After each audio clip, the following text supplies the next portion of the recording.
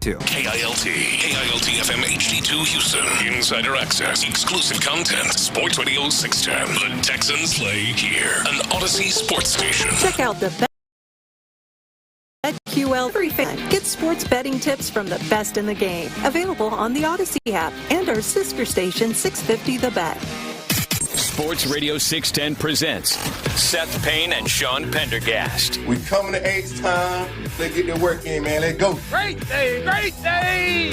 Oh, give me some juice, baby. Oh, yeah. Let's do it. And that'll do it on a tough Thursday night here at Daikin Park.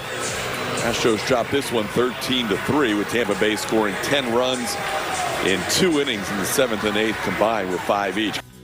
Man, that was so rough by the end of it that Todd Callis didn't even know what damn day of the week it was. What is up, Houston? Welcome in to Payne and Pendergast on a Friday. Brandon Scott in for Sean Pendergast. Seth Payne, how are you feeling this morning, my man? If anybody fell asleep last night thinking that, hey, this is a close game, headed into the 7th, you're tied 3-3 at the time. Yeah. Don't worry about it. One of the very best relievers so far this year in the league, Brian King, just got destroyed. And then the other thing that will just top it off for you, the best pitcher last night was Cesar Salazar, who didn't allow a run and closed out the game for you. So There you go. That's how bad it was. Yeah, man. Like I it's funny though when you look at, so let's say you did go to sleep and you didn't know how it turned out until you woke up this morning and saw the box score, and you see 13-3, you must think, oh, you know what?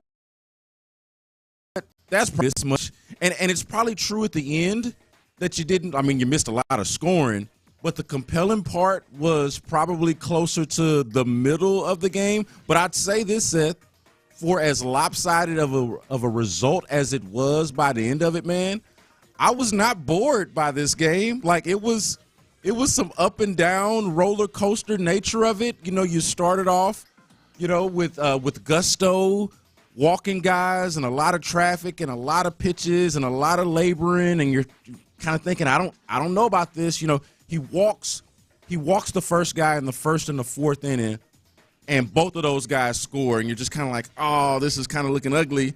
And then the Astros rally. They rally, and then the rally just was pretty much all for naught because the Rays, subsequently put up. They 13 pounded runs. him into the earth. I mean, so Brian King entered with a 1.5 ERA last night. He allows 5 earned runs in a third of an inning.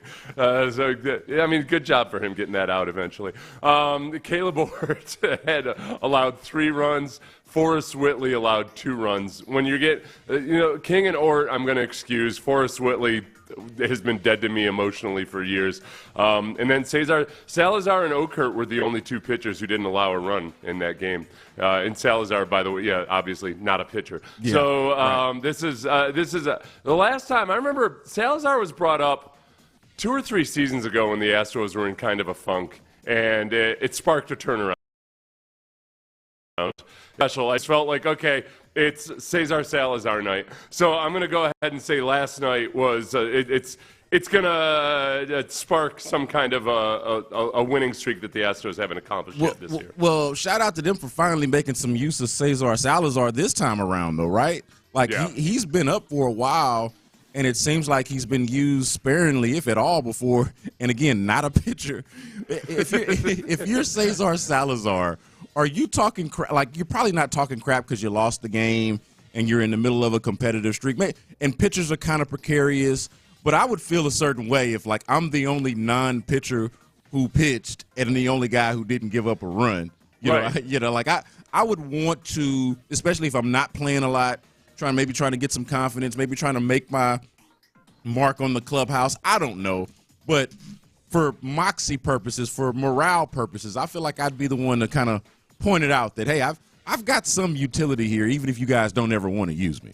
I didn't want to, at the very end of the game, I wasn't watching afterwards or anything, but if he had just pumped his fists and just gone into the dugout expecting a huge celebration or something, I guess did you see the video of Mauricio Dubon interrupting a Julia Morales hit? I don't know if it was a live hit, but it's on social media where he just interrupts whatever she's doing, whatever stand-up she's doing, to just come in there and say, I'm better than Cam Smith.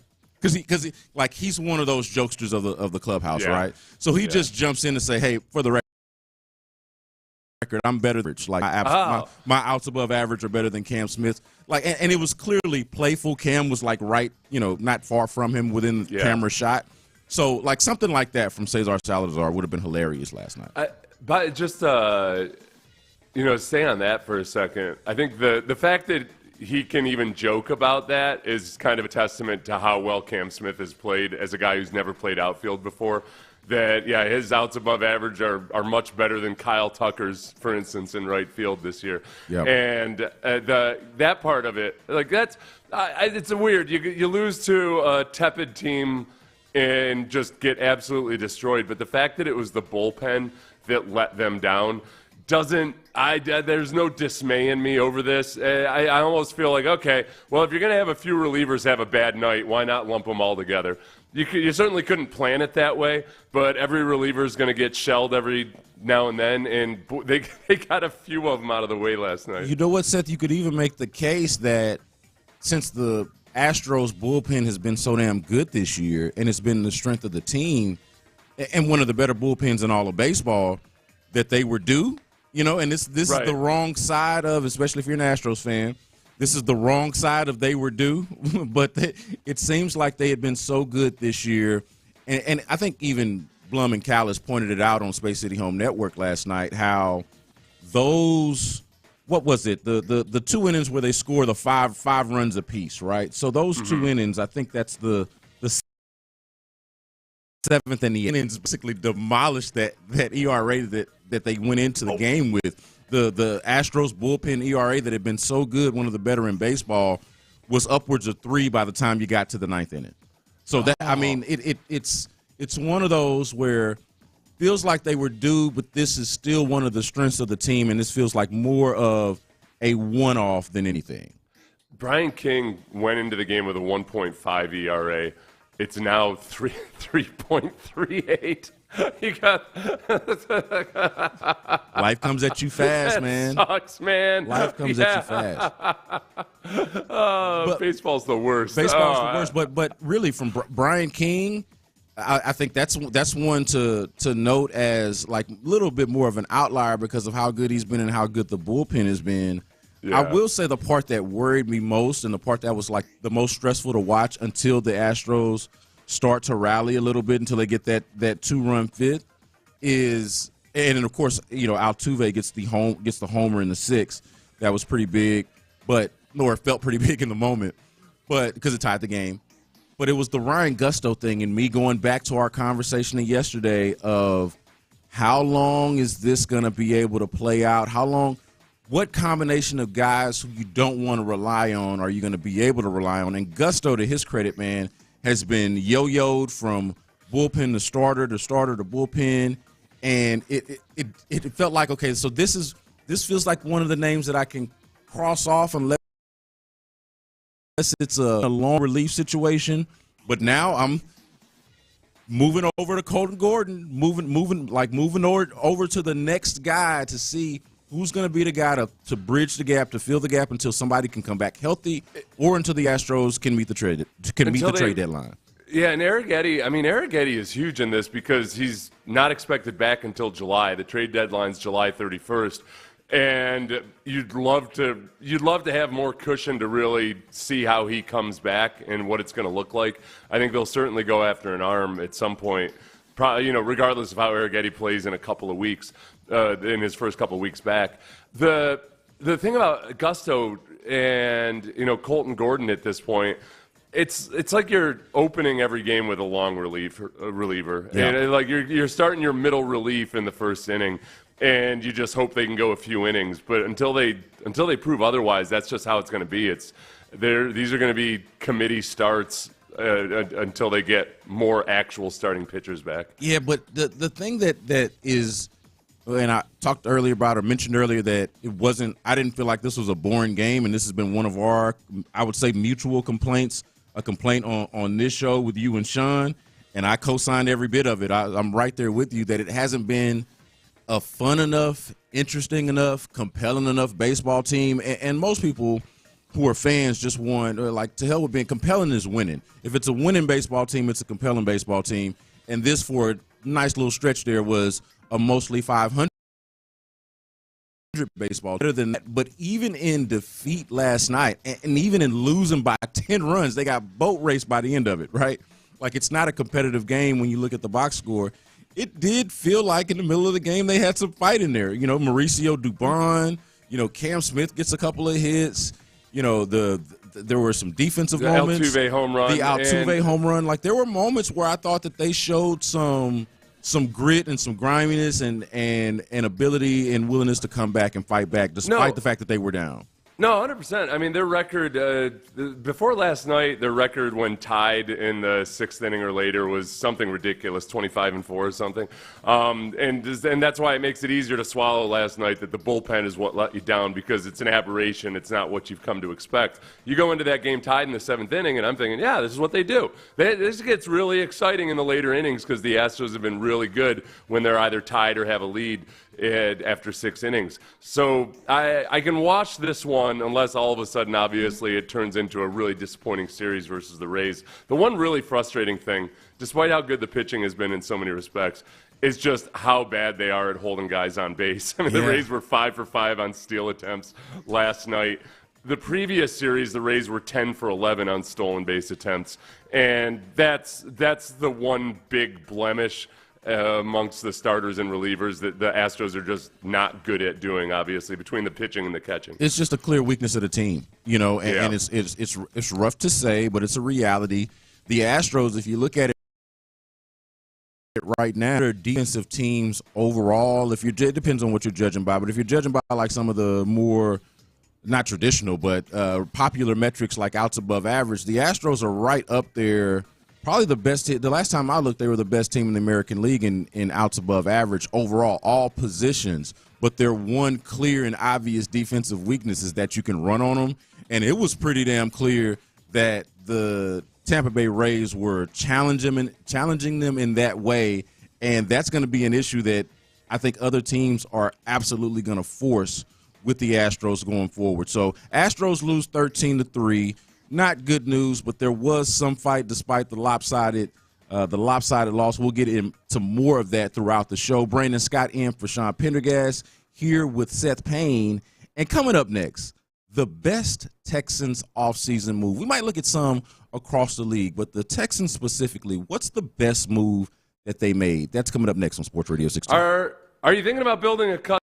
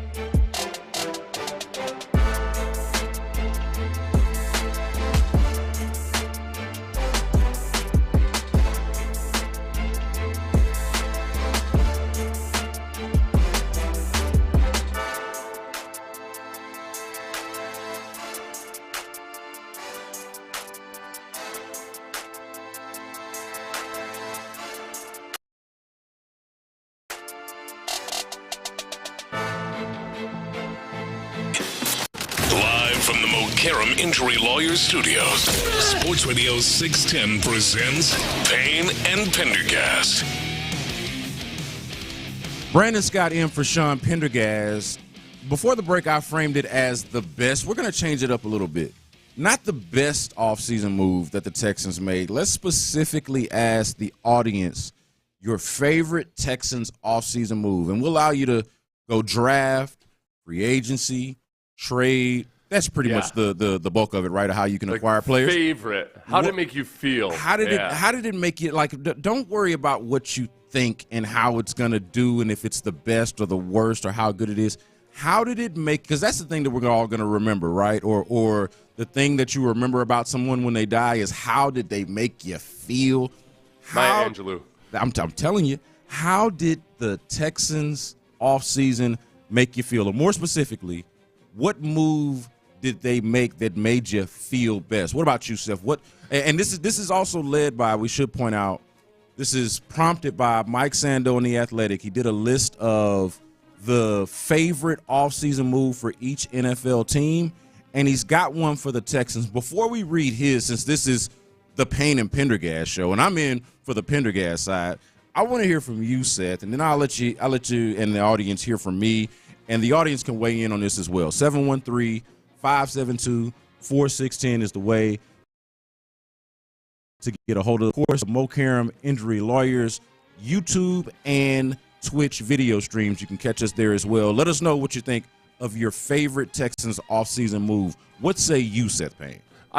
For me, it was the at least teardown of the offensive line. Okay. And I would love to have seen a more aggressive rebuild, but the fact that they got rid of 3 starters from last year and that one of them was Laramie Tunsil, the Laramie Tunsil trade was really indicative, I think, of, okay, we've got to start over, and we've got to get this culture on this side of the ball the same as it is on the defensive side of the ball. And that part for me felt the best at the time. Like, okay, you guys ripped off the Band-Aid. You knew that there was something off there. There's a report by Aaron Wilson was on Texans Commenters podcast. And, Ben, let me know if you can get that in a minute. But this is Aaron Wilson on Texans Commenter on X on his podcast talking about just what the O-line room was like last year. Behind the scenes, there were players that had issues with Bobby, and they didn't think he was listening to feedback and not running plays they wanted him to run. And then we had discord in the offensive line room between Chris Strausser and Cole Popovich. And Strausser has seemed checked out for years to me and others. And so my sources told me that it was Strausser controlled the playing time, but it was Popovich who was giving the players the guidance that they'd hoped for. Feedback and, being really personally invested in these players and their developments. But, with everything, things change, and now they're trying to overhaul this group, this offense. And, the whole season, to me, will be a referendum on the offense, if it's good enough. So Laramie Tunsil was the most notable part of all of that, not Aaron Wilson's comments, but just the overhaul of the offense in general. So basically just purging that side of the ball from your offensive coordinator, your offensive line coach, 3 starting offensive linemen. Things were dysfunctional last year on the offensive line. I don't know who to blame. I don't know whether it was the coach's fault or what. I don't love hearing that Cole Popovich was the guy they were leaning on for the technical advice because they weren't all that good from a technique perspective, but it was a mess. And in a situation like that, sometimes the only thing you can do is just raise the building, just tear it all down. And that's what they did. And the Tunsil trade was part of that. So that for me was the favorite part of it. Now, I wish they would have had more of an aggressive rebuild, but that's where we are right now. Yeah, so it's interesting listening to that because it just feels like, you specify the offensive line, and obviously we're talking about, Cole Popovich stepping in for Chris Strausser and the discord that Aaron Wilson is describing there in that clip. But it also just sounds like overall, because, of course they did fire and replace their offensive coordinator. It just sounds like overall offensively, but the offense overall was, if not dysfunctional, was borderline dysfunctional, or at least there was some discord or some discontent within that, or on that side of the ball, if you will. So to me, I hear you on this, because like the favorite might in this case turn out to be the most necessary move, and I said I wanted to make the distinction between best and favorite, but if all of that is going on the offensive side where players don't feel like their feedback is being taken seriously, specific position groups is a harder thing to say than I realized. Specific position groups are being led in different directions, and there's discord within that.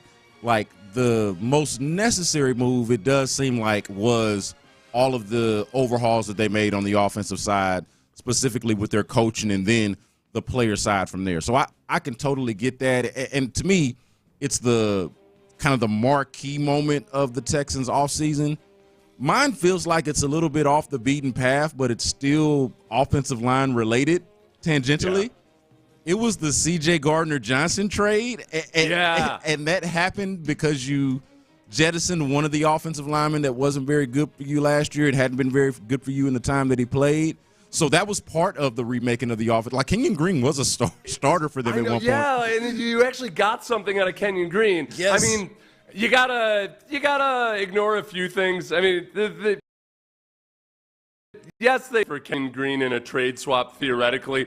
Mostly it was a salary dump by the Eagles, yes, who probably had similar compensation offers, but the Texans throw in this kid who has upside. Like, Kenyon Green, believe it or not, has had some good games in the NFL. It's just very, very rarely. And his amount of time that he's stayed healthy is almost non-existent. So, but the fact that you got something in return for Kenyon Green, if you just keep it that simple in your mind, that is a coup. Yes. And the fact that it's a guy that fits in with the mindset of the defense especially, yes, that was my second favorite one. Not just fits in, but I feel like even ups the ante, which says a lot about him and the defense, I feel like. But yeah, no, the fact that you could get something for him, and honestly, Seth, if ahead of that trade, someone had just asked you, like if someone hit you up on X/Twitter and was like, hey, Seth, C.J. Gardner-Johnson for Kenyon Green, who says no? Like, probably, and you would have probably had the presence of mind to think about the potential salary cap dump and how that part of it would have made sense. But probably to your average fan or to your average layman, they would have just said straight up, the Eagles say no, because that sounds absurd. One guy is a useful player, and the other guy has not shown himself to be that just yet. But that is the caveat. That is the part of it that made sense. Of course, it is a salary dump on the one end for the Eagles, but one man's trash, another man's treasure. Could even be the same thing for Kenyon Green. That could turn out to be sort of a win-win if they're able to make something out of his feet. Even on a unit that didn't feel like it needed a tremendous upgrade, and we're going to talk a little bit about the Texans defense a little bit later in the show, but for a unit that did not need the upgrade and to get it via a player that it didn't seem like you'd be able to upgrade your roster by moving, like you were just going to probably have to take whatever you could get, that to me was, like as you called it, a coup for the Texans. So I would say that for those reasons that the C.J. Gardner-Johnson acquisition and Kenyon Green trade are my favorite move of the Texans this offseason. My other one, which isn't a huge, it was a headline and everything, but you kind of forget about it quickly, is the extension of Danielle Hunter. Because so much about that extension is exactly why Nick Caserio doesn't mind doling out a lot of guaranteed money. You've got a really good defensive end, still pretty much in his prime, who gets a 1-year extension. So you're only obligated to him for 2 more years as he's in his 30s. So if another guy comes along that you feel really good about, maybe the next young Jonathan Grenard or somebody, then you're not you've got options there, and you're not beholden to a guy forever. Or if Danielle Hunter starts to show his age, that's exactly the way that I like watching the team operate, where you always make it really clear we're leasing this player. We're not buying him. We're not taking out a mortgage on him. That's ideal in my mind. So the Danielle Hunter extension here, basically just redoing the same deal that he had last year. That's a great way to operate. The numbers are eye-popping, but it's all for a short period of time. Before I get to Mike Sando's favorite offseason move by the Texans this offseason, I want to ask you, what do we make of, because I'm just thinking about hearing you talk about Danielle Hunter right now, what do we make of all of the depth that the Texans have been able to put together on the defensive line and how impressive that defensive line looks from end to end, right? Like the guys on the inside, none of them are necessarily like studs, but all of them I feel like really good and have a role and have a specific thing that they do well. You could probably speak to that even better than I could, of course, having played that position. But then, of course, they got the studs on the end. Like, what do we make of the defensive line being pretty much sublime and the offensive line being like, yeah, okay, we'll see what's going on here? I think that, well, the defensive line, I mean, you can always do more, guys. And I think having a genuine bona fide stud at defensive tackle would do a lot for them.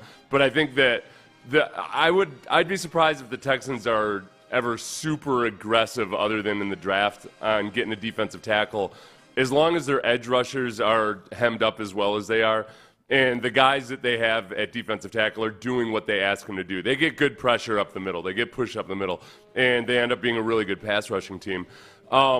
It's tough in D'Amico's scheme. It puts a lot of pressure on the interior defensive linemen and on the linebackers because they're and where it really makes it difficult for the linebackers is the bind they're in between their run and pass responsibilities, because those linebackers, they've got everything funneling there towards the inside, but then they've also sometimes got to beat their feet out to the flats. That's the tricky part. The defensive line, as is right now, 100% feel good about it, but there's always room for an upgraded defensive tackle. If you had a DeMarcus Lawrence type or somebody in there, or Dexter, it would make a big difference. So for Mike Sando, favorite move of the Texans all season. Did I say DeMarcus Lawrence? I meant Dexter. Meant Dexter, but DeMarcus was pretty good too, you know. So like, I mean, not on the inside, but if they not on the end, yeah. But if they could, Seth Payne wants small, tiny, yeah. Hey, but if Dylan Horton or one of their depth pieces at defensive end can challenge DeMarcus Lawrence, that would be excellent. So get right on that. But for Mike Sando at The Athletic, this was his favorite Texans offseason move. Want to get your thoughts on it and see what the audience thinks about it. This is from Mike Sando. Remaking the receiver position by acquiring Christian Kirk and using 2 early picks for Jaden Higgins and Jalen Noel bought hope for the Texans after they subtracted Stephon Diggs and lost Tank Dell to injury. Those new receivers aren't going to help the pass protection, which remains a concern, but if quarterback C.J. Stroud can get the ball out of his hands quickly, looking at you, Nick Kayley, because that's going to be partly on you too, and that was me adding that part. Houston Hatchet. That's from Mike Sando. Yeah, it's not my favorite move just because it so heavily relies on the draft. And even for the prospects I love, I remain very, very skeptical until they show up. So in any given draft, there's guys that I love, and but once they get into the NFL, they're just stupid rookies to me. So I like that they were aggressive in going after it. I like that the Texans would get bristly about drafting for need or not. But then, or bristle at the notion of players' positions of need. And yet the 2 positions that we all, almost unanimously as fans, agreed that the Texans needed were O-line and wide receiver.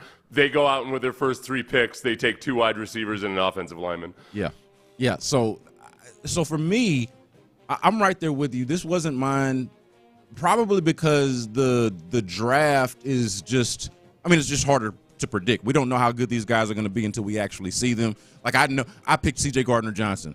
That's because I've watched C.J. Gardner-Johnson play in the NFL for a decent amount of time now, and I know him to be a pretty good NFL player, and he just came off of a Super Bowl winning team. That part is easy. It's harder to predict and to say that the favorite for me is going to be guys that I haven't seen play before. But with that being said, Seth, I did really like the draft. Like I was there with everybody else who's like, okay, he's trading out of the first round. Okay, they're not going to get the offensive lineman that everyone seems to covet so much. But as far as what they get, not what they didn't get, I do feel pretty good about it, just in terms of, like, as far as optimism goes, as far as blind faith goes. I did feel pretty good about them getting that combination of receivers. I think Woody Marks is going to be somebody that can contribute to the offense right away. In what exact role or capacity, I think that part still remains to be seen. Well, we're talking about a 24-year-old rookie. That dude should be ready to play right away. So from that standpoint, like, adding weaponry for C.J. Stroud through the draft, I can get with that. It wasn't my favorite because it's the least proven move that they made. So I think that part is fair to say. And speaking of the draft, though, that's coming up in headlines. There was a very notable name in NFL media that made the rounds yesterday in terms of headlines about the draft. Is the draft going to be abolished anytime soon? We'll talk about that next in headlines. Hey, Men's Tea Clinic, I love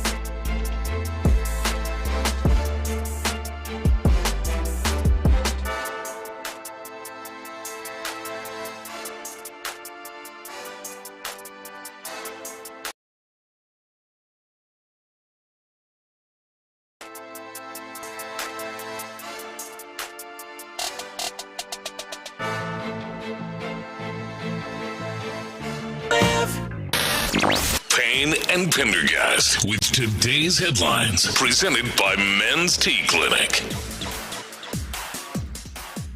Payne and Pendergast rolling along. Brandon Scott in for Sean Pendergast. And one of the big headlines yesterday that I saw circulating and I thought was interesting, I'm still trying to figure out, honestly, Seth, like what prompted this. Why did Peter King start to talk like this anyway? I know he was on Pro Football Talk Live, and he's still doing some stuff with Pro Football Talk, and he sat down with Mike Florio and talked about this very subject.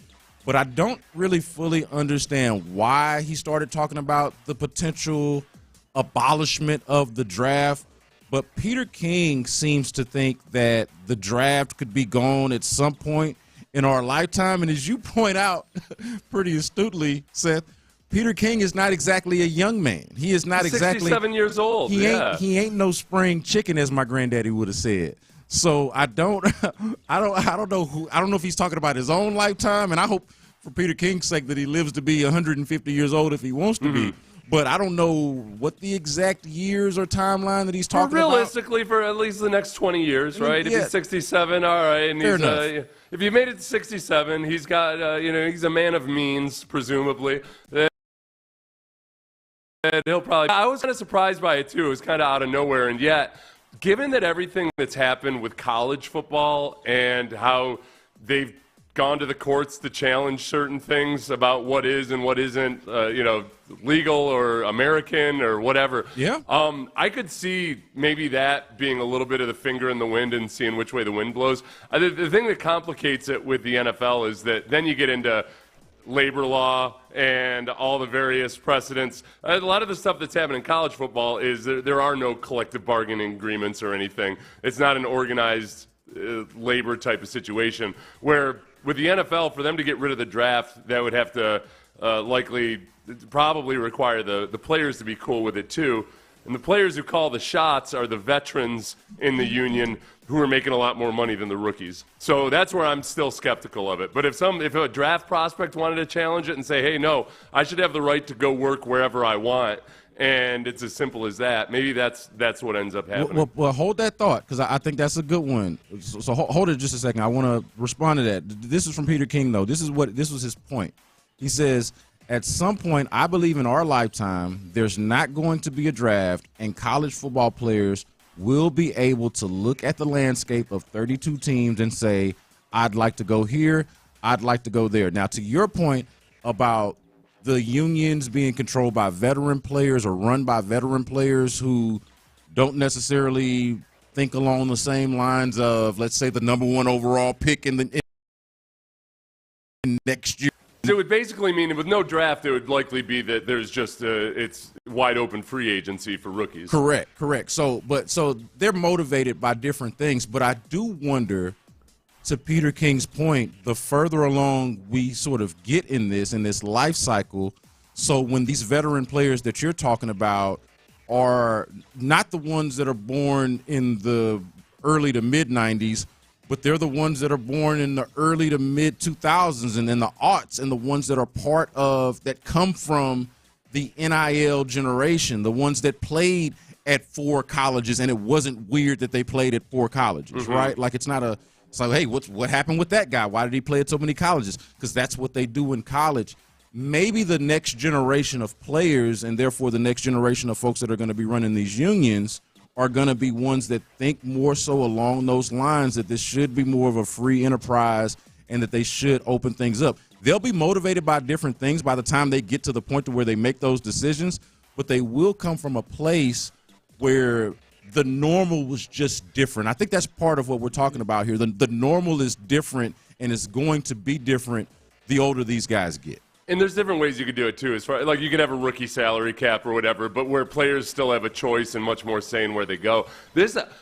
Teams would hate this, and I think Goodell would hate it at first thought, because they see how much revenue just the draft itself brings in and what a broadcast it is. I know that a free agency window for rookie, it would bring in so many clicks and eyeballs and everything. People would be glued to their phones, their TVs, whatever it might be, kind of following all this, just like the first few days of free agency are in the NFL. But then the other part that I think the teams wouldn't want to admit but might be true is that I think teams would make fewer stupid decisions, because once the players have a feel for it, and their agents, the ones with good agents, are looking at, all right, what's the actual best fit for me? Where am I going to have an opportunity? Where can I start right away? Which offensive coordinator do I like? That I think that you get a better feel when it's both sides maybe collaborating or talking about it without fear of hurting your draft status or what have you. I don't like Shedeur Sanders. Shedeur Sanders might have been a completely different story for him if he'd had if he had taken the same approach and only hand selected a few teams. And maybe he wouldn't have gotten the money that he wanted, but it could have been more of an open process. I think it's, in general, with a certain amount of regulation, free markets are just better at getting stuff done. And right now, the way the draft is, it's set up the way the Soviets would have set it up.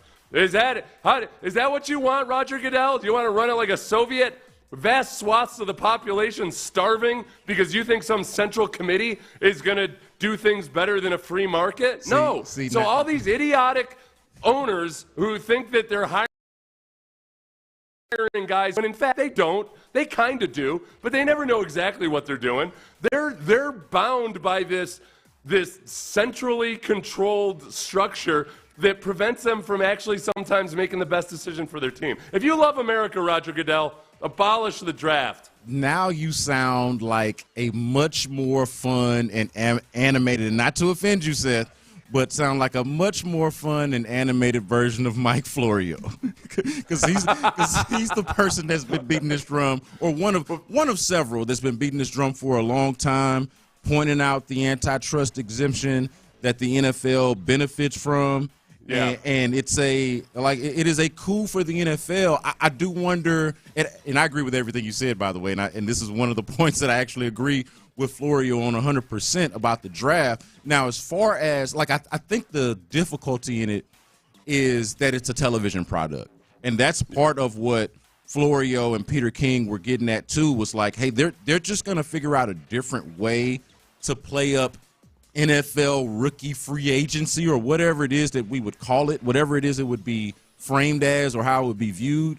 but we would be able to make the NFL, I say, not we, but the NFL itself would be able to make that into some kind of television product that is must-see, that fulfills the same or scratches the same itch, whatever it is you want to characterize it, that the draft does for fans now. But I think that's the big part, is that the draft, not only does the league benefit from the antitrust from the pomp and circumstance and everything that goes. I mean, we do it too right here at this station. Everything that goes with the draft lead up and production of it is just so big.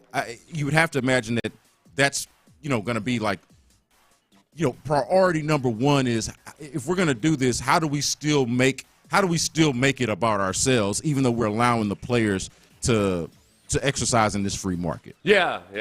Now they'd figure it out. As a sports radio host, I want the full week of content. Yeah. The NFL they want to be able to sell advertising packages for a draft broadcast. So, and then I always get hesitant when we talk about anything like this, because it gets into labor law, which is you think you know what you're talking about, and then you read articles and you're like, crap, this is way more complicated. I do not want to labor pretend. law, I do not want to healthcare, pretend. and tariffs are three areas where I always feel like I know exactly how it works, and then I read some like, crap, this is.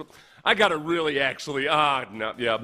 Well, since you mentioned it, though, another awkward part of this conversation, Seth, is just, who knows what the president at the time, I ain't talking about the president now per se necessarily. Any given president? Who knows what any given president at the time, what kind of bill or what kind of order that they're going to sign, or what challenges to the law or the Constitution that might be coming next.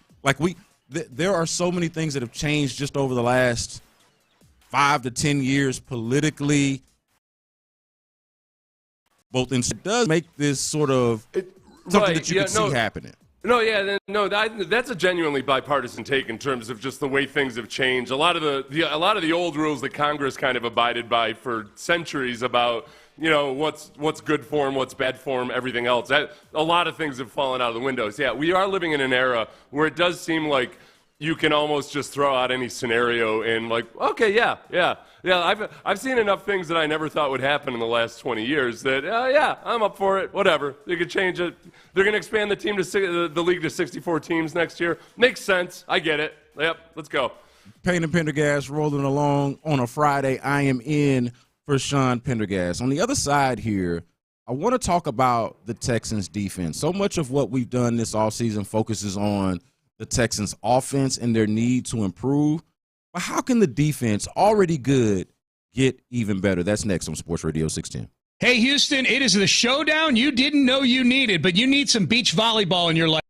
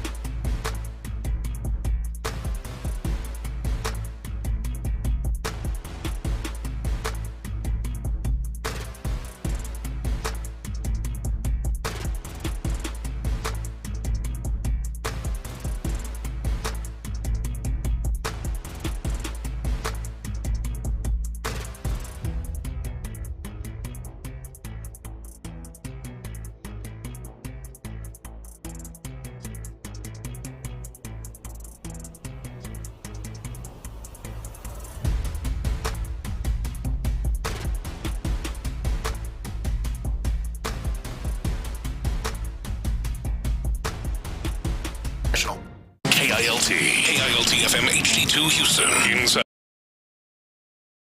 access 610. The Texans play here. An Odyssey sports station. Sports Radio 610 presents Payne and Pendergast. Texans OTA started this week, and the media is going to be out there again today. They're out there on Wednesday, going to be out there again today for day 3. And so much of our conversation about the Texans this offseason, and Brandon Scott in for Sean Pendergast, by the way, here with Seth Payne, so much of our conversation this offseason has been about the improvement to the offseason because that was the Achilles heel. That was the weak link, if you will. And that was what they did, I would say, the most work in addressing and trying to remake. And when you talk about remaking, we're talking about the actual scheme and play caller itself, the offensive line coach, the actual offensive line. But the defense is something that I am curious about in terms of like how it can get better and what areas in which it can improve, because I think it's been real easy to sort of just look to them or put them to the side, if you will. Put the defense to the side because it did perform up to standard. They've got so many young players, so much of the defense there is to feel good about. I just feel like it's easy to overlook some of the ways in which they can improve and get better.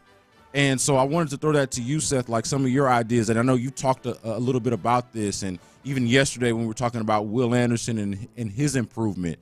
If you were to pinpoint like a defense or a characteristic of this Texans defense that it can improve from last year, from year to year, from last year to now, what would it be for you?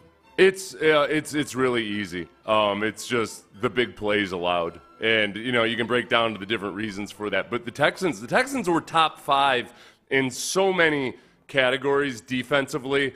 They were second interceptions. They were top 3 in tackles for a loss.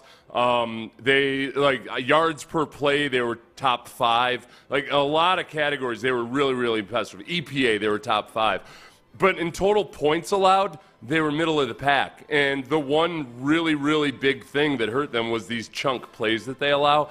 So there's 2 things that go with that. One was just the youth in the secondary. There were times where either Kalen Bullock was playing like a rookie safety or other guys made mental errors. But then also you couple that with the missed tackles. They were one of the poorer tackling teams in the NFL, and a lot of plays that would be a 9-yard reception end up being a 25-yard reception or more when you just miss 1 or 2 tackles. We saw that in the Chiefs game. Old man Kelsey breaking tackles and getting chunk plays downfield because he's breaking tackles. So those 2 things, one is just hopefully the secondary continues to mature. The linebackers need to be better in pass coverage, and that might be the biggest ask. I expect the young guys in the secondary to play like more veteran players. Pass coverage, that was an issue last year, especially against tight ends. So the tackling and then just the mental awareness on the back end in a lot of ways could vault them up into being a genuine top 5 defense. Yeah, so I'm glad that you ended it with mentioning the linebackers and also what you said about being able to live with young, especially rookie DBs making some mistakes on the back end. And I would even add to that, Seth, that it was not to say it was a wash, because some of these things that you're talking about you just can't have. They're inexcusable.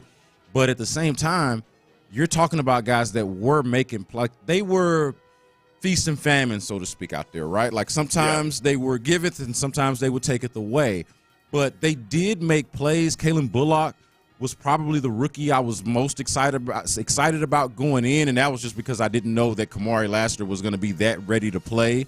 But if you think about them as a combination, super excited about what you got from them as rookies and the potential that's there for them as young players to develop going into year 2. But go ahead. No, I was just going to say, you mentioned the linebackers, though. Like that is the thing for me is I understand that they brought in Azeez Al-Shaair, who we're going to hear from in just a moment, but and he's the leader of the defense, a guy that is, a D'Amico guy. They love Azeez, and I love a lot of what he brings to the table, but it was hard to ignore that the linebackers in coverage was really the weakness of a defense that overall seemed to be really strong. How much better is Azeez Al-Shaair going to get in pass coverage? Probably not much better at this point in his career. Henry To'oTo'o, I think, has upside. Christian Harris has a lot of upside if we ever see him on a football field again. So it can get better, but then a big part of it, it's with this defense, it's interesting because when you look at their stats where they have all these splash plays, so many sacks, so many tackles for a loss, so many interceptions, but then they allow all these big chunk plays. Typically, a team like that is a team that blitzes a lot because it's boom or bust. It's feast or famine. They're blitzing, and every now and then they get burned. That's not what the Texans are. They don't blitz a whole bunch. They're about middle of the road in their blitz rate. So they've got part of it is mindset because they've got guys that want to attack, that want to get the run stuffs, that want to do all those things that you see some of the blown coverages. I blame it on youth, but man, that first Indy game last year, Jimmy Ward was caught out of position a couple of times trying to run with a guy he couldn't run with because he just had his eyes a little too far upfield. And it's more a matter of psychology than anything else. There's times where the linebackers just need to play a little bit more conservatively. It's better to be a half step late on the run than to allow some, Sam Laporta to dust by you. And that's more of the coaching side of things where it can get better without even necessarily getting better physically as in pass coverage for your linebackers. They can just do a better job with their reads. 1-3. What's the deal with Christian Harris? You mentioned Christian Harris, Seth, and I wish I had a better answer for this texter, but that is one of the more curious things here when we're talking about linebackers and coverage and how they could be better in that area. The guy that is supposed to be is Christian Harris. Like, whether it's if you need an athletic backer, right, whether that's spying on a Lamar Jackson type or actually being viable for you in coverage, the guy that was supposed to be, that we thought that was supposed to be, was Christian Harris or had been Christian Harris. And, of course, last year he had the calf injury that limited him for much of the season. And even at OTAs the other day, we'll see what happens today as media is out there going to be assembled today. But on Wednesday, just kind of out there with a hoodie on, involved but not really doing stuff. And I don't have an answer to this texter's question, and I wish that Christian Harris was more so the answer to this question about linebackers and coverage than it feels like he is right now. Right now, he feels like an open question for the Texans. I don't know what's going on. You head into last season, and Christian Harris was going to be the starter next to Azeez Al-Shaair, and Henry To'oTo'o was like, all right, let's see what happens with him. To'oTo'o comes in, and Azeez talked about that yesterday, how hard it was for Henry To'oTo'o to kind of not really know in any given week whether he was going to be the starter or not, but he improved a lot. He still has more improving to do. But now Christian Harris, I think in the minds of most of the fans I talk to, at least, he's almost an afterthought. Yeah. Because we have no idea what's going on in there, what's wrong with him. Why is this still seemingly a thing long after the season is over, after not really getting any clarity on it at all during the season? Yeah, I'd love to know. I'd love to have just some kind of an explanation. Give me a paragraph on exactly what the struggles were, what the specific issue is, and then I won't bother you again. Just let me know somewhere whether Christian Harris has any chance of playing football ever again. I got a segment built into the show later on, Seth. We're going to do this at 8:40. It is, and I'm mentioning this because I feel like Christian Harris's name is going to come up in this, so this can kind of just be like a little tease before the tease, but I want to know what Texans that fans have given up on. Like, which of the players are there Texans players that have been on the team for a significant enough amount of time, not a rookie obviously, but somebody that you've seen play for the team before that you've given up on. And I got a feeling that this is a name that could come up, but that's something to put a pin in and for the audience to be thinking about for 8:40, about an hour and a half from now. I was trying like hell to fight the urge to put Kenyon Green in that bucket last year. So I'm not going to work so hard to give up on people anymore. Okay. Yeah. You can trust me on this. I will bail way more quickly. You can depend on me to not depend on me. Yeah. But you know what? It's It's more so, to be honest, like not to be rude, but to be honest, it's not that we're just, we're not trying to just be honest about it. Sometimes you lose faith. It happens. Yeah, weigh in on the text line for who, and then so we'll have a bunch of them ready. But I'm guessing Dalton Schultz is going to be a popular one too. I hadn't even thought about that, but that is probably going to be a name that comes up. We mentioned Azeez Al-Shaair, and we're talking about linebackers, talking about how the defense can improve. This was Azeez Al-Shaair at OTAs on Wednesday, talking about the experience with the attendance rate at Texans OTAs. Yeah, I think when you have a team, especially like this one, with a lot of young talent, a lot of the guys that's contributed for us over the years, especially like last year with this team, has been a lot of young guys, and guys are kind of like year 3, year 4, and I remember me back in San Francisco in year 2 going into year 3. Just like that OTAs, that's really my 3rd year in the league was really where I felt like that OTAs was more crisp, and going into that training camp, it was just like that light switch just kind of clicked on for me.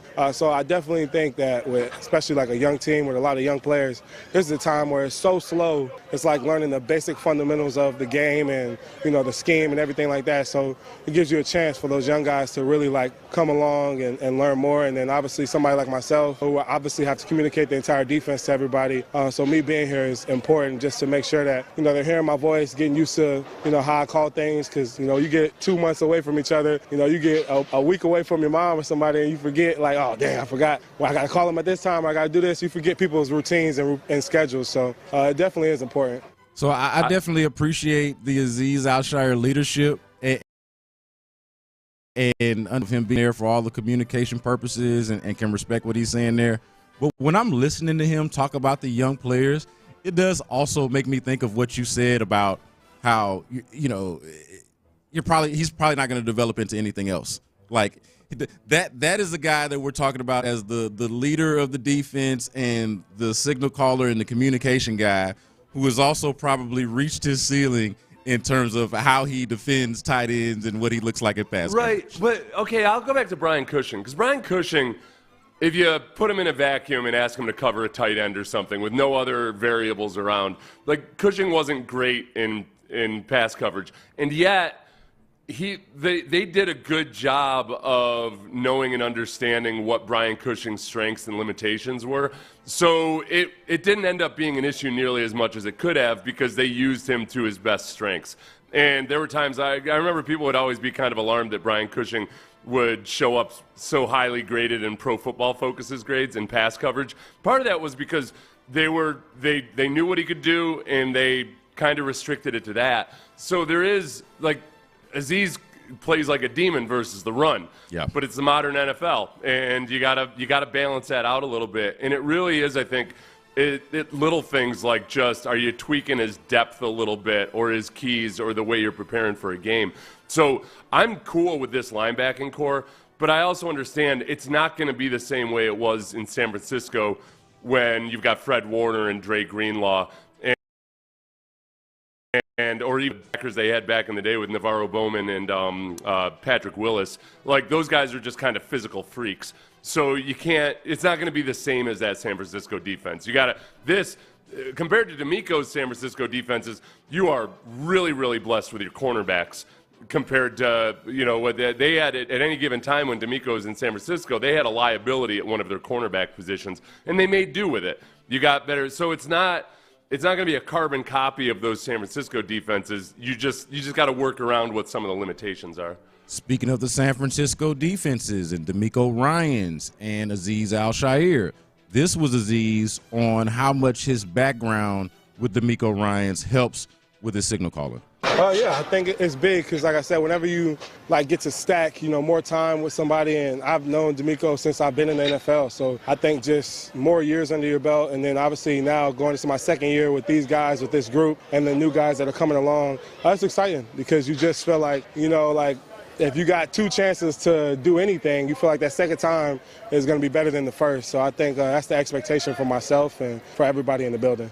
Yeah, so I just think about it like this. It's year 3 of D'Amico Ryans as the head coach, and obviously the D'Amico Ryans Texans defense. But it is year 2 with this guy being the one to call the plays. And judging off of everything that we saw and heard from last year and carrying over into now, it seems like this is the guy that they wanted all along, communicating the defense and sort of being the general, if you will, of the defense. So I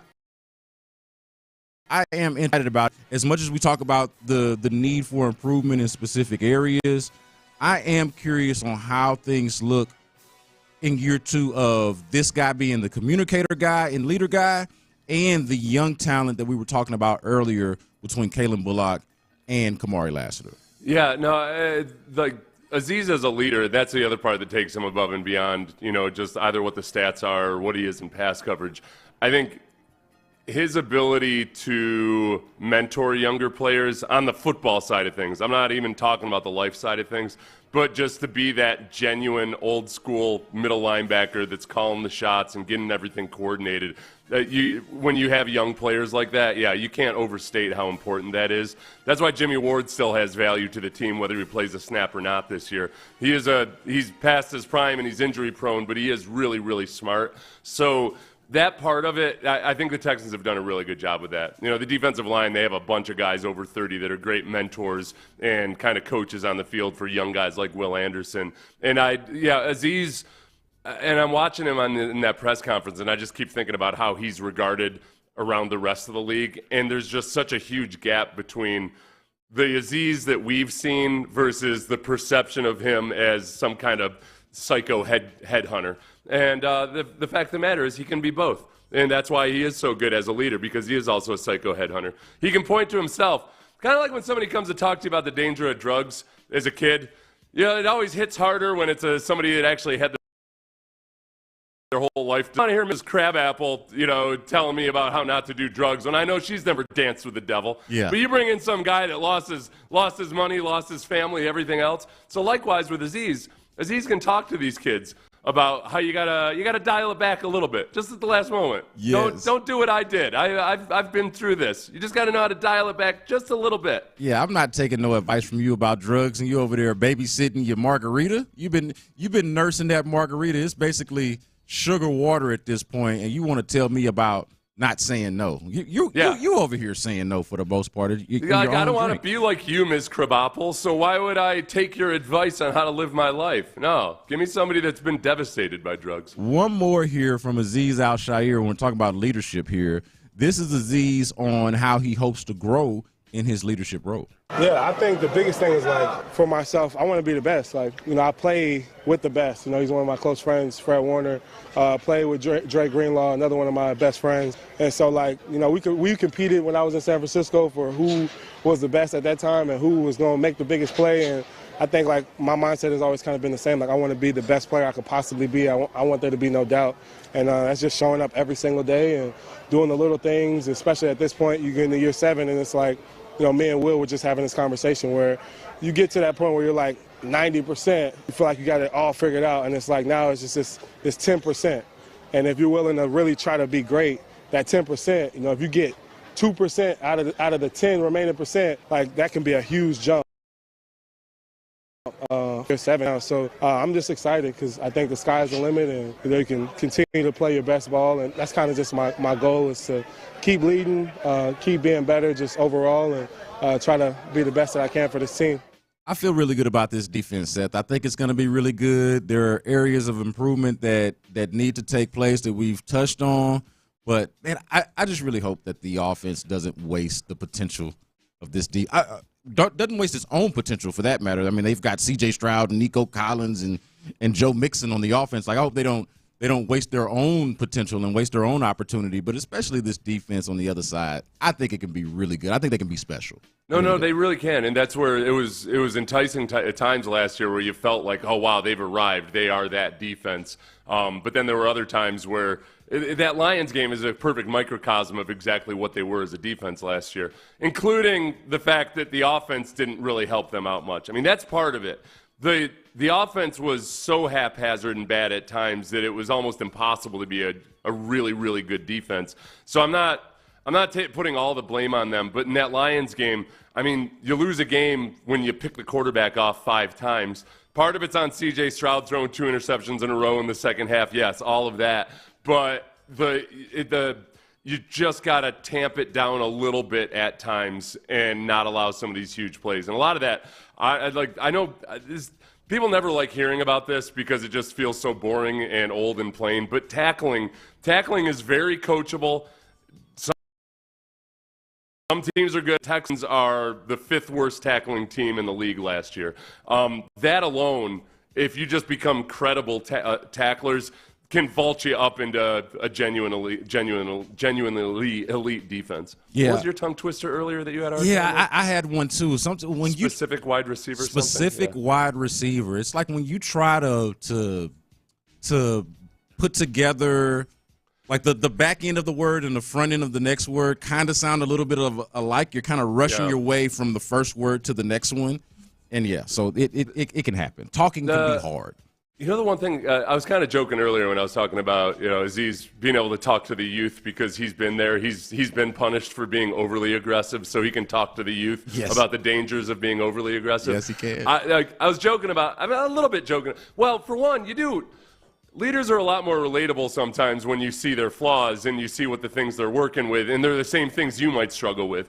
That defense is chock full of junkyard dogs who have an appetite for football violence. So there's times where, as these players know D'Amico, they don't necessarily know the vicious side of D'Amico. They didn't watch it. They didn't see it. They're too young for that. So when D'Amico, who comes off like a Boy Scout in so many ways, is telling them to back off a little bit, it might not resonate the same way as Aziz Elshire when he says, listen, guys, I know, I'm the biggest offender, but you got to figure out a way to dial it back a little bit. When we first started up this year football team, Jamie Sharper was one of our starting linebackers, and Jamie's an awesome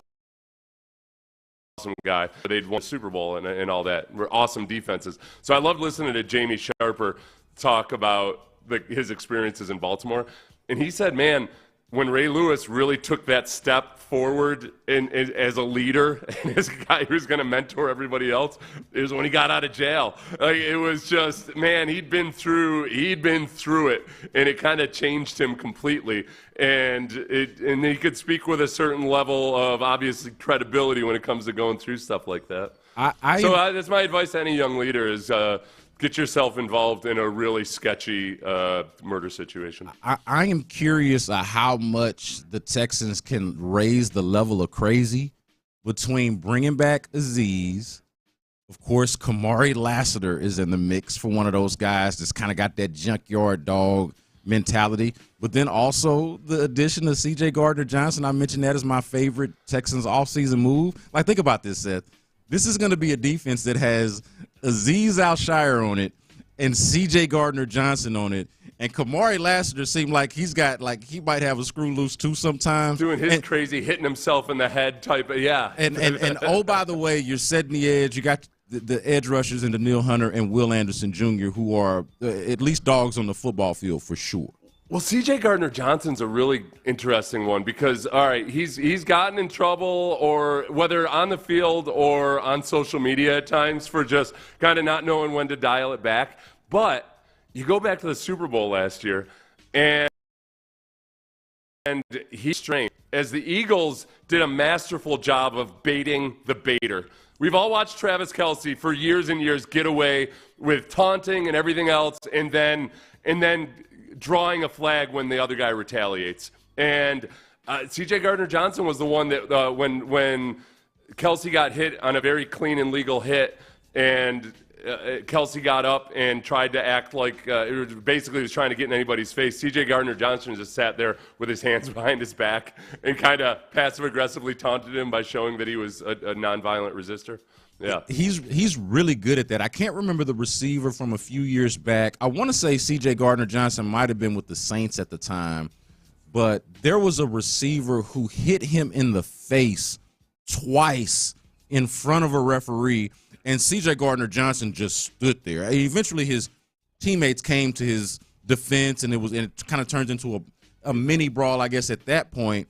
And it's the receiver who gets in trouble, but you can be rest assured that C.J. Gardner-Johnson did something to agitate and provoke that moment.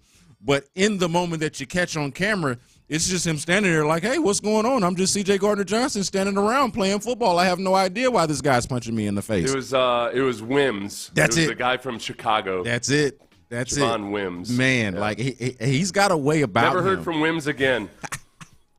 C.J. Gardner-Johnson putting guys out of the league. Oh, okay, so I've got another one here from the text line. 713-572-4610 is the way to get involved. You actually talked about this guy a little bit more when he first signed, but we got a texter on the 832 asking about E.J. Speed. What about the E.J. Speed addition? How does that factor in to? I don't know how much he's going to play. You can speak to this, but I'm curious what you think as far as how he's going to factor into the Texans' defense improving this year. I think with E.J. Speed, he has a lot of those traits that D'Amico really likes. He's aggressive. He'll make plays behind the line of scrimmage, but doesn't match it in pass coverage the way you might expect. But he is, as his name would suggest, he's very fast and very athletic, and he was like a scrappy guy, kind of like Azeez Elshire, that was a backup and worked his way into a starting role. I'll be surprised if he's the starter this year. We've talked about the issues with the linebackers and coverage, and he might be worse than any of the starters they have right now in coverage. But he comes up and makes plays at the line of scrimmage. He's just not a complete linebacker. So he's a nice piece to have. And it's interesting because a lot of people said, well, they gave him $5 million with incentives to start. It looks like they might plan on him being a starter. No, that's not starting money. A 1 year, $5 million deal, including incentives, is not starter money. That's a guy that can come in and compete and do some good things on special teams. But then also, at some point this year, he probably will start due to injury. But I'll be surprised if he's starting over Toa. I think they think Toa can become more of a complete linebacker than E.J. Speed. From the 281 text message, this is a good point. I don't know how I forgot about injury in the season, but I saw him out there getting this run in on Wednesday. Imagine he'll be out there today. From the 281, Petrie is a psycho. Like he's all like handsome and polite and everything, and so you probably forget. But when he's out there on the football field, he does some dastardly things that remind you of somebody that also might have a screw loose out there. I'll go through the depth chart really quick, and you'll be astounded. I don't know if we have time for it. If the number of guys that they've got different brands of psycho, and some are more like, okay, well, I'd actually worry about this guy being out in public at large. Others are psychos, kind of like Will Anderson, where he's just wired different and he's 1,000 miles per hour all the time. But he's got a certain level of psycho. I feel like Tim Settle is underrated psycho. Oh, that's a good one. And I base that almost all on his willingness to talk trash. But he also, man, he kept showing up last year. Danielle Hunter, not a psycho. Like the guy that looks like, and thank God, because he'd be the scariest psycho ever. He'd be like the guy back in the day, Alonzo Spellman. Oh. Alonzo Spellman for the Bears, defensive end, who is just an absolute freak of nature and certifiably psycho, kids. The point where he walked out of a hospital in January in Chicago, where he was in the hospital by force, if I remember correctly, because he'd gone off his meds. Walked out in his gown in January in Chicago. Yeah. So that's who Danielle Hunter could be, but he's the exact opposite. He might be the most sane person on there. Yeah. Azeez Elshire, psycho. Low-key psycho. Hey. Kind of scary. Quiet waters run deep. Underrated psycho. Underrated psycho. I don't know if I felt like I had been exposed to this aspect of Derek Stingley until he went upside Dalton Schultz's head during training camp last year. For what seemed like no good reason, and I got no idea what his real reason might have been. But from where I was standing and from where we were sitting at the time, it did not seem like there was a valid because the fight, there was a fight before that, and it felt like it had ended at that point. But quiet ass psycho Derek Stingley comes through and just blindsides the hell out of Dalton Schultz and levels the dude. I could totally see Derek Stingley in a war movie being like the sniper that's super quiet and you would never expect. And then all of a sudden they flash to a scene where, oh my gosh, this guy's he just killed 17 Nazis in 30 seconds with his bare hands. Yeah, but see that there's something to that though. I would always be worried about this. This could apply to just anything. I would always be worried about the guy or the person that is like super, super good at what they do. Not just kind of good, but like elite great at what they do, and they rarely say anything. No, exactly. Like that's a evil genius kind of element or quality, I would say. That's why Derek Stingley won an Oscar for that role, because it's always very when you're just trying to figure out the character the entire time. I still don't know. I don't know how many, like, what's the total word count we've even heard from Derek Stingley. This offseason, he quadrupled whatever his previous total was, because he did that interview with the Pivot where he was really comfortable with those guys, and I feel like you saw the real Derek Stingley. Maybe in one of the very few or only times we've seen Derek Stingley really just get comfortable and relaxed. But Seth, to the media. Even that interview that you're talking about, his dad did most of the talking. His dad was in on the interview and did most of the talking, and it's funny because we're sitting there several months back whenever he gets his contract extension doing the press conference, right? And Derek Stingley is miles and miles better and more comfortable now in front of us, the assembled media, than he was, say, when he got here as a rookie.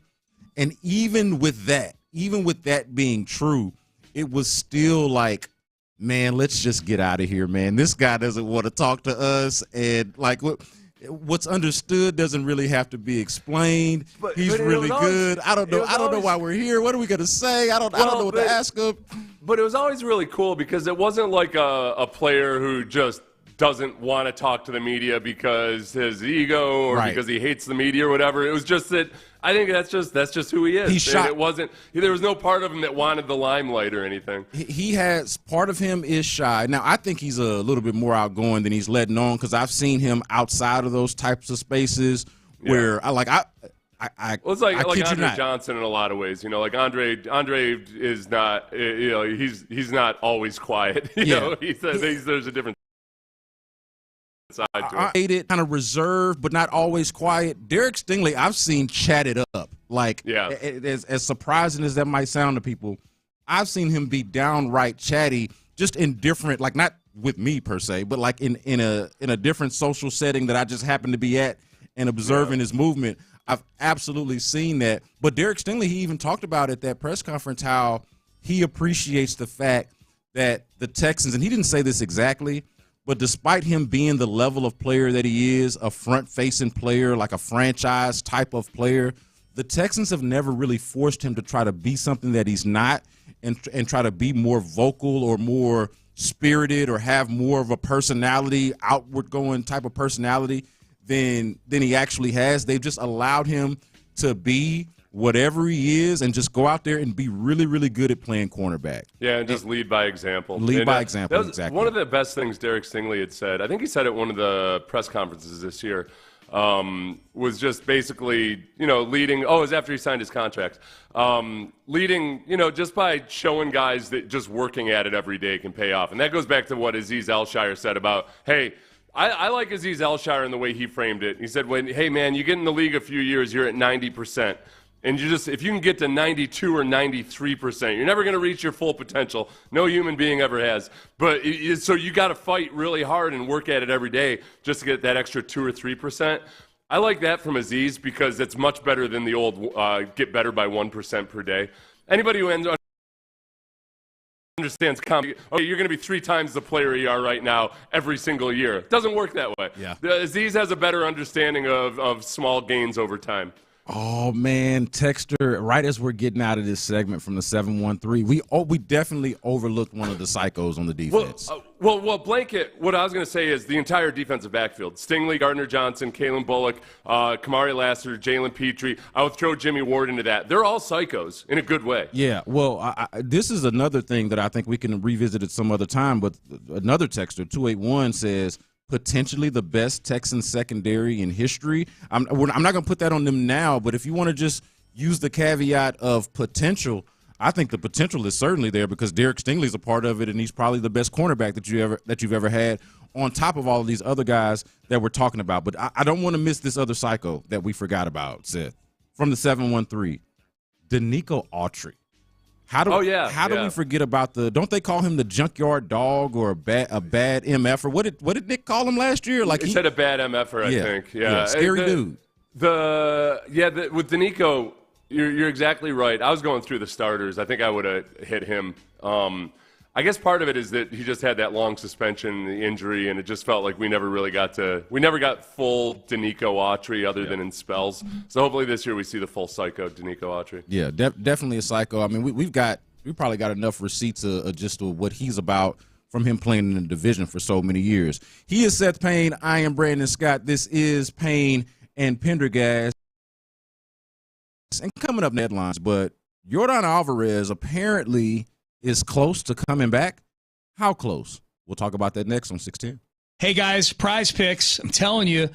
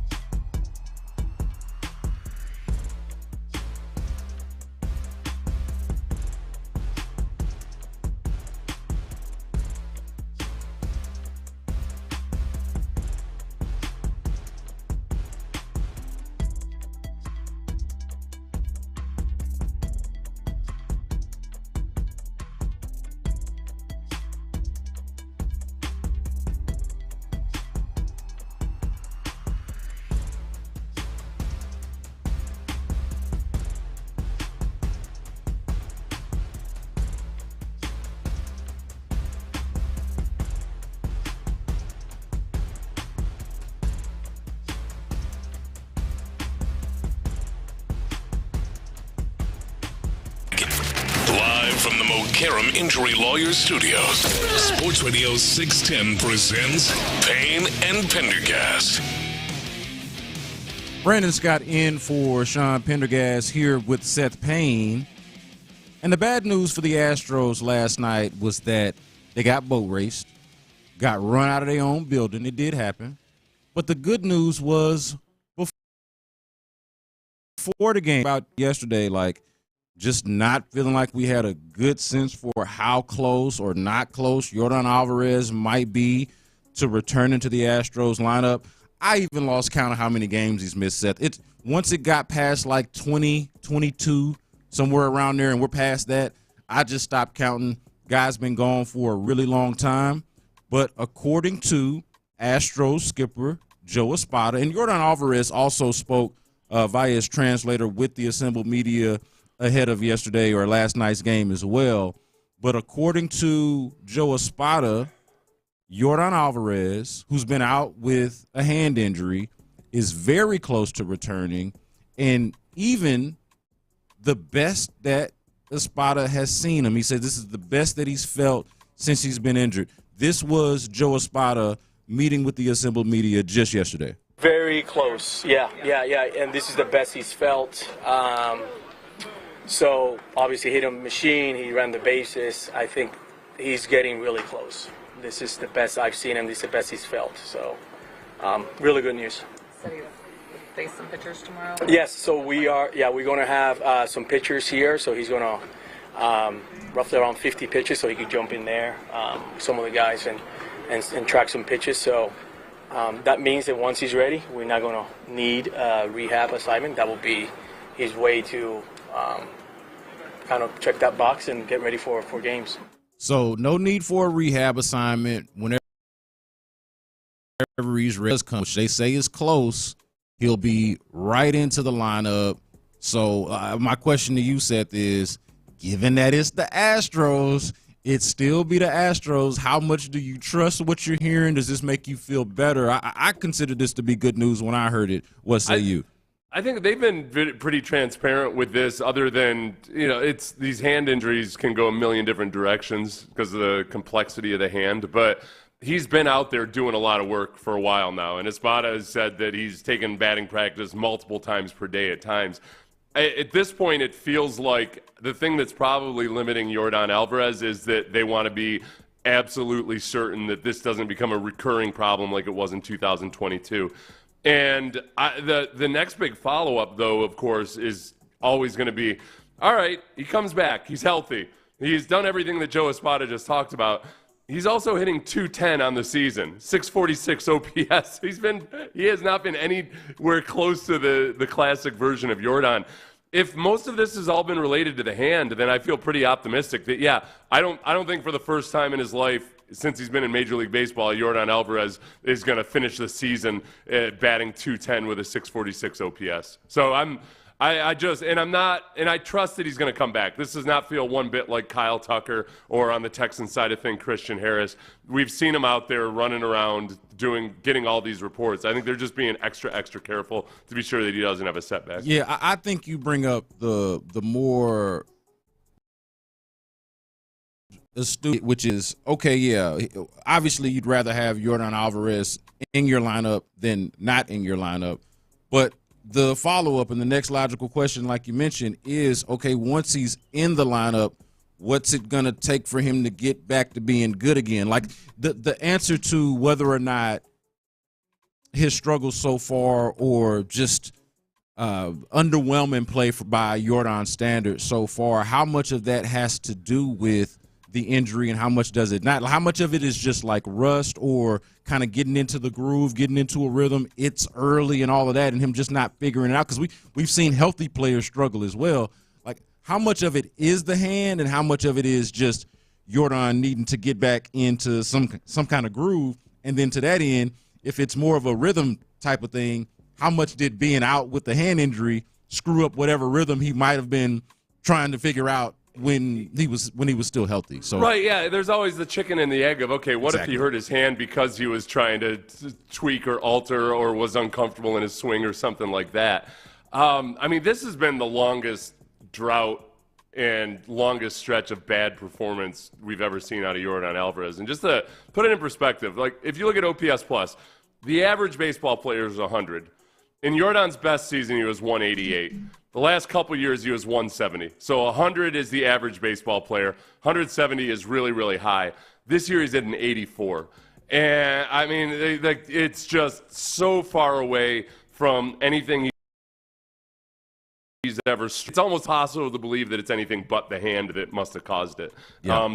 I feel I've got 85% confidence that you're going to see, at the very least, over the last 2/3 of the season, an above average baseball player, and probably more close to like actually classic Yordon. I do feel like the Astros, for as pitiful as the offense has been at times, like they've picked it up as of late. You know, last night notwithstanding, I wouldn't say, but like there is something to be said for the Astros that they've been able to kind of hold things together offense. Like the strength of the team is the pitching. Again, last night notwithstanding, but their starting pitching has been pretty good even as it's been injured, and their bullpen has been excellent. Again, last night notwithstanding. But even the offense has like held up to be middle of the road, middle of the pack average. Like they're slightly below average in run production, but in terms of like run creation, like weighted runs created, or WRC plus, since you and I are the stat nerds of the station. Like this is one of the advanced stats that tries to measure how well of a job you do at creating runs, and they're right there in the middle of the pack, and that is despite not having Yordon Alvarez for 22 plus more than 20 games or so now. And again, as we mentioned, even when he was around, he wasn't that good or wasn't the typical classic Yordon. So my thought is, hey, it is a cool thing, or at least a positive, that they've been able to kind of withstand this. Like there have been times when they've been overly reliant on, say, Yordon or Jose Altuve or one or two guys that's carrying the lineup, and certainly we've seen that during stretches this year as well. But they have overall been able to withstand both not having their best hitter, and even when their best hitter is out there, not necessarily being their best hitter. If they can get a healthy Yordon back, and then we just kind of see how that goes. Like you're adding a player of this caliber to an offense that has been able to kind of just not plummet and stay above board or kind of tread water while they figure it out with Yordon. Yeah, and the big saving grace, at least so you can have one lefty in the lineup, is Victor Caratini, and he's batting .299 in the month of May. I've wondered with Caratini, okay, but does that change a little bit if he starts to see more left-handed pitchers? If Yordon comes back and you start seeing more lefties, because they at least have a couple lefties and one of them is Yordon Alvarez, does that change? Because he doesn't, he kind of ambushes a lot of these pitchers with being the only lefty in the lineup and them having to adjust. For whatever it's worth, Caratini's pretty equal throughout his career in lefties versus righties. So this is just a genuinely good stretch out of Victor Caratini, I think. Yeah, well, I've been on this, man, and look, Yonier had a moment, last night, but I am still putting a pin in, since we're talking about lefties and Yordon coming back. I am still putting a pin in the potential for Victor Caratini, who has, like we mentioned yesterday, has the greater upside, has much more potential as a hitter than anybody that could potentially play ahead of him right now. But right now, for a lineup that is as right-handed heavy as it is, especially with Yordon out, and then again, the defense with Yonier not necessarily great, doesn't necessarily stand out. I could just see it. They need another left-handed bat. The difference in defense feels like it's negligible, if not better, with Victor Caratini. I'm not saying he's going to be your everyday catcher, but it is something to put a pin in. I like your rewriting of the Wally Pipp scenario, because in your Wally Pipp story, Wally Pipp comes back and replaces Lou Gehrig. Hey, I'm not here to make history. I'm here to rewrite it. Yeah, that is a bad job. Not that Yiner's the next Lou Gehrig or anything, but the older player comes and replaces the younger player. Fair enough. But back to the Yordon point though. This is massive. I think that he's close, and I would respect what you said about how they've been a little bit more open and transparent when it comes to this one. Like, it doesn't really feel like there's a bunch of shenanigans going on, other than the fact that the hand injury keeps popping up, and I don't understand it. Like, I'm not a doctor, not even a medical guy, so it would make sense that I don't fully understand. But it's an issue that feels like one that just is either lingering or keeps popping up. I can remember going into 2023 spring training, Seth. And so, like they've won the hand injury and the issue throughout the 22 season, but who cares? Who remembers now? Because they won the World Series. He had all of these cool moments in the postseason, and we're all happy, and we got parades, and we're celebrating. But going into spring training in 2023, he had hand problems again, and he was limited in spring training, and that was just 2 years ago. And now fast forward to today, and it's continuing. And I can remember back then part of the story was, well, they had elected to not have surgery. They're not going to operate on it. And I'm like, well, if it's going to be an issue again 2 years later, I wouldn't mind if you revisited that. Like, you know what? What's going on with this? My personal experience with this is that I had a similar situation in that for like 2 years of my career, my hand would just lock up on me at the wrist. Okay. Like, it would just, all of a sudden, I couldn't move my hand at all. And they did imaging, and they tried to figure out exactly what was wrong with it, and they just couldn't. And I would get massage on it and stuff and try to, maybe loosen things up. I have no idea what fixed it, but it stopped being an issue. Now, I wasn't trying to swing a baseball bat. I could just, and it would kind of go away. But it was just some weird glitch that if I had been a baseball player, it could have been devastating, because it was my left hand too, so it wasn't as big a deal. But I don't, like, this is the thing, and this is where I kind of try to side with the teams sometimes when people get agitated about the teams not giving a whole lot of answers. They don't have all the answers all the time. Like, medicine is not an exact science. There's sometimes you just can't figure out what the hell's going on with a guy, and just splicing them open and seeing what's going on in there is always like that's not always. I hope they figured something out about it, but it doesn't feel like they actually have, and you just got to cross your fingers and hope for the best. Fair enough. On my part, it is the lack of logic from the irrational fan that's just like, man, I root for the Astros. Fix my Yordon. Sometimes logic and reason kind of goes out the window, and the urgency is just that. Like, it's just like, man, I want this and feel like I need this to be fixed. All right, he is Seth Payne. I am Brandon Scott in for Sean Pendergast. I want to circle back to this favorite Texans offseason move. We got a few answers from the text line. We'll revisit this. That is next on Sports Radio 610. The Texans are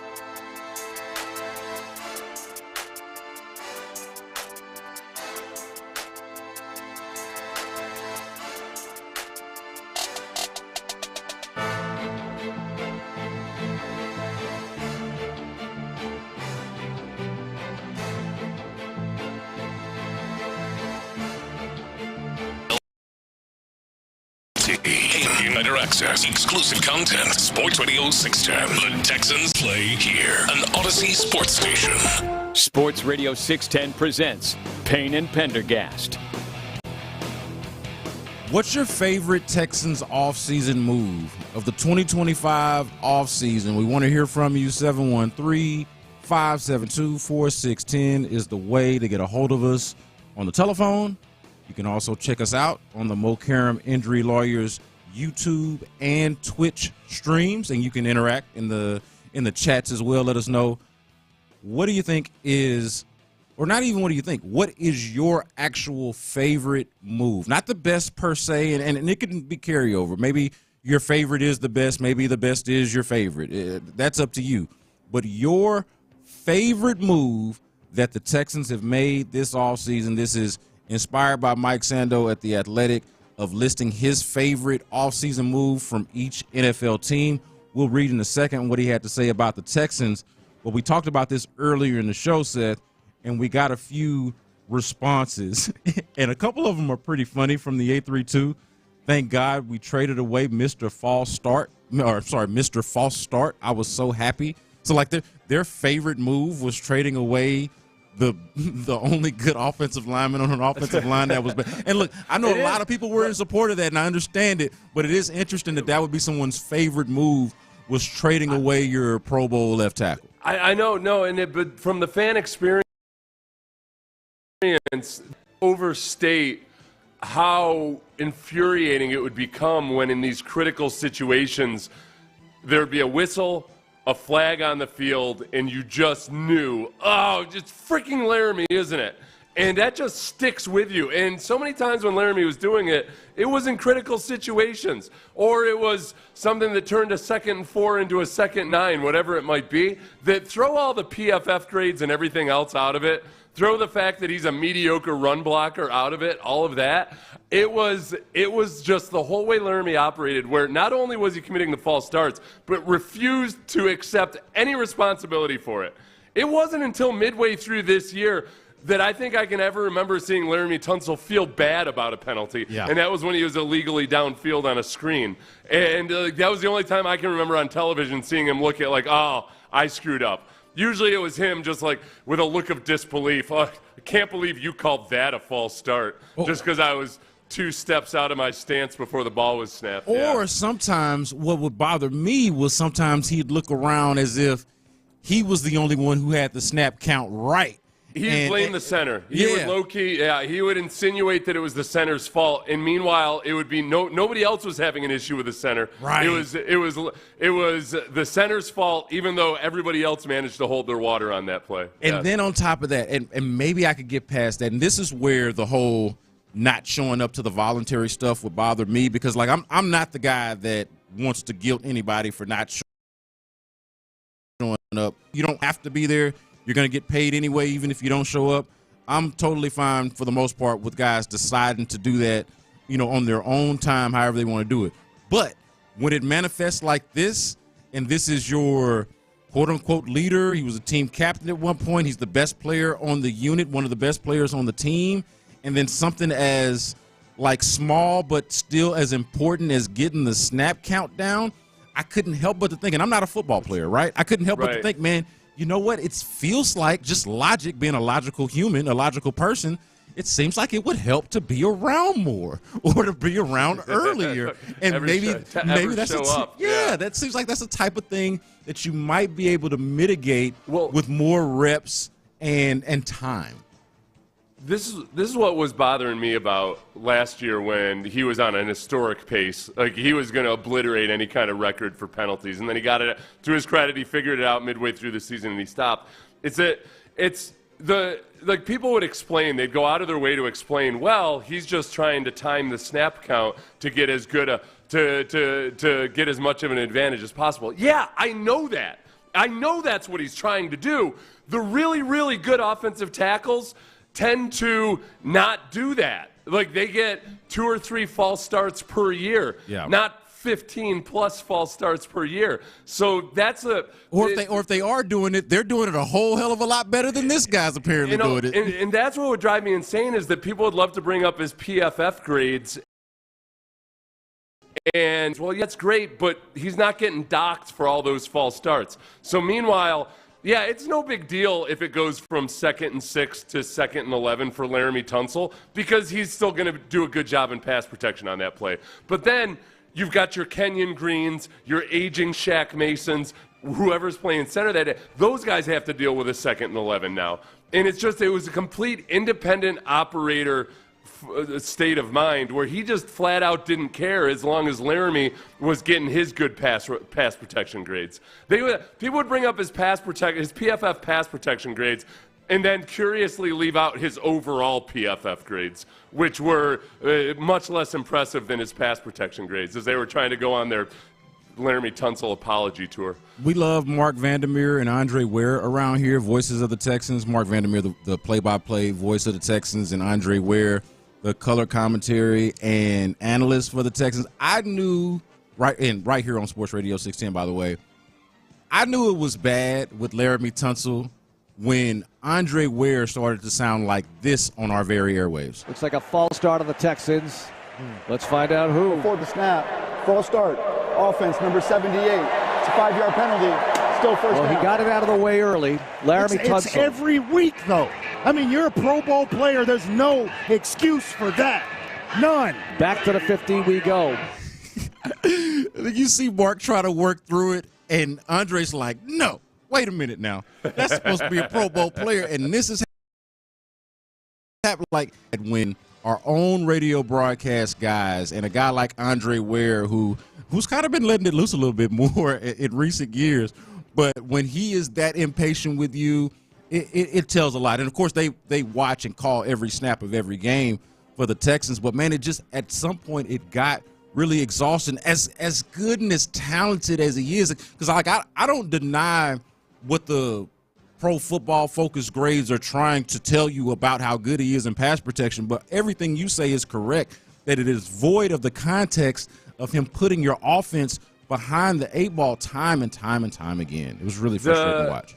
The worst one, it was the Minnesota game when the Texans were at the Minnesota 31-yard line, right there in field goal position. It's 1st and 10.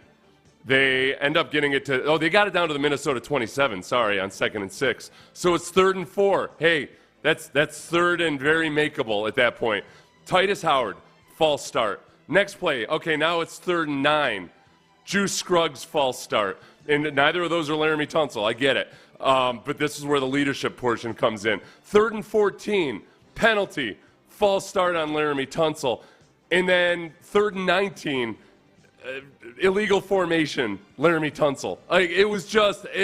That was when Laramie Tunsil being the 3rd and 4th on 4 consecutive pre-snap penalties, that was an abomination. Bobby Slowick should have been fired on the spot and then in offseason because that was just a complete train wreck of taking points off the board because you guys could not function like a lot of really good high school offenses.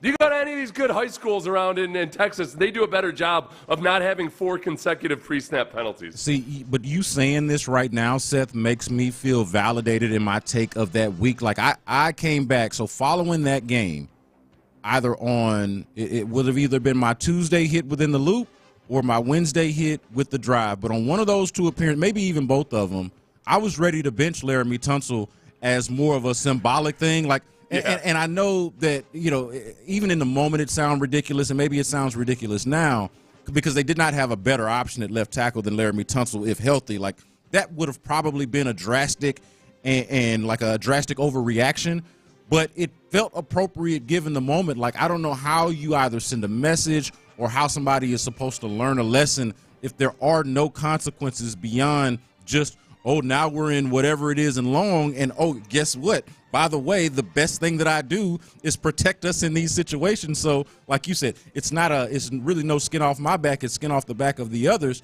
Like, without some kind of action to show that, hey, we're not going to accept this. I didn't really know what they were supposed to do, but I feel validated somewhat in the sense that they moved on, and I don't think it was just because of that. It was probably more so because of the financial reasons and everything that's coming up for them in terms of bills being due. But I do feel somewhat validated in how even if my feeling didn't translate to logic and reason, my feeling I feel like was appropriate at that time, because even as good as he was or as good as he is, you just cannot have that. Like that, it can't be this. This cannot be what we put out. This cannot be the example that we set for others.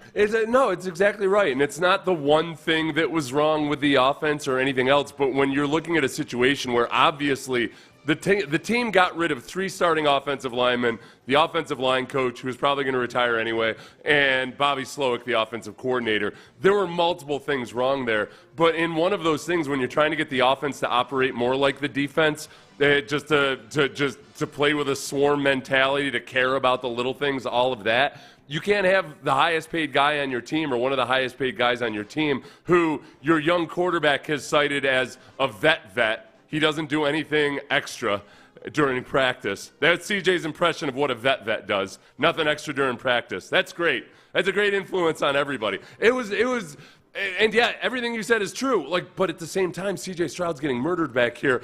We can't right now in season. It's not like you can bench Laramie Tunsil. It's something that had to be taken care of in the offseason. There's a reason. Laramie Tunsil is awesome in pass protection, and yet has been traded off of 2 different teams now. That doesn't happen. Teams cling on to genuinely great offensive tackles as much as they can, unless there's an issue either with the player or the team. You don't get traded twice. Not only 2 different teams, but I would point out 2 different teams that have still had to try to figure out their offensive line post Laramie Tunsil. Like with the Dolphins, their offensive line was a mess for a long time. It's not like they traded them and they just had these answers, these next up answers, ready-made answers for their offensive line. They've been trying to piece it together damn near ever since. The Texans, another example. I think most people feel pretty good about the decision and the direction that they're trying to go in, but I'll be damned if we'll say that they got that offensive line figured out. Like, he's been traded off of teams, but specifically teams with offensive lines that were still somewhat in peril at the time that he was traded. I think that says a lot. And by the way, everybody, just in case you were wondering, Laramie Tunsil will not be participating in OTAs with the Washington Commanders, or at least as of earlier this week. People in Washington are super excited about the Laramie Tunsil trade, and understandably so. I mean, I'm not trying to sit here and act like he's a trash football player or anything. Obviously, he's very, very good in pass protection. That's pretty much it. But it's important. And people are thinking, all right, now we're going to get this thing together, and Jaden Daniels is going to we're not going to see him for a while. Okay, all right, I get it. Yeah, okay, lots of veterans sit out of OTAs and everything, but it is a little bit of a crestfall when one of the big-name guys that's supposed to be helping the younger players on your team isn't out there at a vitally important position. People in Washington they're trying not to be too upset about it. Tunsil blasted by local sports radio host, et cetera, et cetera. Well, and look, I know that the Washington fan base is a fairly astute one, and they've had some rough years, but they know their football and they know their NFL. I would imagine, or would at least expect, I'll say this, I would have at least expected Washington media and Commanders fans to have done a little bit of their research, because it does not take very long from – honestly, the years that he's been here in our coverage, like just our market coverage of Laramie Tunsil, it does not take very long to learn and to figure out that this guy is only going to show up when it's time to punch the clock. Like when he is on the clock, when he is getting paid or paid to be there, or not getting fined to not be there, that is when he will show up, and not a minute sooner and not a minute later. The Laramie Tunsil trade is my favorite move of the offseason, partly because it also provided me some sports hatred for a team that I was struggling to hate. I was happy about the Commanders. I was impressed with Jaden Daniels. I thought, that's great. Finally, this team gets, and their fan base gets some hope, some shine, all of that. And yet now I am invested in them collapsing and falling and burning to the ground. Yeah. And it's not just because of Laramie Tunsil. It's because I've spent the whole offseason now being kind of jealous and petty about it. I'm like, that was us last year. Yep, talking about all these great things to come. Washington did the exact same thing the Texans did after they had a promising year with their first-year quarterback. They went out and they were aggressive in free agency. That's what the Texans did aggressive free agency, trying to build this team around your young quarterback, and in year 2, everything fizzled to an extreme degree. So yes, I need the Commanders to fizzle and fail. I suspect, though, Seth, you're going to have to settle for some kind of compromise or some type of meeting in the middle, because I do think that Laramie Tunsil is going to be good for them and is going to be an awesome pass protector for Jaden Daniels. But at the same time, I feel like, because they're going to play plenty of big games here in the future, we're still going to have those moments, and we're going to see it, and we're going to be all too familiar with it as Texans fans. False start, illegal procedure. There's Laramie Tunsil moving the chains backwards and not forwards. That's going to happen, along with the fact that they will have upgraded at that position. Both things are going to be true, I think. That's where this is going to be fun. If you don't follow Texans commenter on X, I encourage you to do so. He's a really good, he has a podcast, does a lot of stuff, but he also is a really good aggregator of good video content. Guys like Texans commenter are going to have every single Laramie Tunsil false start. You're going to see it's going to pop up on your timeline. Look at this. What do we have here? The other part about the Commanders that I have a hard time hating is that Jason Simmons, who's one of my favorite teammates of all time, is the defensive pass game coordinator for the Commanders. So that's on the defensive side of the ball. I could hope for the Commanders' defense to continue to grow and improve and be good, but I need the offense to fail miserably. One other text message we got from the 231: firing Bobby made me feel great. This was in response to. What was that rank for you, Seth? Yes, you know what, God, I kind of lumped that in with the Laramie Tunsil trade, just the complete, D'Amico acted like he was Stalin, man. He just purged anything and everything on the offense just to try to get some new blood in there. That was the thing that we were most doubtful about. Yeah. I didn't know if D'Amico either had it in him or would see, because it's a tough situation where you hire your buddy and you've got this blood brother pact from back in the day in San Francisco when you guys were quality control coaches together. That, hey, which I always like to imagine, like the Bobby and D'Amico promising each other that they'll take the other one with them when they get a head coaching job. Like that's a pretty one-sided arrangement there. Like D'Amico is clearly on a fast track from the get-go. So I didn't know if he had it in him, or I don't know if he'd have blind spots and not really see how much of an issue everything was offensively, but that was impressive. For something that was probably really hard for D'Amico to do, that was the best thing for the team, is that you gotta move forward, and they were not. They were taking a step back instead. This was fun enough to carry into the next segment. Keep texting them in, 713-572-4610. Your favorite Texans move of the offseason. And also coming up next here on Payne and Pendergast, have you given up on any of these Texans? That's next here on Payne and Pendergast, Sports Radio 610. The Sports Radio.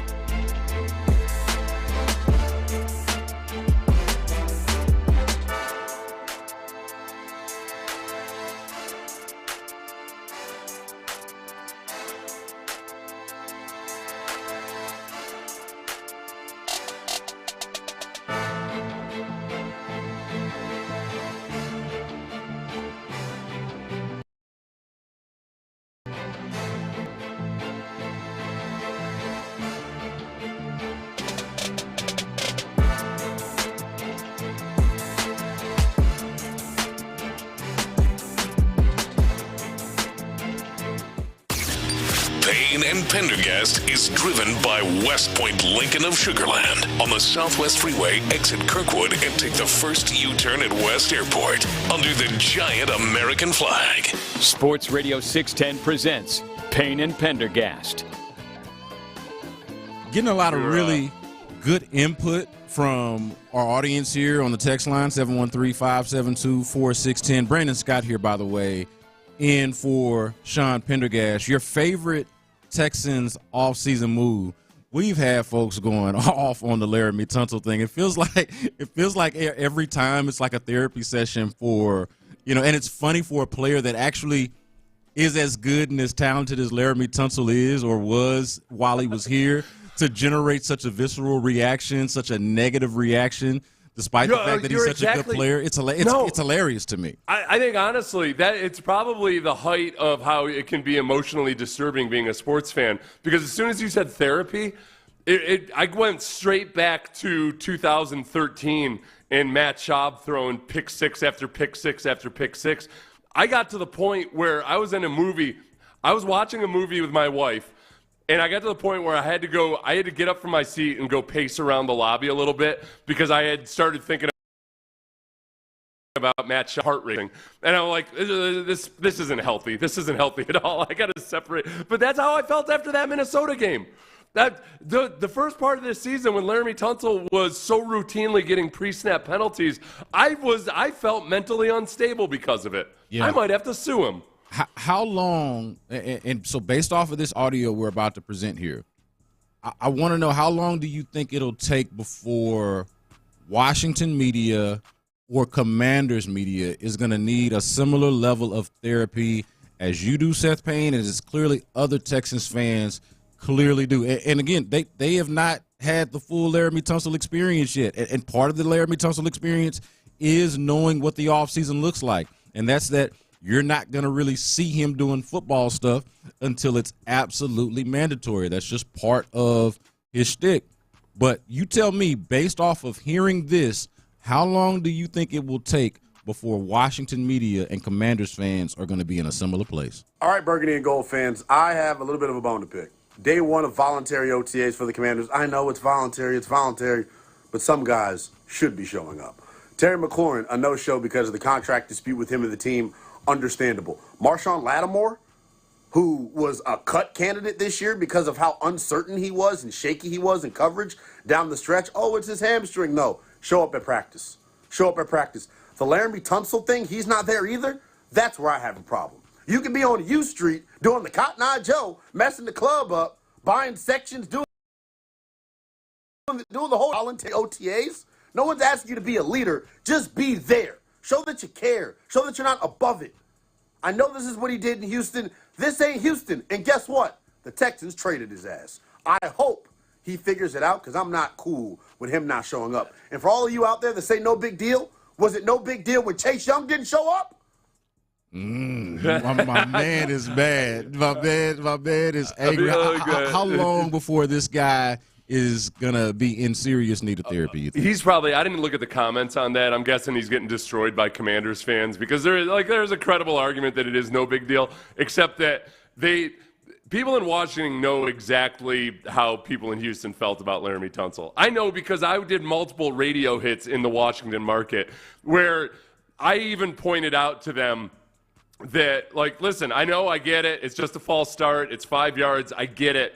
It was the alarming regularity and the moments in which they happened that you just can't let go of. And I remember I was on with one of them. It was, and I read out that play-by-play from the Minnesota game where there were 4 pre-snap penalties in a row and Laramie Tunsil had the 3rd and 4th one. And just how much it became the emblem of the problem with Laramie Tunsil was it was the emblem of underperformance on offense, that the guys that you rely upon to be your best players, even if they're great in pass protection, are just so almost, it felt like deliberately harming your team and its chances at points. And it was happening and everything underperforming what they should be doing. So that becomes a Bobby Slowick thing as well. But yeah, it'll be fun. This is going to be fun to watch. It's going to be a little side topic. Sean and I will probably have to revisit like every Friday maybe. This would be a good time to do it on Fridays. We'll check in and see where they are with Laramie Tunsil. Sounds like he's having a good time socially there. Yeah. Messing the club up and buying sections and all of that. Like, hey, and from what I understand, I haven't been to D.C. since I was like 15 years old, so I haven't been as an adult, but from what I understand, it's a really good time. So, have fun, but yeah, you might be good to show up for work at your new place of work. It is funny to me now in the last couple of days and doing these shows together, Seth, that we've now talked about 2 former Texans, and not just former Texans, but leader guys, like whether it's by example, whether it's vocal, whatever the leadership style is, but definitely highly regarded guys in Stephon Diggs and Laramie Tunsil now in their new places, and there being some question about either commitment or just flat-out attendance. Where you at? Where you at for your new team, man? And by the way, that was audio courtesy of Lionel Willingham from 106.7 The Fan in D.C., our sister station, the Odyssey station in Washington, D.C. But that is funny to me that here we are, guys that we were expecting to be huge parts of the team last year and were huge parts of the team last year for better and or worse, are now in their new respective places, and there's this huge question about commitment and attendance. It's just a funny thing to me. We got more text messages on this too. Like we were talking about Bobby Slowick. We had one favorite move, not the best moves, but favorite. We have one that mentioned firing Bobby Slowick. Another one, also on the Bobby Slowick point. The move that made me feel best, easy. Firing Slowick made me feel like D'Amico is a coach who can make tough decisions with the best for the team mindset. So, yeah, I mean, to your point earlier, Seth, the one that you were making in the last segment, like we didn't really know if he had it in him. This is a guy that he was close with, somebody that's kind of come up through the ranks, even if he was on a different type of trajectory, as we also pointed out in Bobby Slowick. They did come up the ranks together.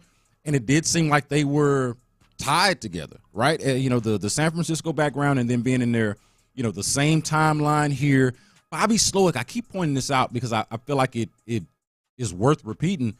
They gave Bobby Slowick a raise to stay. The dude was on multiple interviews for head coaching jobs. The Falcons reportedly really liked him.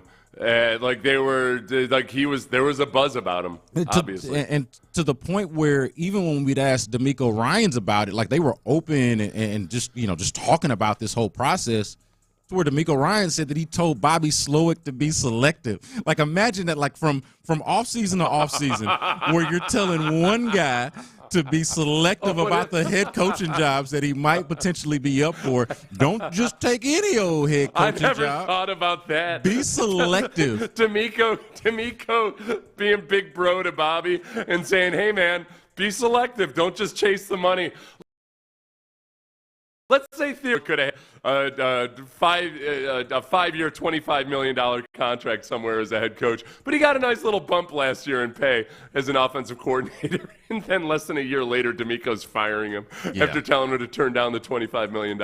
Oh, that makes it that much more impressive. If D'Amico, let's say hypothetically, D'Amico definitely took $20 million out of Bobby Slowick's pocket, and then also had to fire him, that's putting the team ahead. I couldn't do it. I would feel personally indebted to him.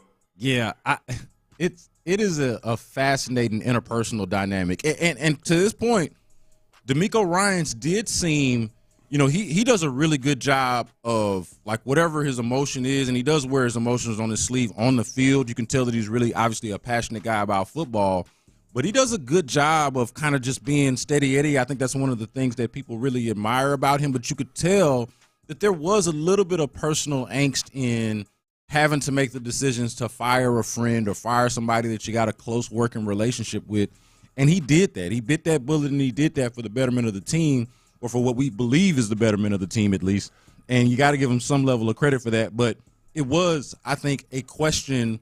Like, I feel like most of us evaluated the season, looked at it as a whole, and said, hey, there are justifiable reasons for firing this guy, Bobby Slowick. We just don't know if it's something that they can actually do or something that they would actually do, given the relationship and given the investment. And they said to hell with all of that and actually did it. So, yeah. So there's to be had there. We've got another text message that is more to the point that Mike Sando was making in The Athletic, and his was, hey, the pass-catching arsenal that the Texans have added between signing Christian Kirk and drafting the Jaden and Jalen combination out of Iowa State gives C.J. Stroud more options. We got a similar message here from the 713, the Cyclone Twins. That's the two guys from Iowa State that I just mentioned, Jaden Higgins and Jalen Noel. The Cyclone Twins clearly are more options with hands for the Texans. So they share in Mike Sando's belief that the favorite move is adding these pass-catching options for C.J. Stroud. The thing I like about Jaden Higgins especially is that he does have very good hands for a big guy. And it's I'm always very skeptical of rookies, but just because of his size and his sure hands, I feel like he's going to be an option. It's almost like how good of an option, how frequently, I don't know. But there's going to be opportunities for CJ to get the ball to him. And if he's got classic CJ Stroud accuracy, the 50-50 balls or the touch throws that are either out of bounds or a reception, I think that's a slam dunk for Higgins, or as close to a slam dunk as I can get myself to thinking. Jalen Noel is a slot receiver. The learning curve is a lot steeper for slot receivers as rookies, and he's also got a guy ahead of him in Christian Kirk that's a veteran-savvy receiver. So it doesn't mean that Jalen Noel is lagging or anything, as secure that he's going to immediately be a big impact. Although, as you and many of the others noted out at OTAs, his speed and athleticism is just you can't help but notice it. The dude's one of the fastest guys out there. You got to figure out a way to get that speed on the field. It jumps out, and not only does it jump out, but it's also something admittedly was not a strength of the team. Something that they definitely could have added was speed, and it seems like they've done that. So that part of it is pretty cool. Okay, so we've talked plenty about favorite offseason move that the Texans have made. Next on Payne and Pendergast, I want to hear about the Texans players that you're giving up on. Do you have players on this team that you've already given up on? That's next on Sports Radio 610. The Drive with Stoerner and Hughley.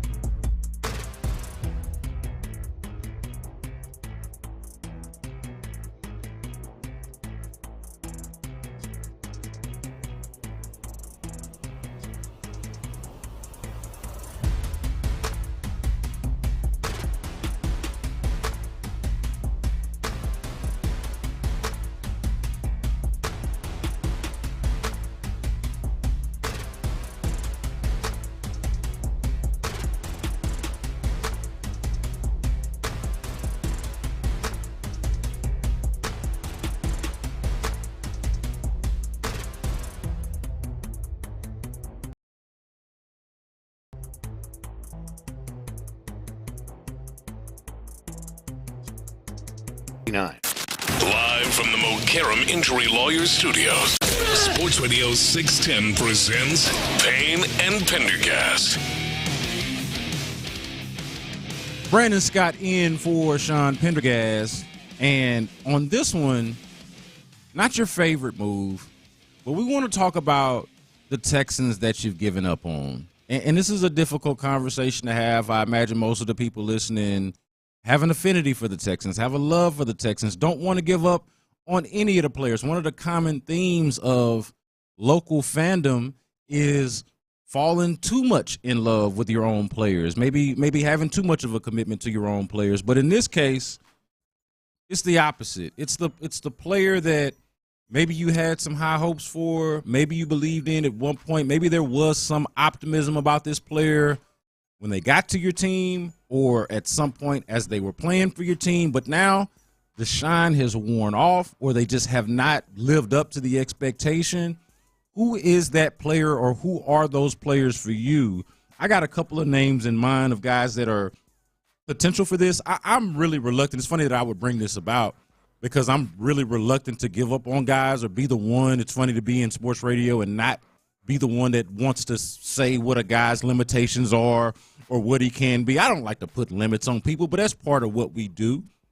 Who's the guy that you've given up on? Make sure to text in 713-572-4610. That is the way to get a hold of us. Also, the McCarran Injury Law Firm the video stream on YouTube and Twitch as well. What say you, Seth? Do you have a name? I feel like we've kind of foreshadowed this a little bit earlier on in the show. I'm going to give up on somebody that I expect is going to have a better year this year than he had last year. But you're going to give up on him anyway, preemptively, just to be clear? I want to say Dalton Schultz, but I'm trying to think logically and rationally. If they get things right elsewhere, Dalton Schultz is going to get targets, and I gotta remember going back to 2 years ago where down the stretch and in the playoffs he came up big. Okay, I can't give up on Dalton Schultz yet. I think that I'm not super enthusiastic about the contract that they've given him, but at the very least, I think you're going to see a better version of him. So, no, I was at the brink with Dalton Schultz, but I can't quite give up on him yet. But see, I feel like, and it looks like you're kind of going another direction, like maybe like not giving up on him and seeing like he can have maybe a better year than last year is that in and of itself is some level of optimism.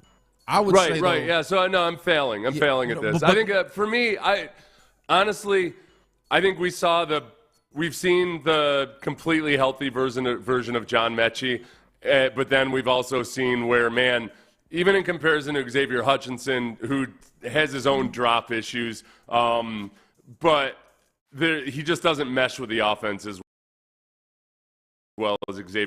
We're enthusiastic about Xavier Hutchinson, but for me, like John Mechie in comparison to the youth that they have, or some of the other guys like Braxton Berrios who can be really good as a returner and all of that, I'm not giving the benefit of the doubt to John Mechie anymore. But see, I would even point out, this is kind of to establish some of the rules of the game here. I think you can even give up on somebody within context. So that's to say, I'm not giving up on this person as they're not going to be on the team or that they won't even be an important contributor to the team in the case of Dalton Schultz, but maybe even just giving up on them in the idea of the way that you had them. Like, just to use a non-Texans example for a second here, Jalen Green. I've not given up on Jalen Green as a basketball player entirely.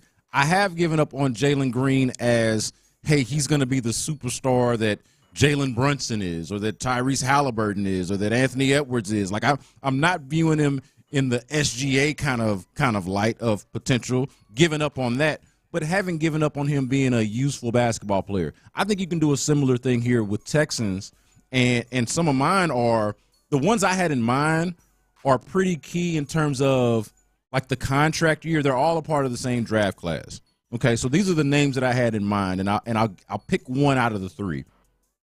Dameon Pierce, John Mechie, who you just mentioned, and Christian Harris. Okay? Mm-hmm. These are all guys a part of the same draft class, all guys who I feel pretty good about their chances in real competition. I think Dameon Pierce is something to keep an eye out for, even though we see the ways in which he can contribute and be valuable to the team. But those are the names that stand out to me more than anybody, more so because it's the contract year and because of the up and down nature of what their careers have actually been for the Texans so far. Yeah, with Christian Harris, we've really seen just one half season of good football play. Right. And he was still playing like a young player in some regards, but that was his third year, 2 years ago when he was starting. For him, I'm giving it a pass because it seems medical. If he had been out there at OTAs, I wouldn't even be entertaining it. I'd be saying, all right, whatever it was last year, he's good to go. But he was just observing practice at OTAs, so we don't know what the hell's going on with him from an injury standpoint. So he's right back in that mix. Dameon Pierce is the tough one because I do want to believe that he's a different guy than he was if he's in the right scheme, if he's in the right system. But even without all that, in training camp last year, just regardless of what type of play was called or anything else, he just didn't show that same ability to break tackles. Yeah. And I don't know exactly why, other than if he lost weight or maybe he was just that uncomfortable in the scheme. But the things that were his hallmark his rookie year, we just haven't seen it. And including on his big runs last year, they were impressive runs, but they weren't necessarily classic Dameon Pierce breaking 3 tackles to get 12 yards or what have you. He just doesn't do it nearly as frequently. So I'm hoping him being a guy that was at one point in the Rookie of the Year conversation. I think there's probably, I can't sit here and hope that someday he's going to be a 1,200-yard rusher or anything. Yeah, Dameon Pierce is the one for me on this list. These are the 3 that I had in mind when I thought of the segment, and I didn't even think about Dalton Schultz until you brought him up. But I think that's a fine point. Like if you're thinking about for what they paid him and maybe what the expectation is, that you have one of the, let's call it 10 to 15, 10 to 12, 12 to 15 best tight ends in football, like you're expecting that perhaps from Dalton Schultz. I've given up on that idea. I think he's still somebody that's going to be largely important to the offense. He's their top tight end. But I think that's a fine one. Dameon Pierce, though, and I've changed even from just when we talked yesterday about the running back position and the expectation of Woody Marks and me not wanting to put too much on Woody Marks and them having a plan for Joe Mixon and managing his workload. Like, that logically feels like it should be Dameon Pierce, and I don't want to assume that it's going to be a rookie. But if it's going to be a rookie at any position, it does feel like that rookie could be at running back, and I do feel really, really good about Woody Marks. I'm curious about what the revitalization or what the renaissance for Dameon Pierce could look like in a new system or in a system that might try to utilize his skills more so like the first one that he was in as opposed to the one that he's been in the last couple of years. But I want to run out on that. Like, not that Dameon Pierce can't be a useful player, but when I think about the things that you're talking about right now, like him not absorbing contact, they talk a lot in this organization about contact balance. And I thought that Dameon Pierce had excellent contact balance in his rookie year. And, you know, some of the things that you're mentioning and some of the things that we've seen from him doesn't make me feel as confident in that as I was before. I just wonder if time has kind of run out for that, and maybe he's just a special teams guy, a return guy who comes in there and spells you a little bit, gives you a few carries here and there, but it's mostly Joe Mixon and then the emergence of one Woody Marks, who is a running back, or I should say an older running back, an older rookie, and somebody that is, I think, a little bit more dynamic than what Dameon Pierce is going to give you. I think there's a guy that I've given up on that's actually a good sign, and it's Kurt Hinish. So Kurt Hinish came in 2022, and in 2022, it was like, okay, he's a plugger and like doesn't really have great, impressive physical traits or anything, but he is where he's supposed to be, and he gets the job done. And we've seen now they've cycled through so many Tim Settles and other guys at defensive line or defensive tackle that just show up and make an impact at some point. You look at Hinish last year, he ends up having 5 solo tackles on the season. Just doesn't really show up or do anything. It's nice that he's around and he's a good dude and all that, but there's only so much room for guys that are space savers on the roster. So I think he probably gets squeezed out this year. I'm, super enthusiastic or anything about it, but I think the overall expectation and the low bar for what you can be on this defense has changed a lot. And guys like that are just kind of journeyman plugger types, they lose the benefit of their draft status after year 3. Really, ideally, it's after year 2 they lose the benefit of their draft status, but this team wasn't good enough to be there yet. I'm seeing a lot of John Mechie on the text line. I think I'm probably reluctant to do that one for obvious reasons. He dealt with something that was far out of his control and just far more serious than what your typical football injury is gonna entail. So, but we are a decent amount removed from that now. So I do wonder how long I can be as sensitive to that as I am. But and again, I don't know. He's different from Christian Harris and Dameon Pierce in terms of where the expectation ever was. He gets the diagnosis before he ever touches the field. And so that colors the expectation or changes the expectation and kind of, colors the lens in which you view him with. And so John Mechie is a hard one for me, but I can't say that that's not a fair critique or a fair response from the Texans on the text line, giving up on John Mechie. I don't know what you think about that, but that's somebody I put him out there as he's my guy. Yeah. He's clearly somebody that's he's my guy that I think that there's no benefit of the doubt anymore. You got to show up and be better than what you've been, and it's not that's just there's only so much room for good football backstories. Well, right, just from what they've done from a personnel standpoint and from a talent acquisition standpoint in the draft, bringing in Christian Kirk, Justin Watts, a bunch of different guys that can compete. And it's just it becomes a numbers game now. And I was saying about Dameon Pierce and the timing of it all. At some point, you run out you run out of time to continue to prove yourself or to have the opportunity to prove yourself. And I do wonder if that's the case with John Mechie, especially considering all the competition that is in that room right now. So like that's definitely something that I think is fair. Despite the fact that he's gone through as much as he's gone through. That's a pretty fun exercise. The players that you're giving up on, not that you want to give up on them, but the reality is what it is. He is Seth Payne. I am Brandon Scott in for Sean Pendergast. And this is going to be fun, man. Coming up in the 9 o'clock hour, to lead off the 9 o'clock hour, we're going to play some Take-A-Mania. That's next on Payne and Pendergast. Don't give up on your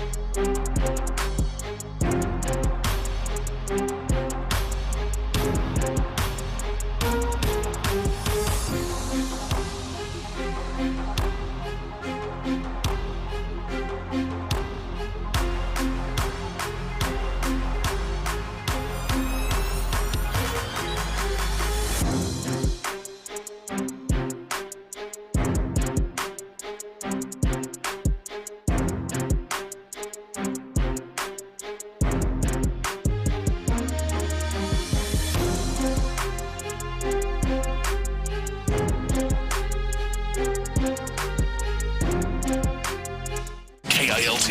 KILT FM HD2 Houston. Insider access. Exclusive content. Sports Radio 610. The Texans play here. An Odyssey sports station. Sports Radio 610 presents Payne and Pendergast. Let's play some Take-A-Mania. Love this game. Gonna throw it here to you, Seth, to set these up, man. And yes. I am going, and I enjoy judging other people's takes as somebody who has now over the years become a take artist himself, so to speak. I am all the way here for this. So let's get it going. Some Take-A-Mania right here on Payne and Pendergast. These are some of the worst takes we've heard in the last week from around. Champion is Andrew Perloff, and this was his opinion on Steph Curry's hamstring injury not being that big of a deal. You guys don't think that Curry has any chance to come back from this? I mean, we've all had little hamstring pulls. They're the tough. amount that he runs and how he has to move throughout a game, I don't. What are you talking about? He goes from the top of the three-point line on one side to the top of the three-point line on the other. Constantly moving. That cannot be further. Moving on offense is easy. Moving on, I mean, they'll hide him on defense. All he has to do is hit a bunch of threes. Ask Reggie Miller and Klay Thompson, guys who do that stuff. And Ray Allen, the kind of conditioning they do. It's grueling. It's like that is very hard. It's terribly hard on the defenders to cover those guys because they're in better shape than them. As a former big man in high school, I'll tell you right now, the guards don't do crap. They're running 40 yards. Give me a break. And Steph, running on offense doesn't count. It doesn't. Anybody can run around and get a shot. He was like the most well-conditioned guy in the NBA because of all the stuff he did off the ball. This could not be more wrong. Well, regardless, though, I mean, I think that he can be effective in a different way. Regardless if I'm wrong. He's a hamstring injury will, like, if it's John Morant and he has an injury, as we saw, that's bad. But Steph can be effective a little bit, right? Like, you still have to watch out for Steph. I don't care if he has one functional leg. Yeah, he just kept digging deeper and deeper and deeper. This is so bad. It's so bad, and we're going to have to get – Sean and I decided last week we're going to have a time limit on how long you can be the current title holder, and then he'll be entered in the tournament at the end of the year. This might be the last week. We might have to rotate him out after this week to clear some way, although we do have a couple strong contenders this week. Man, he's still – because as they are tearing down his take, as they are tearing down his argument – he just continues to double down with regardless. Like when somebody just eviscerates a thing that you say. No, it's not regardless if we have shut down the premise of which what we're talking about. I blame social media. We have to start over now. It's not regardless. Let's start over. I blame social media because this is what you see all the time. Like some politician will say something that has like 4 factually incorrect things in it, and somebody will point out, hey, these 4 things were factually incorrect. The next reply is almost always, regardless. The basic gist of what he was saying was true. Like, all right, fine. Yeah. Never mind the false premise in which this is built off of. Let's just keep going. I do want to say that this reminds me of Boomer Esiason had coined a term that I heard. I heard him on one of our sister stations, one of our Odyssey stations a couple of years ago, and he coined a term that I think is perfect for this, and I think you can appreciate this as a former player, Seth. He called it NARPian. He says, these are NARPian takes. He's made an acronym. He's calling us, and I'll put myself in this category, he's calling us NARPs. N-A-R-P. It stands for non-athletic regular people. A take that a non-athletic regular person might have is like, well, what is all that running around that Steph does anyway? Is it really all that hard? All he's got to do is just run to the free throw line and shoot the ball. You know what? I object to him doing that. I always try to be really careful to say, well, you don't know because you didn't play the game. Because like your job is to. So yeah, whenever an ex-athlete complains about like, oh, you don't understand because you didn't play the game. Like, all right, you're abdicating your responsibility. The only reason I have a job is because I played football. So like let me try to explain what it is like to play the game, and that's where our differences might lie. Yeah, but he's doing that all in good fun on Boomer Esiason's part. Yeah. But when it comes to Andrew Perloff, this is definitely the take of somebody that ain't did no running around. Like you know what I mean? Not even just you didn't play. This isn't a you didn't play professional ball take. This is a maybe you don't exercise. Maybe you don't even play pickup ball.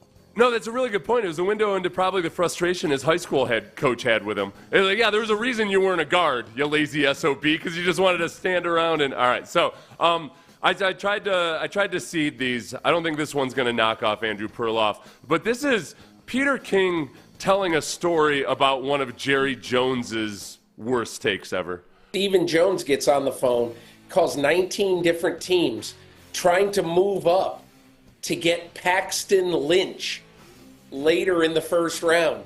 And so Jerry is pacing, he's going back and forth. Come on, we got to do it. And he wanted to sweeten the pot. And everybody else in the room is thinking, geez, Jerry, he's not that good. The next day, Jerry says to me, you know, I've overpaid for everything that's great in my life. And we should have overpaid and moved up and gotten Paxton Lynch. He was angry. Really angry. Just goes to show you, sometimes the best deals are the ones you don't make. Yeah, that was a bad take by Jerry Jones at the time. Mostly Yes. I just wanted to play that to torment Cowboys fans. You got to remember, this is going on every single draft. Whether it's Johnny Manziel or anybody else, the people who know football in the room are arguing with their boss, or I'm guessing pretending to make phone calls. I'm guessing there was a little bit of, with Jerry Jones, what percentage of phone calls made in the war room are actually fake phone calls? Ooh. Of Steven claiming he's on the line with somebody saying, yeah, Dad, we're close. We're close, Dad. Wait a second. Oh, they turned us down, Dad. I offered them 4 first-round picks, and they turned us down. I mean, he's running the show there. I know his kids are kind of helping or have been helping for quite some time now. But I figure over the years now, the number on that has got to be limitless at this point. I'm going to tell you my favorite part about that, what we just played. And we'll play it again just for a second here. When Peter King says Paxton Lynch with such disgust, that made this for me. This part made this take for me. Stephen Jones gets on the phone, calls 19 different teams trying to move up to get Paxton Lynch. Paxton Lynch, like how offended Peter King is by the notion is just great to me. I think, in fairness to Paxton Lynch and Jerry Jones, he did go in the first round. He did. It's, to John Elway, whatever you want to say, John Elway he's been an architect of a Super Bowl team more recently than Jerry Jones. He lasted on that team, the first round quarterback. So Ben, no, this will not beat Perloff. Can he do it? Cover! Oh, and a kick out! Unbelievable! All right, so this next one, Jay Williams was on with Stephen A. Smith. And Jay Williams was making some really good points about, I think he was making some good points about, players these days, young basketball players, not wanting to be coached hard because it's all about, NIL and all of this other stuff, that it's hard to coach guys. They're having a discussion about why there have been so few American-born MVPs, and that, part of it is that maybe they just feel like guys don't get coached as well. I felt like he took it a step too far at the very end here. I got to ask you this real quick, just because I know you focus on this, and people aren't going to like it, but I really don't care. So how much of this do you think is cancel culture and the political aspects of where we were compared to where we're going? Can we get back to a little bit more, this is what it takes, or be a little bit more in-your-face direct instead of I'm worried about because I hear a lot of coaches talk about they don't feel like they can coach young kids anymore because anything that they say could get used against them or get twisted if caught the wrong way. I guess that's the part of me that the issue I have with that is that a lot of the cancel culture when it comes to sports has been like really nasty stuff that coaches have done. I get this image of all these coaches are out there like, I just want to clock the kid every now and then. I just want to lock him in a room. Why can I not grab one of my female players? Well, everybody's gotten too sensitive. So I feel like taking it to cancel culture was a little too far. That chair is just sitting there. Why I can't throw it at him? Most coaches aren't getting fired because they benched a kid or something. Now, if they do get fired because of that, I think a lot of it goes back to the old school dynamics that have been around forever where you bench the athletic director's kid, you're going to lose your job or whatever. It's not fair or right, but I don't think it's quite cancel culture. But he does not beat Andrew Perloff. Can he do it? Cover! Oh, and a kick out! Unbelievable! Yeah, it's pretty bad. It is pretty bad, but again, I don't think cancel culture equates to you can't coach players hard. You can't coach players. It just equates to abuse is no longer accepted or turned a blind eye to. that can cost you your job. It can cost you public humiliation. That's what the implication of cancel culture is. Like it's just much more humiliating to be a jerk, to be an a-hole, but it is not necessarily cancel culture that's going to keep you from coaching players hard. That's kind of ridiculous. All right, Nick Wright. Now, this one was done kind of tongue-in-cheek, but let's analyze it like it's 100% serious.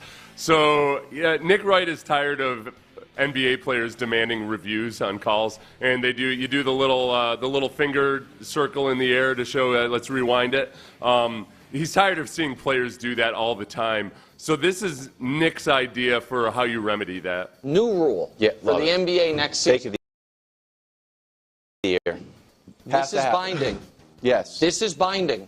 And guess what? It'll be fixed within a week. The moment any player on the court does this, all right, challenge accepted. And by the way, if you're out of challenges, it's just like when you're out of timeouts and you call one, that's a Chris Webber. That's a technical foul. Guys, you're right. You can call timeout. You can call for a challenge. You wave your finger around in the air. The refs say challenge. There was a stretch where it was. There was a stretch. I mean, I'm tired of it myself. Thank you. I don't think you need to go that. Why not?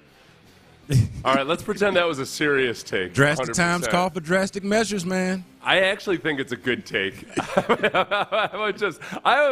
There's some gestures that have been banned for sexual reasons or like violent, you can't do the gun or anything like that.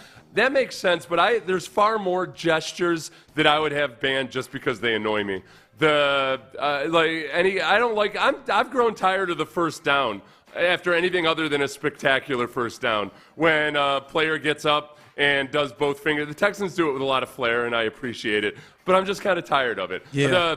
The eating, the 2 spoons eating, I hate that motion. I cannot stand it. Now you're just against celebrate. This that Nick is railing against is like distracting and shows up both the refs and the coaches, I think. But you're now anti-celebration? No, not anti-celebration, anti-imitation celebration. Okay, I think you should only be same way with I think the first person that ever got that tattoo, it was badass. But then when 50% of 1999 frat boys had it, it lost a little bit of its edge, That's fair. So at some point, you can be first in, last out, but nothing in between. Yes, fair enough. Nick, but all being said, it was tongue-in-cheek, so Nick Wright does not. No, but you know what? It was tongue-in-cheek, but Richard Jefferson actually repeated it on the ESPN broadcast. He brought it in a more serious tone? He brought it to the mainstream and said he agreed with it 100% because obviously, of course, it happened again since Nick Wright said it.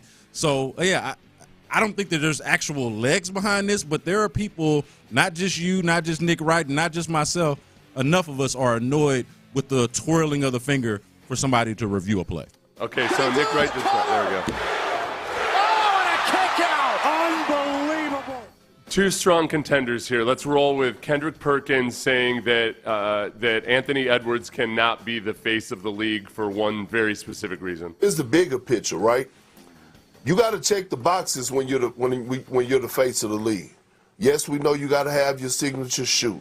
You're going to be in commercials. You're going to have the highlights. You got to have the game. But you know what else you got to have? You got to be a role model, right? And things outside the lines matter. Now, if you go down the list of all the faces of the league in the history of the game, you look at Larry Bird, Magic Johnson, Michael Jordan, Shaq, LeBron, Steph. What did they all have in common? While they was playing in the league, they all were family men. They all were married with kids. And if you think that don't play a role as far as the role model, this is facts. This is not something that I'm making. Hold on. But this is not something that I'm making up. Now, what happened to them after they retired? That's their business. But while they are playing or was playing, they were family men, married with kids.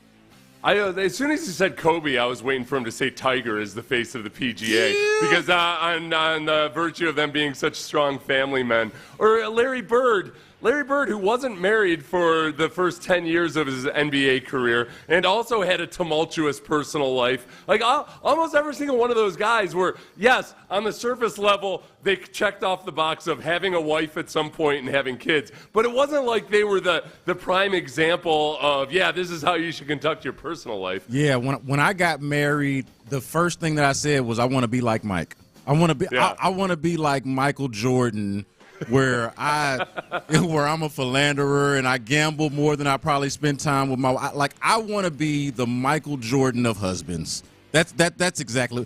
This is awful. This is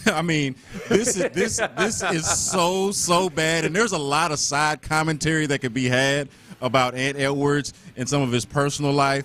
Right. But this is just. This is it out. Basically, no. The criterion is: are you an extraordinarily great player? That's all it is. Yep. It has nothing to do with whether they were or were not married, whether they acted like they were married, or anything else like that. Oh, that was rough. And Kobe, by the way, I mean, rest in peace, but infamously married with kids. Right. Well, he was the face of or one of the faces of the league. Yeah, at least. Yeah. Infamously married, and we know how 2003, whatever year it was in Colorado, how that panned out. That was rough. Yeah. Rough to hear. I'm having a hard time with this one. I can't. For one more week, I can't knock off Perloff. I can't do it. Cover! Oh, and a kick out! Unbelievable! So that's as close as you can get. So Perloff remains the champion after a strong contention by Kendrick Perkins. Well, we're going to keep him eligible for the end of the year tournament. He might have to play in a qualifying round, but that's a pretty bad take. Yeah, so. a pretty bad take. A segment full of bad takes, and that is Take-A-Mania. But coming up next, I feel like I've got a pretty good take, and that is that Jose Altuve's move from second base to left field. So far, it's been a resounding success. I'll explain that next. Ability trees is who you.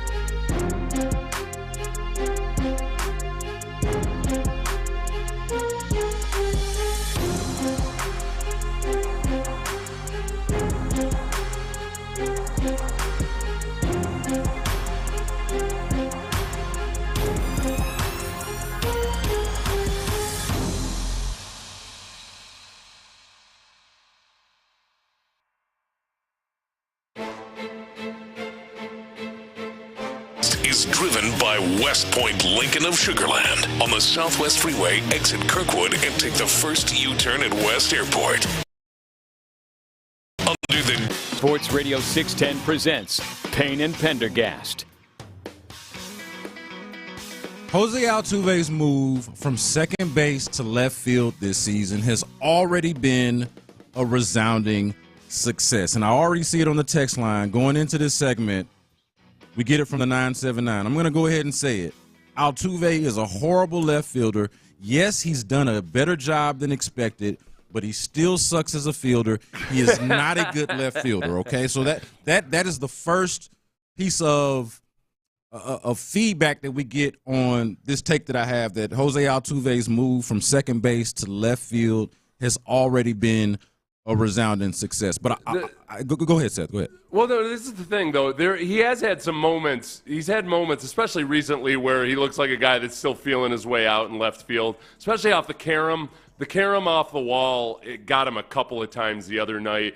Sometimes his inability to time his jump is comical at times. So some of the mistakes that he's made, because he's not an outfielder. He's not an outfielder. He's learning. Right. No. You can make excuses for him, but it still doesn't look like exactly what you want to see out of his left field. The difference is that he's also made up for some of those things with his range at times. He also benefits from having a really good center fielder playing next to him. He's not been the like a drain on the defense or anything, though. He's had some comical errors or miscues, but by and large, this is going or that I feared that it would. So I don't like to be the guy that steps into a conversation and then tries to tell people that they're having the wrong conversation. I feel like that can be really annoying and very like off-putting and patronizing, right? Like when you're like, oh, well, this conversation that you guys are having is stupid. You should really be having this conversation like you're the better conversationalist and point maker. I don't like to do that, but this is motivated a little bit by observing the conversation about Jose Altuve in left field and feeling like it sort of misses the plot or doesn't quite see the forest for the trees or forgets exactly what this move was actually about. And I don't feel like we should lose sight of this whenever we're talking about him or evaluating him out in left field. Yes, I think we can all agree that Jose Altuve in left field is odd. It's strange. It doesn't look natural. He's not a natural. He's not great at it, even if he has been better at it than we expected. It is less than ideal watching him out there in left field. But I think it's important to remember that they didn't put Jose Altuve out in left field because they felt so great about Jose Altuve's potential at 34, now 35 years, at 35 years old, his potential to blossom and evolve into some kind of outfielder all of a sudden. That wasn't the logic. That wasn't the reason. That wasn't the motivation behind making that move. It had really nothing to do with if they could play left field. It was more about, can he play left field at all? Because we need to hide him somewhere. Jose Altuve's move to left field was less about him playing left field and more so about him no longer playing second base. What they were trying to do was upgrade their production, their defensive production at second base, because over the last couple of years, it had plummeted to be about close to some of the worst that you could find all across baseball. Jose Altuve was one of the worst fielding second basemen in all of baseball last year, And it wasn't that much better the year before that. It wasn't catastrophic the year before that. It was but it wasn't good. Of the shift. The elimination of the shift is where it really started exposing. Yes. Oh man, he's lost a step. He's not quite the same guy. So it's not like it's not an either or that. Oh, I can't believe they moved Altuve to left field because now he's not good for them defensively out there. He wasn't good for you defensively at second base the last couple of years. Right. And as far as I just want to know, like, if you're stumping for this somehow being a huge disaster or something, he's still this year better in the outfield than Kyle Tucker is. Like, Kyle Tucker, it would drive me insane the last couple of years when people would insist that Kyle Tucker was still playing really well in the outfield, because he wasn't. He wasn't the same guy that he had been 3 years ago when he was a Gold Glove type guy in right field, and a lot of it was just him kind of lazing around in the outfield. So unless you were clamoring for Kyle Tucker to be removed from right field last year, I can't really get on board with saying that somehow one of the things that's crushing this team right now. Well, Kyle Tucker is his own conversation, because that part is interesting, how you could go from being as great as he was in the outfield to being so bad. Like, I don't know if I've ever seen. And I know he ended up getting injured and having the whole shin thing, but I don't feel like the downgrading of his defense had much to do with injury as much as it was like really hard to explain. I'm not really sure why he's not as good of an outfielder as he had been before, but specifically with Altuve, though, this is why I say it is a resounding success. And I had to preface it with, they did this to upgrade what they were doing at second base, and we understand that they're doing a committee thing at second base. But look at the change in production at second base. That's what, defensively I'm talking about. That's what makes this a resounding success, at least so far. We're only a third of the way through the season, and time will tell if it's ultimately a success in the long run. But up to this point, okay, the Astros last season among second basemen, okay, they were fourth to last. Only 3 teams in all of baseball, really only two teams in all of baseball had a worse outs above average at second base than the Astros did in 2024, okay? That's just last season with Jose Altuve playing the bulk of second base. Would you like the update? Would you like to know what that looks like now for the Astros a third of the way through the 2025 season? The Astros, lo and behold, are the best team in average at second base. Addition by subtraction, taking Jose Altuve and hiding him out there in left field in a space where, hey, it's not ideal, but can we hide him out there? Can the downgrade in left field that we get by putting Jose Altuve, who's not a natural outfielder, out there be negligible or like a better downgrade than the one that we have at second base right now with him playing it? Or can we get a much better upgrade at second base that makes up the difference for the downgrade that we get at left field where we're hiding Jose Altuve? The answer to that so far, a third of the way through the season, is 100% yes. That's the answer. The part that's frustrating about that is that a lot of that run value, the 5 runs saved, comes from Mauricio Dubon to Brendan Rodgers having 1 run saved despite having like many more opportunities. Like Dubon, I want Dubon to be the second baseman. It's like Brendan Rodgers, when he's not playing in Colorado, is just not the guy that I want or need to see on this team. With Altuve, the fact that now I think people are going to be less focused on anything in left field as long as he continues to hit the way he's been hitting since they came home. That's a huge part of it. It's a lot easier to excuse any flubs in left field. So he's -1 run value in left field. Kyle Tucker this year is -2 run value in right field. That's where I get the stats from as far as him kind of performing at the same level as Kyle Tucker. As long as he continues to rake and look like classic left stuff. Yeah, I mean, literally the text message that we get here in 713-572-4610 is the text line to get involved with the show. Mo Karam, Injury Lawyers, YouTube and Twitch streams. You can chat in there as well. But I get this text message from the 832. Is it affecting his ability to hit? I've seen that theory out there. He's been raking it home lately. And as far as affecting his ability to hit, you tell me if you've heard different, Seth. But for me, I've always understood it that like players who are affected, whose hitting is affected by their defense, it's not necessarily where they play defensively. It's that they play defensively. Like, it's the whole DHing thing, right? Yordon Alvarez would talk about this, how he liked playing out in left field because there was something about the groove of it that helped him as a hitter. Now, I don't think the numbers actually bear that out, or necessarily bear that out, but players feel that way. It's not, hey, I got to play this position and it's going to affect my ability to hit. It's just that I need to play defense and hit, like not just be a DH. So it's not like they moved Jose Altuve to DH per se. I could see there being a difference, though, in however it gets you into a groove. If you're in the infield, they're obviously watching, especially at second base, you're watching from a real good perspective. You're thinking about things. You're just fine-tuned with your reaction time more so than you have to be in the outfield. So I could see that being a thing. But it also is just like as it was with Craig Biggio.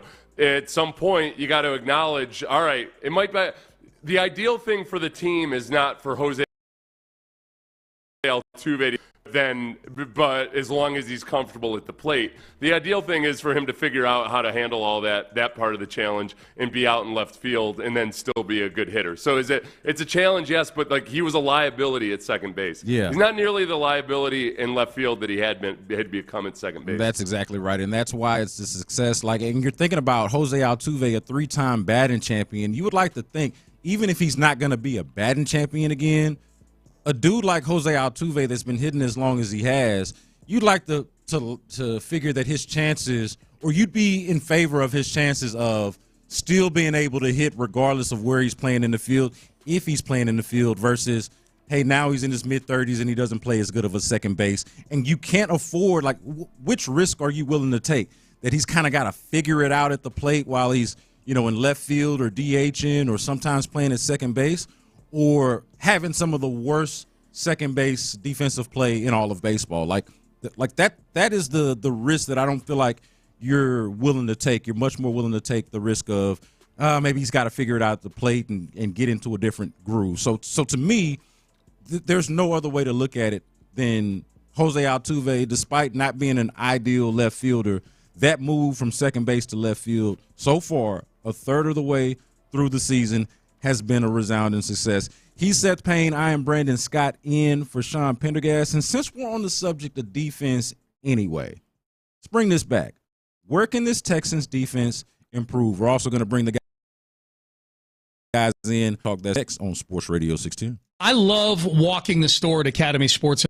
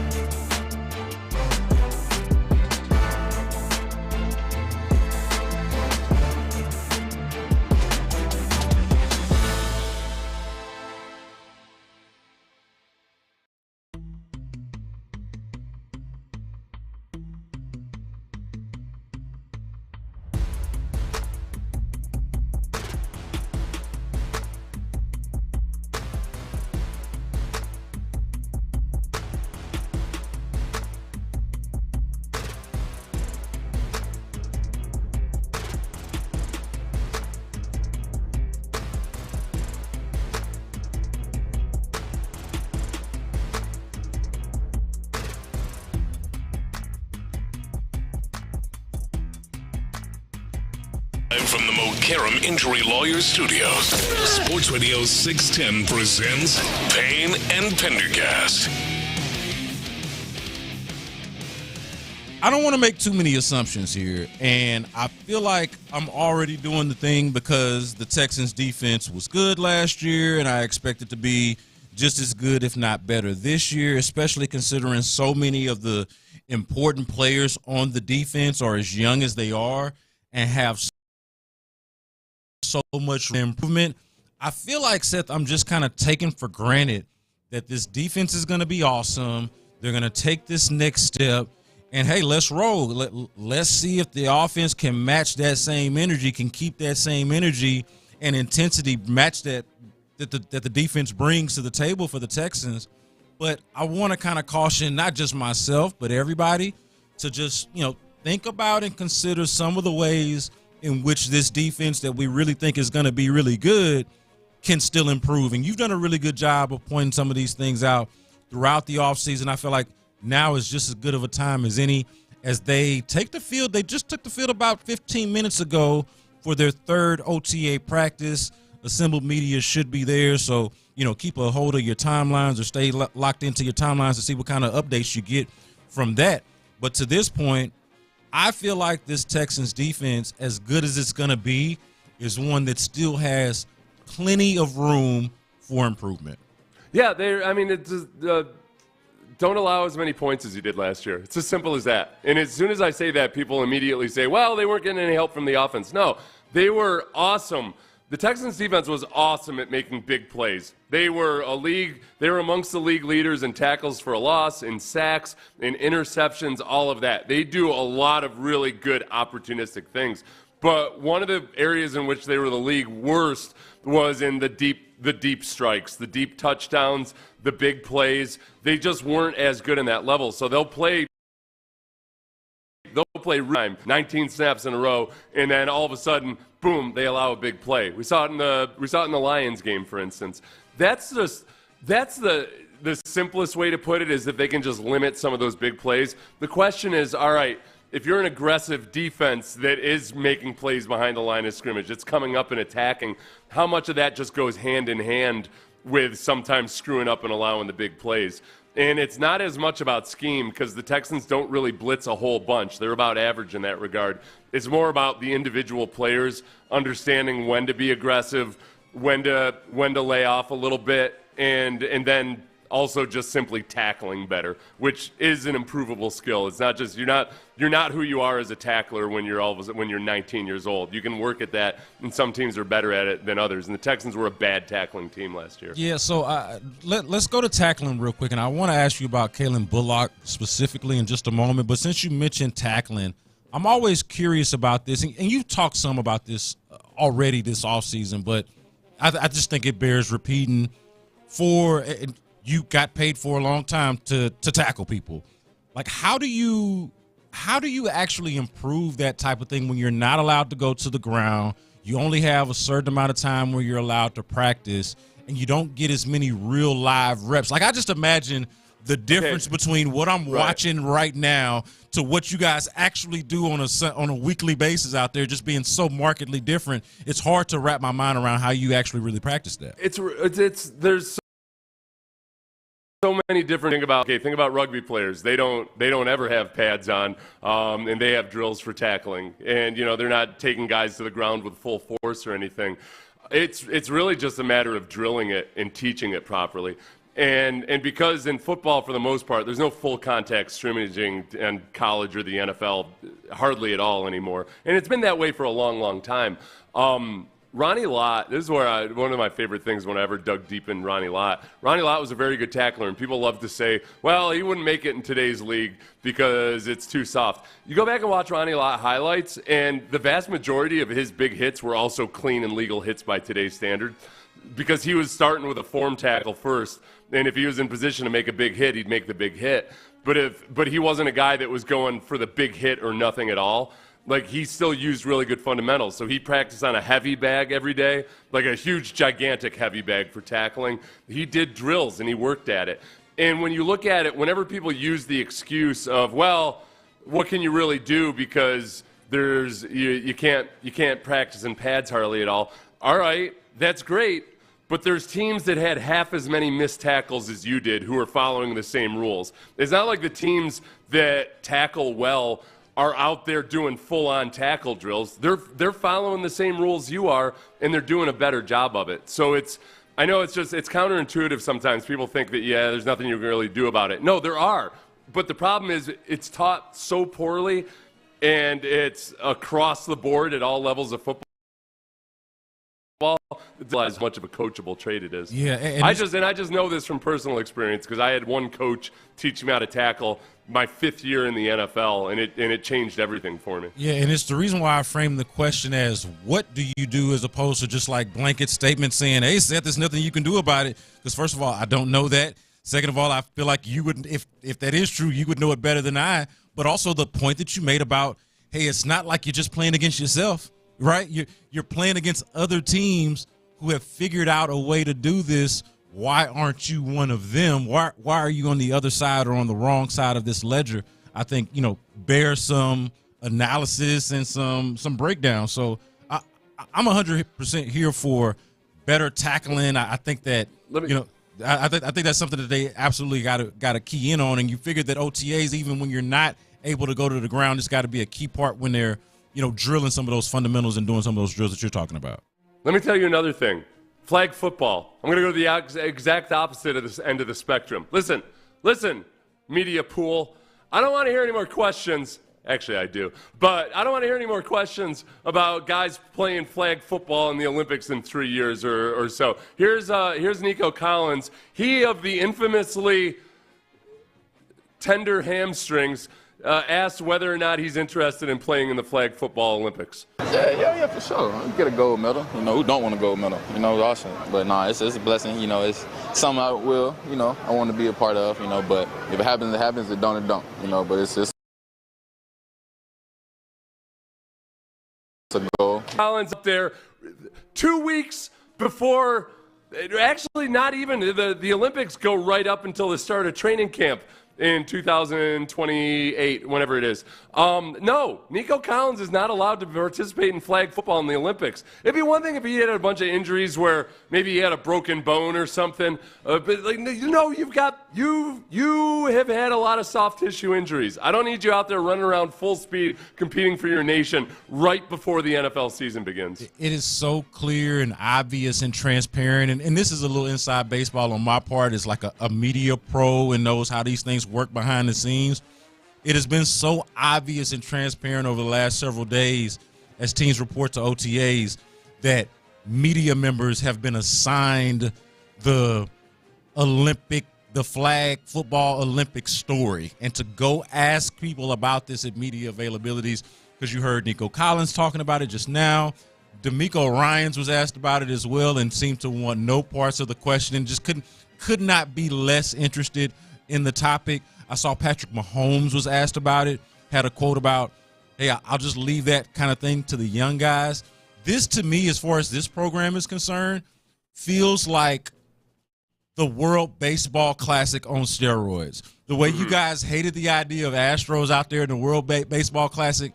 And by the way, Jose Altuve broke his hand, I want to say, in the World Baseball Classic. Yes, I'm pretty he sure did. that happened. It's exactly what happened. And right before that play, by the way, it was, man, I forget I forget what pitcher it was, but it was somebody who might have even been on the Astros who almost decapitated him in the World Baseball Classic right before he broke his hand. But anyway, I feel like this flag football thing is going to be some kind of equivalent to that. Like, keep our players away from this, whether it's cool or not, whether it's fun or not in its own vacuum. I don't care. Keep my local players out of it. That's what it feels like is going to be the energy here. It's easy enough in baseball to say, like, all right, well, they're just going out and playing baseball. And yeah, injuries happen, but it's not nearly as big a deal as it is in the NFL. But in the NFL, injuries are a week-to-week thing. And we're already playing too many games. By 2028, they might have 18 games on the schedule. That part of it especially is there were so few teams last year that had a huge chunk. Most teams had 5 or 6 players who played all the games. I think on average it was 5 players per team that played all the games in a 17-game season. some of that's skewed a little bit by a meaningless last game of the year, but there's no part of me that wants that. As we enter the toss here, I've got a little game that I want to play with John Lopez and with Reginald Atatula. Sorry, is your microphone okay? Yeah, Okay. I definitely just broke it in mid-conversation, but it's okay. I can hold it. Don't worry, I broke it a few times It's all good. this week. We're going to make it work. Reginald and John, I'm going to play some audio from the TV series Fargo. Okay. And I want to tell you, this is going to be Ted Danson talking to another character in season 2 of Fargo. Actor is. So I'll wait until Brandon's got an issue going on. No, it's all good. I can improvise, man. All right, this is a police officer, Ted Danson, speaking to this character. I want you to identify who the character is played by. Now, if I were to search you three, would I find weapons? Sir, you have nothing to fear from us. We're just passing through town on our way to Point South. Thought we'd stop for some waffles. Gail's idea. Heard you had some real good ones around here. So you can imagine our surprise when we find the place closed and apparently the scene of a crime. Oh, my goodness. It's crazy because it's very familiar, but I can't place it. Right off jump, I had an idea, and then as it continued to go, there was just more and more names that kept throwing it. And you know what's funny? I lost that name because at some point I was like, he does kind of sound a little bit like J.J. Watt as well, and then I just completely lost my train of thought. You're definitely in a different zone. No, I'm in a very weird zone. If I told you it was Dave Chappelle, would it make sense? Yeah, actually. Okay. All right, good. I've been released from I can be visually racist, but I was worried that I was going to be audibly racist as well. That's Bokeem Woodbine, who for the first 3 episodes of this season, I'm like, is that Dave Chappelle? It kind of looks like him. The visual element is going to get you in trouble here. But just off of the voice alone, because like Dave can manipulate his voice a little bit. He does have a distinct one, but I imagine if he was in Fargo, he would manipulate it to a place where it would sound kind of like that. It's the bass, and when you watch it over and over again, it's almost like it's Dave Chappelle doing a character on the Chappelle Show. Like he's really funny just by how dismissive he is at times and everything. So Bokeem Woodbine, no, he looks more like Dave Chappelle than he used to. I'm gonna have to send you a picture. You said this Fargo season 2? Yeah, Fargo season 2. I'm like, man, I think Chappelle, did he bulk up? Yeah, Dave Chappelle's bigger now. He is bigger. Yeah. So I know he bulked up, but even for this role, he would have bulked up a little bit and had a little bit more facial fat. This is definitely though, because Seth and I had this conversation a little bit off air earlier. This is definitely a Two America situation, no doubt. Like, Seth's not being racist, but this is 100% a Two America situation because is Bokeem Woodbine black famous? Bokeem Woodbine is black famous, and because he's black famous, there is no way that a black person could ever confuse Bokeem Woodbine, not only for Dave Chappelle, but for anybody else besides Bokeem Woodbine. Besides Bokeem Woodbine, but what I'm saying is I would know that it was Bokeem Woodbine. Correct, yeah. correct. He is already individually famous in his own thing within the black community. Jason's lyric fame. I want to say he was in that the Wu-Tang show that they had. He was like the stepfather to the RZA in that show. You know what's so like sad? he's been around for a while. You know what's sad, Seth? I was a Fargo addict when it was first coming out, and this was my favorite season of Fargo. I had Billy Bob Thornton. Oh yeah, and it was my favorite, and I cannot believe I did not remember that. Yeah. So that was the first. No, this season. No, this is the second season. Yeah, this is the second season. Yeah, the second season had Billy Bob and Bokeem Woodbine. No. It didn't? No, that was the first season. Oh, okay. Yeah. Okay. As we discussed this, I should mention that Crosstalk is brought to you by D&M Auto Leasing, and the guys from In the Loop are here, Reginald Atatula, John Lopez, and Vicky Fig. Hey, I am here to say welcome to acting, Bokeem Woodbine. glad you Some people might say, hey, he's been around since 1992. Like, nope. Good. Welcome to the club. You're in a story set in Minnesota where you're the only black character on the show. Yeah. And now I know who Bokeem Woodbine is. Yes. And here I am. It's either him or Prince. I'm not sure who it is. At the risk of coming across like Bokeem Woodbine's famous character in Django Unchained, I feel like... Thank you. I'm glad you got that one. I feel like I've been trying to see if I can get to Seth's how Seth got here, and I did pull up the picture. I did an image search. Yes. And they got him in a fro. Yeah. And so, like, that kind of takes away the head shape qualifiers that you get from these two dudes. And I have not seen any of these scenes with, like, his actual teeth, because I think those can be a little bit distinctive for him. And I can maybe see how you get to that place. This is what I'm telling you. He doesn't look exactly like Dave Chappelle, but it's like if Dave Chappelle was doing a character and they did some makeup on him, the voice and like the cadence and the rhythm of how he's delivering his lines, that's where it sounds like Dave Chappelle. It does seem like Dave Chappelle, if they wanted to. I think both of these guys are talented enough that Dave Chappelle could Bokeem Woodbine, if he needed to, could play Dave Chappelle in the movie. I don't know if he's as funny, but he could probably have some success in that way. Just imagine what it's like for me, though, being a 36-year-old black man who cannot remember a day in my life where Bokeem Woodbine did not exist or like was not somebody, and then to come in here to do the show with Seth, and he's like, "Is that Dave Chappelle?" or like, I did not say is that Dave Chappelle. That is not what I said. I'm being drastic. I'm exaggerating a little bit, but also like be like, "Oh no, it's not Dave Chappelle. It's not necessarily like they look alike, but."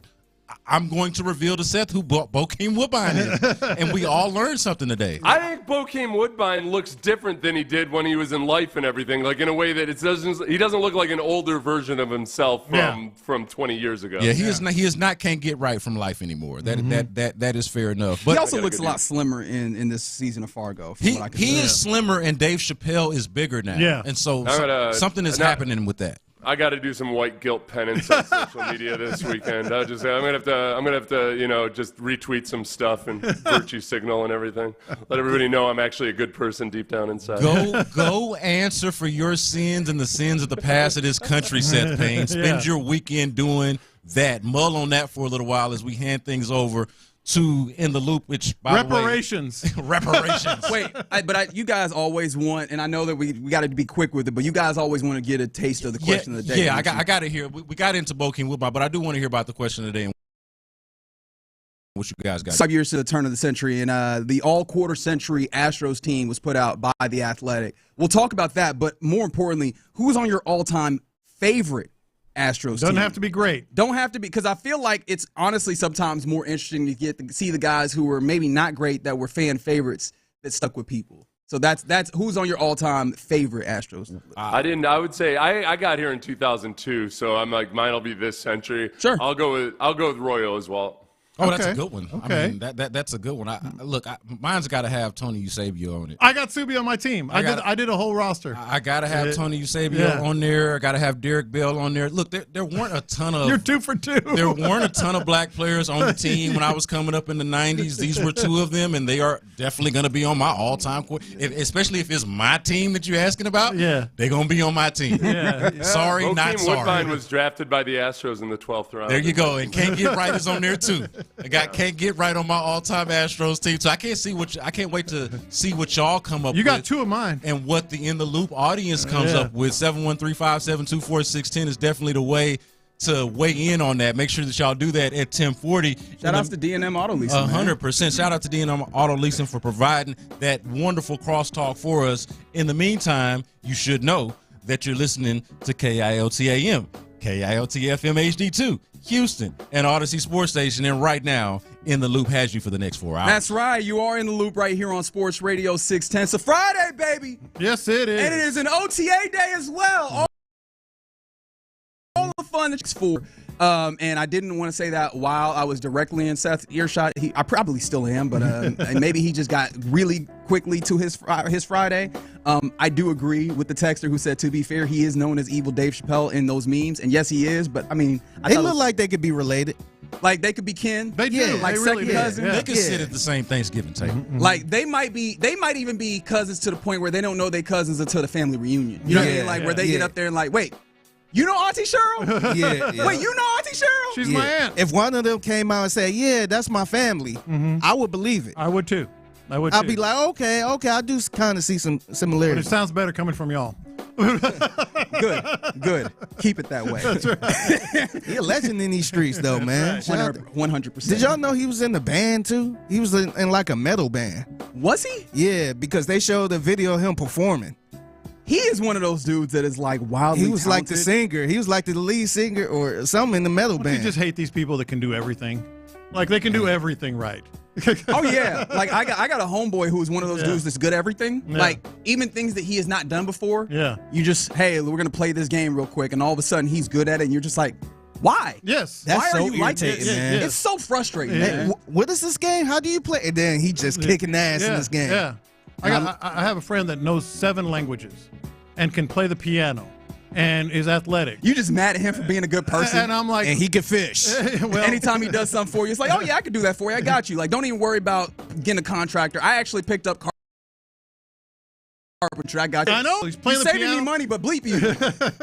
Anyways, let's get going on a Friday because in addition to all that other nonsense, OTAs go public again today, baby. Yep. Obviously, the Texans have been practicing since Wednesday, but we didn't get a chance to get any level of insight from it yesterday because no media was allowed, so they got to do this very quietly. But we're back public, so what do you want to see is we're already seeing some things start to trickle out. The 713-572-4610, and then also, that's the number to text, mind you, but also we are always appreciative to the McCullers Injury Law Firm for the We live keep stream. it 100. Thank you. Both on the YouTube page, Sports Radio 610, and on the Twitch page, 610 Houston.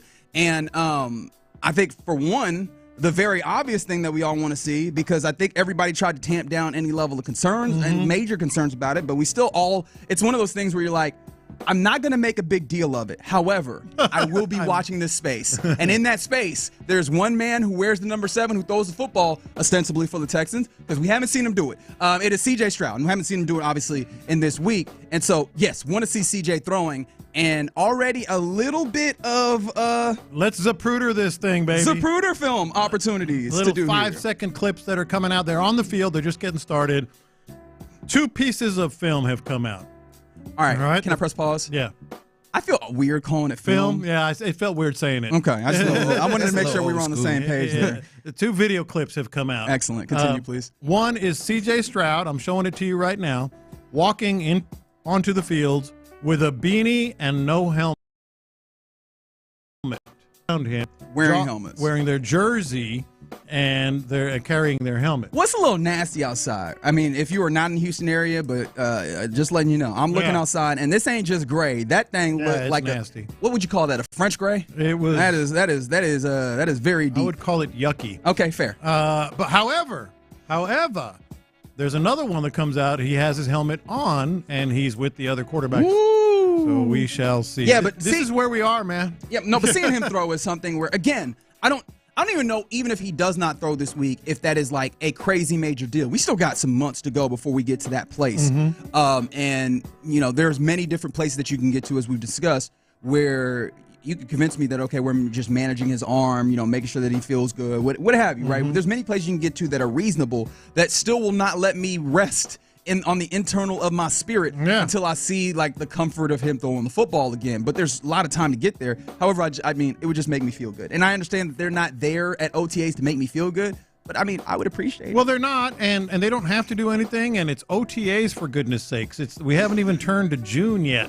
But, you know, as we laid out yesterday, you know, you want to make sure, hey, he's had a lot of time off. They want to, you know, regulate his throws. That makes a lot of sense. Everything makes sense except, you know, you just want to see it. You want to see it happen because he did reportedly have some shoulder issues at the end of the season. We went through it and all that. So, yeah, I'm with you. I just want to see it. They just ease all our minds collectively. Is there anything for you outside in him not throwing debacle, which seems too big, but you get what I mean? Like, within that kind of storyline, is there anything in it for you besides just want to make sure he's healthy? Receivers. I mean, this is the first time. I'm not, you know, we have to imagine that he's had time with his receivers, the new receivers, Christian Kirk, obviously the rookies, etc. But this is where you get that big tease. You know, Jaden Higgins. You know, he's made a little bit of racket on social media as well. I just said racket, by the way, and things like that. You want to see C.J. Stroud making that connection. That to me is the main reason. And I mean, again, still a lot of time for that, as well as a level of neutralizing factor. Yeah. Any other things that we're hoping to see out of OTAs as they go public again? Because I feel like the place where we actually did jump out the gym, and I think that there were some reasons too, was seeing where like the kind of initial rotations or different places that the offensive line, the various and myriad of offensive line pieces were placed by this offensive unit, the new guys at the top of this, where we saw, the places that they would and would not put some of these guys on day one. And that's a small sample. So let's add another day of sample to it. Where are we seeing these guys line up? Where are they willing to line up? Because, especially if they are willing to do all of these permutations, right? Then maybe in the second day we get even newer permutations, or maybe we find some places where they're willing to do similar things, and we can kind of lock in some of our early assumptions on, is Drew Scruggs really going to just play guard or like be mostly viewed at that place in this point? Where is Titus Howard kind of really now? Because obviously we can't do much on what is actually happening when it comes to the physicality, the blocking and stuff like that stuff that we'll have to wait until the pads get on. But where they're looking at putting guys, I think could be some level of insightful. No, that is the story, is the offensive line rotations. We can talk about C.J. Stroud and sort of, kind of hope that we get to see him throw some for a number of reasons that we've talked about. But the story is the offensive line rotations. And it, we talked, I guess, Wednesday when they were on the field in the public eye, about what those rotations were. Here's what you have to realize. Across the league, the rotations are already starting to get established. I was looking at some offensive line rotations for various reasons in the division, Jacksonville, Tennessee, and Indianapolis. They kind of, for the most part, have their guys where they ultimately, you figure, are going to be. Well, how are the Texans not going to be doing that? This is the time when you start getting a good feel for who those guys are going to be. Well, especially because notoriously, when it comes to, off-season work or headed into a season work, we've seen year over year, decade over decade, that time dwindle, right? Yes. For you to be able to get this right. And so even for a team that is in a more normal search situation where there is there's more continuity year over year for the offensive line, that time in the offseason still feels pretty short to get yourself up to the speed that you would want for week one. Yeah. You're adding on top of that new guys and this interesting way of going about the development, which is we're going to throw a whole bunch of stuff at the wall in various different combinations without having guys in certain places. This time is vital for you, even if it's not going to be, you're not going to be able to do certain things in it. All of this time is important in finding your way towards that end spot. And so I'm very intrigued to watch it as closely as possible. Yeah. Like where they are in this progress and whatever we can siphon from the ways that Cole Popovich is actually hands-on in this, or the ways that he's going about coaching this from what we'll be able to see. I thought Clint Stoerner on the drive gave us some really interesting kind of, I guess, tidbits or thoughts from what he could see being live at the Bubble on Wednesday, seeing kind of the interaction and how it went, and the ways in which maybe he interacted with those players, because we had Aaron Wilson of KPRC2 kind of highlight, and actually it's worth playing. This is cut four here, Fig. This was Aaron Wilson talking about the dysfunction of the offensive line last year, which is obviously something that they're really trying to right and ready. Behind the scenes, there were players that had issues with Bobby, and they didn't think he was listening to feedback and not running plays they wanted him to run. And then we had discord in the offensive line room between Chris Strausser and Cole Popovich. And Strausser has seemed checked out for years to me and others. And so my sources told me that it was Strausser controlled the playing time, but it was Popovich who was giving the players the guidance that they'd hoped for, and the coaching and the feedback, and being really personally invested in these players and their developments. But with everything, things change, and now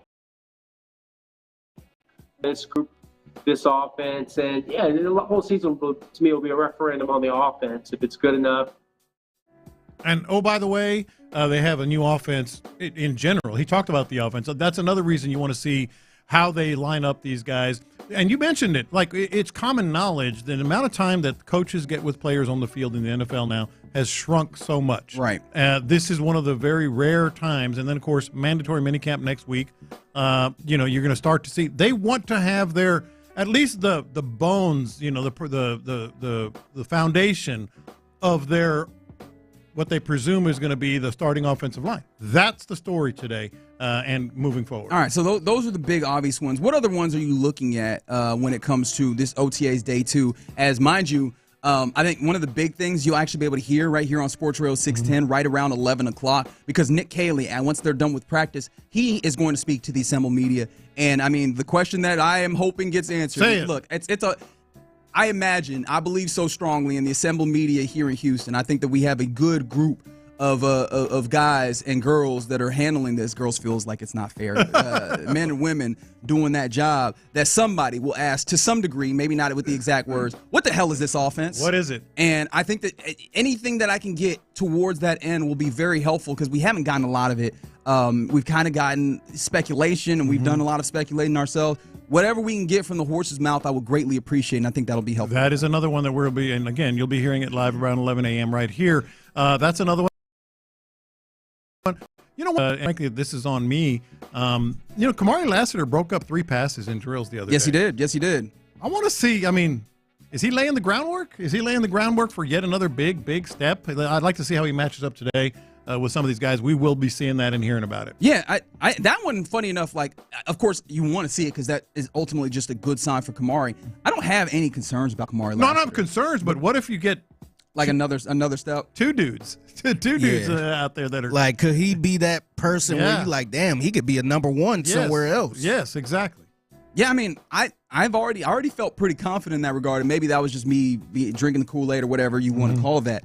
I already felt really good in that regard. And then also, I don't know how much you make of this, it is worth mentioning that for the most part, not all of them, because obviously there's rookies in here and what have you that have turned up to the voluntary OTAs that we're looking at here, but there's a level of familiarity with some of these guys. And there's familiarity with the guys you're going up against, even understanding that one-on-ones can be something that's tilted a little bit towards the offense and the wide receivers.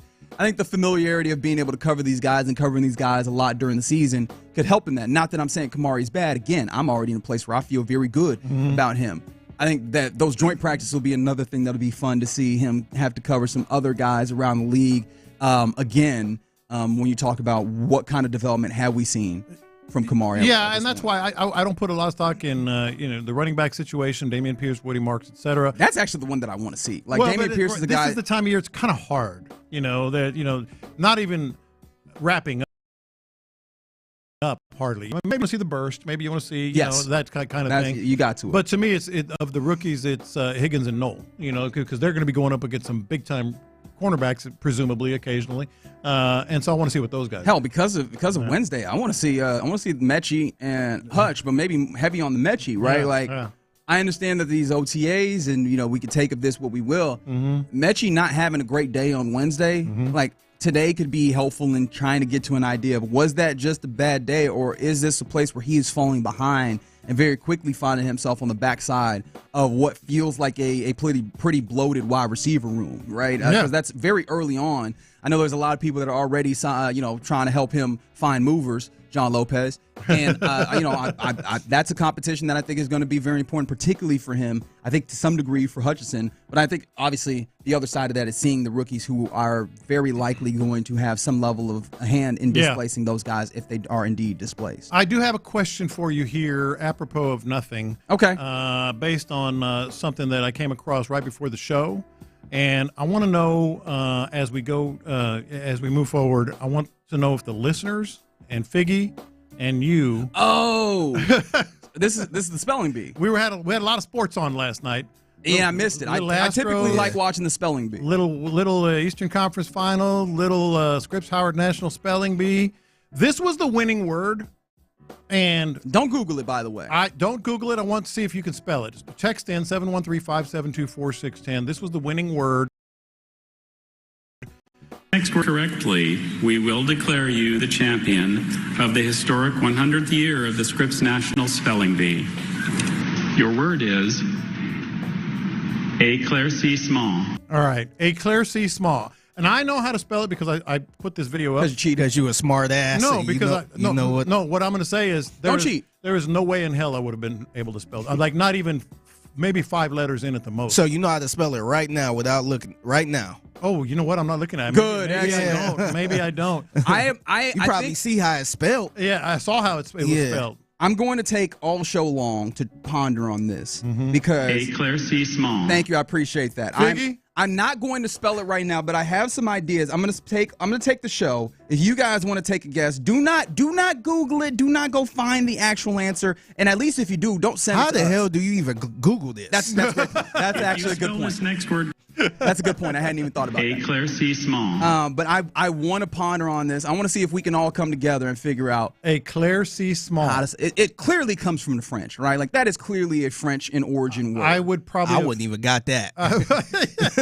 I probably would have gotten that, but I still no way in hell I would have been. Bruh, I'm like, why are you giving me 3 words? That sounds like you said that's a phrase. I know what phrases are. Éclairci small. All right, so keep that one in the back pocket. We'll go through that through a Friday show here in the Loop right here on Sports Radio 610. Excited to see, keep our eyes on what's happening there at OTAs for the Texans. In fact, we'll hear from Nick Kayley, as I mentioned, at 11 o'clock. Coming next, we're officially at 1/3 of the way through the MLB season. The Score gave us its 10 biggest surprises at this point in the season. What have been the biggest surprises for you, especially as it pertains to the Astros? Let's talk about that next. All right, I know how to spell Driftwood Shores. That's for dang sure. Driftwood Shores at Wolf Point.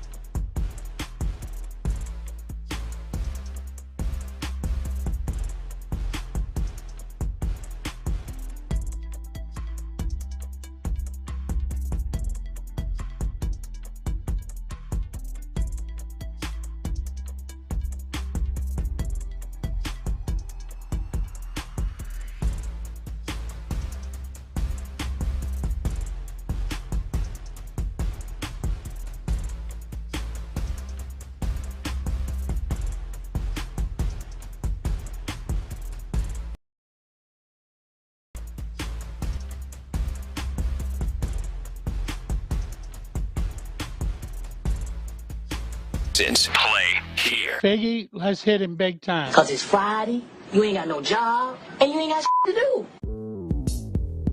Houston, let's get in the loop. You better get ready because we're going to show up and show out. With John Lopez. It is what it is means nothing. And Reggie Atatula. And that, my friends, is a scoregami. Always live, always local. 713, what's the damn number? 572-4610. You're in the loop on Houston sports leader, Sports Radio 610.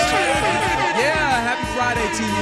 You are indeed listening to In the Loop right here on Sports Radio 610. John Lopez, Reginald Atatula, who's myself, and Figgy Fig hanging out with you. It might be a little gloomy outside, but we're having a lot of fun as many people are already falling to the challenge that was the championship word at the Scripps Spelling Bee yesterday. Éclaircissement. Éclaircissement. Thank you.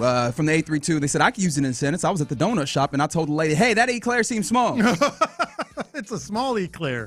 So yeah, that's gonna. Don't look it up, or if you do, at least don't tell us, because I'm planning on pondering on this during the whole show, and I'll give you. I think I can hit this at the end of the show. However, the difficulty here is I don't know if it's harder or easier than I anticipated, because who walked in was our program director, 5th grade Parker. spelling bee champ. Yes, that is also a part of his resume.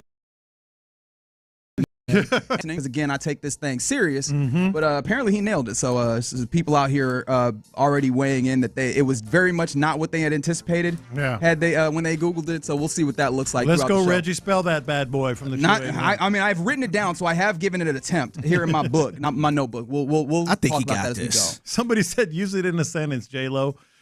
I don't know if I can. I don't even know what it means. There you go. Éclaircissement. Excellent. All right. So I guess I'm in the football mood because I'm calling an audible. We will circle back around to talking about the Astros, but there's more stuff happening at OTAs at practice for the Texans, and some things that I feel that we're already getting out of it that feel really interesting. All right. So we're gonna play a little choose your own adventure here, John Lopez. You good with that? I am. All right. So yes, it's a French ass name, Yvonne. But yeah, do you want to go O-line or do you want to go quarterback? Well, we said it quarterback, right? We ain't got to worry about quarterback, right? The old newsman in me says, if it bleeds, it leads. We got our franchise quarterback. What we need to worry about that for? What's the headline? He ain't hurt. What's the headline? What do they want to talk about at the old water cooler, which nobody ever really does, I don't think, but maybe a little bit. Do we still got water coolers, like for real? That's the thing. Yeah, there's not a whole hanging lot out at the water cooler. Yeah. So how do people waste time at work nowadays? Yeah, they're on their phones. Yeah, just in a stall on your phone. They're on their phones. You got to lead with the quarterback. All right, so you got to lead with that. That's the headline. We're getting video and dispatches from OTAs there in the bubble at NRG Park. And it's he's not wearing a helmet, but he is holding his helmet as he did on Wednesday. Yeah. And it does not appear that he will throw much, if at all, today. I think that's the way that Jonathan M. Alexander of the Chronicle has described it. And so we're trying to see if he throws. Somebody says CJ didn't throw yesterday. I'm freaking out. We actually don't know. We don't know. And I'll be interested to see if somebody asks Nick Kayley, who I know is going to be available for the media. In fact, you'll hear that at 11 here on Sports Radio 610. I'm very interested because we know he didn't throw on Wednesday. We don't know if he did, whether he threw or not yesterday, which was Thursday. Maybe we get some insight. But at this point, that little nugget, that little mustard seed of what's happening there. Yeah. It's growing a little bit now, ain't it? You're not sounding any alarms, or are you, Figgy? Are you sounding alarms? I don't know. Nah, I'm not. You're not sounding. I'm not. I'm confident he will be on the field week 1. Okay. Oh, I'm at that point. I am too. DJ Bienemy. CJ Stroud is all caps not throwing today at OTAs. So okay, but the response that was given to us by head coach Nico Ryans when he was asked about this after OTAs, after practice on Wednesday, was people just have different their own timeline. Different timelines, different regimens was kind of the way that he, like, different schedules and regimens, which felt like, okay, is this like a day off versus a day on? Like, is that kind of thing? And it does not feel like it's that. What then is, how do you feel about his response there now that we have the additional data point? of. I feel a little bit more like I did on Wednesday, and that's not like I'm with Figgy. I'm not sounding any alarms. I think he will be, first preseason game. He'll be out there. I think at minimum, when you say everybody's on their own timeline, these are all guys that they're monitoring something or another. It can't be just his arm is tired. This is the first 2 days, 3 days of since the offseason. So his arm can't be tired, but they're monitoring something. Yes. I mean, exactly. How could his arm possibly be? Did he play baseball in the offseason? Well, we have no idea what he did in the offseason. He kept it real quiet. Well, shout out to the man. Mm-hmm. But I guess in a way, maybe this is where we did enjoy and appreciate him being pretty visible in the offseason, mm-hmm. that we kind of could make some assumptions based off of the places that we did indeed see. Man, I don't know what to do with this, to be completely honest. Right, that's a better way to put it. I think more than anything, I just keep looking up and I go, ooh, okay, what could be there, mm-hmm. right? What could be, and obviously, I think it'd be kind of absurd to think the guys that played this sport in particular come into every season feeling legitimately 100%. Mm-hmm. And then we know that during the season, the only time that you could even possibly be 100% is at the start of it. We understand all of that. I think for me, that's the part that gets a little interesting because you are still wondering if the offensive line is going to get to the place that you need it to be sufficient, talk less of maybe even good to great. Yeah. And C.J. Stroud is going, look, knock on wood, but C.J. Stroud has had to evade in the past, and I don't think it'd be there is some underlying thing. Is it something that can be exacerbated at some point during this? And maybe that's what they're doing. That's why they're monitoring. But they're monitoring something. And then there's the narrative, the knuckleheads like us talking about it. Knuckleheads is probably right, to be fair. The fans, I won't call them knuckleheads, but the fans who are like, oh no, or whatever. If I'll go back to this, and I said this on Monday, and I feel a little stronger this way. If those narratives and discussions are out there, and you were okay, and I'm not saying he's injured, but you were good to go. Wouldn't you go just to kind of to shut everybody up? I mean, he might want to.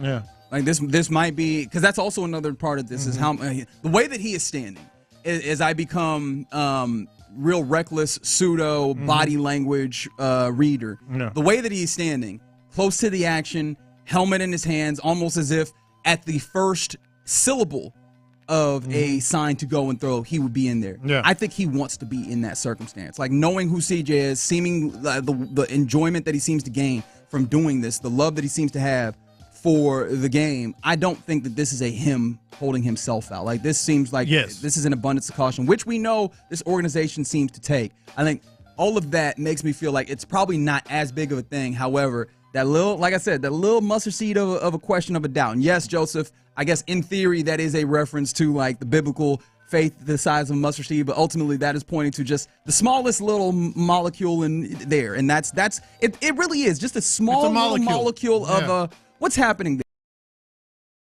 there. It's a small.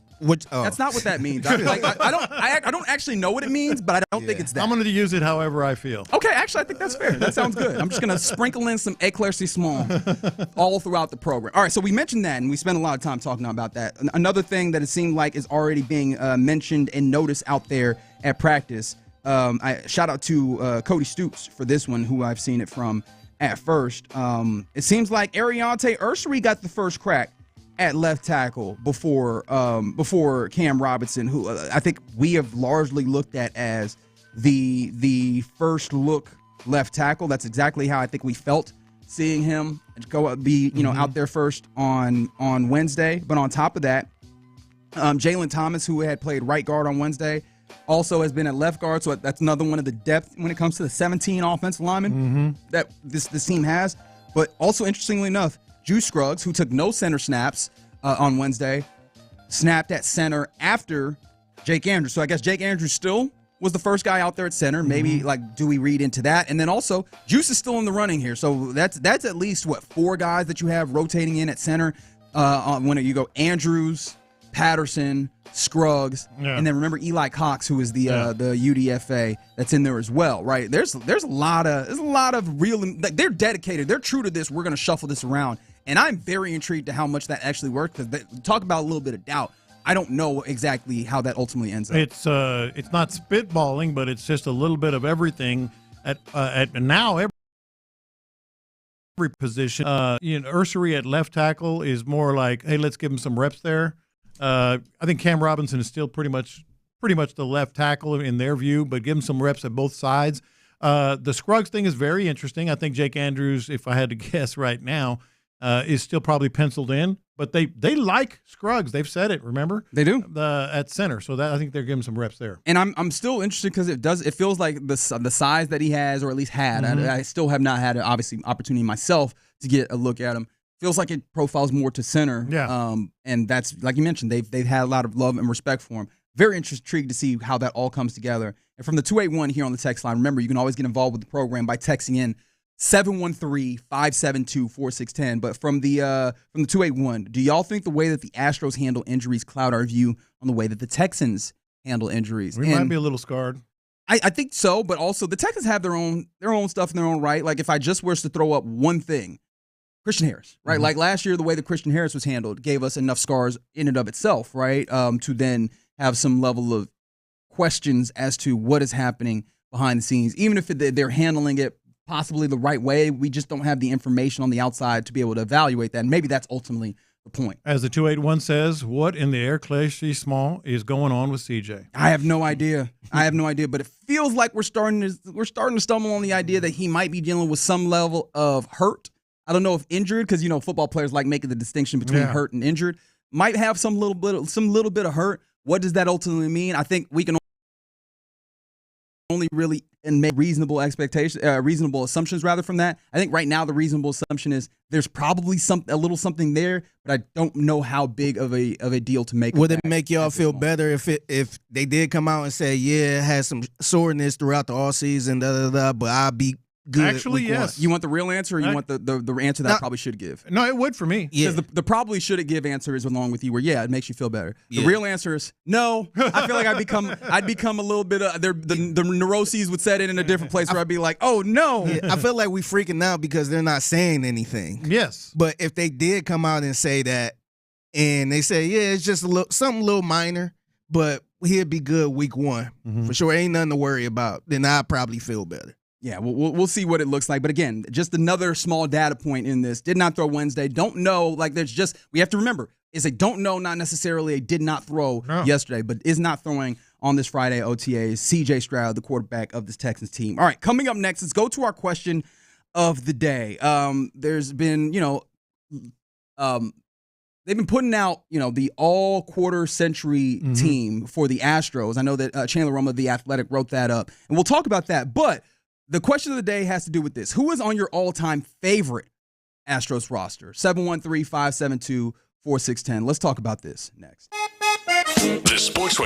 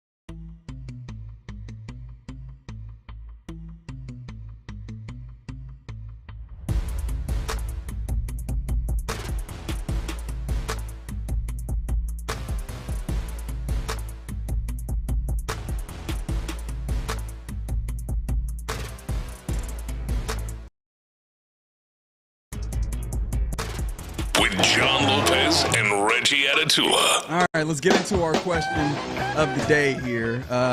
713-572-4610 is the number to text us. It seems like our path towards trying to see if I can spell the championship spelling bee word is already driving some folks insane. Éclaircissement. Sorry, one more time for me. Éclaircissement. That's right. I can now use it in a sentence, by the way. Really? I can. I'm proud of you. Yeah. What do it mean? Huh? Can we share use that? it in a sentence. Use it in I'm a going to sentence. use it in a sentence according to Google. I need a further éclaircissement on this point. Huh. I can see. I feel like I them can see sentences y'all that don't actually give you anything. You can see us using it like yes, that. 100%. We will now. I can see Reggie using that. Buddy, give me 2 weeks. I'm going to drop that one organically. I can see myself being in the mixtape, explaining something, and he could drop that word in there. I need a little more.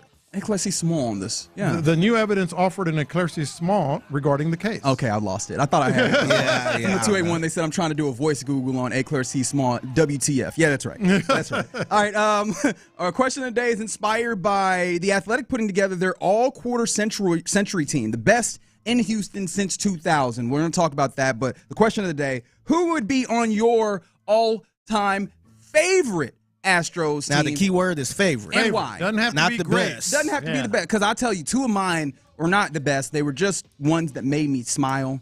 They made me laugh for various reasons. So I kind of want to hear who were the fan favorites. But in this instance, fan favorites better be damn good. And Chandler Rome asked finding who were the best ones to wear those Astros uniforms in the last 25 years. And, I mean, some of these seem incredibly obvious. Yeah. Right? Like, first base, Jeff Bagwell. he went with Lance Berkman at first. What? What? For first base? Yes. Well, just throw that list up and throw it. Are you freaking kidding me? So the way that he did this is he was wrong. It's the way he did it. Why? Okay, so here's the tough thing, right? Because you got to remember the Astros have existed in 2 leagues in this quarter century. It's Astros. It doesn't matter. So the point that I ultimately want to make is Bagwell was a mere shell of himself by 2004, 2005. He was awesome in 2000 to 2004. I hear you. Yeah. The way in trying to do my early defense of It's his Chandler Rome opinion, here man. It's is his that- opinion. It's like his opinion, man. Just like my opinion, man.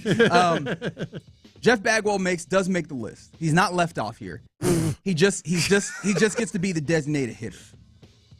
Okay, see, you mad? Yes. Okay, go ahead. So, Yeah, I was just kind of so we can kind of switch around like that.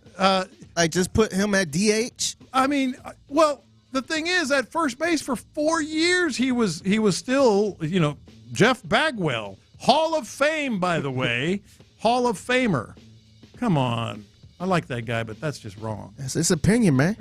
Go through the rest. I mean, ultimately, I do want to. He Chandler Rome describes it or justifies it, saying that he's been the second most position play quarter century. Cool. So he gets the the nod at first, and then of course you get to just throw in the bat of Bagwell at DH. Second base. Altuve. He goes Biggio at second. God Almighty. Good Lord Almighty. I know, that was the one. I was like, that's it. So he's already, 2 wrong out of 2. Yeah, because he goes Castro at catcher, and I feel like that's how you have to flip this, right? You got to put Biggio catcher and then Altuve second, right? Okay, so here's where it gets dicey, and I'll back him up a little bit. Biggio would be my all-time Astros catcher, but by the year 2000, he never played catcher. That's true. So, okay, yeah, that's fair. Yeah. That's a good point. Yeah. So I'll actually. So back you'd him be up. like, hey, Biggio is off the list in order to get At catcher. because Altuve just the entire you have the whole of his career in the 2025 and you've been on record as Altuve is the greatest player Astro ever. Yeah. But he's second base. Bagwell's first base. So wrong and wrong. How about third base? Bregman. Bingo. Yeah, I was like, we're not going to find any love. I was like, we can't keep whooping Chandler Rome Catcher verbally was on Castro? Here. Catcher was Castro. He puts Jose Altuve in left field here, though. For the love of God. I think he's just trying to find ways to get him. He is doing what the Astros are currently doing right now, which is how do I get Jose Altuve's bat in the lineup? See, that's the part that's throwing me off right there, man. Like, I mean, are we basing his career off of left field or we just putting him in the lineup somewhere? whatever he feels like is right. Yeah, because I thought the player would go against. Are we like ranking the player where they play, like the position? I think what he's trying to do is he's like, hey, if they play these here, are the greatest 25, and if I can get them on the field, I'm gonna get them on the field. These places, right? Like, does that seem fair? I guess. Yeah, yeah. Somebody said the Bliss has already lost all merit. How do you feel about this from the 832 that goes, you go Brad Ausmus over Castro? See, I was thinking Brad Ausmus a little bit. I might agree with that. So he's actually wrong on 3. And yes, that then brings up, if you're sliding Bagwell at DH, they go Nor Yordon, and I feel like I would actually probably go there as well. I would too. Like, I'd go Nor Yordon. So he's wrong on 4. Oh, no, you'd go Yordon? I'd go Yordon. Yordon at DH? Yeah. Yeah, I think that once you get further into the Yordon, I think I slide Yordon in. I actually think I'd agree with him in having some combination of Bagwell and Berkman as your first base DH, depending on how. Who's left field? Left field. Remember, he put in Jose. The remainder of the outfield has Springer in center, and then Kyle Tucker right. All right, I'll go Springer and Kyle Tucker. I'll agree with left field is Richard Hidalgo, and it's not close. Make the case, brother. Richard Hidalgo was a badass in the field, had a rocket arm, and was, I'm looking at it right now, from 2000 to 2005 with the Astros. This is his OPS, 1.028, 811, 734, 957. What are we doing, Chandler? I love you, man, but good Lord. Yeah, I think over the entirety of the 8 years that he played in Houston, which actually I actually have to, the tough part about it is then we have to take this from, it's Richard Hidalgo. Yeah, it's probably. It's Richard Hidalgo. So you got 6 wrong? Somebody said Caminiti at third. Well, that's not since 2000. That was late night. He went to He went to San Diego. Man, you would think that I'd have the follow the rules, man. Follow the rules. All right, so you're tearing this apart. All right, so but that's where he has all time. Now, favorite. Oh, I didn't even get to that. That was just like I forgot to get to pitchers. I'll run through those real quick. Who you have? Actually, can you guess? Verlander. Yeah. No. Verlander, Clemens. Verlander, Oswalt, Cole, Keuchel, Clemens. He does have a full starting rotation. All that feels fair. And then closing, he has Presley. I would have to go Presley. Okay, very good. I would have to go Presley. Fair. All right, so your favorites. I got a lineup. You want to give me a whole lineup? I'm going to give you a whole lineup real quick. Okay. Pitcher, catcher, first, second, the whole 9 yards. Pitcher, Jose Lima. Jose Lima is on mine. Catcher, Tony Eusebio. Okay. So much fun. Yeah, that's so much fun. First base is actually also the greatest first baseman ever. Sorry, Chandler. Jeff Bagwell. Jeff Bagwell, for sure. Second base, and I'm going all the way back, not since 2000. Joe Morgan. Okay. Ooh. He was just so much fun. Okay. He was so much fun. Third base, same thing. Alex Bregman, also the best. Fair. Shortstop, Carlos Correa. I like where you're here. Left field. Would anybody disagree with Michael? No, I don't think so. Brantley? I don't think so. Like that's the one. I feel like I was kind of waiting on this name to pop up. Yeah. To be honest. Yeah. Center field, Jimmy Wynn. Okay. Jimmy Wynn. Why you go Wynn? Toy Cannon. 5'9". Some of the longest home runs in ever. And diminutive athletes always get a leg up in favorites. But that means favorite, right? Yeah. Right field, not even close. Derek Bell. 100%. And designated hitter, Evan Gattis. Okay. Yeah. All right. I think one of those for sure. Jose Lima just off for the Casa LA commercials alone. Like yes. That's all I needed because like that is stuck in my head to this day. There's some times where on a Saturday I'll just be sitting around and that Casa LA just out of nowhere. Yeah. But then my also favorite quote: "You hang it, they bang it." Hell yeah. And then the one that came up here also on the text line, somebody said, "Don't forget the hose, LJ." That is LJ hose, absolutely. Because I remember there was a time where I'm already in the DFW at this point, and the Astros are in town, and me and some of my homeboys at college who are also Astros fans go to at that point the ballpark in Arlington are in the outfield. I think we were out there in left field. And we started "We Want Hose" chant in order to get LJ Hose to acknowledge us and also to annoy the Rangers fans around us. Yeah. And that will forever mean something to me, just as number 0 Hose jersey for sure. Someone said Moises Alou in left field is their favorite. Biggio. Someone else mentioned, let me see some of the other ones because obviously the thing up a whole bunch. Denny Walling comes in here. Denny Walling was a fun guy. That's a way back machine. Yeah. Somebody said, how can he not have Nolan? This was since 2000 is what we were talking about. The favorite goes back all the way. As far as you want, but the best since 2000. Somebody said, WTH, just put Altuve at pitcher if you're going to put him in left field. All right, there you go. Some of our favorites, Astros of all time, as well as the all quarter century team for the Astros. That Lopez. What is your ultimate grade that you give this? For him? Yes. F-. Okay, very good. Coming up next, we'll go, I guess, technically around the NFL, but really we should be hearing from Nick Kayley, the offensive coordinator of your Houston Texans. We'll do that on Sports Radio 610. All right, Drip.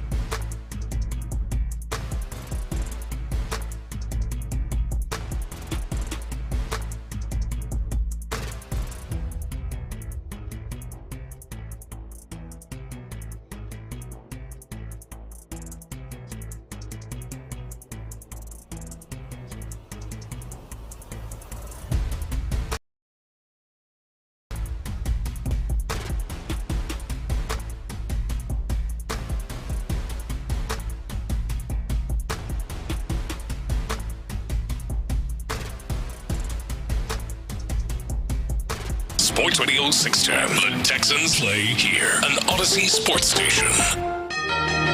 Let's go around the NFL in the loop style. Why are you smiling? Because I love football.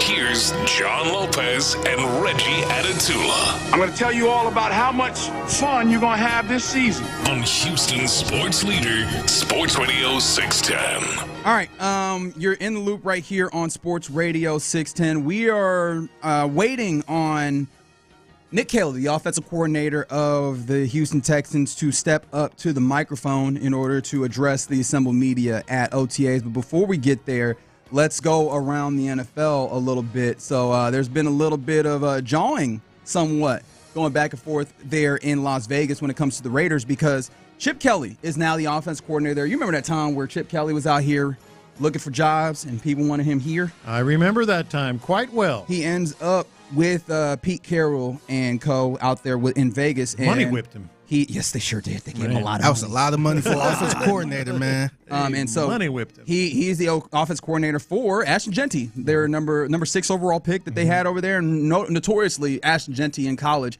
had a pretty straight, upright stance when he would tote that rock. And it seems like there's been kind of conversation about Ashton that has changed.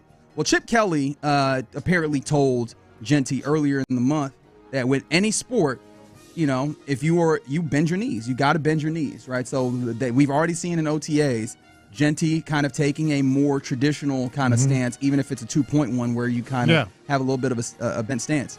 You know who does not believe strongly in this?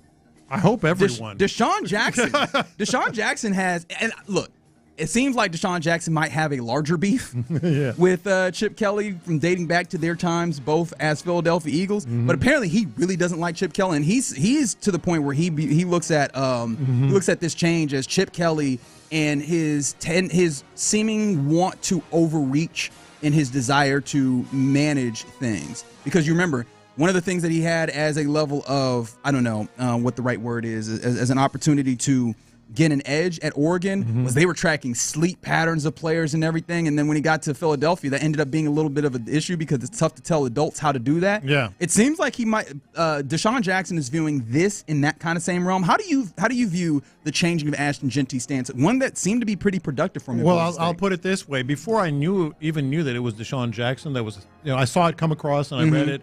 Before I even knew that it was Deshaun Jackson, and they have, some ill will toward each other, I still disagreed with it. This sounds like the most Chip Kelly of Chip Kelly things that he does. He's got a brilliant offensive mind, but he tries to reinvent things that don't necessarily. It's like it's Ashton Jeanty. I get it. You need to coach him up. You need to do things your way. But man, it works for him. It works for him. Hey, Steph. You want to change your shooting motion? Let's talk about changing your shooting motion a little bit. Well, I don't even know if it'd be Steph. I think it'd be like, hey, Larry Bird, like these guys that have these unorthodox looking. Yeah. And I have a friend, shout out to my guy Sam, who says there's only one rule. It just has to work. Exactly. Right? And I think that's the thing that's interesting. Chip Kelly, if you want to get this verbatim, he said, quote, if you look before the ball is snapped in baseball.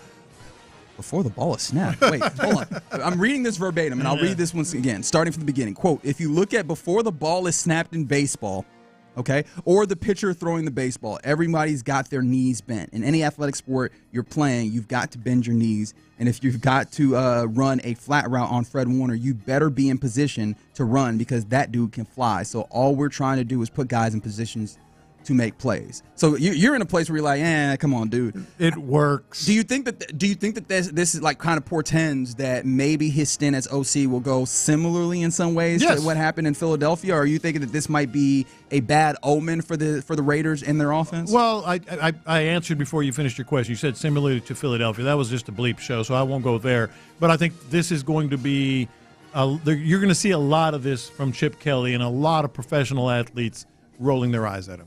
So, okay, we'll see what that looks like. Some other things around the NFL. Yesterday, in fact, once we got off the airwaves, there started to be a little bit of scuttlebutt around the potential trade in the NFL. The Miami, enough. I think it seems like their head coach Mike McDaniel is on the hot seat. That's an offense that you're trying to see, are they going to be productive? They've had some offensive line kind of issues in some ways. Right, Jalen Ramsey is in this will they, won't they situation of will he be traded before this season starts? Well, the Dolphins have engaged in trade discussions not about Jalen Ramsey, but about tight end Jonnu Smith with the Pittsburgh Steelers. So Smith apparently expressed interest to the Dolphins in reworking his 2-year deal that he signed last offseason, which would pay him $4.8 million. And he has not shown up to voluntary OTAs. And so the Steelers apparently have interest in Smith, and it's rooted in Arthur Smith's longstanding relationship with Jonnu Smith. Jonnu was the tight end in Tennessee when Arthur Smith was his tight ends coach, and then later traded for him with the Falcons when he became the head coach. I look at this and I go, word, because Arthur Smith has not been particularly good as an offensive I agree. That's kind of coordinator. where I was. Yeah. To me, I feel like, first of all, I mean, what is Jonnu Smith at this point in his career? I don't know. I don't know how good he really is. So there's that. It's not. It almost strikes me as like it's not going to be good for the Dolphins. I don't know how good it would be for the Steelers. And Arthur Smith is not exactly the guy that I would want pushing this deal. Yeah, that's the funny thing about the Steelers is that we've had a lot of conversation about who is their quarterback. I think there's been criticism of Mike Tomlin and his head coaching and, are they not getting over? But I do think that one of the things that you can look at and you go to have questions of is his high Canada why and he kept him too long. He was not a good offense coordinator. Arthur Smith, think of the tight ends that they do have. They have Pat Freiermuth, who he gets stuff done. They have Darnell Washington, the dude out of Georgia, who looked like a tackle and could also catch the football, and he's not been utilized. And I'm like, you want to add another tight end that you're probably going to misuse? Yeah. I do not feel great about that. Somebody said Chip Kelly is very éclairci he with really his is. micromanaging. That's hilarious. Yes. All right, around the NFL, let's go to Houston Texans at NRG Park. Nick Kayley talking to the assembled media. This is the offensive coordinator of your Texans. Listen to it now on Sports Radio 610. I think that you've had some time now to dig into the offense as well. What do you do from your standpoint, and how do you think it's worked so far? Yeah, I think everything, to answer your question, really it's not my stamp specifically. It's what suits the strength of the guys that we got. So I think we're in the discovery process through phase 2, and we get to work with them on the field, get an opportunity to see the different skill sets, the different routes, the different schemes that we could potentially deploy this year. So it's really an evolving process, and this is the time to really kind of put the rubber on the road and see what we can do and evolve from there. I do. We're tracking. We're growing every day. We're, learning. There's mistakes and trials and errors, and we're growing and improving and eliminating repeated mistakes. The guys have a great attitude. They're working their tails off, and, I've been very pleased with everybody. Yeah, they love the position. They take a lot of pride in what they do. Yeah, they love football. What does the Nick Kayley offense look like? Well, it depends on the players we got, and that's not a cop-out. That's the reality of it. So it can evolve. Needed, it's necessary based on who we have and who we're playing. Whether that's, again, you want to get big in terms of multiple personnel or not, gap schemes or zone schemes, committing to more play action or not, that's going to really be dependent on, what your personnel dictates and who you have available. So, again, that's the great part about this year is we get to do a lot of different things and really put a lot of guys in different positions to run certain routes, some of them which some of these guys have never done anything, or certain routes that we have, and they might be just exclusively outside receivers that we're working inside and vice versa. So it's a good opportunity just to see what these guys can do. CJ said that he's going to have a little bit more on his plate at the quarterback position than maybe he'd had his first 2 years. What kind of goes into that, and what sort of things maybe be on his plate that previously he hadn't been asked? Yeah, I think it's like anything else. The more you can do, the better off you're going to end up being, and he wants to have the ability to be able to have control. And when you're at that position, there's a lot of great value in being able to fix problems that come up or unscouted looks that come up. And it doesn't happen overnight, that's for sure. And it's repetition, it's comfort with the offense. He's working hard, he's done a good job, and we'll just keep growing that. Nick, how long do you think being a first-round play caller, how much can you use that to your advantage at the start of the season before they finally get the hook on you? Because everybody around you guys been a new coordinator to get a hook on all quarterbacks. How long do you think you have before you find there's enough out there so they can start? Yeah, go ahead, I'm sorry. No, go ahead. No, I think that, again, it's like anything else. We're going to continue to build our scheme as we get into this away from now. So all honestly we're focused on is trying to get better every single day, deploy the different schemes that we want to try to experiment with, see what fits us, and we'll see. You know, I know this. We have a good staff. We have good players here. We have good guys that love football, and we're just trying to grow every day. I'm not worried about what's going to happen in September, honestly. I'm worried about just trying to get better every single day here. You said it's going to take time for the offense to completely gel together. Yep. But in a short amount of time that you guys have been together, how have you felt about the gelling and meshing and chemistry? Yeah, I feel really good about it. I do. We've got great character in this locker room in general, both sides of the ball, the kicking game. We've got good guys. They love football. And you guys have been around them a lot. Some of you guys that have been here, they got a smile on their face. They love to compete. And that's what you want to be around, is competitive guys that find joy in what they do. We have a staff full of guys like that, starting with our head coach, okay, trickling down. And that's what makes it, fun to come to work. I feel, we have a great group of guys. And we're getting, a lot of stuff done.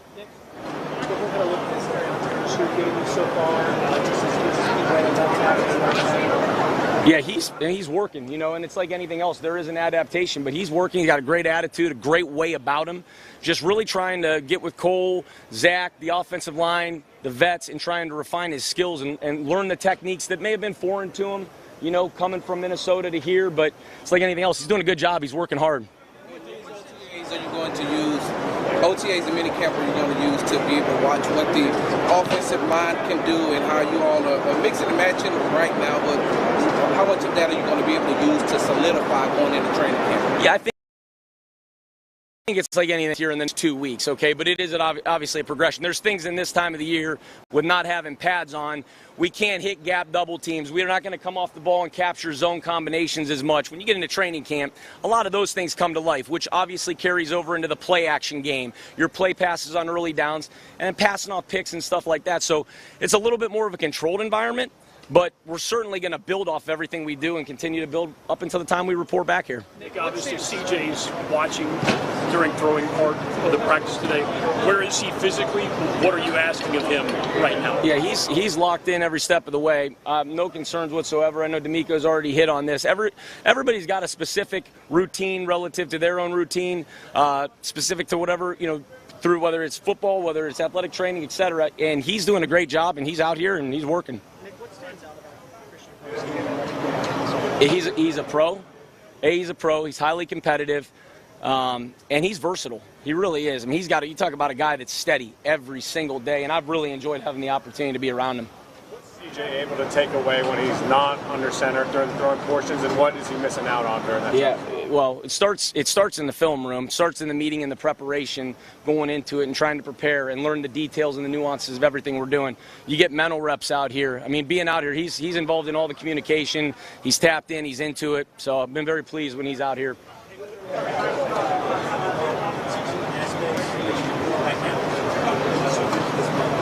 Yeah, the fun part for me, to be honest with you, is establishing a foundation, which we talked about, terminology, the nomenclature, the language, okay, getting past that barrier. And, there is some same as, some of the verbiage. And then the second thing I would say is establishing the fundamentals, how we want to hit blocks, how we want to run routes, okay, what the routes are called. And I would say the third element of that, to piggyback off that, is really teaching the details of it, specifically how you want to run routes. What are the concepts? What are the details of the concepts, et cetera? What's the intent of the play? And I think that's an important part. Like, we don't just call plays to call plays. There's an intentionality of why we're calling every single play for specific reasons. And I think that this is a great opportunity to really establish that foundation and move forward with that.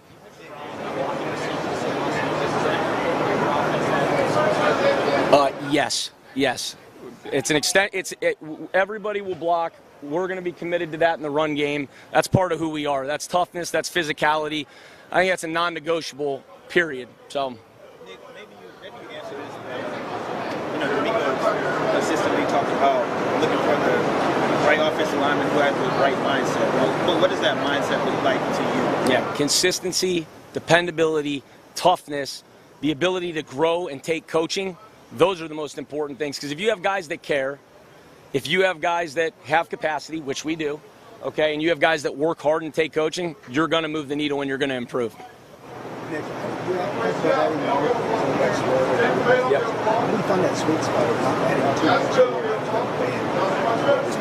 yeah, that's the job of us as coaches too, is to assess where we're at and again, to rush throw everything at it. There is a progression to how we teach everything that we do from start to finish, and we assess that as a staff and we move forward. Take a couple more, guys. Receivers and teammates to what have they shown you so far? What are some of the traits you see individually, specifically? Yeah, I mean, they're competitive, they're versatile, they stay grounded through the catch. They compete. They're students of the game. They're taking notes. I mean, they're great people, and they love football. And, it's been fun for all of us, for all the different positions, to go out there and get an opportunity to see, what all these guys can do. I know you like tight ends, but what are you saying from Kay's coach? He's tough. And, I mean, you turn on the tape. I think you guys have all seen it. I mean, he plays with his hair on fire, and there's no substitute for that. And I appreciate the way he plays the game. I've had a lot of respect for him dating back to his days at Ohio State. There's a lot of new pieces, new lines, and some new pieces of receiver. It's kind of that meshing process of trying to get everybody on the same page together. Yeah, just clarity and communication, building a foundation, encouraging them to ask why. There's no questions that should be left at the table. If you got a question, you need to know, ask. And they've done a great job of that. We got really, really good coaching staff of really good teachers and really good people. And I think understanding that we are in this together. This isn't coaches play. We're in this together. We're Texans, and this is what we're going to do, and just keep moving the needle day by day, and just try to stack days. To be honest with you. Yeah. Thank you guys. Woo! The energy is power. I'm sure that was Nick Kayley, or was that Sean McVay? I'm fairly certain because he said, "We are Texans." Yeah. Don't you feel it? The blood is pumping. All right, I need a second to digest. So what we're going to do here, that's Nick Kayley, offensive coordinator of the Texans. Let's take a quick break. On the other side, coming up next, let's break down some of the things, good and honestly questionable from my perspective, that Nick Kayley said after day 3 of OTAs. We'll do that next right here on Sports Radio 610. All right, Ability Trees, abilitytrees.com. A good day to call Lou.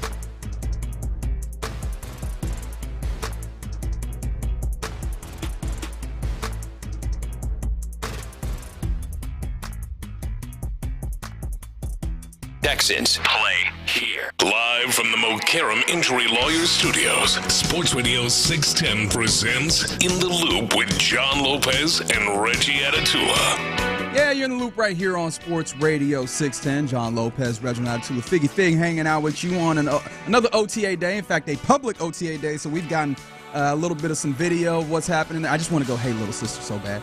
Anyways, but we just heard from the offensive coordinator of the Houston Texans, Nick Kayley, and I'm interested in, we got lyrics in there. Very good. What you heard, because there was a number of things that I heard, and I guess this from the 832, they said Nick Caserio definitely handpicked this OC. Hearing him talk is cringe. He sounds like Caserio versatile. Yes, they did. Sick of this word salad all the time. He doesn't seem genuine. Lopez, he feels genuine, and to the point of, I don't know. I have more of a belief that what he is saying is like, and maybe more of a belief isn't fair, but I do have a belief that what he is saying, he does genuinely mean. If for no other reason than, like, I think he sensed that we felt like he was being generic. And at one point during the middle of that, and unfortunately he did it so quickly that I wasn't able to like really break down the actual kind of concepts that he was breaking out there, where he's talking about, gap versus zone and all that. He put his junk on the table. He's like, okay, I want you. No. Y'all think I don't have the schemes in here? No, I got the schemes in here. Like, what are we gonna do? The zone or the gap or all this? He put it on the table I felt like he started off the salute to Sarge for asking what is a Nick Kayley offense, but he did start off a little generic. And then he started getting into it where I'm like, I don't know. Like, I still have no idea what the offense is, but it looked like he have an idea. I think that was the plan. Just kind of keep it vague for obvious reasons. I'm not criticizing. But to the texture's point, well, you said keep it vague for obvious reasons. I think early on, I have more of a belief that for him it is not vague for I don't know what it, or I don't want to divulge. No, I think he got more specific. To me, it feels like it is vague in sincerity for we are actually going to throw these guys into these situations to figure out which ones are the best. Which is it falls in line with the way that they're playing offensive line. Although it does to me feel like going back to a conversation we had yesterday with Ron and Clint as they were getting ready to get going on. Does it not? Like it feels like the claim that Ron threw out there about Arby's, where I usually talk about this with McDonald's when we got into like the early aughts, where it felt like they were trying to be all things to all people, where they're like, we are going to have everything on the menu. Like, we're going to be multiple. We're going to have all these things. But are you doing any of these things particularly well? And should you get to a place, and hopefully you will in the future, but will you get to a place relatively quickly where you have pared down to the things that where you ultimately becomes Raising Cane's, right? Where it's like, we do 3 things and we do them really damn good.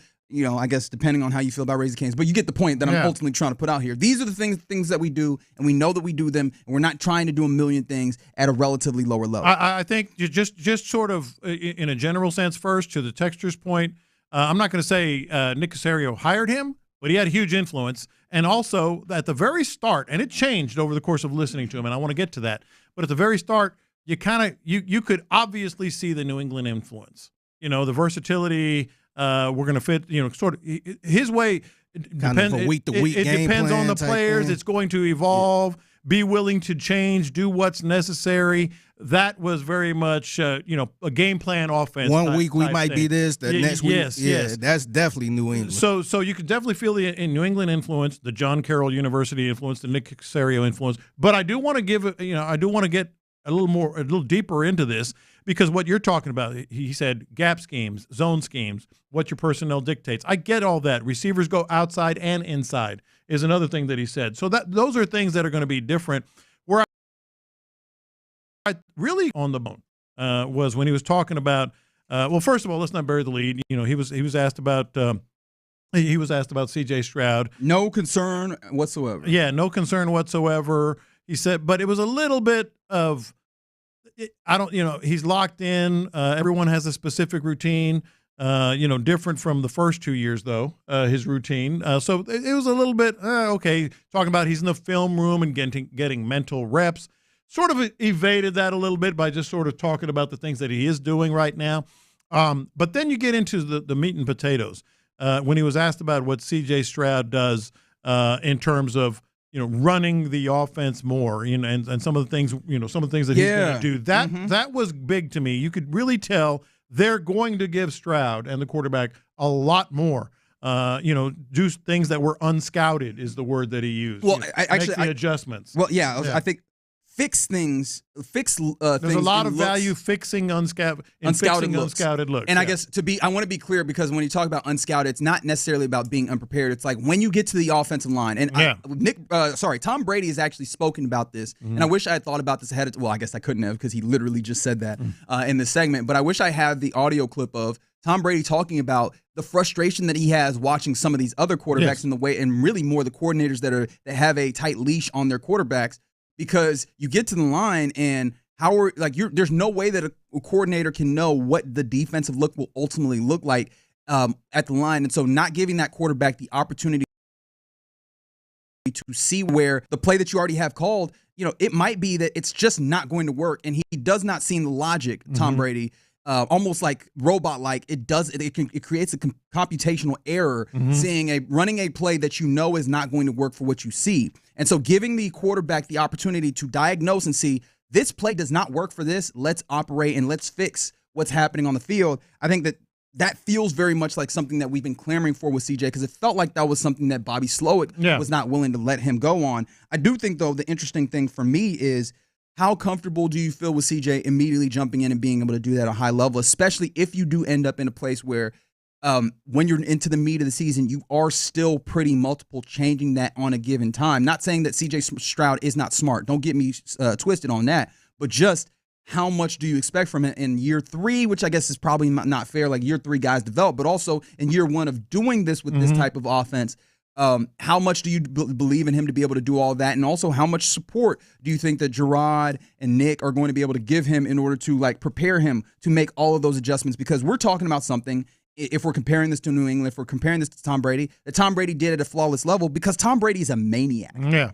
No, look, so that was the first nugget. They are going to put a lot on C.J. Stroud's table. They're confident that he can do it. Your point of, how to what level, to what degree is he going to be successful with it right out of the chute? And that's not to say that I think he's going to be bad at it. It's just a question. If he ends up being 85% proficient at that, that's really good.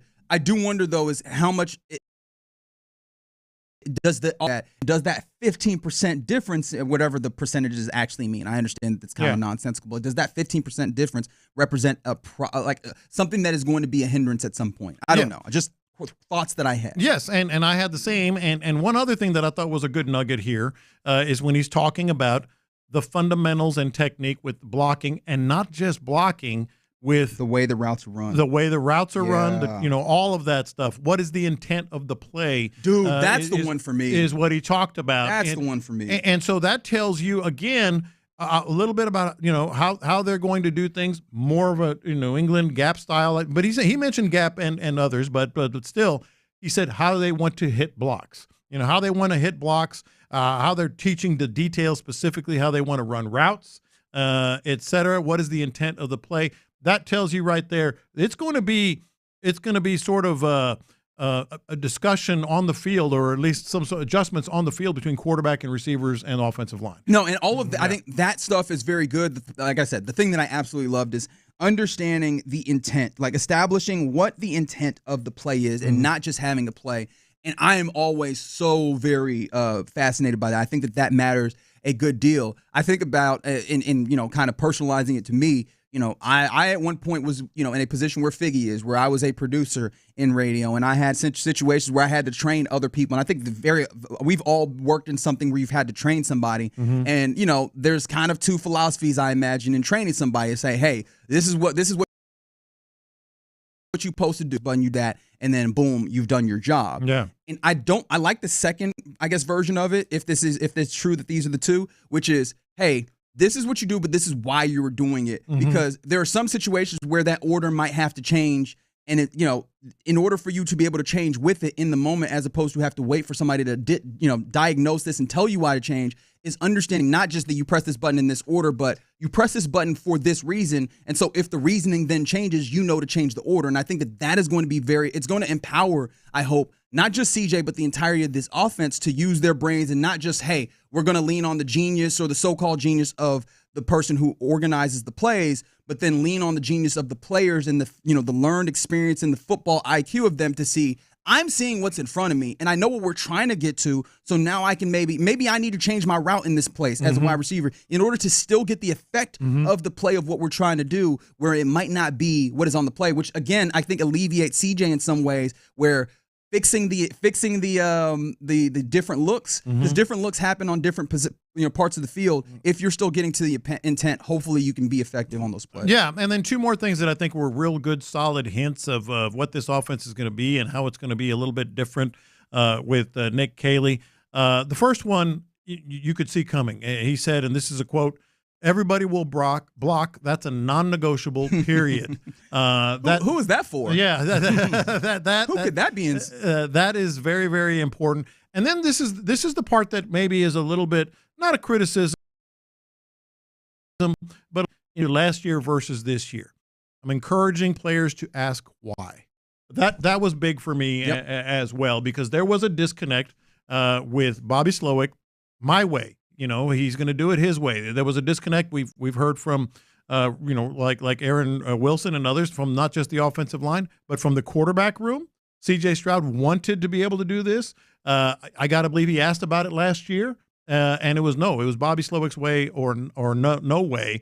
He's saying we're encouraging players to ask why. I thought that was good. From the 8-3-2, Nick Kayley sounded great. I think I feel similar. Like, I still have questions. Like, don't get me wrong. I don't think he answered all the questions for me as to how this goes. But I do. Well, one, I mean, the infectious energy is there. But I do feel like I have a better understanding of what he's trying to at least do in theory, even if I don't know is specifically what's in practice. So it really, I feel like I really got a good éclaircissement about what was happening there with Nick Kayley and the offense. All right, you're in the loop right here on Sports Radio 610. Don't worry, we will return again to the offensive coordinator, Nick Kayley, talking after OTA practice here on this Friday. But coming up next, it's about time where we get into what's popping, including what is the prognosis, what is the ETA on the big-time swinger for your Astros, Yordon Alvarez. We'll talk about that and more next. Payne and Pendergast. The Astros are 24-4 when leading.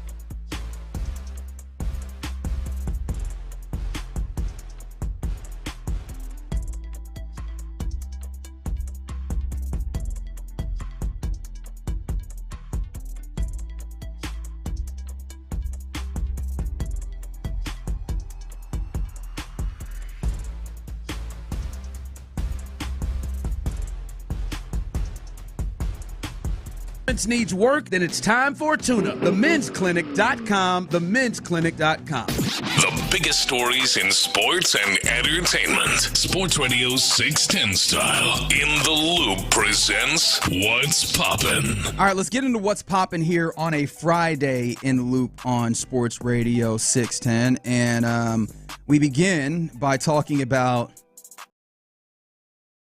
a base day because I don't know that I could bring myself to that place. A 13-3 thrashing the Rays put on the Astros, which was very frustrating in the first game of a 4-game set. What felt like, or at least we came into it like, hey, is this the place where we can get our lick back off of the Rays? And at least for the first game, the answer was no. It was a weird game, though. Obviously, it was a ball game. It was a ball game for a good period of time. Yeah. Your starter was Ryan Gusto, and unfortunately, this is one of the ones that he did not necessarily cover himself in too much glory. I mean, 3 2/3. He just couldn't get deep into this one. 4 strikeouts, a couple of earned runs, and some free passes issued by Gusto. But because he did not go very deep, your pen had to do some work yesterday, and maybe that's not the most important thing. The most important thing is probably that she gave up a whole heck of a lot of runs late in the game.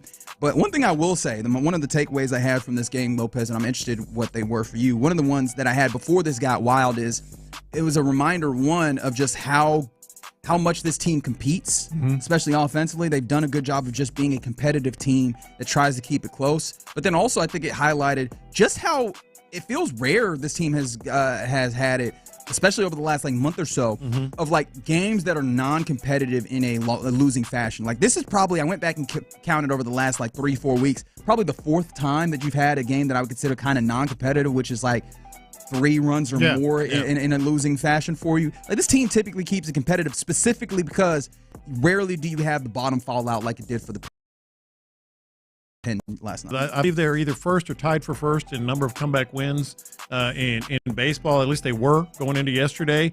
And I'm with you. The bullpen, I mean, I don't want to read too much into this. I was talking to you guys before the show, and I was like, sometimes you do truly have to say just one of those nights because it was a ball game. I mean, it was close. I went out to dinner. And we're watching the game at the restaurant. Shout out to Millie's. Where you go? Millie's. Okay. Really good over in Garden Oaks. I highly recommend the pescatore pasta. Really, really good. Didn't think you were going to get recommendations tonight, did you? It's basically seafood pasta, Italian style. Really good, Millie's. So we're watching the game, and I said, let's go home. We've got to watch the end of this. I think it was 3-3 at that point, 3-2, whatever it was. I get home, I'm like, what the hell just happened? And what happened was the bottom fell out of the bullpen. You walked in like Childish Gambino with the pizza and the house on fire. Oh, my goodness. Wait a minute. This was a really close ball game. But no, and so you kind of chalk it up to that, but even if you do chalk it up to that, it puts pressure on Fromber tonight because the bullpen was used heavily. Yeah, and 8-3-2, they said you can put the loss on the pen, but I won't because they've been solid and they can afford a hit. No, I think they have been solid. I think the last part of that I will kind of quibble with a little bit. They should be able to afford a hiccup. This feels like the reason why you can point to the bullpen and you can make a salient argument that they are the reason why you've been successful a lot this season is them solid, because that is what happens when it feels like they are not able to be that. And that probably speaks to why you're going to need to, one, protect them. And that's one of the reasons why I had my kind of trepidation early on in the week is if your starting pitching is going to have some issues where you're going to have to depend on Gusto and Gordon to be in some of these circumstances, it's also reasonable to expect that every once in a while you'll get a 3 2/3 innings and your pen is going to have to find a way to not only continue to be solid, but also stretch. So tonight, as you mentioned, Fromber Valdez on the mound versus Ryan Pepio for the Rays, you're probably looking at the likes of Abreu, who did not pitch yesterday. Okert threw 10 yesterday. Maybe he's available. Only 16 in his last three days. And then maybe you can possibly get Hader. Well, Hader feels like he's good because he didn't throw it at all yesterday. Dubin. And then maybe Sean Dubin, but he threw 27 the day before. So you don't even have a ton that you're looking at here. So it's going to be, I think, imperative for Fromber Valdez to go pretty deep in this one. Yeah, no Caleb Ort. He threw 34. No Forrest Whitley. Probably no Bennett Sousa. So yeah, you need Fromber to go deep. As much as, like I said, it was one of those nights. Kind of shocked me when I saw how it turned. you do have to get another quality outing out of Fromber. Speaking of going deep, I saw this from our guy Ari Alexander, KPRC2. Jeremy Pena, his 2020 watch is kind of interesting. 7 home runs, 8 stolen bases at this juncture. Like, it feels like he's well on his way to probably hitting that 2020 season, which would be really, really fun for him. I would absolutely expect it. And then also, speaking of going deep, a dude who you've been doing enough of that this season, it seems like, is Yordon Alvarez. Can you give me cut 5 here, Figgy? Because I'd like to talk to the manager of your Houston Astros, Joe Espada, on Yordon. You want to talk to the manager? I want to talk to I want to talk to the manager, guys. Okay, Karen. What is happening with Yordon? John Lopez. I ordered Yordon Alvarez. John Lopez. Yeah, you going to send an email? A strongly worded email. I ordered a Yordon Alvarez hitting the baseball weeks ago. Where is my order? Yeah.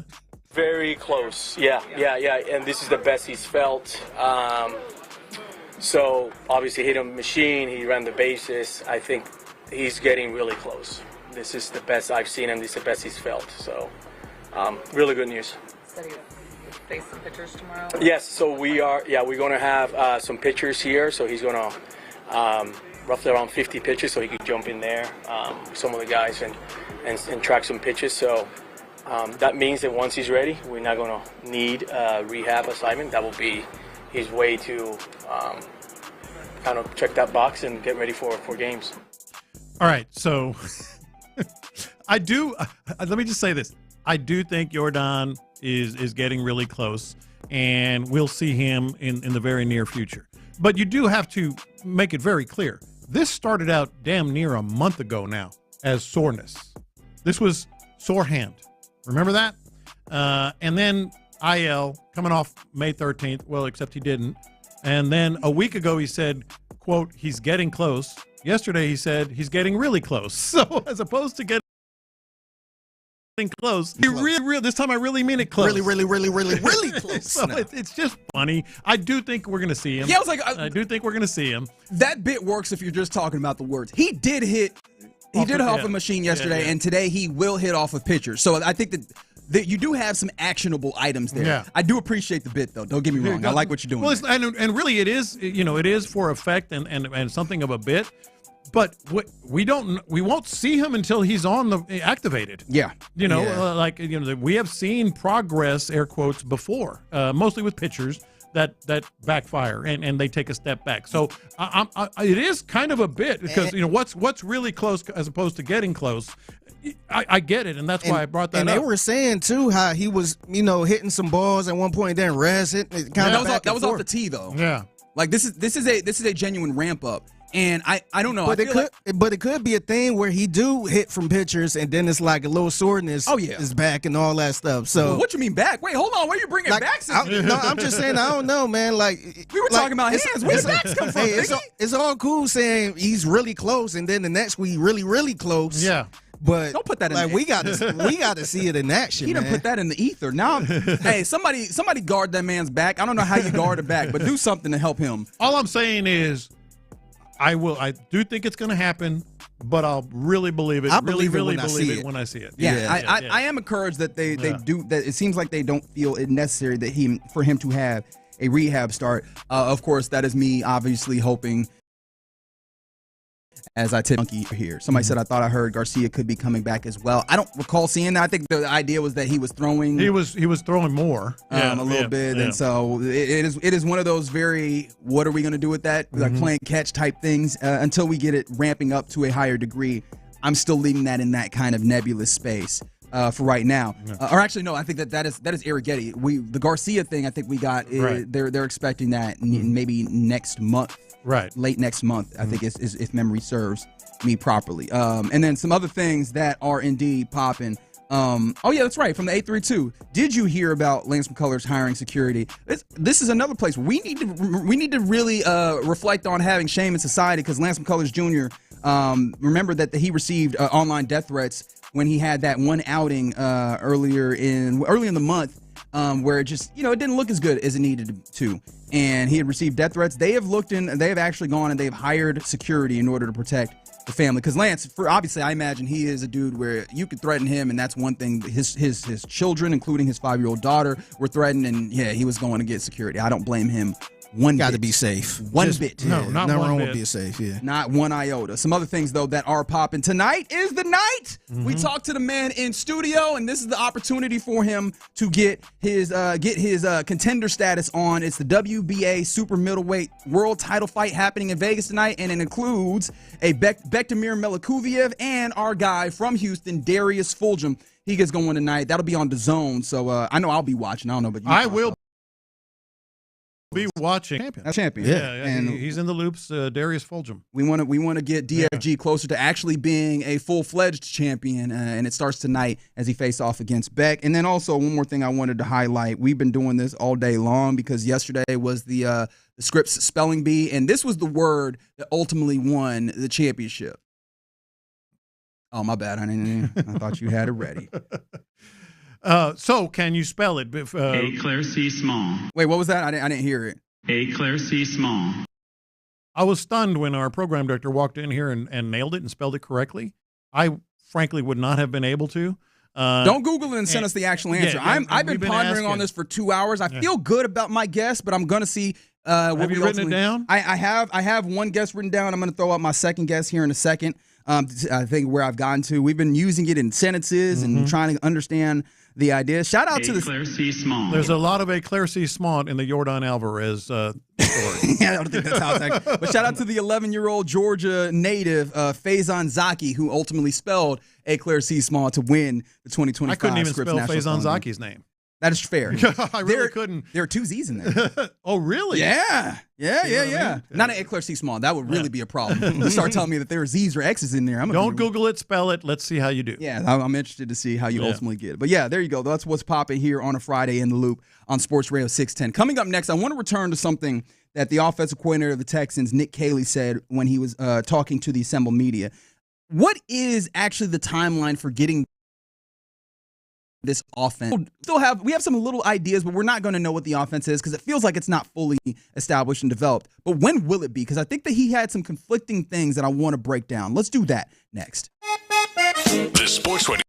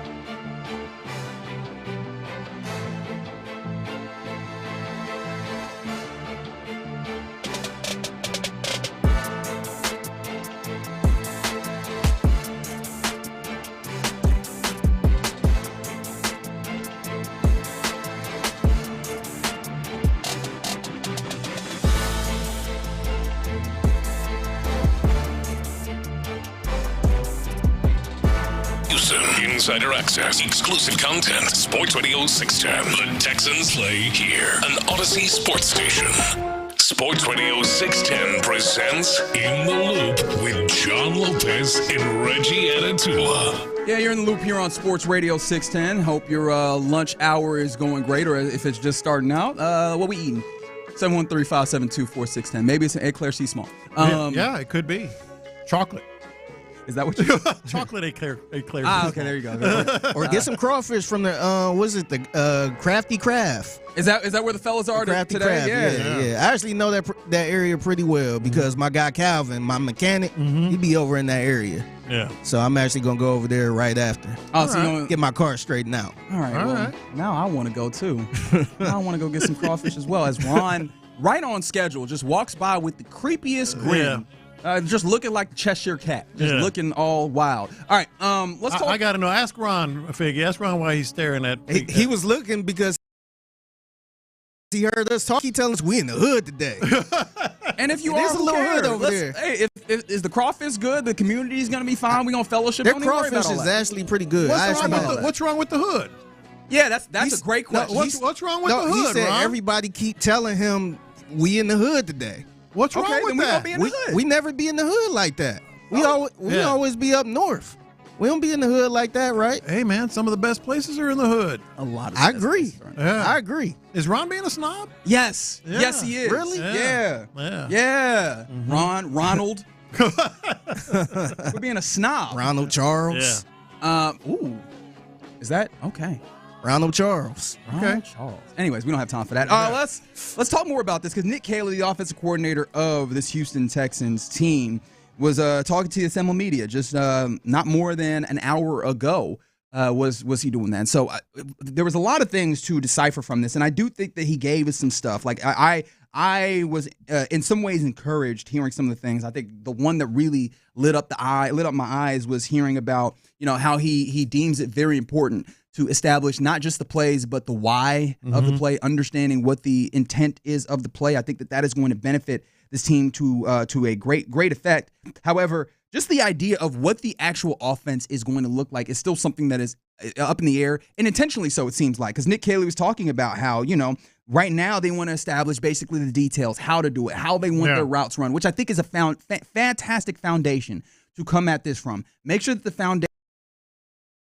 foundational details, whatever principles you put on top of that, all of it is with the foundation of good, sound, detail-oriented football. So I love that that's where you start. However, he said a couple of things that I feel like are kind of at odds, and I don't want this to be like I am banging on Nick Kayley, but I do think that it is worth acknowledging to some degree. He said that they're continuing to build their scheme, obviously, and that makes sense, right? What it's going to be. There's a lot of multiple things that they could get to that they want to try out. Whatever the things are that I imagine, work with the players when they try them out, and whatever scheme sticks, I think that's what they'll go with. It feels very reminiscent of what they're doing offensively. Throw a whole bunch of guys out there in different circumstances. Whatever sticks is the one that's the best. Yeah. It's very market oriented. It's very allow the market to dictate what you do. I like kind of that as a theory. However, he said the season is a long ways away, as if to say there's still a lot of time to work through this. But then at the same time, he talked about how you're not going to establish the offense in OTAs. I don't know about minicamp. We'll see about that. But really, and then when they talk about offensive line, some of those things, those principles, you're not going to be able to get them on their feet and see if they work, because, again, it feels like a somewhat of a trial and error type situation until training camp. Training camp isn't all that long. So the idea that the season is a long ways away in order to develop the offense, but also some of the most important foundational parts of this is blocking and tackling that you're not going to be able to get on the feet. How do those mesh as a timeline? Are you also seeing the discord that's happening in my head about this? No, look, we said it briefly. And now that I've had a little bit of time to digest everything that we heard and saw, I want to add more thing, but I'll get to that in a second. I do feel like what he's saying and what you just said, they don't jibe, because there's so little time for these guys to be on the field together. It's one thing to be working out, one thing to be in the classroom, going over things. But to be on the field, 7-on-7, 11-on-11, seeing the linemen, the rotation of the line together against, albeit, defensive front that's not padded, but still against the defensive front, you have to start now. And he knows that. He absolutely does. So I do feel like that, they are starting to get a good feel for things. And then I started thinking about this, and I want to get your thoughts on it. Okay. Because I was with you, and I was right there talking. I lost you? No. I made a left turn where I should have made a right? But I still think it's true that this is going to be a multifaceted offense. He said it. I think so as well. Gap schemes, zone schemes. But I started thinking, because he was talking about what your personnel dictates. Big, multiple. There was a lot of things. He really put his junk on the table when he started throwing out some of these football He said what your personnel dictates, gap schemes, zone schemes, do what's necessary. It depends on what the players we have. I think he said we got. It depends on the players we got. All right? Why'd you make that distinction of have versus got? Because he shouldn't have said God, but that's all right. Oh, you're going to be a snob right now? He said it depends on the players we got. And this is where I'm going with this. Okay. They chose the players they have. They've changed the better fit the gap scheme, better fit the New England style. Look who's playing starting center right now. If you had to pick, based on what they're doing, it's Jake Andrews. Jake Andrews. Oh, it'd be something different if Mark Andrews is out here trying to block up. Cam Robinson. They've got guys. I don't even know if he's going to play, but they've got guys like Trent Brown. That have that New England gap scheme. And then the other part of it that's key to me, he seems to be over the top on Cade Stover. Big, hair on fire is what he said. Yes. Tight end, et cetera. So, yes, you're right. It's going to depend on the players you have, but you're bringing in players that fit a particular scheme better. And that, to me, is important. I'm interested to see if that actually translates in the way that you're saying. Like, I hear what you're saying. Look at the guys they brought in. Even Woody Marks, the one they drafted, receiving running back. He's really good running the ball. Okay, so that guy. Hey, John. But he's out of the backfield guy. That fits a particular style as well. Well, that can be relatively multiple. These guys you're talking about, I think they can fit multiple different iterations of scheme. I think that's the part of that ultimately that I get back to is, what are the ones that work? I like all of this in theory I like. I think the timeline is just the thing that gets me a little, I guess, anxious for lack of a better term. I'm interested to see if you can get this thing on its feet earlier rather than later. Now, I guess the question that you ultimately then, and I really should fall back to, is how important is it to get this up on its feet in its full, mature, iteration by week 1, by week 5, like by week 10, this thing to be at least mostly, if not fully realized offensively, because to some degree, it's a long season, right? You figure out more about your team during the course of the season as well. And I understand that, and I'm not trying to ignore that. But also, you need to win some of these games during the season to position yourself well, because we're still talking about an AFC that is tough. You still want to give yourself as best of circumstances you can to go out there and try and contend against the Baltimores, against the Kansas Cities, against the Buffaloes of the world, maybe the Bengals of the world, depending on if they can get their stuff straight and actually get their dudes into camp, right? Those are the teams that you're still looking to contend about, and you still want to make sure you get the wins that are necessary to get to that place. And so you want to have this offense mostly realized at some point early on, especially because it's going to require a lot from CJ to have an understanding of not just the intent of what you're doing, but then to take that and be able to use that in a way where now at the line of scrimmage, I have enough of a grasp of what we're trying to do to change it when I need to. No, I agree, and I think the answer is ideally, and it doesn't always happen this way, week 1. I mean, you get the Los Angeles Rams on the road. Week 1 is when you want it. That doesn't necessarily mean you're going to have everything locked in. But I do feel like this is, time is so precious right now, especially with a new offense, new offensive line coach, quarterback in a new role, so to speak, in terms of kind of blocking assignments and adjustments at the line of scrimmage, changing plays at the line of scrimmage. So I'm with you. I think it's very imperative, and I think that was more not smokescreen, but just not really telling you everything that they need to tell you, because they shouldn't, frankly. But I do think they want to be, and really the players that they want to take those roles. And now this is a very fair point, and a good one made by two texters simultaneously, as if they were texting hand in hand as they go to get themselves ready to join the drive on the Crawfish Tour. From the 713, from the 832, the strength of their defense should give the offense a chance to develop. And I think that is a very fair point and a well-made one. Like, obviously, this is going to require a defense that, one, is way more actualized, and then two, I think is well apt and capable of carrying the load for a period of time for them to get acclimated. I like that, and I appreciate that, and I think that gives me a little bit more a calmness when it comes to it. But I think ultimately the reason why I bring this up, obviously the timeline is one of it, but I think also it just points to another set of kind of check marks that you're hoping to cross off. It's a lot of things that you want to go right in order to get you to the space, and all of it sounds good, but you have to be able to check off all these things, including, can we figure out what the right organization of this offensive line is in the right circumstance? Can that particular offensive permutation of the offensive line play up to the standard? Is that standard enough of a foundation to then do the schematic things that we want to do? Can we execute the schematic things that we want to do at a high level? Do we have all the guys capable of living up to the standard all the way across? Because one of the standards that he established is that everybody, and I do mean everybody, will block. Which look, everybody loves hearing that. I know one of the dudes who loves hearing that, and his name is Clint Stoerner, right? Everybody will block.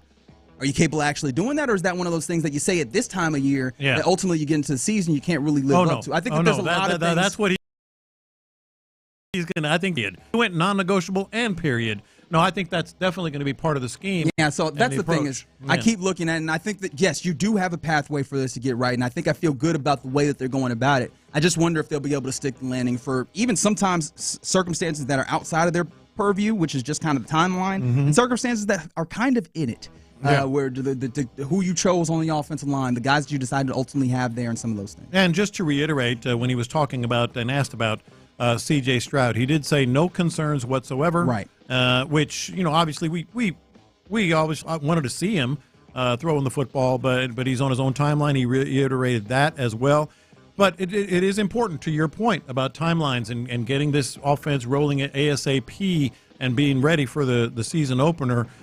He talked about mental reps and in the film room and involved in the communication and on the field and all that. Still, you do need that. You do need him to get on the field and start seeing some of these things and making some of these calls with his helmet on. Yeah, but at the very least, one thing I can tell you, right? Because he's there. His toes are on the boundary line.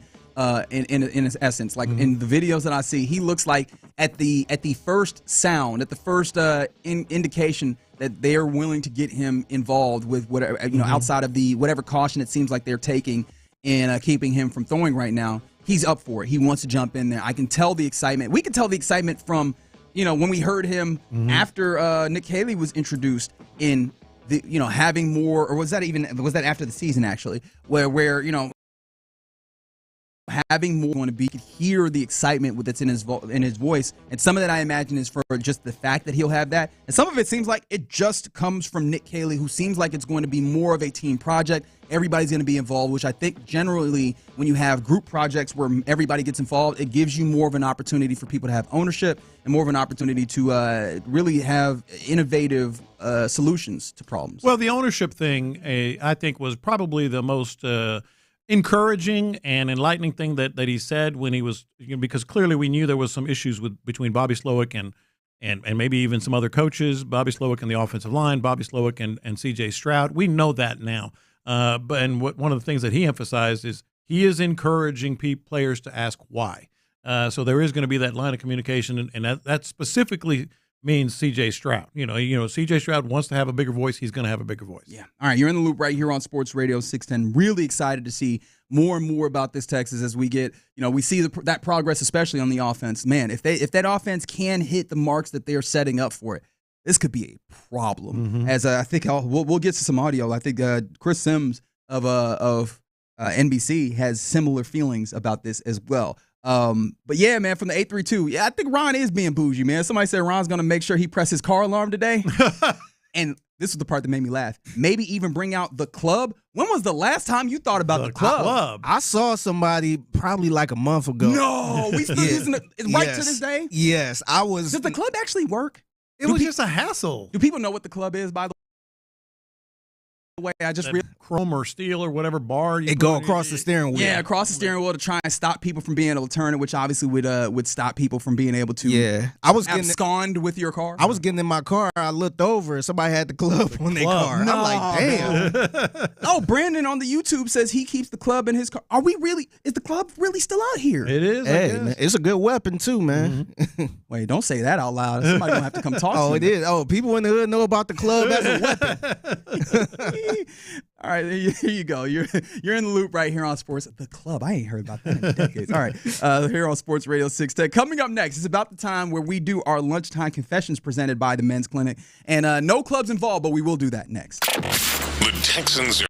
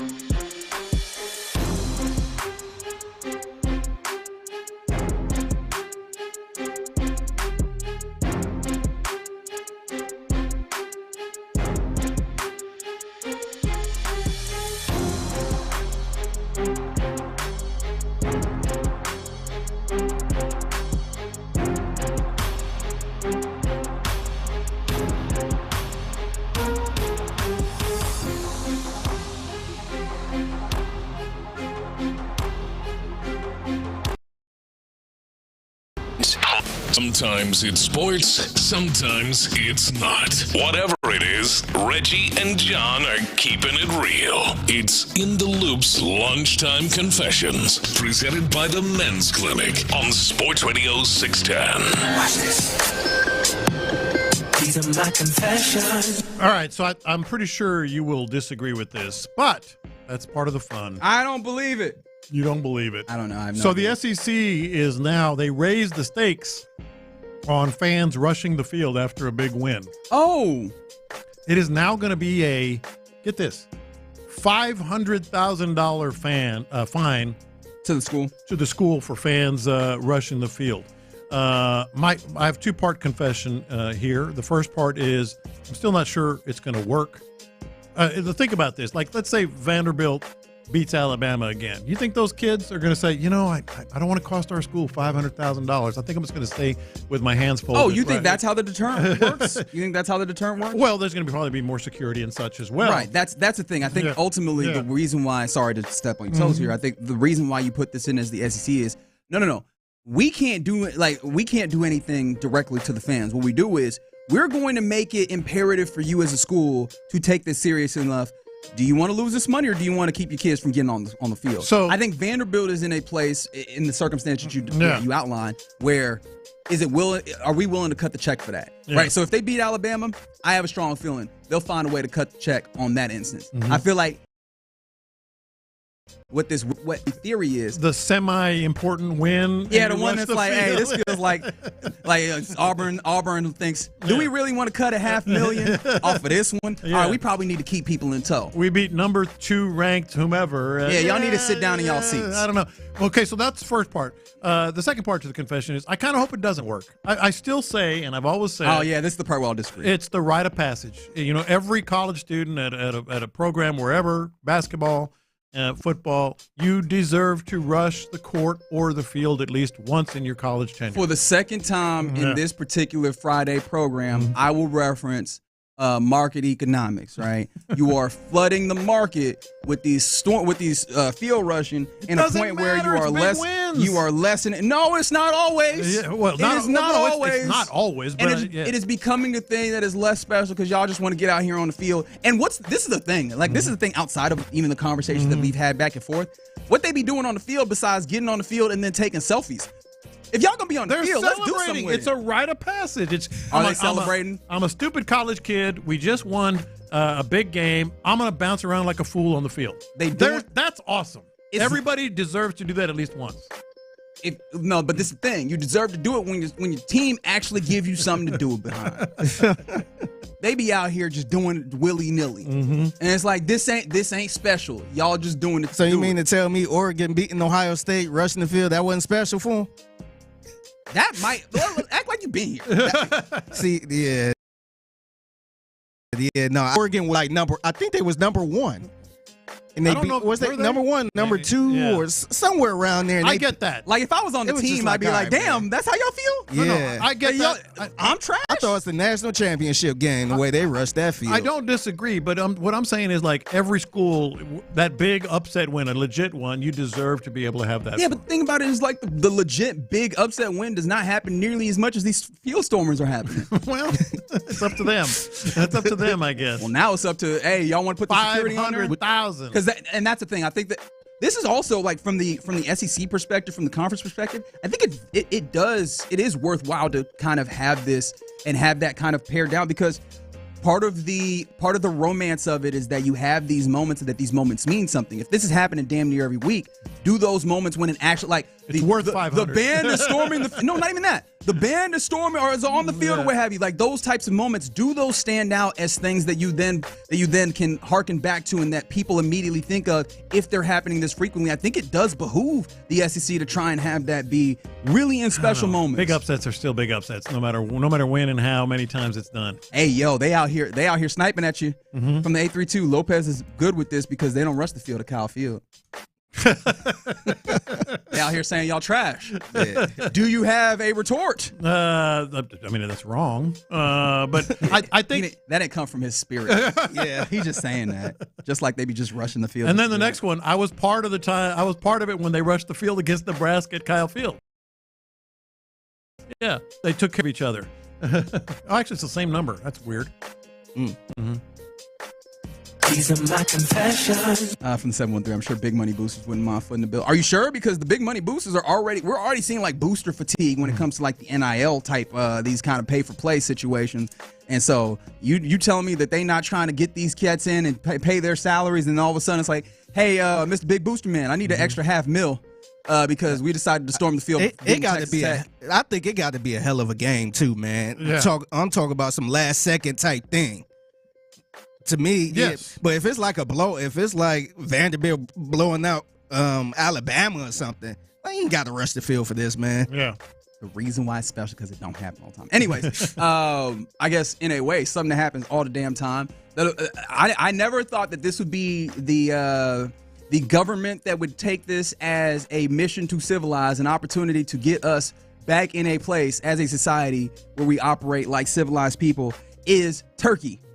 Because Turkey is apparently going to start fining airline passengers for standing up early and blocking the aisle. Oh, baby. Now that's something we can all get behind. I never thought I'd see, a government actually step in and create like a lawful ruling about this. And two, you could have given me a lot of guesses that it'd be Turkey. I thought that it'd be one of these EU countries because the EU is always the one setting these rules that ultimately are the ones that kind of change the world.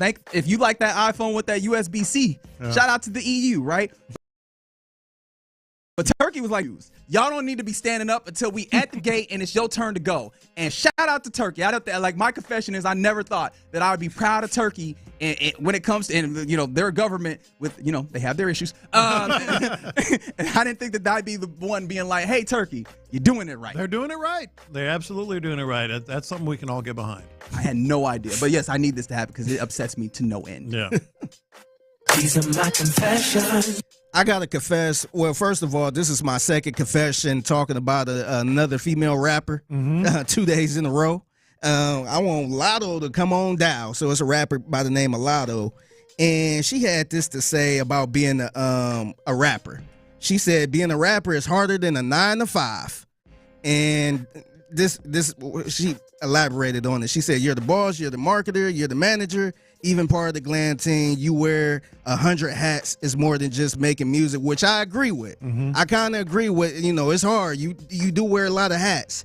But my confession is, can we just stop throwing this 9 to 5 job thing around, man? I'm tired of the whole conversation of, this is harder than a 9 to 5. It's so many different 9 to 5s you could go around, man. That's tough, and you wear a lot of hats and stuff like that. People just assume 9 to 5 is working at Mickey D's or something, man. Yeah. Well, I don't know. I wouldn't even consider Mickey D's a 9 to 5 either. Yeah, and that job does not seem fun in rush hour. Yeah, not at all. That's what I'm saying. Like, I'm tired of these same old evergreen conversations on social media, man. You got the $9 dates. You got who bring what to the table. You got can your man have female friends. You got splitting the rent with your significant. I'm so sick of this stuff, man. Yeah, I'm tired of being tired, man. Yeah, I get it, and I think it's a lot like of people, the MJ LeBron of discourse online. I feel like whenever ain't nothing to talk about, somebody bring up 9 to 5. I couldn't date a man with a 9 to 5. It's just like. Why are we doing this? I agree with you. I think it's thrown around way too much, too casually. And a lot of people that realize the connotation is 9 to 5 is you're working in construction or whatever it may be. There are all kinds of different ones, and I think people don't differentiate between something that is difficult and something that is work. Like what she's talking about is difficult. But it ain't work. It's a job, but it ain't work to me. Is like you're working, you're sweating, you're using your body. It's a lot of work, but she also making millions of dollars too. So she hasn't always, but so I get it's difficult, and I agree with the premise. Yeah, to me, I wouldn't say but that it ain't work. Yeah, like work. There's a difference. Can I tell you the portion of this that I think is short-sighted by her? Right, is I think that the short-sighted part of her is you are in a business where you are selling something, right? You are selling the entertainment. You're selling yourself as a product to some degree. A lot of these people who are listening to you got 9 to 5s, right? Whatever the 9 to 5 is. I don't think we need to do the my job is harder than you. Yes. Like I don't think that's ever the place that you want to be. Yeah, like I think it's a lot of jobs that have his tough moment. How, unless somebody was out there saying rapping is easy. Yeah. Like, I mean, I don't know where this came from, but like, I just don't understand just always throwing in 9 to 5s like it's easy. It's all type of hard ass 9 to 5 jobs, man. Yes, there is. From the 832, y'all got a 10 to 2 where you're wearing a lot of hats. You're not gonna find me out here talking about how my job is harder than somebody else's. I'm not doing that. Look, I'm not sitting here saying my job is hard. I love my job, but I do wear a lot of hats. Sitting in this chair right here, it's a lot of stuff I got to do that's not even related to being on the air and stuff like that. But I ain't about to sit here and say take a stab at 9 to 5 workers. I feel like there's dignity in all work. I will say it's not easy. Some people would think it's just back here just hitting the button and that's it and talking. It's not easy, but I ain't about to sit here and say it's harder than 9 to 5. Okay. Do you agree with this as a line of demarcation here from the 832 on the text line? They said, I think of 9 to 5 kind of colloquially as punching the clock and getting paid, as opposed to 9 to 5, meaning eat what you kill, for lack of a better term. That's a good way to put it. Yeah, that's a great way to put it. Yeah, that's a great way to put it. But it's also a lot of 9 to 5 workers that punch a clock that's making a lot of money. Grinding. Yes. Yeah. These are my confessions. I would have risked it all. I would have risked it all. Oh, Lord have mercy. I would Jan gonna dump you, man. I don't know what you're doing here. Well, y'all know what I'm talking about, right? Nope. I really don't. Did you see Megan Thee Stallion making the rounds? Look, okay. So I mean, I agree. I don't even know what you're talking about specific. You're just like, did you see Megan Thee Stallion? You explain a little more because she was making the rounds for other reasons too. Yeah, you're right. So Megan Thee Stallion was at the Paraiso Miami Swim Week fashion show, and she was wearing a very fashion show like. I mean, look at this. A fashion show like bathing suit. An audio meeting. And the best part of all is, oh wow, it's really featuring her assets. No, look at this. There's a guy sitting in the front row next to his significant other. And Are you sure that's his significant other? Well, I'm guessing. And he's just staring forward. I don't mean to make judgments, but it is a fashion week. We can't assume we can't assume things about that gentleman. You know what I mean? We can't assume. And he's just staring straight ahead, like, I don't notice that. I'm just being very cordial. He wasn't doing it. I mean, look at him. He's just sitting there like, okay. He gave the clap as in, you're doing such a great job. Yeah. He did not want to acknowledge what was obvious in front of him. Very, very obvious, I might say. And I'm just sitting here. I saw that video. I started laughing. I'm like, I wouldn't have cared in that point. I'd have stood up. I'd have been like, yeah, baby. Yeah, baby. Hey, man, how long is this video? Yeah, baby. Would y'all have risked it all if you're in that same situation with your significant other? Yeah, because it's her. I would have risked it all because it's her. But if it's like a girl in the gallery or something like that, just keep your straight. eyes forward. Tunnel vision. Yeah, tunnel vision. And then maybe drop something to turn around. Yeah. Or is that so and so? Just to kind of do a little peek look. Yeah. We have now entered the realm that I like to call hating from the 619. Stop it, Lopez. You would have no clue. Yeah, okay. And here's the thing. Maybe she wouldn't have had any clue what to do with it. All right. Okay, from the 619. I feel like you could even say that to me, about me. I don't need to know what to do with it. I just want to try. Yeah. Let me try. Let me attempt. Would you have risked it all next to your girl? That dude was just staring straight forward. And then at the very end, he did the little golf clap. All right, next to my girl, I'm not trying to embarrass nobody in front of public. Now, the thing about it, if I know Megan going to be here, I'm not sure I have a girl in that moment. They're men for themselves. These are special circumstances. We might be competing in that. I might be trying to box her out. No, you don't get to talk to her. I talk to her. There you go. That's I guess that is our lunchtime confession. I mean, I confessed. You definitely did. And that's not even a tough confession. Stand up, hands over it. Yep. Let's go. Awesome. Way to go, Megan. We're all here for you. Shout out to Houston Zone. All right, you're in the loop right here on Sports Radio 610. Coming up next, one or two things could happen. We might talk to our friend Ben Olsen of the Dynamo, but also we're a third of the way through the baseball season for your Astros. And so I wanted to talk about what have been the biggest surprises to this point in the season for the Astros and in the league. 713-572-4610. Let's talk about it next. This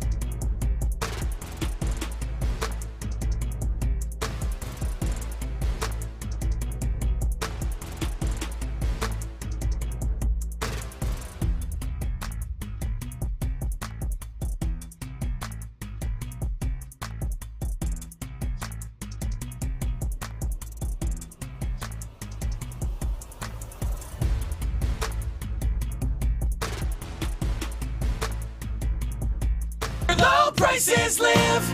Live from the Mokaram Injury Lawyers Studios, Sports Radio 610 presents In the Loop with John Lopez and Reggie Atatula. Some humble brags happening here in the studio. You're in the loop right here on Sports Radio 610. Yeah, 832. I'm right there with you. My fiance would just have to understand. You have to. You just have Yeah, to. my wife will understand. She probably come to me like, damn, look at that. I know, right? Like, hey. She going. Look at it. Hey, look at that. Watch the jiggle. Yeah, man. She just got a certain equally small. You know what I mean? Like, I feel like that's, yeah. Have you figured it out yet? I'm still working on it. I'm still trying to decide on how I believe that to be spelled. Yesterday, if you missed it, yesterday, the Spelling Bee, the 2025 Scripps National Spelling Bee, we had a champion, an 11-year-old that won the championship, and this was the final word for him. Éclairci small. And we are trying to figure out if we can actually spell that. We're not looking it up. I'm not, and I think I'm going to give it a shot as we end the program today. But I've been giving everybody an opportunity to kind of figure it out. Oddly enough, our program director, Parker Hillis, was like, I got it. Yeah. Which I did not That wasn't expect. even surprising. I did not expect it. So now I'm going to look real bad if I don't get it right. I've been pondering on it. Immediately I heard it. I think I have an idea, but I'm going back and forth. We'll figure that out later in the program. He also said that about Megan Thee Stallion.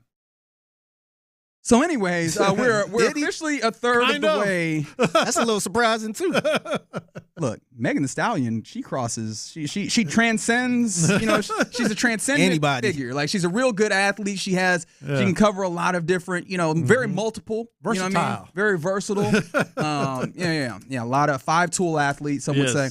No, but we're officially 1/3 of the way through the baseball season. And so, let's talk about some of the biggest surprises to this point for the entirety of the entirety of MLB, but also the Astros. Somebody said acorn seed small. I don't think that's how it's spelled, but I appreciate the effort. Shout out to you. I like that. It's an oak tree is what it's about. It's about an oak tree. Yeah, them French, they love them oak trees. But yeah, man, what have been the surprising things about this baseball season? Okay, so it's an entry point, obviously, to talk about the Astros because there have been some pretty big surprises. Let me throw some of these out. I won't throw all of them. It was the 10 biggest. Well, maybe I will, but agree. Major League Baseball's 10 biggest surprises. I feel like there's one name that's got to be on here.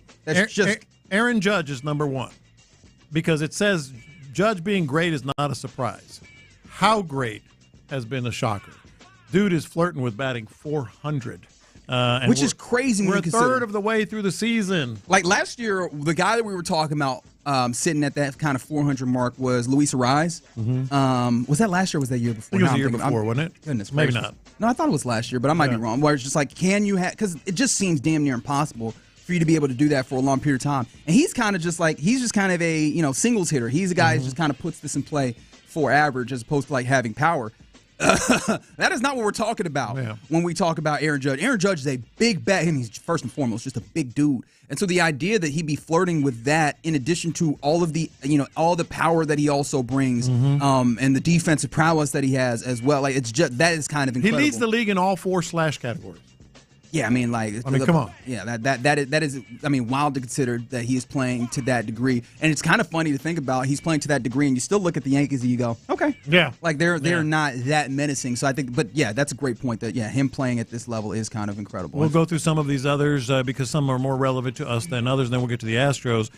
St. Louis Cardinals, that's a good one. They were left for dead, And I'm going to still leave them for dead. They're not getting no love from me. They're playing pretty good baseball. Leap off cards. AL divisional power, it said, is another 3 of the 5 AL Central teams would the worst division would now make the playoffs. Yeah, I mean that's been an interesting thing, and maybe this is just kind of a jump off of that. Just the lack of strength of the AL in general, and I guess I should probably give the Yankees a little bit more love as they're 35-20. Yeah. They've had a good streak over their last 10. Okay, again, yeah, I'm with you, Kick Rocks. Enough Yankee stroking. However, no, the AL Central has been quite impressive for me. That is how many 4 teams above 500 there in the AL Central, and it's notable for me because I look at the AL Central historically and I just go, that is a division I don't have to care about. That's not true this year. The Tigers are probably one of they're playing good baseball. They're the best AL team. Yeah, and they're playing very very good baseball. Shout out to A.J. Hinch and what he's doing there. But then, obviously, you look all the way down. Guardians, Twins, and Royals all playing good baseball as well to some degree. The Guardians, interestingly enough, I didn't realize that their run differential is actually in the negative while they have a 30-25 record. And they've kind of had a little bit of stagnation of late. But, yeah, man, the lack of strength overall in the AL feels like the AL is not really keeping pace with the NL generally, but at least it feels like the Central is kind of pacing with the level of competition that they're delivering there. Another couple here out of the list of biggest surprises at the third poll of the Major League season. This one does kind of affect or impact the Astros. It says Nathan Eovaldi. Nathan Eovaldi, 35 years old, turned back the clock. As of right now, he's in top 10 in pretty much every category, 9.5 strikes per 9 innings, AL Cy Young conversation. No, for sure. And so that's one that could definitely come back and... I disagree. I don't think that'll come back and bite you because he has incredible. I think to pair that, what's also been a surprise and a positive for the Astros and negative for the Rangers fans is that offense has been putrid. That offense has been terrible. And, obviously we know what happened in 2023, whatever. But last year, the way that it kind of went, the way that they fell off a table, you could look up and people would go, all right, well, was that a fluke in 2023 or did they just have a bad year? Because you could look at that lineup and reasonably go, there's dudes in there. Yeah. Marcus Semien has been terrible this year to the point where it's like, did he fall? Like, is he done? Are some of the questions that they're asking. They've got young guys that are not kind of falling in, and they had to fire their hitting coach this year. They bring in Brett Broom, obviously a notorious name, and it still has not been good for them offensively. So, that has kind of been the thing that I think that's going to be the thing that keeps them entirely out of the opportunity of really competing with the Astros and the Mariners for the AL West. But that's the thing that really kind of feels like it's solidifying the idea that, 2023, kind of a fluke for them to win that World Series. One more, and then I want to get to the Astros' biggest surprises at the third poll here. This one is just because everybody's rubbernecking and watching it. The Colorado Rockies. They are 9-47. When a team is that bad, is it fun for you? Obviously, not being... It's rubbernecking. You just want to see how bad it is. Right, you're watching the train wreck. Now, of course, if you're in the train wreck, if you're a Rockies fan, which first and foremost, why? But secondly, if you're in there, not fun at all. From over here, I have an odd, a morbid curiosity of just how bad can it be. Yes, that's it. Although it is also paired with just a righteous indignation, if I can get there, of wow, not cared at all. And it really makes me mad about, team owners that treat organizations like they have, the Fishers of the world with the A's as well.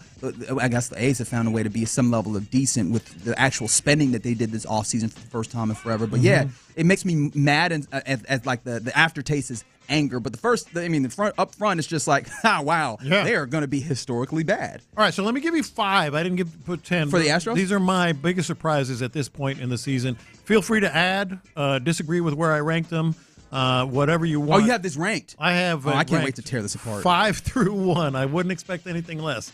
Number 5, my biggest surprise, and this is just from PTSD, is Lance McCullers Jr. pitching like this. Or even just pitching. That's a good answer.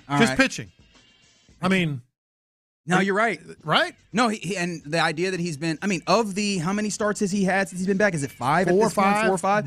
It's only one of them that's been atrocious. And then I think probably the second worst was literally the first one that he had for the first time he threw in 2-3 seasons. Yeah.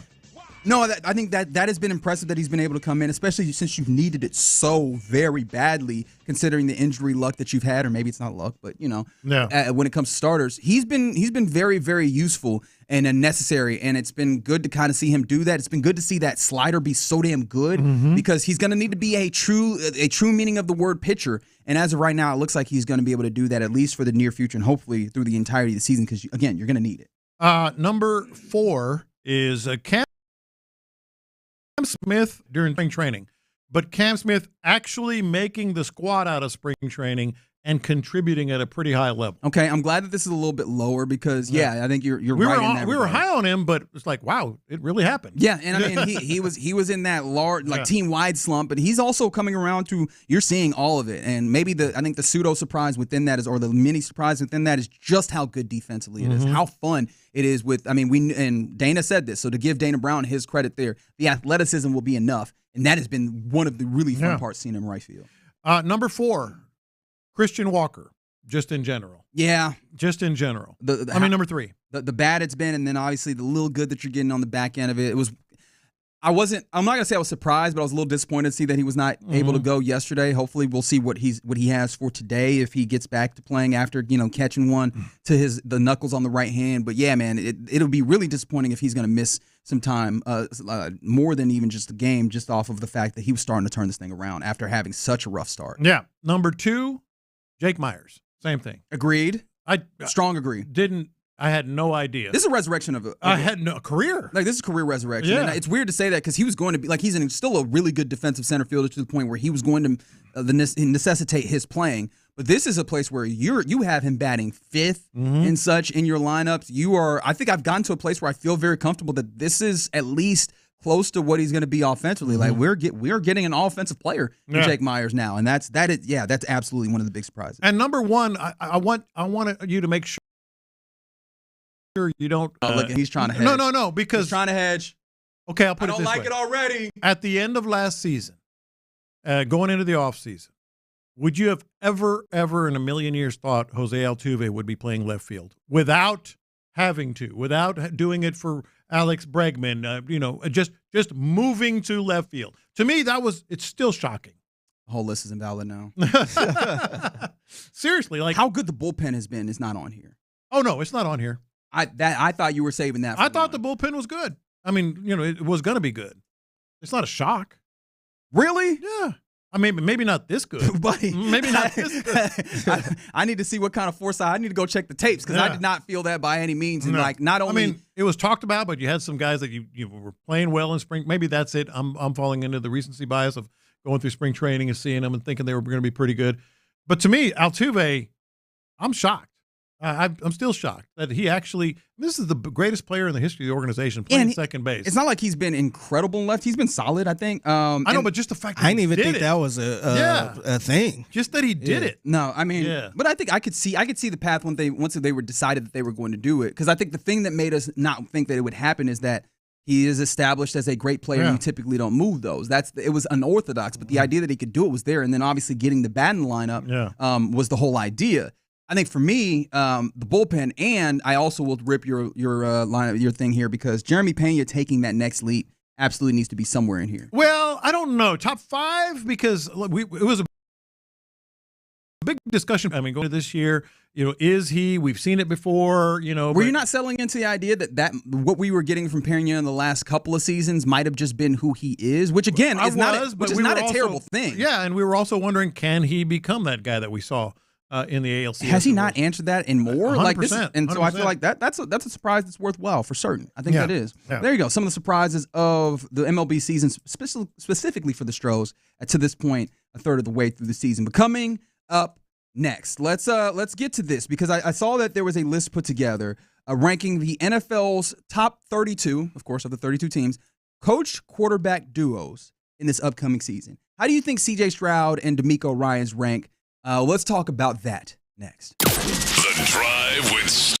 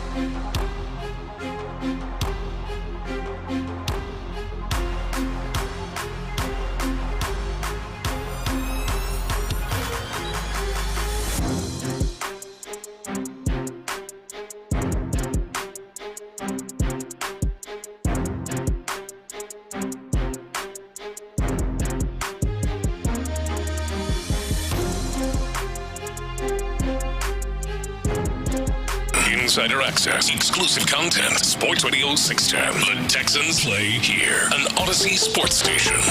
Sports Radio 610 presents In the Loop with John Lopez and Reggie Atatula. All right, you're in the loop right here on Sports Radio 610. We'll get to this list of coach-quarterback combos here in a second, but we were just talking about the surprises of the 2025 baseball season, a third of the way through. And one of the things that came up on the YouTube page, again, appreciating to the Mo Karam injury lawyers for the live streams both on YouTube and Twitch. Gray Mantle on the YouTube said, last time I remember that obviously George Brett went for it. He fell short. He fell a little bit short. Just as Luisa Arise did, was it last year or two when he started in Miami and then he got traded. I can't recall. And this is all revolving around Aaron Judge.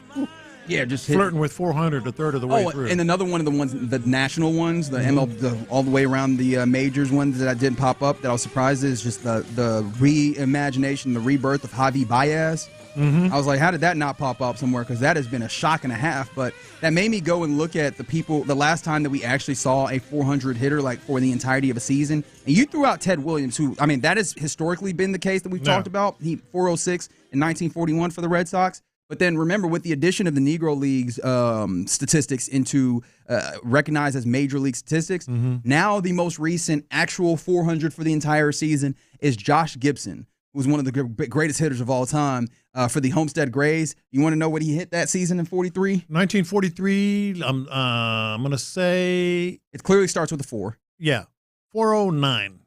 Higher. Wow. 416. Higher. Well, now you got to tell me. 466. Well, he's getting a hit. Good Lord. 466 is what Josh Gibson hit. They wasn't intentional walking? They should have. They should have been intentional. Yes. They should have been intentional hitting with him bat at that point. Yeah, I'll be Josh like, hey, Gibson just go on the first base. Don't even come to home plate. Yeah. Just go the first. Just go to the other box. That's hilarious. All right, so now let's talk about these quarterback coaching duos. Where does D'Amico Ryans and C.J. Stroud, where should they rank when it comes to the 2025 season? I think that this is an interesting look, especially because these are the two parts of any team that you would imagine are the most important, right? Like those are the places that you go. These guys have the strongest. Sorry, a text just came in that I don't even know how to digest. That have the largest portion of why a team is successful if you were to do that. They're not the end all be all by any means. No, I know, but it just made me laugh. And that's the thing is I don't know why it made me laugh. That's my point. But yeah, when it comes to this, where would you imagine, without even looking at this, if I just had to separate this out in thirds? Thirds. And I did not look at this. Is one of those where I intentionally don't want to see it. Top third, middle third, lower third. Now kind of separated, or maybe like top 10, middle 10, and then lower 12. No, we'll do thirds. And this is not a shot. I'm thinking quarterback, head coach, pairings. You have to have an offensive-minded head coach to really rank highly. I'm guessing.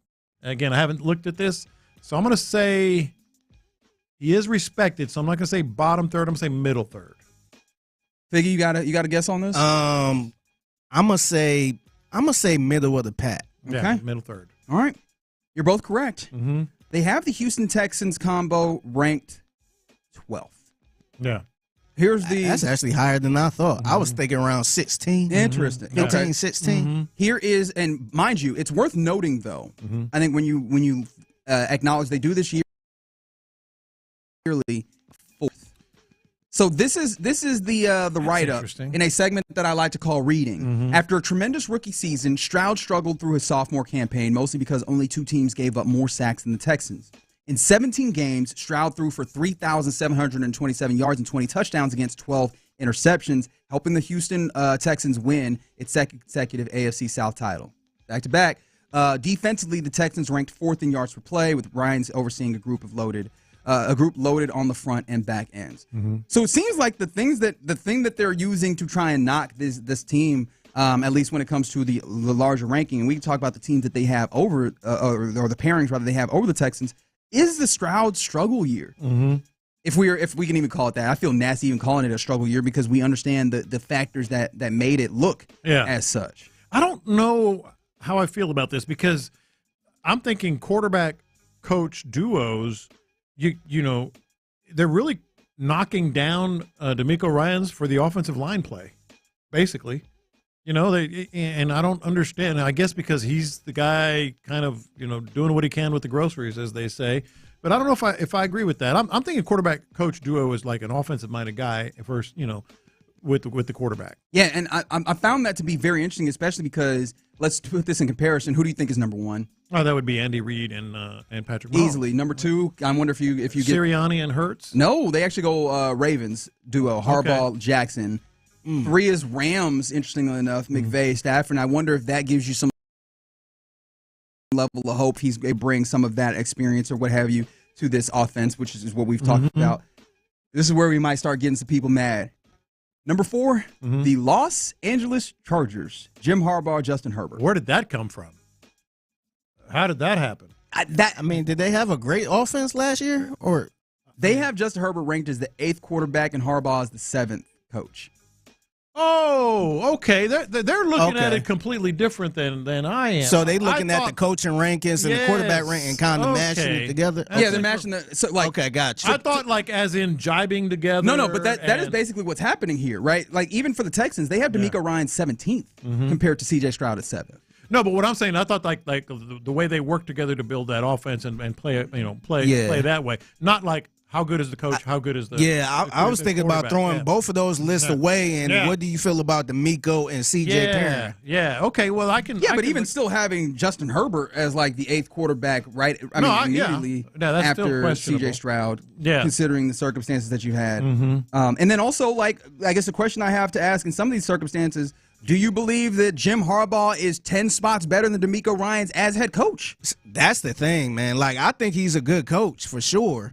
But, is he that good right now? Based on track record, I have to say yes. 3 conference championships. For Jim Harbaugh? Yeah. But in this particular I'm talking about right now, though. And then I think, right now, you ranking the coaches, is he a top 10 coach? And I think the interesting question is, I guess, the reverse one. The inverse, Ryan is the bottom half of the league head coach. Now that I totally disagree with. Yeah, but if the question is, do you think Harbaugh is 10 spots better than? It pains me to say, but look at what he's done. Look at what he's done as an NFL head coach. So where would you rank D'Amico as a coach? Because looking at this, Dan Quinn is put as a 14th rank. Zach Taylor of the Bengals is ranked as the 16th rank. So obviously Nick Sirianni 13th. Dan Campbell as 11th. All these guys and their teams and then these pairings have put them above the Texans. And it feels like, obviously, D'Amico, you could easily point to the defense, but that's not the entirety of the job. What do you think they're knocking D'Amico on? And maybe what are the places that D'Amico maybe needs to take some, progress this season in order to make – obviously this list is one thing to make the Texans' outcome better, but more importantly, to be able to help progress this Texans team to where you need to be, which is a legitimate Super Bowl contender this season. I think what they're knocking, to answer your first part there, I think what they're knocking D'Amico on is an obvious, even though they won 10 games, it was an obvious step back. They didn't take a step forward. For whatever reason you want to pick, and they haven't advanced. They haven't advanced to a conference championship, which was a kind of one of the things that people would mention or whatever. I think they're knocking him on that. And the other part. Could it also be like staff selection? I was just going to say the other part that is important to remember here is they've had all that turnover already on the offensive side. He got it wrong. You said all that. 2 guys. 2 guys turnover. Obviously important turnover. I think that's really, really intriguing to me because it highlights some of the places in which D'Amico Ryans has gotten a lot of love, and it felt like he got a lot of love. After year 1 and then really in as we went through year 2, but there are people that are looking at D'Amico Ryans and maybe not looking at C.J. Stroud in the same way, but saying, hey, D'Amico, we need you to prove it outside of just being a really good defense coordinator. Can you be the guy that is overseeing this to make sure that you have a good offense? Yeah, I think that's part of it. Can you be a guy that makes sure that this, the hierarchy goes all the way together? I think one of the things that we've mentioned at times, but maybe we don't necessarily hold against D'Amico, and I'm not saying that we should per se, some of those decision-making in games as well. There was instances where I don't think that these were the things that lost you games per se, out and out, but these were things that definitely were little things that add to making the margin center, which is making sure at the ends of quarters that you make the right decisions, and making sure that, or having the right decision on when to go in some of these fourth down circumstances. I think those are some of the things that around the margins can be incredibly helpful. That it seems like D'Amico Ryans, I don't know if I want to say is bad at, but I don't think that he is great at as well, and I'd love to see some level of development for him there. I think that's possible. Ultimately, this comes down to the offense didn't answer the bell, and D'Amico Ryans was the head coach, and so they dropped him on that. It is interesting. I mean, they had Sirianni, what'd you say, 13th? Yeah. And Sirianni, that's almost silly. You don't have to like Sirianni. Don't talk to me about the, as in too low? Yeah, too low. Yeah. He should be top 10. Yeah. You don't have to like the guy. You can think he's a weirdo. You can not like the way he interacts with fans. You can think whatever you want about him. Come on. I mean, they won the Super Bowl. Now, is this a Jalen Hurts thing, too? No, Jalen Hurts is 9th, so that would put him behind CJ and who was the 8th one? And Herbert in there. And Jalen Hurts is going to be in that place as well as some of the other players that we talk about in this way, where he's just going to be constantly questioned on how good of a quarterback he is. And I guess for him, his ultimate answer would be scoreboard. Yeah. Or in this instance, look at this ring right here that I got. Right, maybe that's going to be his response or whatever. The Sirianni thing is interesting because you could say that he got the job done, and he did. I can never take that away from him. Damned as I may be to get him to a place where I don't necessarily love him as a head coach, especially because it feels like this is a circumstance that is built where they are good because of their executive and the way the team is built. They're also good in part because of their coordinators and the selection there, and it feels like that is also an executive decision to some degree, to where I wonder how much his personal impact is there. But you have to give him credit that he is the man running the show. This is what I'm not going to say changed my mind, because I'm not his biggest fan as a head coach, but I think where he really earned his stripes, that team could have gone completely off the rails after a 2-2 start. Somehow, some way. That had nothing to do with coordinators. It had nothing to do with the general manager. It was the head coach somehow, some way getting them to buy in. And then they went 13-2, something like that. So you have to give him credit for that. They were favored. They were 2-2. Even the noise that was coming out from the locker room, I thought it was a chance he was going to get let go. Well, you got to. All right. Well, however he did it, they bought in. Yeah, they did. They did buy in. They steadied the ship. I think there is something to be said, though, for an organization that is that well run, and for you to have that much talent to have to steady the ship, to have the ship, the water. But the head coach is the guy that does it. No, you're right. Yeah. No, but my thing about it is, as much as you give him credit for it on the back end, which I don't think you're wrong about, I do have questions as to why the waters got as choppy as they did on the front end with a circumstance that probably should be a lot clearer. But of course, I'm being a hater here. I acknowledge that. Speaking of hating, would you like to do a little hating on the AFC South? Where do you think some of these other teams in the AFC South oh boy, this is gonna be fun. Are ranked? This is gonna be fun. Where would you like to start? Would you like to start with the Jacksonville Jaguars? Duval. They got to be 20. The rest of the AFC South got to be. I'm with you. I'm gonna say 22. In the 20s. 22. You say? Where you throwing this up here? I'm gonna say. You know what? I think I'm gonna say around 19, 20. I'm gonna say I'm gonna go 19. The closer of the answers is Lopez's 23rd in the league, the Jacksonville Jaguars, with Liam Cohen being 29. I mean, he's new head coach. Ranked 17th. That's fair. Okay, that's fair. It is fun to see them actually find a space where now they're being ranked in a way that seems to or him specifically. The sheen and the luster has worn off of Titans. Titans. Where do you think they rank? I'm going to say 19 on that one. Okay. Oh, so higher than the Jaguars. Okay. I'm going to say respectfully 25th. Okay. The closer in that answer, Figgy Fig. Okay. 30th. Oh, Callahan and Cam Ward coming in as the 28th best in both instances. Dang. Yikes. And then Colts. I'm gonna say that's probably around 25th. 22. No, I said 22 already. 21. The closest, Figgy Fig, you win the challenge.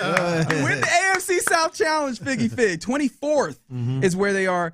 Anthony Richardson considered the starter here. A 30th. He's bringing down the property values around here. Shane Steichen is 18th.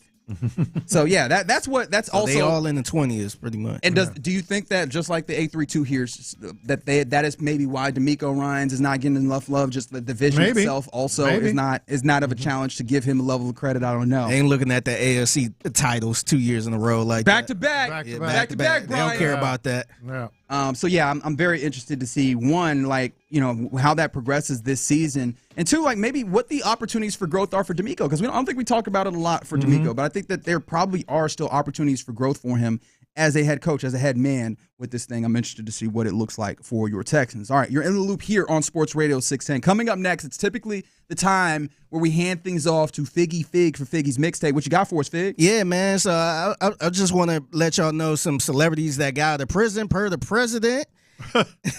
And the Florida Panthers, they've been in the news a little bit. They're going back to the Stanley Cup Finals, and somebody from Carolina who played for the Panthers was at the game, and he had a damn good time. Okay, all right. Let's have a little fun with that. Next. How does Coach D'Amico Pine bring OTAs? When it comes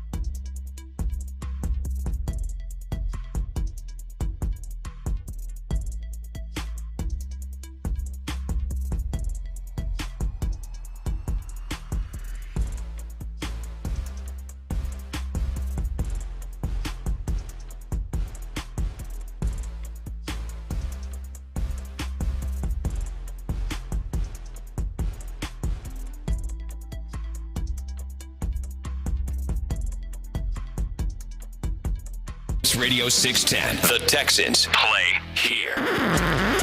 Pass the aux cord and crank up the volume. Figgy Figs in the driver's seat. Sit back, relax, and enjoy the ride. It's time for Figgy's Mixtape on Sports Radio 610. Yep, it's the Mixtape in the Loop, Sports Radio 610. It's your man Figgy Fig holding it down on a Friday. Happy Friday to everyone out there. Just a quick little update on the inmates that escaped the New Orleans prison. Yes, yes, please. Currently, right now, they are. Sound so desperate. Damn. Because I gotta know. Yeah, I need it. Well, currently, right now, they are still on the loose, but they upped the reward to $50K each. Oh, wow. What was the reward before? Do you know? I want to say it might have been $25K. Okay. Yeah. All right. Yeah. So they upped it to to $50K. Who's still out there? So Antoine Messi is still out there. Mastermind and that's the guy with the tattoos. Yeah. Still out there. Derrick Groves is still out there. I'll keep y'all updated whenever I get some more news. Okay. Speaking of prison and all that stuff, President Trump pardoned a few folks the other day, and it was making the rounds. So Todd and Julie Chrisley. They know best. Yep. Chrisley know best. Yeah, Chrisley knows best. Is that the one that be popping up on like USA?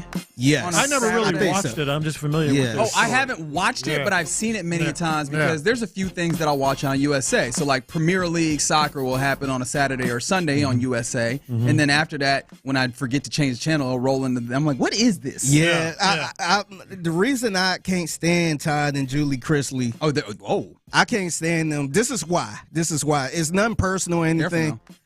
My wife is a big fan of this show, and I wasn't familiar with this show too much until, I want to say 2020. I think it was the end of 2020, or I can't remember, but what happened in 2020? I had COVID. Yeah. This is when I first had COVID, and me and my wife had COVID, so we was in the bed the whole time watching. Yes. Oh my God! Like episode after episode, we was watching. I want to say it came on Peacock. So she was just rolling through every season, man. Just steady. I felt like I was just in a dream. Like that theme song and everything. I'm just like, man. So she made you smoke 100 pack. Like that's what it was. Yeah, You just got sick of it because of. Yeah, I was just sick. I was literally sick because that's the only thing playing. And I was in the bed just going back and forth to the bathroom. I wasn't really doing nothing but in the bed, and that damn show was playing.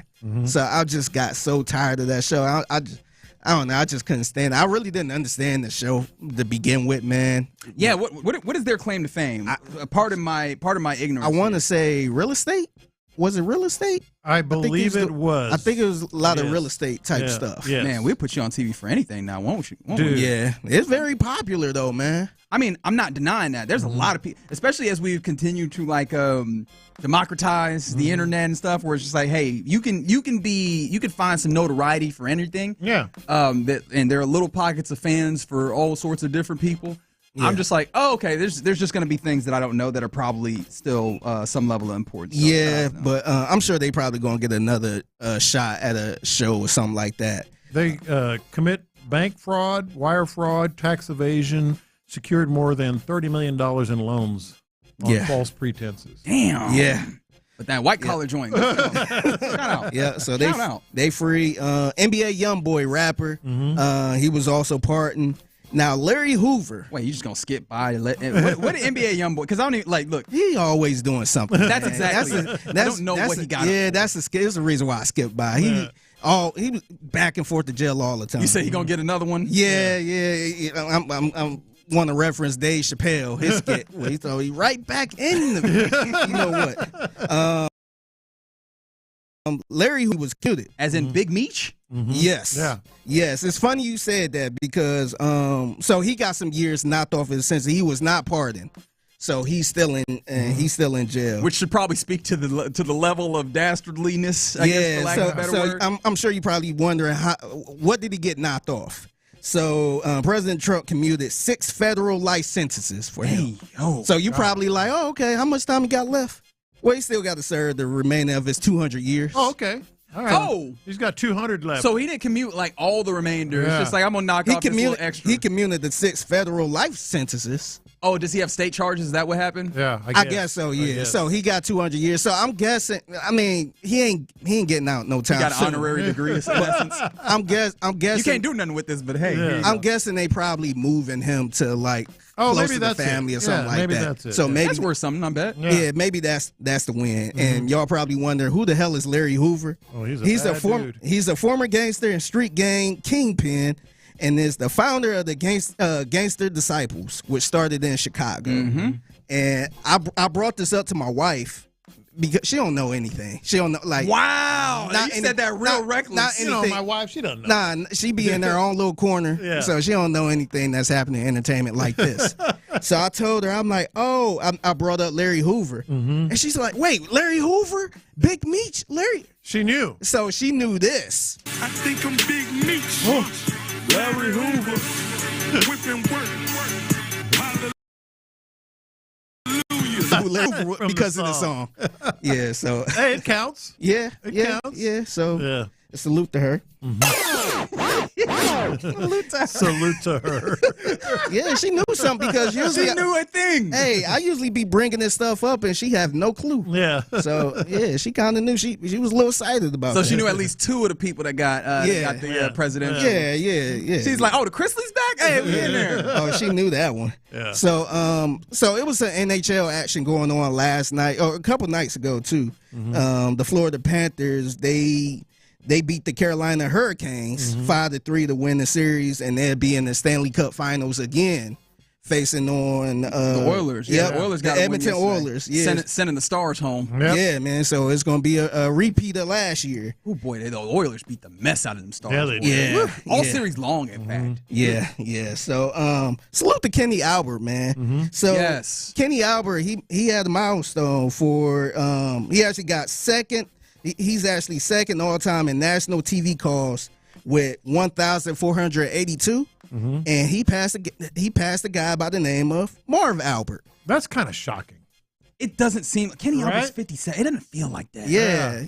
So here's Marv Albert pretty much giving the message to his son Kenny on the TNT pregame show. Hi, I'm Kenny's dad, Marv. And ever since Kenny was a kid, he'd have this thing about milestones, how many wins consecutively he'd get in Monopoly, how many goals he'd score in street hockey, how many hamburgers he'd eat. Very sad. But how about 1,481 consecutive national games? Those are the stats that he's offering up. Kenny, congratulations. You are the Cal Ripken of sports broadcasting history on the national level. That's pretty cool. That's dope. Yeah. That's cool. It was kind of cool seeing hearing Marv Albert again too, man. I kind of miss Marv Albert a little bit. I was gonna say that, but yeah, absolutely, that one hit me. Like just here, especially considering the NBA is leaving TNT, which for me is more of what I think about with Marv Albert, and I understand. Look at me, youthful, soaring with my ignorance, or what have you. No, I know NBA on NBC like that, especially with that coming back as well. Yeah. Like hearing Marv Albert takes you to that place. And so just hearing his voice absolutely did that for me. But of course, I don't want to steal the moment. Shout out to Kenny Albert, man. Like Yeah. that is and it's funny because Kenny Albert he just does not hit me in the same place as some other broadcasters because it's a lot of hockey in there. Yeah. I mean, I'm not watching Rangers hockey like that or what have you. But no, he's damn good at what he does. Yeah, man. Salute to Kenny Albert for the milestone. All right, I'm gonna stick with this same game. So, Carolina Panthers receiver Xavier Legette. Oh, our favorite. One of our favorites. He actually went. I want to say this was his first NHL hockey game. So, he was at the Carolina Hurricanes game versus the Florida Panthers. And here is Xavier mic'd up a little bit. And let's just get some popcorn and enjoy this. Hey, I'm on the glass. How many hockey balls come flying over here?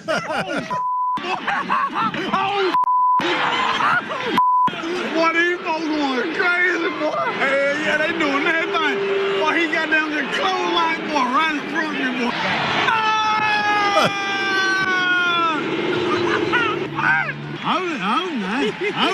What are those words? Hell no. This my first time seeing this, boy. He is right on the glass, too. God, I got scared of hell, boy. Get that hell, boy. Yeah! I ain't knowing you like this for my back. Damn. No, hell no, hell no. Come on, Kynes. Come on, Mike. Come on. Just a little defense, Kynes. I ain't gonna lie. I'm gonna be back to one of these. I'm gonna be back to one of these. I feel like this is the number one seed of the cross sports matchups of like having one sports athletes. It's always the football players at the hockey game. Yeah.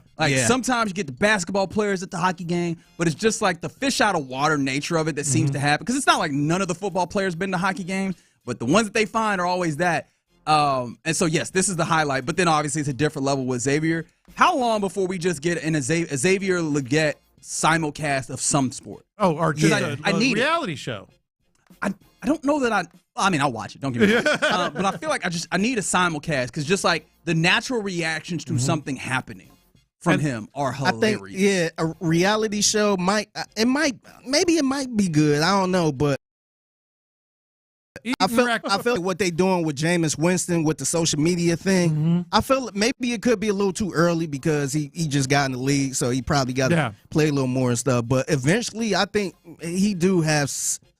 I don't want to say a little Jameis Winston in him, but just that star quality. Just whatever you do. Yeah. It's going to be entertaining. It's amazing. Yeah. Like you are that entertaining. You could just go to a restaurant and people will enjoy your commentary. The best part of that video is like he actually at one point turns around and apologizes to the fans behind him because he's like, I am out of control. I realize it, but I've never been to one of these before. I ain't gonna lie, they did look a little irritated. They did look a little irritated. Maybe they paid good money for them seats. Yeah, but maybe they didn't know who he was. At the end, they were laughing because they're like, oh, that's Xavier Legette. He's never been to look at this fool. Yeah. He's just jumping around. I think they probably didn't know who that was at the time. Yeah. But they might not still, but he's just so genuine. Yeah, towards the end, I think they put him up on the screen and he signed the football and threw it. So I think towards the end they were kind of having a blast with him. But he was like apologizing. I'm sorry, this is awesome.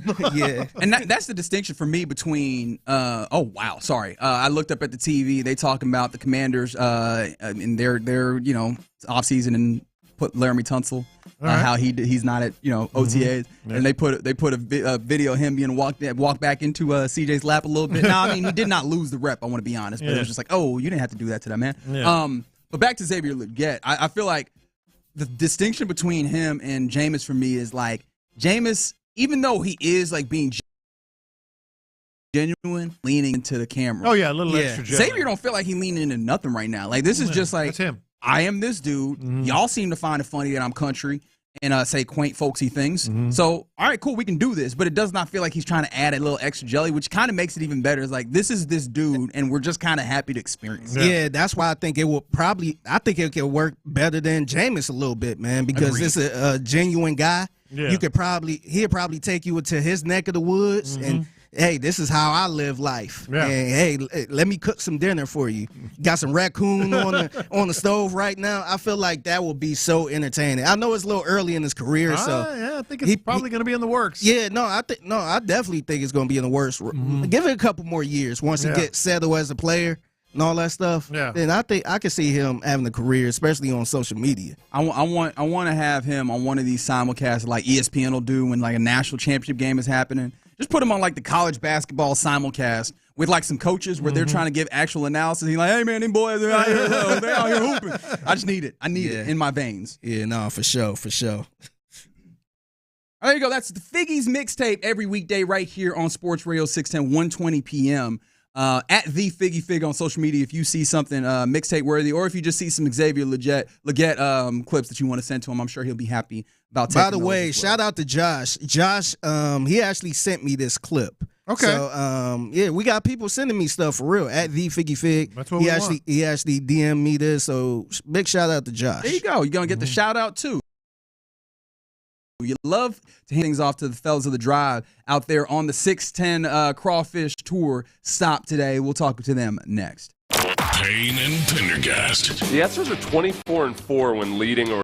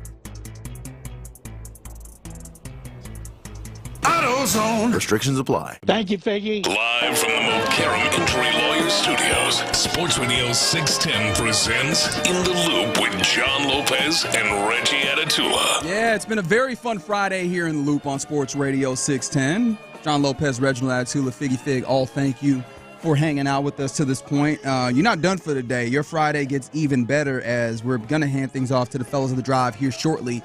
They are out at, and correct me if I'm wrong here, Fig, it's the Crafty Crab? Yep. Crafty Crab. I keep getting ready to say Crusty Crab. I mean, that's probably why my brain refused to accept it, because I was like, you're going to say Crusty Crab. Yeah. No, it's the Crafty Crab out there in Fondren. I think I might pop out and see the fellas as well, because I've heard that the crawdads are real good. We'll take the club. The club. I'm still amazed. That y'all out here in the year of our Lord 2025 using the club. It is a very active area over there, though. I ain't gonna lie. Oh, that's good. So yeah, Ron definitely gonna have to hit that So beep that- beep. Yeah. I bet he tried to see. Can I park in the back? Can I park over here where they can't see it from the street? I don't know. No, but I'm just kidding. Go out and see the fellas. I think I'm gonna try and get out there as well. All right, a few things to handle before. By the way, we weren't able to talk to our guy Ben Olsen, but it is worth noting that they've had a good week. The Dynamo have, including big win at Yankee Stadium, huge win against NYCFC on Wednesday. We mentioned that a big 3-0 that has them sitting in playoff position at this point. Still far off from the playoffs, but just a salute to them making some changes and getting themselves on a better place. But because of that win and the way that they played, Ben Olsen, the head coach, but then also cornerback Femi Awodesu, and then forward Gabe Segal, who scored. He had a brace himself in that game. They were named to the MLS Team of the Match Day. So shout out to all the Dynamo showing out. They're back in town tomorrow, facing off against. And of course, as soon as I was going to say that, I forgot exactly who they're playing against. They're playing Sporting KC. That's right. They're playing Sporting Kansas City at Shell Energy Stadium on Saturday. It's Kit Cancer Night, so if you want to get involved in that, there you go. You can do that as well. So shout out to the Dynamo for getting that done. But then also, you got to spell a word. I do have to spell a word. We've been talking about this all day because yesterday the Scripps National Spelling Bee was held, and Faison, and I forgot his last name. I believe is Zaki, if my memory serves. 11-year-old out of Georgia. He won this whole shebang, and he won it by spelling this word: Éclaircissement. Éclaircissement. Éclaircissement. And you said you think you could nail it. Our program director came in after the first segment when we were talking this morning and said, "Oh yeah, this is how you spell it." I was like, "Wow, can you do it?" I doubt myself. I have a lot. Figure it out. You know what Did I you did? Google? No, not I did. Not at all. I psyched myself out because I've gone through various permutation of, okay, is it going to be one of them words with a lot of extra letters? That kind of operator? Is this going to be one of those ones that's a little bit more straightforward? So I am going to just go ahead and hit this here. All right. And I'm probably going to get it wrong. I got it on my phone here. I'm probably going to get it wrong. You have to make sure you look it up. I still don't know. Yeah, Actually, let's go through the whole permutation. Can you use it in a sentence again for me? Well, I have the definition first. Okay, what's the definition? An enlightening explanation of something, typically someone's conduct that has been hitherto inexplicable. Okay, all right. Did you ever find the language of origin? Did we ever get that? Do you want the language of origin? I have that too. Yes, if you don't mind. French. Okay, I did suss that out. Did I not get that right? Yeah, I got that right. Okay, very good. And then use it in a sentence if you don't mind. That particular item, there was much éclaircissement in how they explained it. Okay. First of all, you throwing too many big words. That's right. That's okay, right. Now, because I don't understand them, I'm going to take them as disrespect. 100%. All right, so this is how I prove that I definitely had no business in the spelling bee. One that I think I lost my 6th grade spelling bee. I didn't even end up. I thought it was 5th grade. I remember it 5th grade. No, 5th grade was Parker. Parker was a 5th grade. No, I was 5th grade too, I think. Oh, okay. Yeah, well, I had. I don't think I ever had a spelling bee. Yeah. I don't think our school had one. Hey, Figgy, let's do a little side, not bet, but let's do a little side action here. Oh, y'all don't want to bet on me, I bet you. Is he going to get it? Number one. If he doesn't get it, how many letters until he misses? Ooh. Is he going to get it, first of all? I'm going to say he. I don't know, man. Well, hey, because I feel like Reggie is a very smart guy. Hey, y'all give me too much credit, bro. I think he's going to kind of screw up a little early. All right, so how many because letters I think the early part going to get him. How many letters until he gets it wrong? I'm gonna say 4. I'm gonna say 8. Okay, so I know where you're looking at that you think I'm going to mess this up. I know where you're looking at. All right. Here we go. Here we go. Eclair C. Smalt. E. I can't tell you until you're wrong. Well, yeah, I know, right. C. L. A. I. R. S. Do we have the winner? Yes, we do. All right. Eclair C. CLARISSEMENT.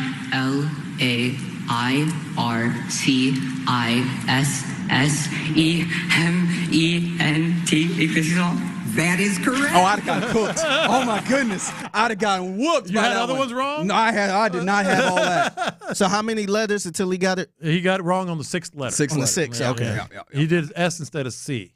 Okay. All right. So, yeah. How did you have it spelled? That is wild. Not like that. I'll tell you that. Not like that. No need to take any more L's than I already have. So shout out to. He actually had an L in it, which is interesting. Yeah. Shout out to Face on Zika. Yes. For winning the spelling bee, because spelling bee is sport as well.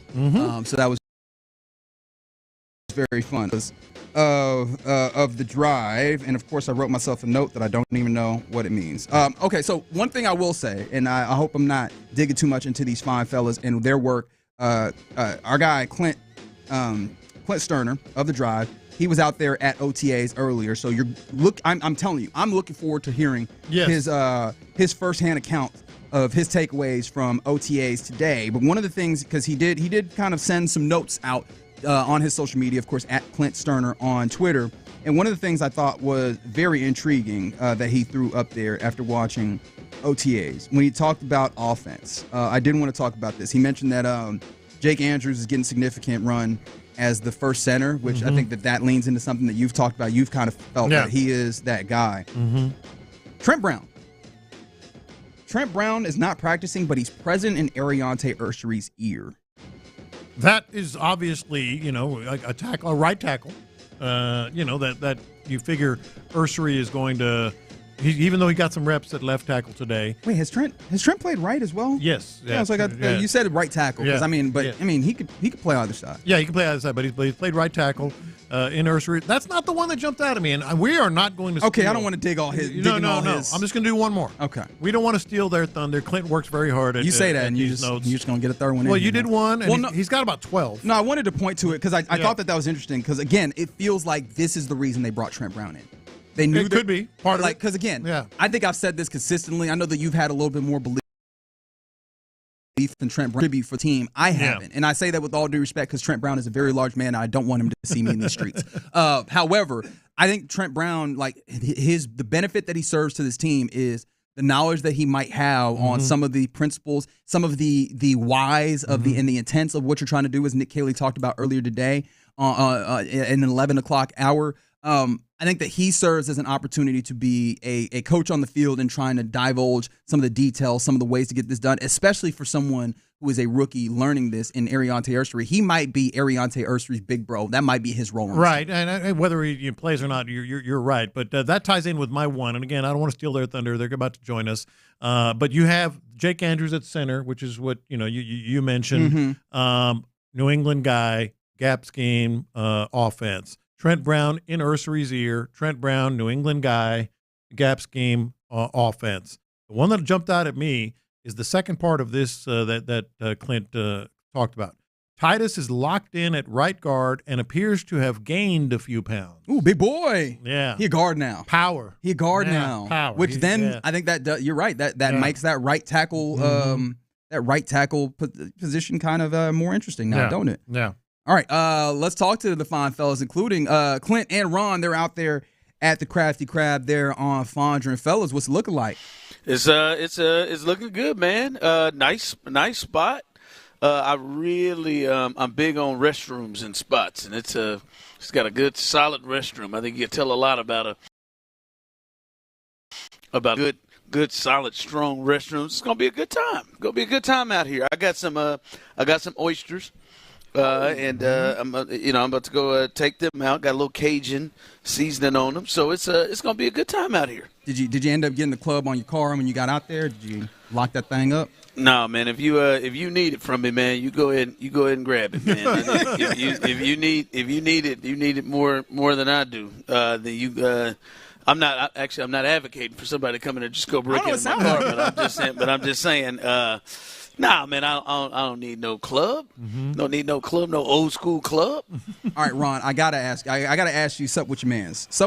Kobe Bryant is a cornerback who. I was going to say, well, Kobe Bryant. Okay, I got you now. Yeah, and he is with the Falcons, right? Like that's where he ended up signing. Oh, UDF. Undrafted. There you go. Yeah, and so he posted on his Instagram a picture that was interesting, to say the least. It was a Photoshop of James Harden, but in a Lamar Jackson uniform and everything, as if to kind of needle at one of the better quarterbacks in this league. So what your man's here? Like, what do you think is happening there? Yeah, I mean, just a simple show of delusional confidence, right? And that's what some of our athletes have, baby, delusional confidence. All right, I'd probably say, hey, Kobe, man, maybe put on a little weight and get this thing right, with the Falcons and maybe make that team first. But hey, it's just a little delusional confidence. Very, very looking forward to hearing all your takeaways from being out of practice again. We did dabble with one or two. We didn't want to steal your thunder, but Titus looking a little heftier and stronger, huh? Well, I even confirmed that with Ron. I told Ron that yesterday, and I said I don't know if it's just a baggy, because he's got to where he cuts off the sweatpants instead of wearing tights or shorts or anything like that. And I said, I don't want to get ahead of myself. I said, but Ron, when you get out there Friday, I want you to take a look. And I mean, Ron, unprovoked, he looked over and he goes, yeah, it looks like Titus may have put on a little bit of that guard weight, which I think is, I'm saying that in a positive light. I mean, just if he's going to play guard and he's going to anchor down, that being long and lean and athletic and being able to shuffle out there and chase down 4 or 5 defensive ends, them days are over. You need to be able to anchor down a little bit better, and it would make perfect sense. But yeah, when I saw him, I immediately thought, man, he looks like he's put on some good weight, man. He's your guard. No, he is certainly bigger. I saw that as soon that 71 looked like it fit a little different than it did in the past, especially when you compare him to what the other tackles are looking like. Cam Robinson and Fisher. He at least width-wise looks more like a guard. Yeah, and it's interesting because he's, you mentioned it there, J-Lo, he's playing that right guard spot, and it's just, I think they've seen enough of Titus Howard on both sides of the ball, not necessarily at any particular position, but on both sides of the ball to know and feel like hey, man, the stance is what's best for Titus Howard. So I know a lot of people, I've been higher on him at guard than most have. I'm okay with him playing guard, but if there's any concern out there that, hey, man, what we've seen hadn't been good enough, I would imagine that he's being put in the best position that he could possibly be put in to be better at guard than anything else, looking like the whole offseason's been geared towards it and putting him on that right side where he obviously, I would imagine they've seen it that he's more comfortable. Oh, man, I'm excited to hear more of you guys' takeaways from you can't run off yet. Can't run off yet. Let's go. I spent some time in the car now. All right. We need your takeaways from the show today. You are on. You can't run off. All right. What was it? Was it Turkey that made the rule about the can't stand up on the planes anymore? Yes. I'm gonna tell you, Reg, it ain't the ones that stand up. It's the ones that stand up and run to the front now. I'm a stand up and will block your ass in a hurry if you think you just gonna bully your way up to the front of the plane like your schedule's more important than anybody else. That's such a good idea. So Turkey, I'm gonna need some context around that law that they're putting in from these airlines. Where are you going? Yeah, exactly. That's where I'm always where are you going, and who raised you and said that you are the most important person on this plane, and ain't nobody else in a hurry too, man. Hey, and Figgy, my man Figgy, he's letting us know, ain't he? Hey, Figgy's letting us know his job ain't easy. He's wearing several hats. I mean, that's twice this week. I heard it too, man. And people back there think I'm just pushing buttons. Hell with that just pushing buttons. It's a lot harder than this. And them Figgy shoes, they big and they hard to feel. Hey, but try to be humble with it too. Like he'll end it in humble. He'll end it in humble. I'm not saying my job is hard. If I remember correctly, it was both in Figgy's segments too. So he thought put some good thought into it. Here's the other thing. I don't know if I know I married well, but I don't know if if it is just that rare or not. But I'm gonna tell you what, I married well enough to where if me and my gal are sitting at a fashion show, and Megan the Stallion or a stallion of any kind walks out, I mean, we're both gonna look. Mm-hmm. Yes. Oh yeah. Agreed. We're both gonna look. You know what I mean? Like you're if you go to a fashion show with your old lady, whether you're married to her or it's your girlfriend. Risk it all though. I would stand up. I mean, I'm not going to stand up and try. You go. Let's go. I'm not going to stand up and take a shot at her, but I would imagine I'd turn to my wife and have a comment and maybe high five. Yeah, I got some different relationships. Well, I'm just telling you, man. I mean, there's some reality to this, man. I mean, the days of me throwing my shot and letting Meg know that I'm from Houston and maybe having a shot, those days are over. But I mean, if we're at a fashion show and that walks out, I mean, come on, we're there to look. Yeah, man. I'm gonna look, but I ain't gonna look like I'm looking. I am. I know. Like I said, hey man, you know your relationship. I'm just telling you right now, my eyes gonna look like I'm not looking. I'm gonna have to find a different way to look. I might drop something and if Courtney takes you to front row at a Beyonce concert and you get in trouble for looking, come on, man. Nah, I'm talking about the way you talking about looking. I'm talking about. I'm not talking about the performance ads. You talking about if she walked past and that ass is right there out there for you. J-Lo sounds like his zipper's bulging. I'm just. I just heard this say, "Yep," talking about she'll understand. Okay. No, maybe she will, maybe she won't. But I'm not playing it. I'm not playing. Reg, I know it's hard to get off that tail end, but last but not least, Altuve playing left field is the best thing that's ever happened to me in my baseball takes, man.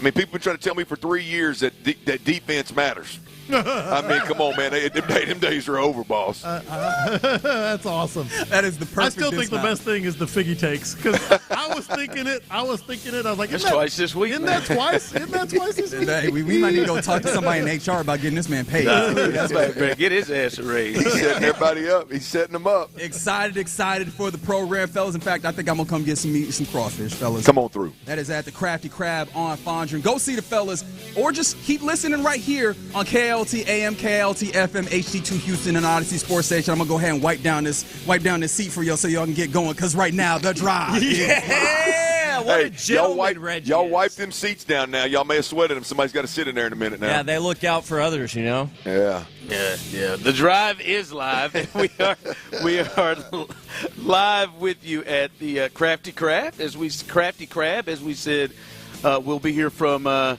2 to 6 as we get started here on Stop 9 of our very, very fun crawfish circuit. All right, Stop 9, we're here, Crafty Crab, Fondren Road. Come hang out with us until 2 o'clock. Big TV right here. They got everything you need. You can watch the editing and enjoy yourself. They got the French Open on right now. They got a huge TV screen right here in the back, and then TVs all across the front. And the mud bugs are out. I got some oysters. First one got a nice little Cajun kick to it. It's going to be it's good. I see you didn't wear a white shirt, so you're going to potentially take a look at these bugs today. Ain't no potentially to it. I'm doing that. I'm telling you, hey, the crab's spending a little monty now. Yeah, I told you. This looks like it's just freshly been done. You see them high back chairs. You see that logoed paper that's rolled out on that crawfish paper that's rolled out on these tables. Got the napkins out there and the paper bags in the buckets. Flooring and the wall. Hey man, y'all better come on through. I mean, if they did all this and them bugs ain't top notch. Whew. That's right. Yeah, that's I'm right. gonna get me something about iron. Yeah, I know you are. There you go. You can get a boil, seafood boil. You get everything you want out here as well. Full bar to go. Also, remember if you're in the building or you're on your way, what you got? You see it over in that corner? Well, as far from us as you can I see it. They got frozen joints. Yeah, I knew it. And I'm good, baby. I'm good. I don't need it. I knew it. And what do they got over there? 4 of them. I told you they Crafty Crab sound like a place that's got at least 4. I do want to go just check out the flavors. I'll walk over there. Just get a small. I don't need a small. You used to get 3 regulars. Just get you 1 small. No, I don't need a small. I just want to see what flavors they got, just to kind of fantasize. I'm supposed to be about it positively. You hear that, Tyler? He's trying to get me to get one. Trying to get me. What is wrong with you, Clint? I know. I got him. Be better, bro. man. It out to me, all 4 of them. But it's good. But, hey, if you're in the building again and you have not done so, you can put your name in our raffle box. It's sitting right here at the table here near our desk. And you'll have a chance to win a $25 Academy gift card. We're doing that once an hour. So the first one will take place at the end of the 2 o'clock hour. Each and every hour, you got a chance to win a $25 gift card to Academy Sports and Outdoors. All you got to do is fill your name out, put it in our raffle box, as well as our grand prize. There you go, man. My man right here said, I'll take this $25. Our grand prize as well, you have a chance to win a $500 gift card to Academy Sports and Outdoors and Bud Light or Budweiser for a year. Beer for a year. All you got to do is fill your name out, put it there, and you can have a good time with us. Shout out to our supporters, Academy Sports and Outdoors and Bud Light, Budweiser as well. All right, we were at NRG. Hey, they started out outside, right? I could tell D'Amico was thinking, hey, man, we might have to play some games outside. We may need to get, some rain in, some play in the rain in, and then that thing started coming down a little bit too hard. I feel like somebody leaned over into D'Amico and said, hey, man, I think maybe we might want to take this on into the bubble. And they took us on into the bubble and got their work done in the bubble.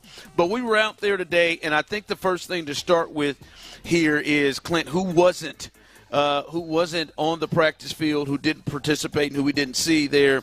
And this, according to, we didn't also add it to this list, players not practicing at again, voluntary OTAs. Joe Mixon, who wasn't here the first day. Daniil Hunter as well. C.J. Gardner-Johnson wasn't here. Danico Autry, Sheldon Rankins. Dalton Schultz did not practice with the team, but we did see Dalton Schultz working out on the side. So he was there. Also, Braxton Berrios, they were getting work on the side. Clearly, there's some sort of an injury or something that they are working through or building up through that did not have them out there on the field today. But Damian Pierce, another one, not there again. And we didn't see him the first day. Christian Harris as well. Christian Kirk, who did practice on on Tuesday, we did not see him there today. Tank Dell, obviously, with the leg injury, wasn't there. Jimmy Ward, Brevin Jordan, Justin Watson, Henry Toa. And I also didn't see Foley Fatakasi as well out there today. So a pretty good group, Clint, and a pretty good group of guys that you would think are going to be contributors to this team weren't out there. So that's the first start. We'll get to the other big news that came out of the practice today. But Clint, those guys not being there, and again, we don't know what the issues are or the reasonings why there could be injuries, right? We didn't see Dalton Schultz and Berrios the first day, but then we saw him the other day. Obviously, Christian Kirk practiced earlier, so you would think he's probably somewhere around the facility. But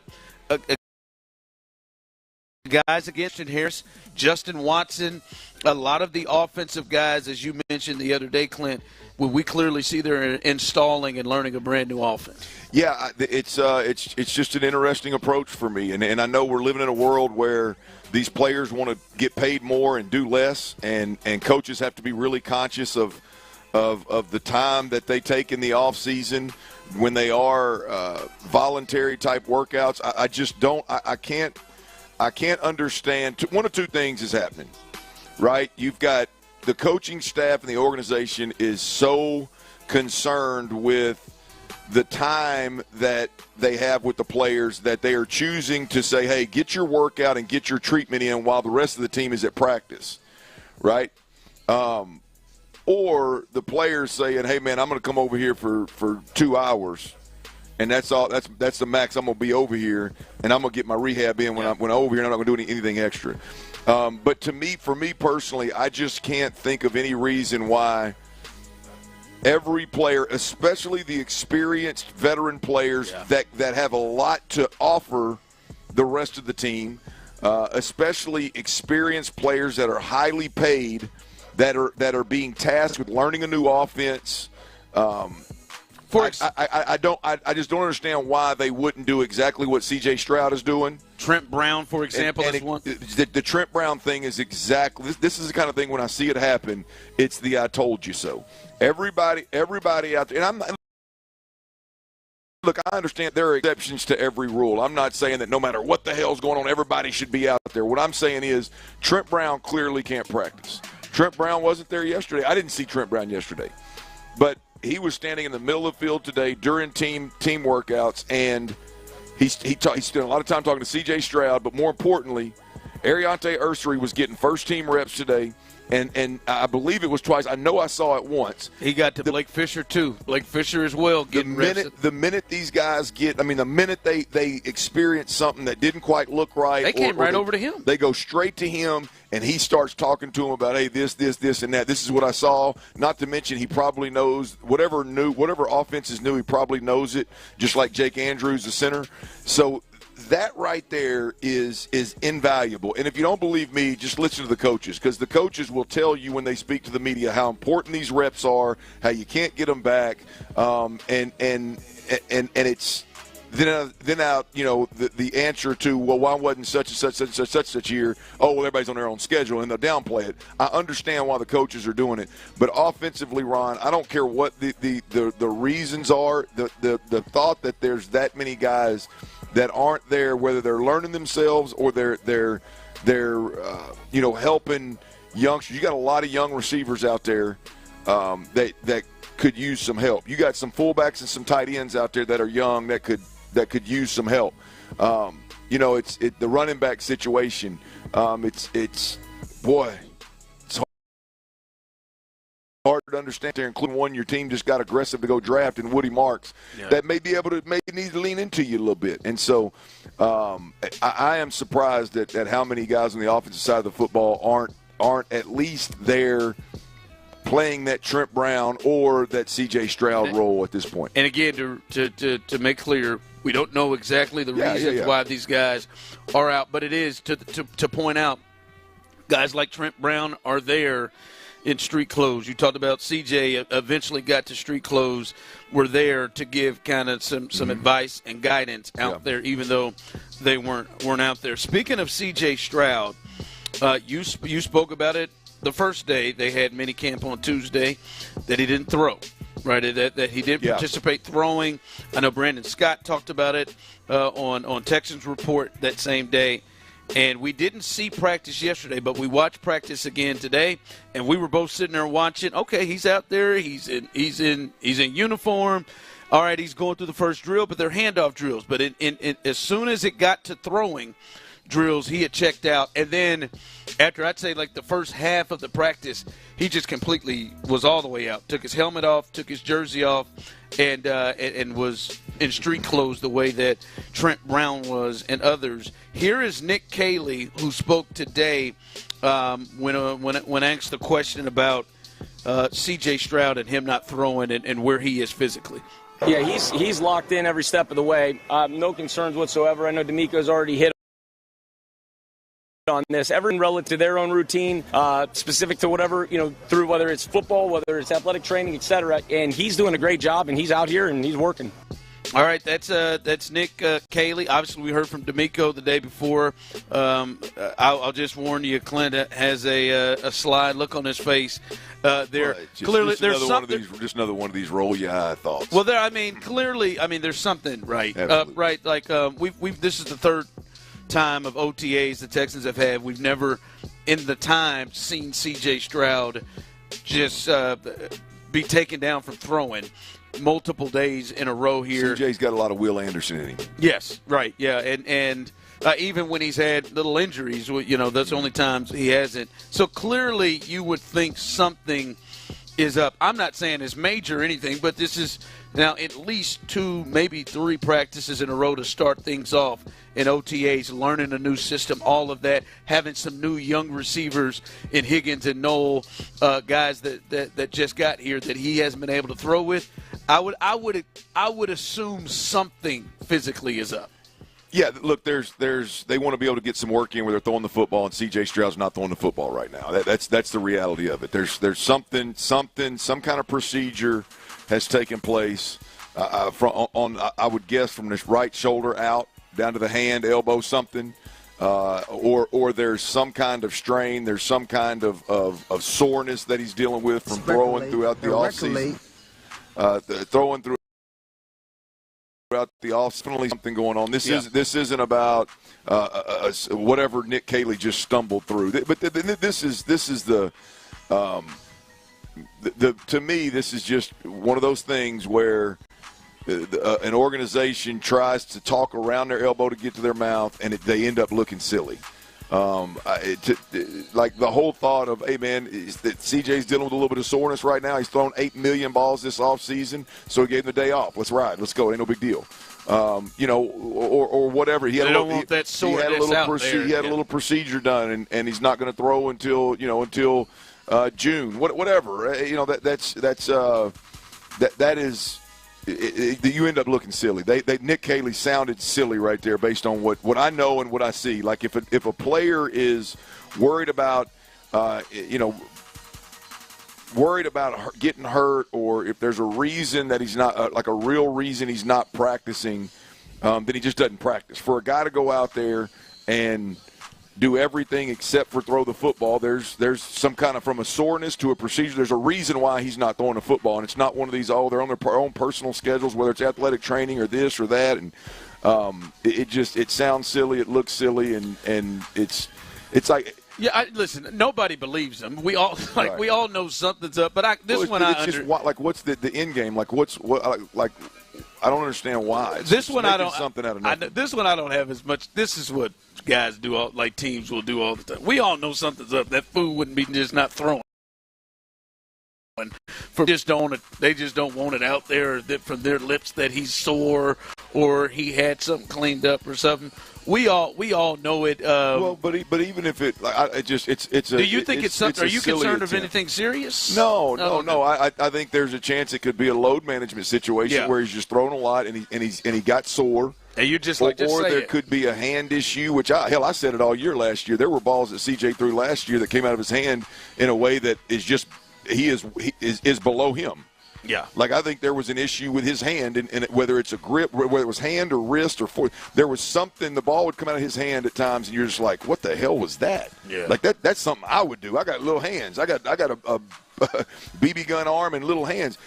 That's a different animal right there. That don't happen to those guys. In fact, that is why they are as good as they are, is those things just typically don't happen. So it wouldn't shock me if there wasn't some kind of procedure done on his hand or his wrist, and he's just not ready to completely let it rip yet, and they're working it in the training room, and when he gets to a certain point, he'll be released and be able to throw. But again, I mean, it's just the whole.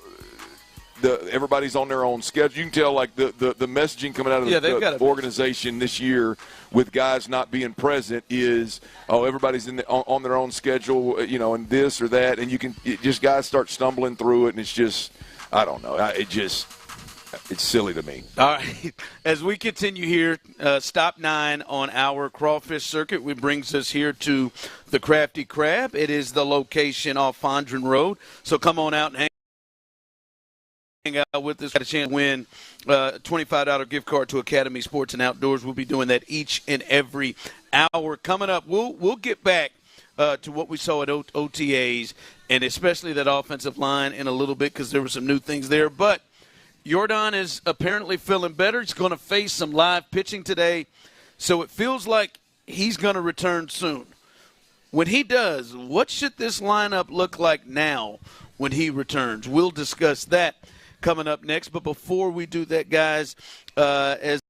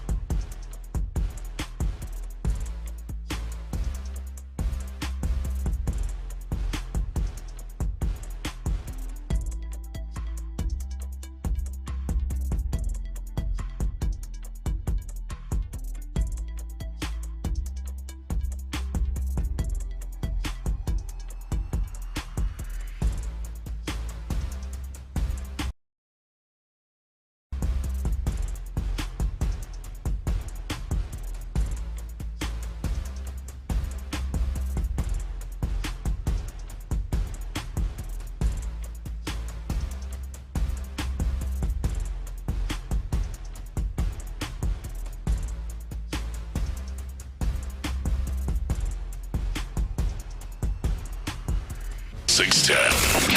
Insider access. Exclusive content. Sports Radio 610. The Texans play here. Astros ain't loyal. Live from the Crafty Crab on Fondren Road, it's the Sports Radio 610 Crawfish Circuit. Supported by Academy Sports and Outdoors and Bud Light.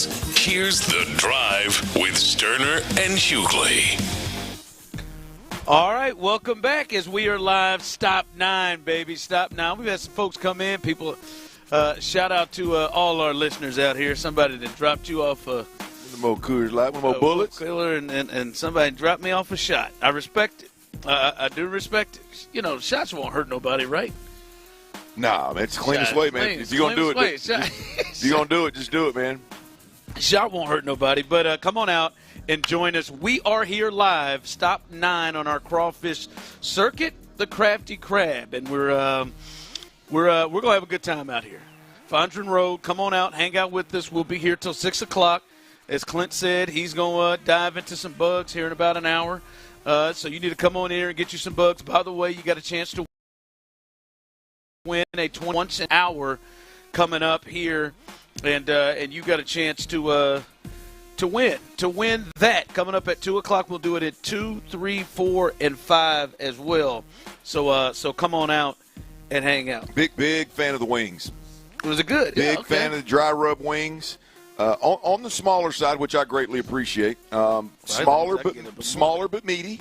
Smaller but meaty. A little easier to handle. I am talking about my wings. And very tasty. I did the Cajun dry rub. I'm a big fan. So I can there's one box checked. Yeah, the oysters were good too. Okay. I did smash with the oysters. You steamed some oysters over there? Yeah, steamed some oysters. Felt like a good idea. So we're off to a good start. And hey, the beer's cold. Mountains are blue, baby. Are they? So, oh, yeah. I bet you they are. Absolutely. All right, Clint, and Tyler, you got to keep us abreast on this today. You know I always do. To see, I don't think Yordon will be in the lineup today, as he is facing some live pitching. Who knows? You never know. They did say whenever he feels good, maybe he gets done with live pitching today and says, Captain, I'm ready. And because I'm certain that's how he refers to Joe Espada. He may say, Captain, I'm ready, and he may be in the lineup. But eventually that sounds like that is coming very, very soon, fellas. It's 713-572-4610. Those of you in YouTube and Twitch, jump in on this as well. The last time in the lineup, which was May 3rd, hell, I've turned 41 since the last time he was in the lineup. The last time he was in the lineup was Pena leading off, so that had just happened. Pena had just started to move up in the leadoff spot.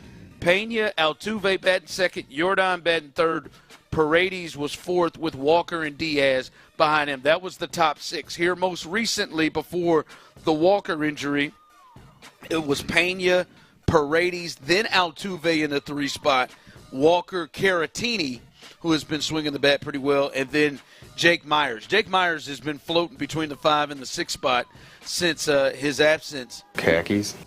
Yes. I don't think he's wearing khakis no more, man. He's wearing some. Oh, I bet they're creased.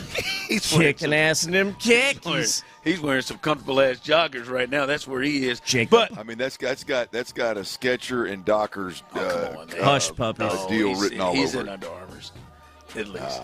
At least. But where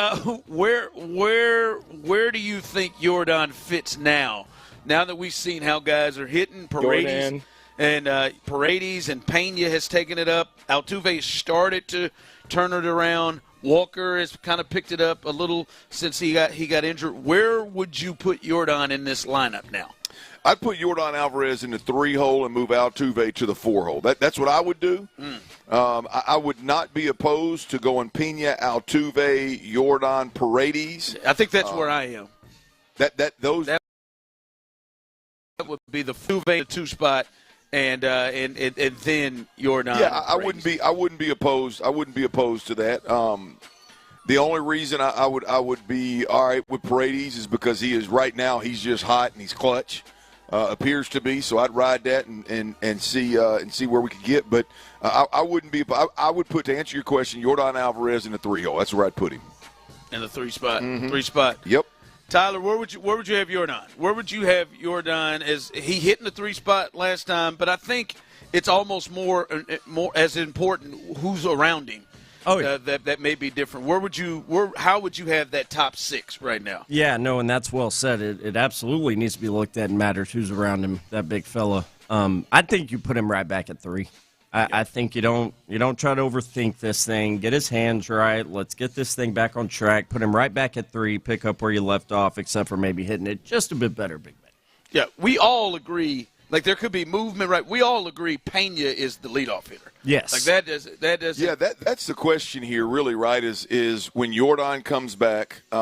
What do you do with Altuve? I think Altuve just feels weird hitting fourth. Well, I think you could do a lot with him. I think having him batting behind Yordan Alvarez, and if you walk Yordon, you got to face the best Astro, one of the most clutch players in the game.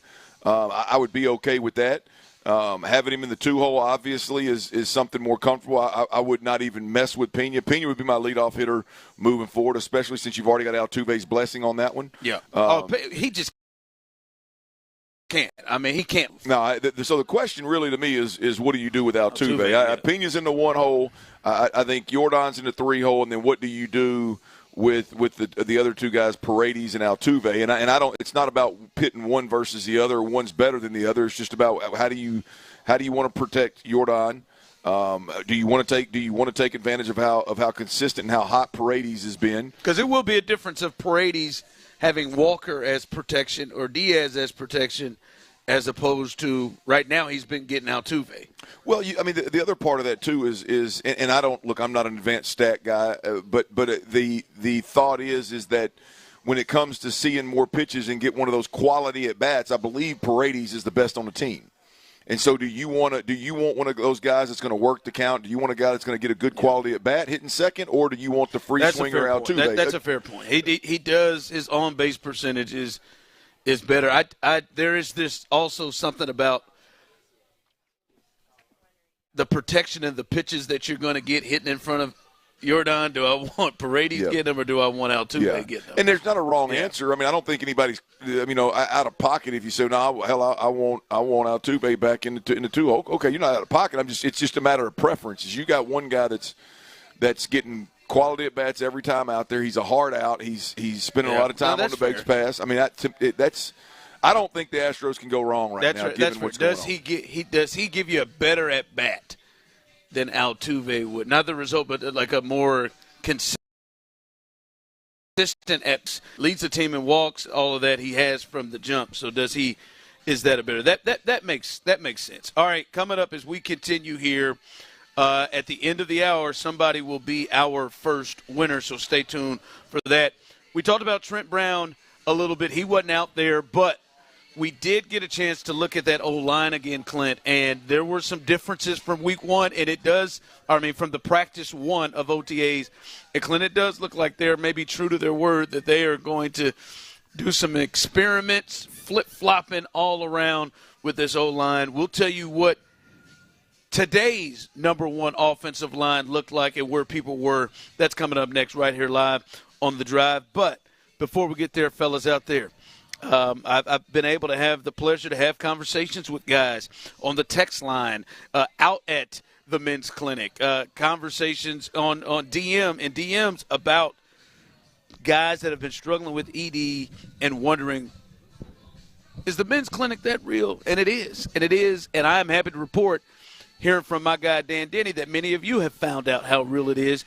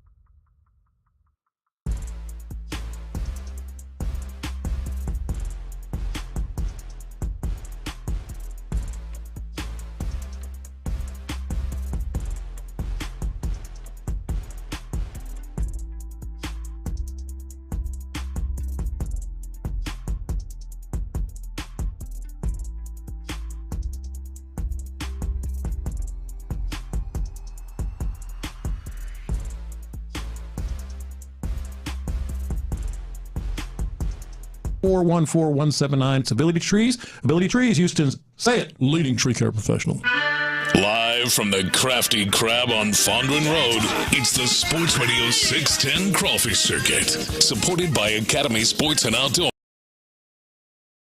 and the Dive with Stoerner and Hughley.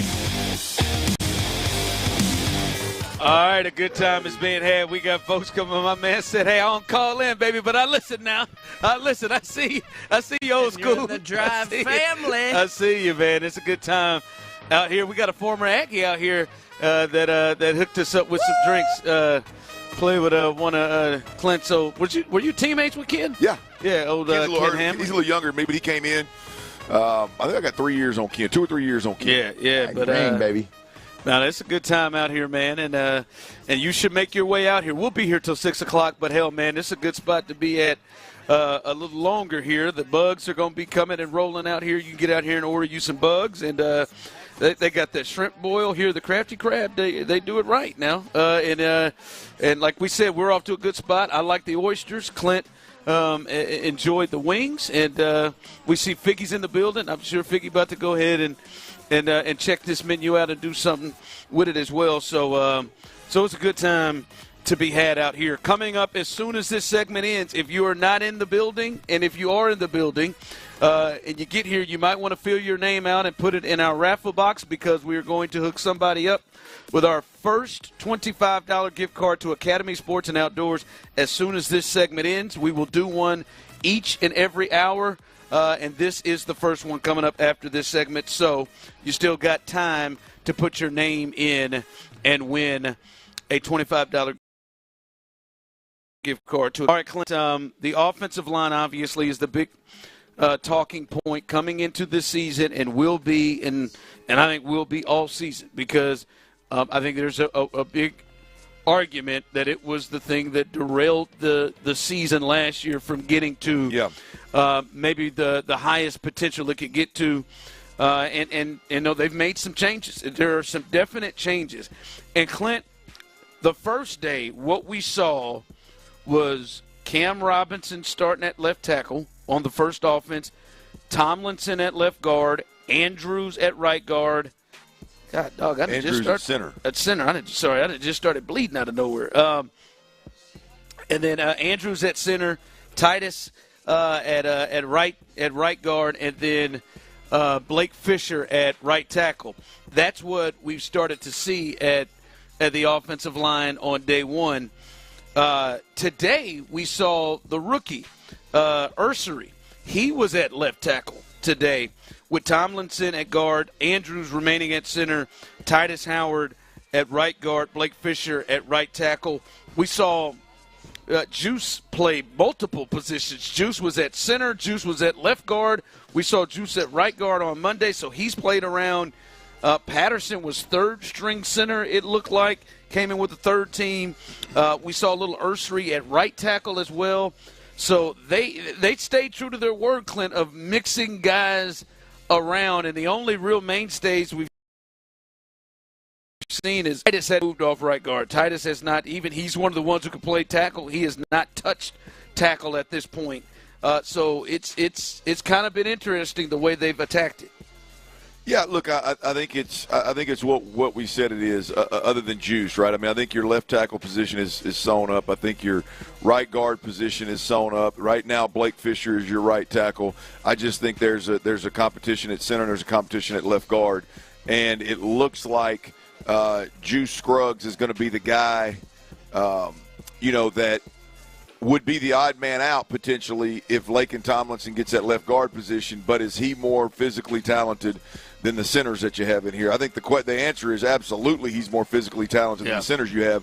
But can he communicate? Can he play the center position? Is he athletic enough? Does he have the feet to play that position the way that the other two smaller, more true centers have the ability to do? And so it's just the one thing that's different is Juice Scruggs seems to be the one that's being asked to play multiple positions that truly may not be settled into a spot yet. So, again, no surprise. I would prefer them put him at guard and let him compete at guard. But if first thing we saw him play today was center. Center, yeah. So, That left guard in that center position, I think they've got some – that's where your competition exists. If we see Ursery at right tackle at any point during the regular season, it's I think it's less about a competition and more about Blake Fisher ain't getting it done, right? And I'm not saying he's not is penciled in as your right tackle. I think right now that's where they're at. If he doesn't get the job done, I think they're preparing Ursery to be a guy that could get some run fairly early to either tackle spot. And listen, I heard Reggie say this right before we went on the crosstalk with them, and I kind of agreed. I wondered what the role for Trent Brown was going to be. But, look, watching what we saw, and we'll get to Will Anderson in a little bit. Will Anderson, just a sneak preview a little bit later on. Will Anderson is that guy at practice you can't stand. But I'm sure as a quarterback you can't stand him. Quarterback, right tackle, whatever side he's lining up on. And I guess one of the things I saw today was, I think as you said, pencil. And I thought that was a key word. Blake Fisher is in pencil over there on the right side. That could be up for grabs.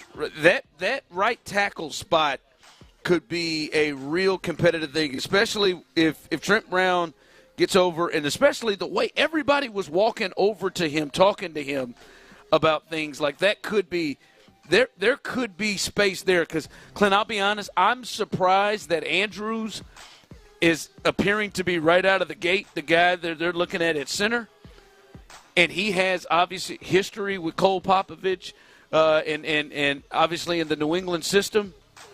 It wouldn't surprise me either that maybe Trent Brown, who has similar history, would make tax spot, especially if Blake Fisher shows spaces to struggle. So that was one of the things I walked away from today thinking, Clint, that right tackle spot may be more of a competition than maybe – and Trent Brown may have a shot at that spot that I maybe thought. Yeah, look, I don't think Blake Fisher has anything sewn up by any means. There's he's just hadn't done enough to have anything sewn up at this point in time, especially when they're trying to fix the offensive line the way they're trying to fix the offensive line. So I think it could become a real competition, but that's going to be based on whether Ursery is ready to compete at that level. You think more Ursery than well, Trent right Brown? now, I mean, I just don't I don't know where Trent Brown is. I'll be honest with you. I didn't watch a whole lot of Trent Brown the last year. I don't know exactly where he is coming off the injury. I don't know how capable he is. I don't know if he was just brought in here to be a guy that knows the offense, an emergency tackle. I have no idea what he's got left in the tank. I got to believe if he is still locked and loaded with some tread on the tire, I got to believe that he's a guy that, again, should know whatever new terminology there is. A guy that Cole Popovich is very familiar with, and Nick Caserio is very, very familiar with, and Nick Kayley's very familiar with. I don't know that if Trent Brown's got some tread left on the tire, I don't know that's going to be much of a competition. I mean, you're talking about Blake Fisher and Ariante Ursery. You're talking about two young dudes they got a ways to go. They got to develop. They got to play. They got to experience some things where Trent Brown's a different animal there. Now, a physically standpoint, he like teaching him, getting him up to speed is done. You don't have to do that. So it'll be interesting to see how they handle the right tackle spot too. Because it appears like kind of what we saw from Blake Fisher. Obviously, he can get better, but what we saw from him last year, what we saw from him a little bit today, clearly they're not in pads. But it feels like he may be somebody that they may need to give help to. They may have to give those situations, chips. Well, and it's an like unknown. To me, that's the deal. I think Trent Brown physically, wherever he's at, is a known. I think that's they know where he's at. They know how he's moving. They know what he feels like. And I think when you look at Ariante Ursery and you look at Blake Fisher, you're like, man, we ain't real sure what we got. We like what we saw from Blake Fisher last year. Ursery does look good, by the way. He looks good, don't he? Yeah, he looks the part in person. Yeah, no question. By the way, again, if you missed it earlier in the crosstalk, Clint is dead on at Titus Howard. I can't wait to see what they have him listed at this year, because he has, and it's not. I'm not saying he's fat or anything. No, I think it's a good weight if you're going to play guard. He does visually look bigger. Yeah. He does visually look the part, look bigger, and now we'll see if he could move the same way he could. Because as a tackle, I mean, this guy's a former quarterback. You would think that he's athletic, a guy that can move a little bit. You can do some things, pulls or whatever. But I think you were dead on. I just got a glimpse. Yeah, I see it. I see it. Yeah. I see right there in the chest area. I saw Stress and tweet that out, text that in. The chest area, he looks really, really big. Well, if you're going to be a guy that's I mean, your number one task is to move mass inside or anchor down in the pass protection. I mean, the more weight, if you can carry an extra 20 pounds, especially off of a frame that's, what is he, 6'5", 6'6", 6'5"? Something like that. I mean, when you can carry an extra 20, 25 pounds, that'll make a difference. It'll make a big difference. So I am interested to see if they do come out with some numbers, what his weight looks like compared to last year. He's not 6'5", 322 no more. I mean, if he was 322 last year, he looks to be heavier. Yeah, I would. That's what the listing was last year, 322. I don't think he's at 322. But shout out to him. Do you think, man? Do you think? Good weight. God, I wish I was on a program to gain weight. I promise you, it'd be easy, wouldn't it? I'd win. Ain't no doubt. God, I know I'd win. Hell, I can do it on accident. Coming up as we continue, Nick Kayley spoke. As well, this for the first time in OTAs, he spoke with the media. We'll let you hear a little bit of what he had to say and discuss that on the other side. Coming up as we continue live right here on The Drive. Well, holy cow! How does Coach D'Amico plan to address the offensive line?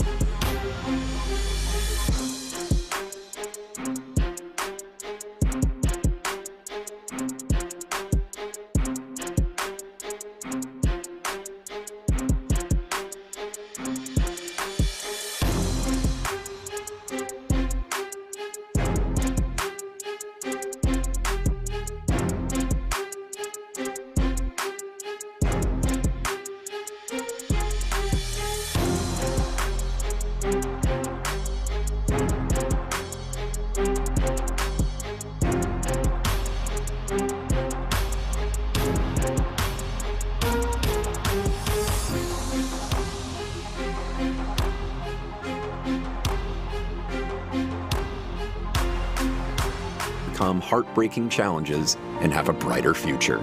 They just really genuinely just wanted to help me succeed, and I'm succeeding. I'm a speaker, I'm an author. Covenant House really helped me and really helped mold me into the woman I am today. If you or someone you love is asking for help, go to safeplacetosleep.org today. KILT FM HD2 Houston. Insider access, exclusive content. Sports Radio 610. The Texans play here. An Odyssey sports station. Live from the Crafty. It's the Sports Radio 610 Crawfish Circuit. Supported by Academy Sports and Outdoors and Bud Light. Here's The Drive with Stoerner and Hughley. That's right. We are live on stop 9 of our Crawfish Circuit here at Sports Radio 610 as The Drive continues to be live. Look at that Nick Kayley on TV. We about to talk about your ass. We about to talk about you out here talking. Right here I see Nick Kayley on one of the many TVs that you can find here at the Crafty Crab. Come on out. Fondren Road location. Come on out. And there are multiple locations, so don't get lost here.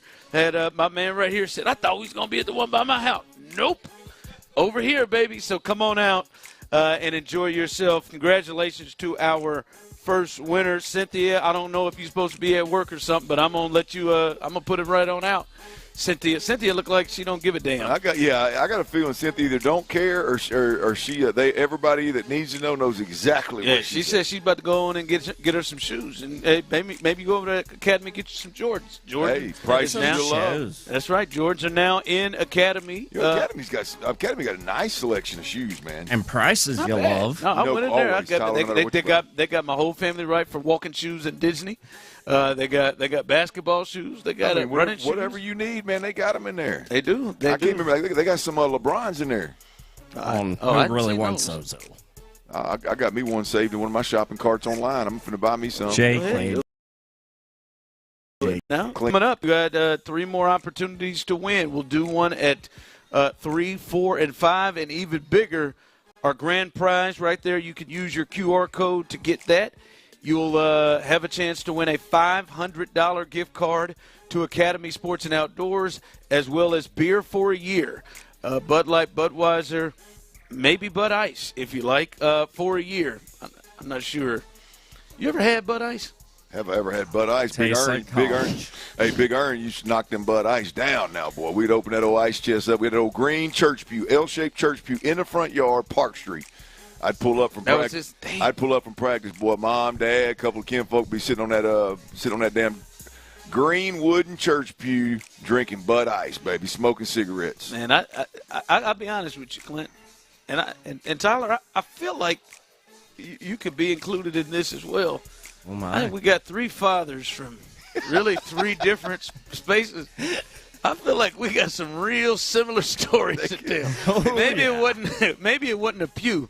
But over there off Jackson Street, it sure was a porch that had Newports. He had that gold and a dirty ashtray, red. the tall gold ashtray. Yeah, he had that gold ashtray. My dad's was black, heavier than all get out.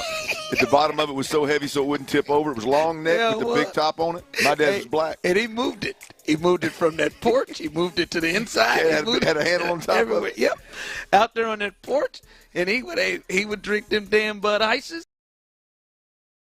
It just and he had his Newports. I don't even smoke. You know how cool it'd be to have that damn ashtray, right? It looked like one of them hand grenade things, things you can get in New Orleans. That was the shape of it. It was big on the bottom, long, tall neck, and then it got big again at the top.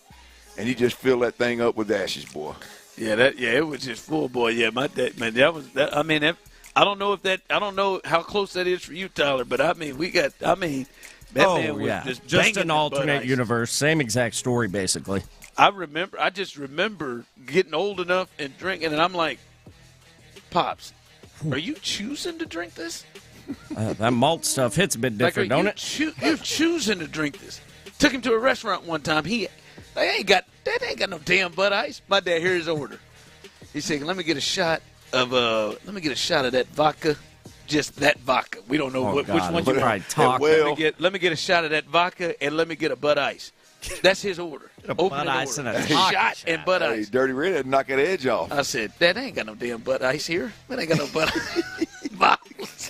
At this happy hour. I said, that's what you choosing to drink. Take the edge off, man. Man, that's good. But come on out. Something in old Dirty Red's world had him stressed out, man. Job, Teresa, life, something had him. He had to knock his edge off. Nah, man, that's just him. That's just him right there for it. All right, we appreciate you coming out. Come on out, have a good time, and have yourself a chance to win. I think Clint just ordered some bucks. We'll see. He'll give you his thoughts as he is the mud bugs connoisseur. We'll give you his thoughts coming up here in just a bit. Appreciate that title. You like that? I think you should get a shirt. All right. Nick Kayley spoke today, and there were several things that he spoke about. But I think one of the big things that people kind of checked up to, Clint, was when Sarge was there. I was sitting in there, and I saw and Sarge on the other side posed a question to him about just say what does a Nick Kayley offense look like? Like what is that and how does that look? And he talked about the work they're looking at on OTAs and the verbiage and all that. Here is his comments on that. The fun part for me, to be honest with you, is establishing a foundation, which we talked about in phase one, just the terminology, the nomenclature, the language, okay, getting past that barrier.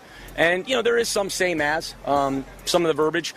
And then the second thing I would say is establishing the fundamentals, how we want to hit blocks, how we want to run routes, okay, what the routes are called. And I would say the third element of that, to piggyback off that, is really teaching the details of it, specifically how you want to run routes. What are the concepts? What are the details of the concepts, et cetera? What's the intent of the play? And I think that's an important part. Like, we don't just call plays to call plays. There's an intentionality of why we're calling every single play for specific reasons. And I think that this is a great opportunity to really establish that foundation and move forward with that. That's Nick Kayley, and he spoke about that, and as he has said,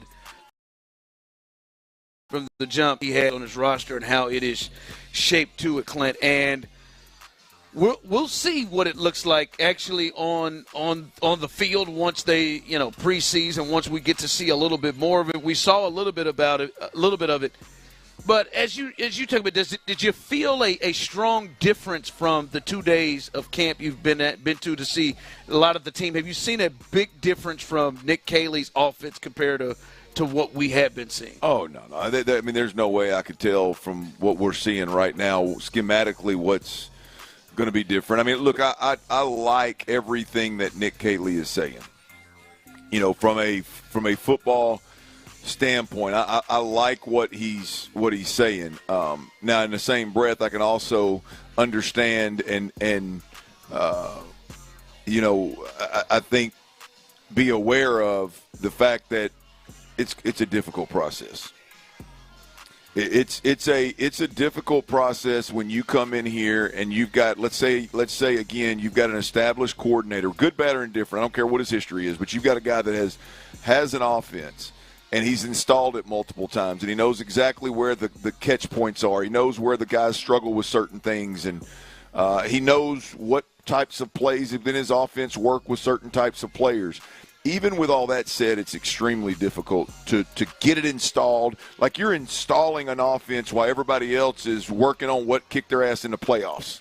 Like Kansas City right now is working on, other than their personnel that they got in there, they're working different pressures that got to Pat Mahomes late. How can we get better and more explosive down the field at the wide receiver position? When we get guys healthy, how can we use them?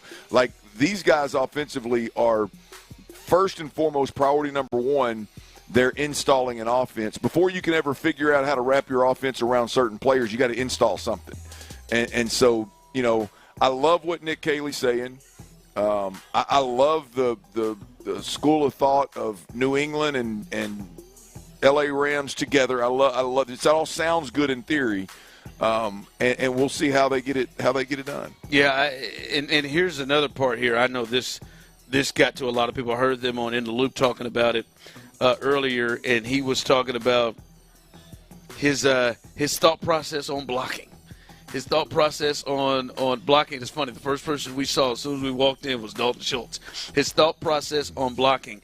Here is Nick Kayley and where he goes with everybody on the offensive side of the ball when it comes to that? Yes. It's an extent. Everybody will block. We're going to be committed to that in the run game. That's part of who we are. That's toughness. That's physicality. I think that's a non-negotiable. Period. So You're going to get hit hard if you're playing against us. My man said non-negotiable. Listen, I know that excites a lot of people, and hearing that excites a lot of people. Listen, he's the new blood, right? And he is, Clint, the guy that you're hoping to come in and have some improvements over Bobby Slowick. But listen, I honestly, Bobby Slowick probably said similar things. I think coordinators, a lot of coordinators, Bobby Slowick lets you know, hey, damn it, Dalton Schultz, it's going to be a non-negotiable. Your ass going to have to block. And I'm going to keep making sure your ass know that you got to block, because I'm going to keep putting you in situations for your ass to block. So, for me, it is more, Clint, and I feel like you were kind of going towards this is, let's see what's going to happen first. What he is saying, I think, is the aspiration of most coordinators, of most guys running offenses. That is like that. Like, his words to me didn't move me to think, all right, yes, he is going to be the answer to what problems Bobby was. To me, it's more like, all right, what's it going to look like? Yeah. What's it going to look like? Because Bobby thought blocking was a non-negotiable. He didn't look up there and say, you ain't never met a football coach that didn't think being physical and blocking was a not. He didn't say, hey, Tank, you don't have to block. Yeah. Hutch, Dalton, you man, do get to block. Brevin, you don't got to block. Yeah. I think it's now it's more or less what it looks like. Yeah. Look, it's that is, again, that's kind of the not necessarily a Nick Kayley deal. I think that's a league-wide deal right now. When you hear offensive play callers talk, a lot of it is, we got to do what our players do best. Yeah, that's fine. But how about we establish an identity first, right? Everybody plays within a certain system, and that system is tweaked to fit the players. I just think right now, you hear offensive play callers, whether it's Nick Kayley or anybody, it's just those are the catchphrases that guys go to. And ideally, that sounds great. That sounds really, really good. But it's hard enough to just install an offense and call plays, much less try to figure out a way to keep Dalton Schultz from having to be involved in any level of physicality in the offense. But again, and to the points he said, Clint, and I think this was a hard head potential thing when it comes to the tyrant, little Napoleon. Bobby Slowick. Or Hal. Your back's going to hurt because you just pull landscaping duty. I just feel like as soon as I start to say, and I at this point, usually I can see Tyler in the window. I feel like as soon as I say tyrant, he has a finger on the ready. I love Hal. And you will go to sleep. Right? I don't know if he's going to wait till I say Hal or he's going to just say, well, I'm doing it anyhow, because Hal's going in here.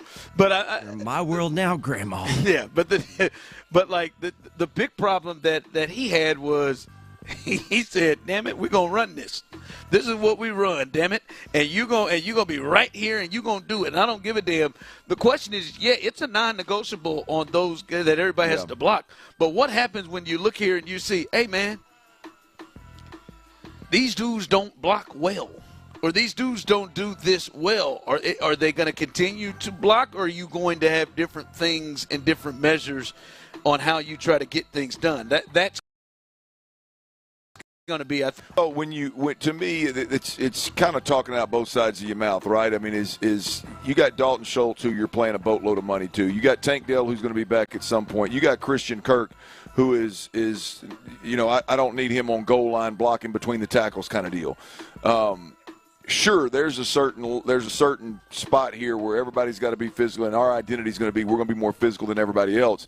But that's where this whole I got to wrap my system around this player, right? Again, I'm not knocking on Dalton Schultz. It's the reality of it is after we saw last year, there's no amount of rehab, there's no amount of weight room, there's nothing that's going to all of a sudden make Dalton Schultz this guy that's going to stick his head in there and be a super physical player.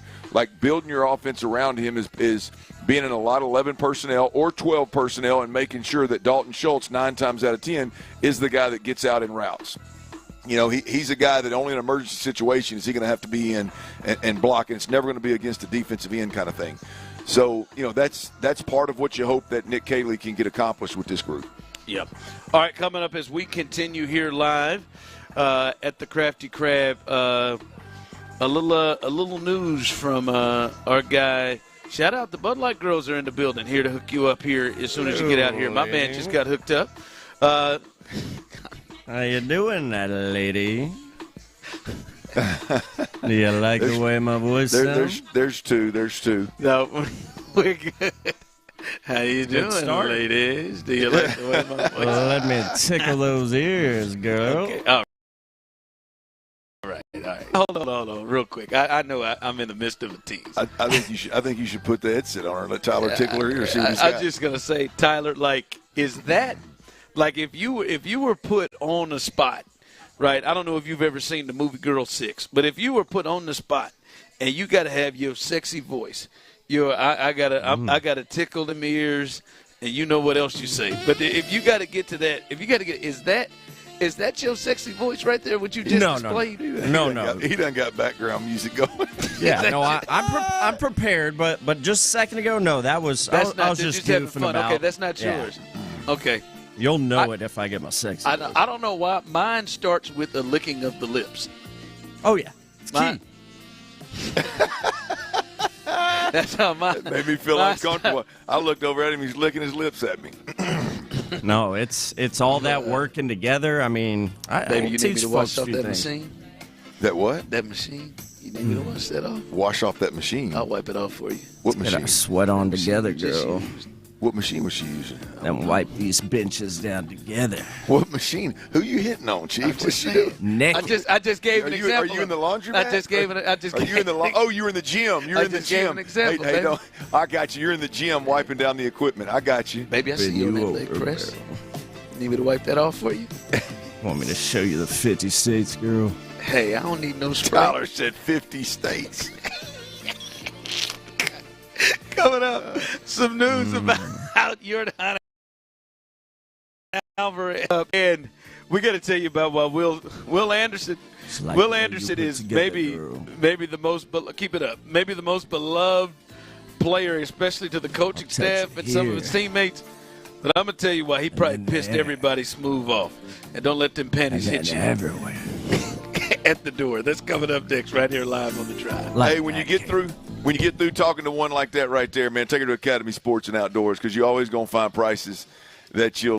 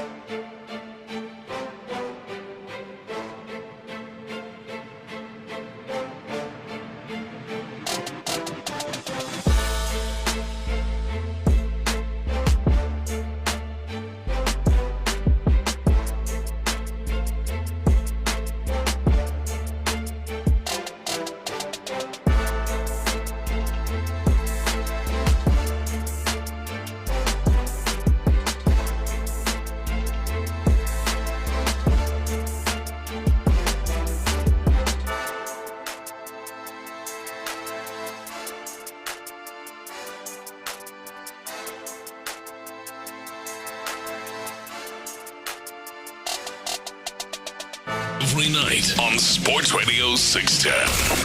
Insider access. Exclusive content. Sports Radio 610. The Texans play here. Live from the Crafty Crab on Fondren Road, it's the Sports Radio 610 Crawfish Circuit. Supported by Academy Sports and Outdoors and Budweiser. Here's The Drive with Stoerner and Hughley. That ass is being backed up here right now at Crafty Crab. Don't get too excited, ma'am. I see you. Throw it in a circle, girl. Now, nobody's stopping you here. My man over there said, hold on, chill out now. That's all right. Let him know, it, man. She got an injured wrist, but still ain't scared to back that thing up. Go ahead and do your thing. As we're live here having a good time, she's signing up for a chance to win a $25 gift card and our grand prize, a $500 gift card to Academy Sports and Outdoors, and beer for a year on the house at Budweiser Bud Light right there. She's going to have a chance. We're doing that each and every hour, 3, 4, and 5 o'clock hour. So be here for that. The bugs are going. I want to get your thoughts as our mud bug connoisseur, Clint Stoerner, has just dispatched of his first. What'd you get, 2 or 3 pounds? Actually, he just brought me 1 pound. I didn't even. I just ordered, and Love just brought me one. I got to. Yeah, you have to help him. You have to coach him up here. But no, I'm thankful that he did, because I finished literally with about 2 seconds before Tyler put us back on air. So, okay. All right. So yeah, it was perfect. Maybe there's his. So you got your pound there. Got a quick one. They were really good. Really good. Absolutely. They serve them in this bag that's blown up. It keeps all the steam in there. Keeps all the steam in there, so they are super juicy. I do, when I eat crawfish, I suck head, and it's got to be. Means you're a real man. Yeah, real man too. My hands are dirty too. Damn right. Yeah, that's so I like to have good juicy crawfish, and what good juicy flavor is. Boy, you got a dry head. Bad deal. Bad day. Bad deal. You run into some dry crawfish. I want that head that dry. You know what I'm talking about, Ron? It's funny. I want to give you guys the floor to get that all out your system. Didn't know if that was it for you. You got just letting you know, man. No, that's about to get away from you all. So just making sure that y'all are in a good place. You know? So they are good. Figgy's over here messing them up. I think Reggie just put him an order in. So come on out and get you some of these bugs out here at the Crafty Crab Fondren location. Come on out and have a good time and hang out with us. By the way, Clint and Tyler, the Big Conch. That is still not working. I love it. I mean, it sounds weird, but I love it. Will Conkle, who talked some trash to me while we were out at the Big Conch, they call him. Will Conkle. No, I did. The Big Conch. Big Conch. He was out there talking a little trash to me at OTAs, but he is also doing the work over there with the Astros. He said the Astros lineup, which is usually out by this time when they're playing home games at 7, the lineup is still not out. Yordon Alvarez here recently just finished his BP as he faced some live pitching today at the Daikin Park. He just faced some live pitching. The lineup is not out, and as he says here, maybe there's a chance that he could be in the lineup today. We figured that would happen soon. And so robots are delivering people food here around here. That just threw me off just for a split second there. Wow. But Yordon Alvarez could be at the lineup and could make his debut back here at the Daikin tonight. So stay tuned for that. As soon as Tyler, myself, Clint, Cheryl, whoever sees that, we will immediately let you know that. They said he was close. He hit today. They said he will not need any kind of a rehab start. So that is one that we will definitely keep our eyes watched out for is if Of course, Twitter's Yordon down right now. What did you say? Said, of course, Twitter's down right now. So, of course, Twitter's down right now. That's all right. Tyler's got a lot of connections, folks. A lot of his phone's blowing up. Oh, I'm I working know it the right phones. now. Tyler's had to move to his Black Planet account to figure out if he is going to be able to get the information. it's Black People Meet, remember? No, Black Planet. You had to go to Black Planet. He's gonna. Tyler will not lose the information. If Twitter goes down, Tyler will move to Black Planet. Black Planet goes down, he'll move to MySpace. He'll do whatever it takes to get the information here, and that's why he's a top 7 producer in all of this country in afternoon thank drive. you, Tyler Milner. Not in New York and Los Angeles. That's why he is. Speaking of Black Planet and MySpace, now that we're in the social media I age, can still get in my account. It was Dirty Red was my name on Black Planet. There you go. Little ode to your pops, huh? Yeah, not you. Now that we're in this social media day, man, it's like you look back. I feel like they should have all lasted a little longer. Like, I feel like MySpace had really something that had some staying power, and it just fell off the cliff. Tom gave us a treasure, man. Yeah. I mean, the theme song that you could put on there and switch, I got a lot of usage out of that, man. Did you? Yeah. Oh, yeah. Top 8 caused some drama, though. I mean, you put the theme song on there, and you know you're talking directly to some gal or something on there, and hope she knows it, but nobody else realizes it. These lyrics will open her eyes. That's great. Oh, the song to have to set with your page. Oh, that was it, man. That took hours for me to make that decision. No question. It took hours. You had to have it right. People would fight to get in them top 8, top 10. Was it top 8 or 10? Top 8, right? It eventually grew, but top 8 at first. But yeah, it caused drama, man. Relationships got fractured. Not Facebook, but the Facebook came out and just kind of changed the game. Yeah, well, Facebook has got some staying power. I just re-upped my Facebook, man. Did you? I got locked out of one that I had that was really grown. I'd grown it up pretty nicely, man, 20,000 plus, and got locked out of it about a year ago, and I let it go. And I said, you know what? I got to get back in this MySpace thing, man. I mean, not MySpace, this Facebook thing. It'd be hilarious if you led the charge back into MySpace. I don't know. I feel like MySpace was really good if you was out there hunting. Oh, I feel like they were all good for the hunt. I don't feel like – I'm sure they were. That's just I was not hunting. I was not hunting with mine. As our line would be, Facebook is the way. That was our line there when you just had – Yeah, I don't know. Had a strategy. Worked well. I guess I kind of missed the hunting days on social. Not that I'm not saying I didn't. I was never above it. Don't get me wrong.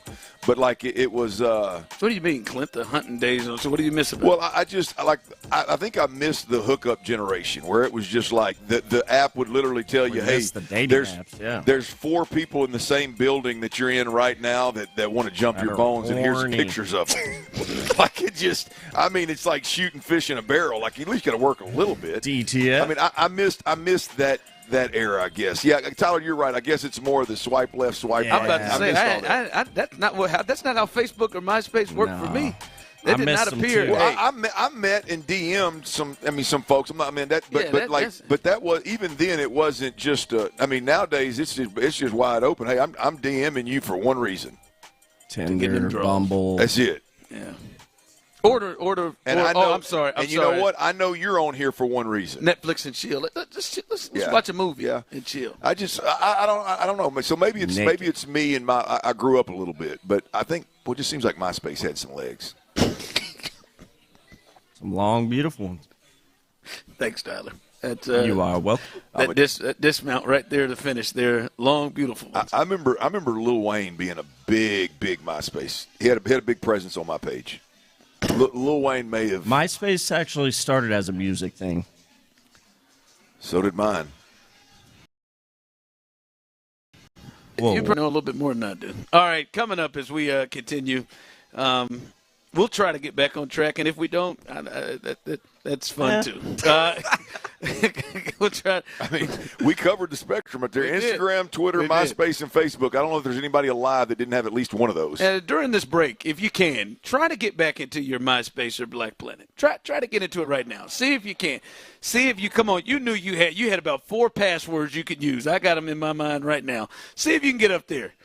Well, I know my Black Panther picture. It's gonna have me when I was really in this run of wearing shirts and then wrapping the undershirt over my I had a run there. Showing that tattoo? Showing that, looking for reasons to show that tattoo. And that one, the triceps was the best thing I had up top. And to show them triceps a little bit. But go ahead and see if you can go back to yesteryear. I see many people here on the text line saying, I forgot about MySpace and Black Planet.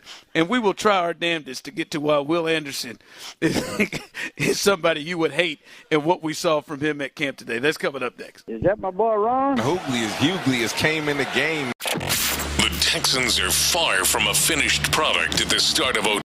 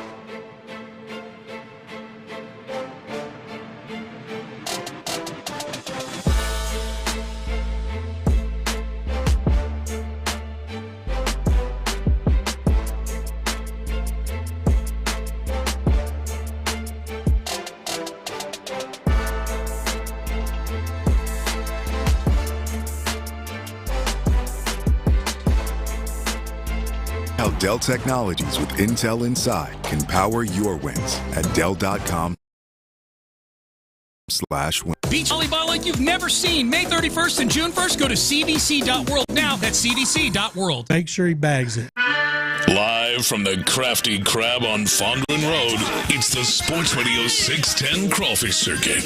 Supported by Academy Sports and Outdoors and Bud Light. Here's The Drive with Stoerner and Hughley.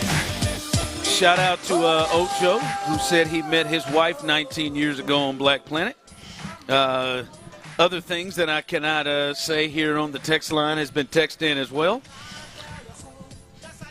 No, it's a good time being had. Come on out to the Crafty Crab and enjoy yourself. We will be hooking up our next winner.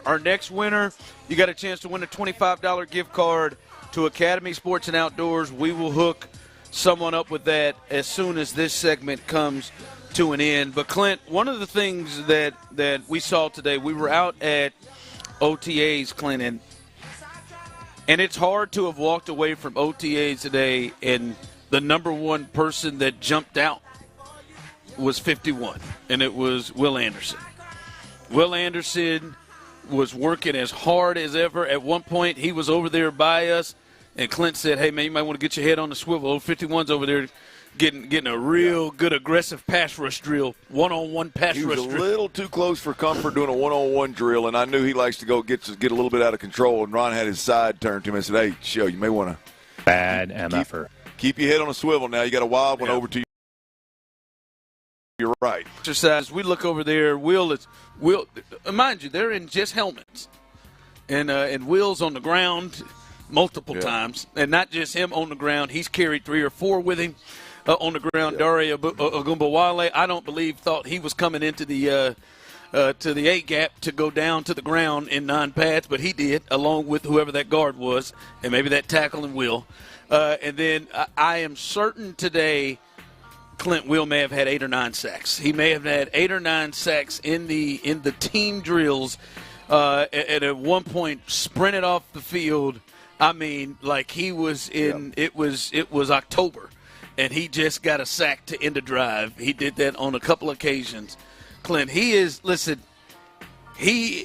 is nobody. I mean, you can absolutely see why D'Amico Ryans and every coach and every GM's dream that he is, his motor doesn't turn off. That dude is in love with football, and you could tell he is comfortable coming into his own year 3 with this team. But damn, I mean, he looks like he's prime, and he is setting the tone at the level of play there for him. Yeah, I mean, I tell you, man, Will is the kind of guy that I love and the guy that I hate. As a former quarterback, there's nothing worse than the guy that on the defensive side of the ball that knows you're in nothing but helmets.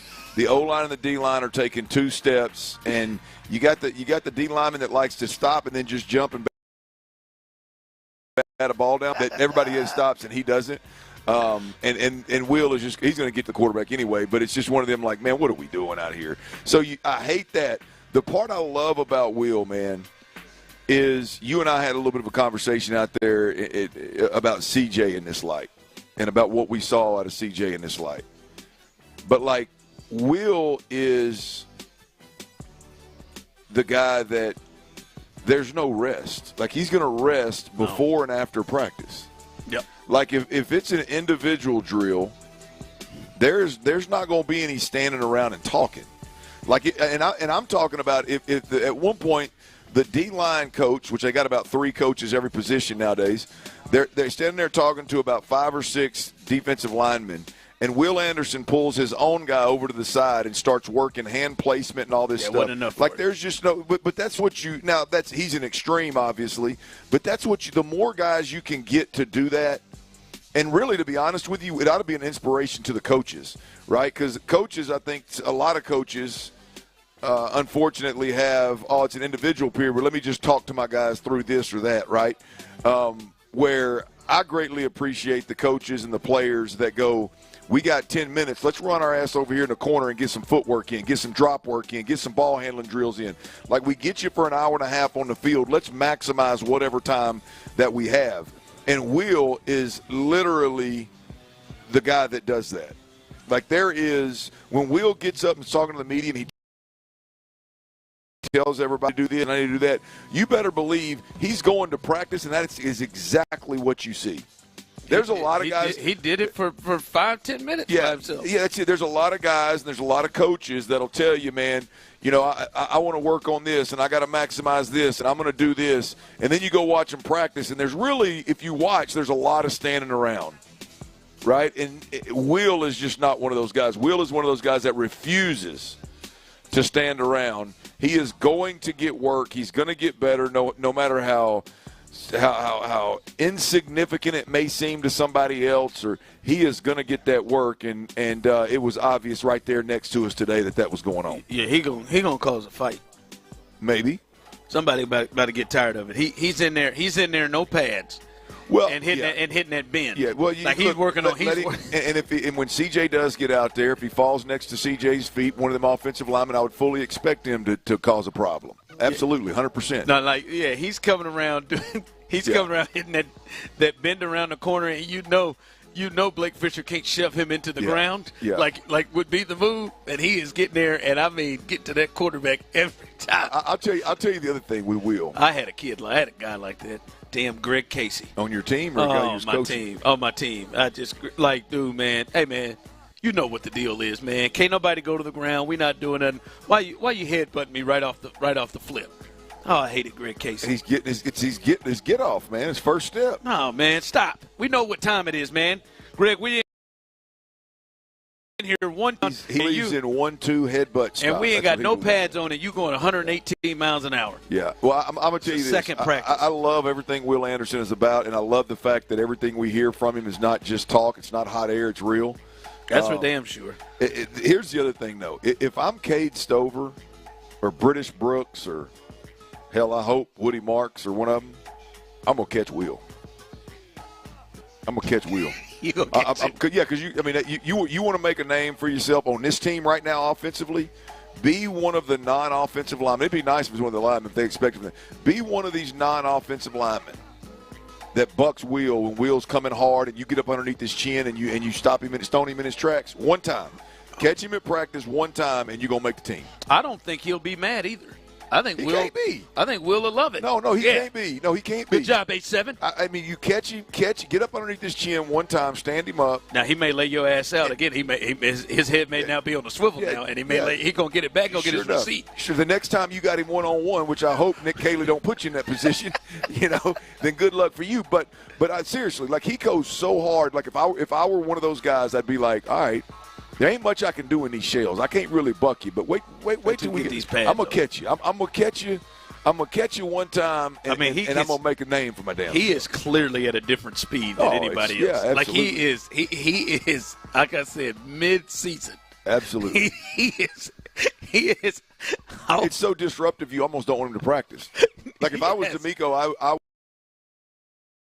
would like. And Dylan Horton, man, get in there, man. I just need you to stand on the edge and help coach these guys. Yeah, I saw Blake Fisher get in his first step. And Will's coming off that edge with that Von Miller, that bend around to get around the corner. I said, "Damn, man! Yeah. I know Blake wasn't expecting that to go like this, to go this hard in here, and can't slam him down on the ground." So, but Will Anderson, man, you can tell he is, like I said, coaches, front office. He is a dream. It's what you want, man. It's exactly what you want. By the way, fellas, as you all know. The audience next week, I'm gonna head down to Aruba.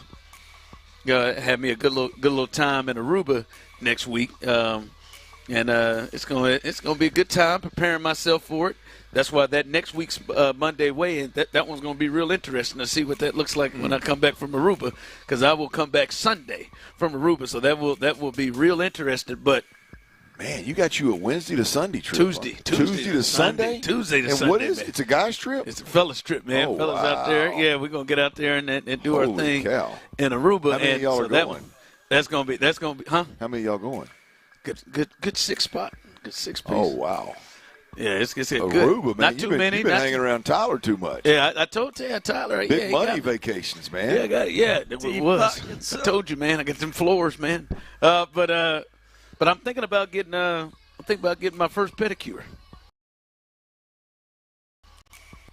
Love me a good petty, bro. I You'll love think it. You should. I don't know what to expect. I never had one, but I feel like get my feet right. Get my feet right. Never had one. 41 years. Never had one. So you gonna wait till you go on a guys trip with 6 guys to get your feet right? Yeah, man. Yeah. Okay. I thought about it. I mean, you can judge me all you want. I think you should. Clean up a damn bench. All right. I think you should. Spray down the bench. I mean, the boys used to get petties all the time together in college. I'm not getting them with other guys in college. But I mean, I'm just was fine. thinking about going. I don't even know what do they do. Put them old feet in that hot, bubbly water for a little while. Okay. Mm-hmm. Rub on them things. Put a little exfoliator stuff on there to get the skin off. And they hit that. They're gonna hit yours. If you ain't never had one, they're gonna hit yours with. See, is that gonna be painful? See, like I don't know. Is it gonna hurt? I ain't talking about the backhand. They gonna. I don't know. I'm not in for that now. Hold on. I'm not in for one of those. There may be one of those you can go to. Hey, there's no pay run. Why you bull jiving? I bet there is one you can go. But no, they get this grind. They get this grinder and get them calluses off them heels and the balls of them feet. That part tickles. Them eagle talons you got for nails. They're gonna cut them things down a little bit. Am I ticklish? I don't know if the cheese grater thing they do when they're scrubbing. That's what I was doing right here, Tyler. Everybody else got. Yeah, they do it like that right here. Yeah, that's right. Tyler said right here. Yeah, I was a little concerned. Yeah, it's like this. I'm sorry. Like there you go. A little higher. Depends on the angle. But what you're saying sounds like it hurts. And then I got that one pinky. I got that one pinky toenail. I'm a little. Don't be embarrassed because the odds are they've seen people like me. You'll be fine. I saw your feet when you weighed into the day. You're fine. There ain't no reason for you to be embarrassed. You ain't got bunions or anything, you got people going in there with feet like this, man. Throwing up gang signs. You got people going in there with. I mean, I got yellow toenails. I'm telling you, man. See, I don't like to see somebody just text and they're gonna hit you with that cheese grater. Yes, that gets the calluses off your heel. You can't tickles. Oh man, you know what? I'll just clip them and put some. No, don't do that. No, it's gonna feel good. Let them. They're gonna massage your ankles and your feet a little bit. How about that, Reg? You like that one? They're gonna massage that ankle a little bit. Get that bag of wax on your foot. Well, I can't get out of my. I can't even get out of my damn way here. It don't sound. It don't. No, it's great. It's tremendous. It is absolutely tremendous. And will you stop being so damn nasty? Well, I wasn't trying to. I was literally. Once you go and you get the treatment I'm talking about, you'll understand where you'll be able to view that and not be a pervert and not think nasty. Yeah, I'm about to say, man. No, I think about go ahead. And kind of like I should be able to talk about sucking the heads of these crawfish and not get hell for it. Got to suck the head. Larry didn't even text the text line. Larry texted personal, didn't he? Yeah, I know I'd make some folks uncomfortable with that one. That if you ain't looking at crawfish and a man's talking about that, it's just typically may make some folks uncomfortable. What you got coming up at the 4? I got a bone to pick with Cal and Hannah McNair. I got a damn bone to pick. I'm right here. I'm with you. I'll pick it too then. And especially if it's I got the best thing that I've seen from 2 OTA open practices. One thing, the best thing that I've seen, and Texans fans, you're going to love this. We'll do that next right here. Count as being on your show? The Drive with Stoerner and Hughley. Where are you now with the Astros post-Memorial Day?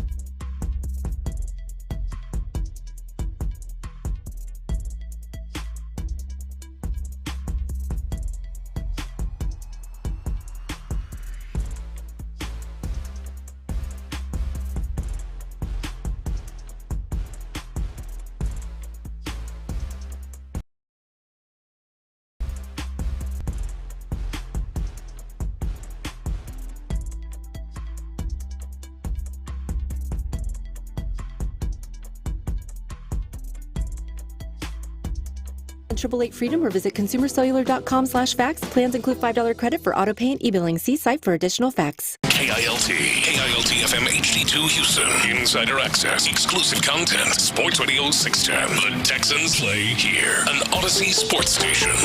Hey, gentlemen. Show and Clinton Show. I love your show. You guys are great. Sports Radio 610 presents The Drive with Stoerner and Hughley. Dive into the mind of former NFL quarterback Clint Stoerner. I like a good time. I like to have a party. I know you do. It's Dirty's Daily, presented by McCullers Injury Lawyers. It is McCullers Injury Lawyers. Hard as hell to say, easy to dial, y'all. 281-222-2222. And this is definitely one of them parties that Old Dirty likes to be a part of. One of them Friday parties over here at I like a good time. I like to have a party. Hell yeah, I do. Yes, hell yes, I do. Crafty Crab, baby. 11105 Fondren Road. Come on through, hang out with us. Big shout out to Academy Sports and Outdoors and Bud Light, Budweiser for making this happen. We've already given away 2 Academy Sports and Outdoors gift cards. We just gave one away. It's going to get a young fella some football equipment, baby. That's what the hell I'm talking about. That's what Academy Sports and Outdoors Yeah, shout is out all to about. Neiman. On-site giveaways, prizes, draw, win. And we got some tasty mud bugs that I will speak for. I love the way they serve them up in some it's got a little bag, looks like it's blown up around them, keeping all that moisture in them crawfish, man. So not the traditional way of serving them, but a phenomenal way of keeping that juice in them crawfish. And I'm telling you, they were really, really good. I'm going to get me a few more pounds. Make sure Come he on bags through. it. Yeah, make sure he bags it. They damn sure do here at the Crafty Crab, John. So come on through. Cold beverages, and they are cold, y'all. And, you got the fellas. We got 2/3 of In the Loop is here. Figgy Fig and Reginald Atatula hanging out. And so come on through, hang out with us. We got plenty of seats. Come on through. It's Fondren Road, 11105 Fondren Road, Crafty Crab. We will be here. We appreciate everybody out there listening on that Odyssey app, man, the AUDACY. Download the Odyssey app. Keep us on your hip. Take us everywhere you go. Everything's podcasted, as well as some pretty cool features there that you can go back. If Reg and John Lopez and Figgy Fig had a little something on their show, you want to go back and hear it again, because I know you listen. You want to go back and hear it again, it's all podcasted right there on the Odyssey app, AUDACY. Make sure you download that sucker. I got a bone to pick, boys. I got a bone to pick, and it is with Hannah and Cal McNair. Here's the deal. Does this count as us being on your show? No, it absolutely does not. I mean, we're at a point with our friendship, Hannah, where we should probably have a weekly from you guys. I mean, you and Cal can alternate if you'd like. It's fine. For sure. But we should probably have a weekly. I was second. Sports, they start OTAs and stuff. We should probably have a weekly with you guys. We can ease our way on into it. And don't try to sneak your sister in. We were talking about you. Don't get that past us. Yeah, you can bring her too. I mean, she's got the lowdown on. She got the lowdown on Cal. She got we'll know what's going on. So, but yeah, that's about where we're at. What's going to count? But I got a bone to pick, boys. You know, John McClain did a lot of complaining a couple years back about the vision, the ability to see the field and all this and that kind of stuff. Well, sorry. No. Hell, I'm glad you did it, John. And I do believe that the McNairs and the Texans, the organization, I believe that they care about the media. I believe that they care about all those that cover their team, that choose to get up on a Friday morning and drive on in, and instead of spending time with my little girls and my wife, maybe, I come on in, I cover the team kind of deal, get a first-hand look. I show up this morning, boys, and there is about 900 people crammed under one what looked like an academy tent, and it's raining. Team's outside. I just bought one of those from Academy this weekend. Well, it looked like it looked like maybe 2 of those square ones stuck together, but it was one. It was a longer one. Actually had Texans on it. I just want to say, Tyler, I want to step out of this one now. There was at least 6 cameras and at least 25 people. I stood out in the rain as long as I could until I crammed my way in there. I mean, it's close quarters where you got to smell other people's breath. Somebody's liable to have some BO or break wind. Yes. I don't know who that is. Had D'Amico not made the decision to move that practice inside that bubble, I believe I would have bowed on out. You'd have to leave. I believe I would have took the fact that I chose to drive and chose to do what I do and get over there and do all that work. I believe I would have bowed out. I can't division. Not to mention you couldn't see nothing from all them cameras. It's just way too close quarters, man. So what's your suggestion? Well, I've been at this thing for about 5-6 years, and it's 99.9% of the time it is the same patch of grass that the media is restraint to or put in, right? Restraint's probably not the right word there. Strong. That's strong. You get my point. You get my point. I don't know why there's not something that's a little bit more permanent right there in that area where you just take that patch of grass right there, run it to the fence line, kind of a little triangle, right? Get it all together with where they do their interviews right there. I mean, I put 2 different covered back patios on my house, and what I paid for is pennies on the dollar for what they could do right there. They could do it half that price, and it would be big enough. It's where we are every single time. There'd be space for the cameras to set up, and I don't have to sit there and get breathed on by yuck mouth and stuff like that. You know, what do y'all think? Am I asking too much? I'm very appreciative of.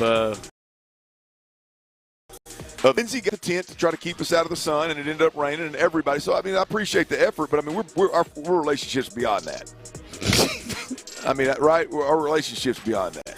What if they came forth with several more tents? No, that size? I mean, you want them to build an edifice. Well, I mean, it's not a build; it's just a decision. Let's be honest. I mean, it could be erected in a matter of a couple of days max. Minutes. I mean, dig a few holes, moments sink a few with poles, the men's clinic, and get you a big tent over the top of it, and be done with it. And put the poles, 3 poles. Don't put 8 poles down each line to block the view. Give me 1 pole in the middle, 2 up by the back fence. Right, that way my view's not obstructed, and everything's fine. If it rains, no problem. We got it. If it's sunny as hell, no problem. We're good. Yeah. I think that's an option for them to make. I think that's an option. I think they should hear it. It's an option. I would like to say I am appreciative once again of what it is we are offered. Today, though, I would like to clear up maybe Are you really? Yeah, I would like to clear up a little confusion. I didn't know if the drinks were for us or not. I was really parched in there, and I saw they had water lined up. I did not know if it was for us. Well, there was protein shakes in there, so I'm pretty sure that's for the players. So probably wasn't for us. I thought about going. I even said something to you, and you, again, probably tried to get me in trouble by saying, I think you're good. I don't think you do. If you grabbed one of them out of there, I don't think anybody said anything. Clint goes, I think you're good. Shoot, they're out there. Usually they do a great job having, good assortment of Gatorades and waters. Just today, I don't know if that's not OTAs or that's just training camp. That's my only issue. I think great idea. And if the McNairs were so open to maybe doing that'd be great. But I want to say that I'm appreciative of the tent. Well, look, I just maybe a couple more tents. I mean, we're just $49.99 at a cabin. Well, no, we're beyond that. We're beyond. I bought one on Saturday. Tyler, I mean, am I getting out over my skis here? No, I don't think you're asking too much or anything. Nobody believed that, Tyler. That high point to kick it out. Really. You weren't as sure. Didn't sound like I wasn't sure, but no, I don't think you're asking too much. Tyler, this is the 6th biggest market in America. What from a size? I mean, I know from a land size, I think we're the number 1 in America. But what are we from a population size? We got to be top 5. They do got a lot on their mind. Number 4. I think we're. I mean, we've got outlets galore that are covering the number 1 sports story, sports team. No matter what the hell the other ones are doing, the number 1 in this, it's football in Texas, baby. Football runs. There's a reason why all the high schools are building stadiums that'll rival colleges nowadays. It's a little old tent, man. Shout out, Stallworth. Get a little tent. Get us a little old tent. I mean, I don't think it's too much to ask. Cal, I think Hannah, you're onto something, man. Cal, Hannah, I'd appreciate it if y'all would pull that off. I know for sure the McLeans of the world would appreciate it.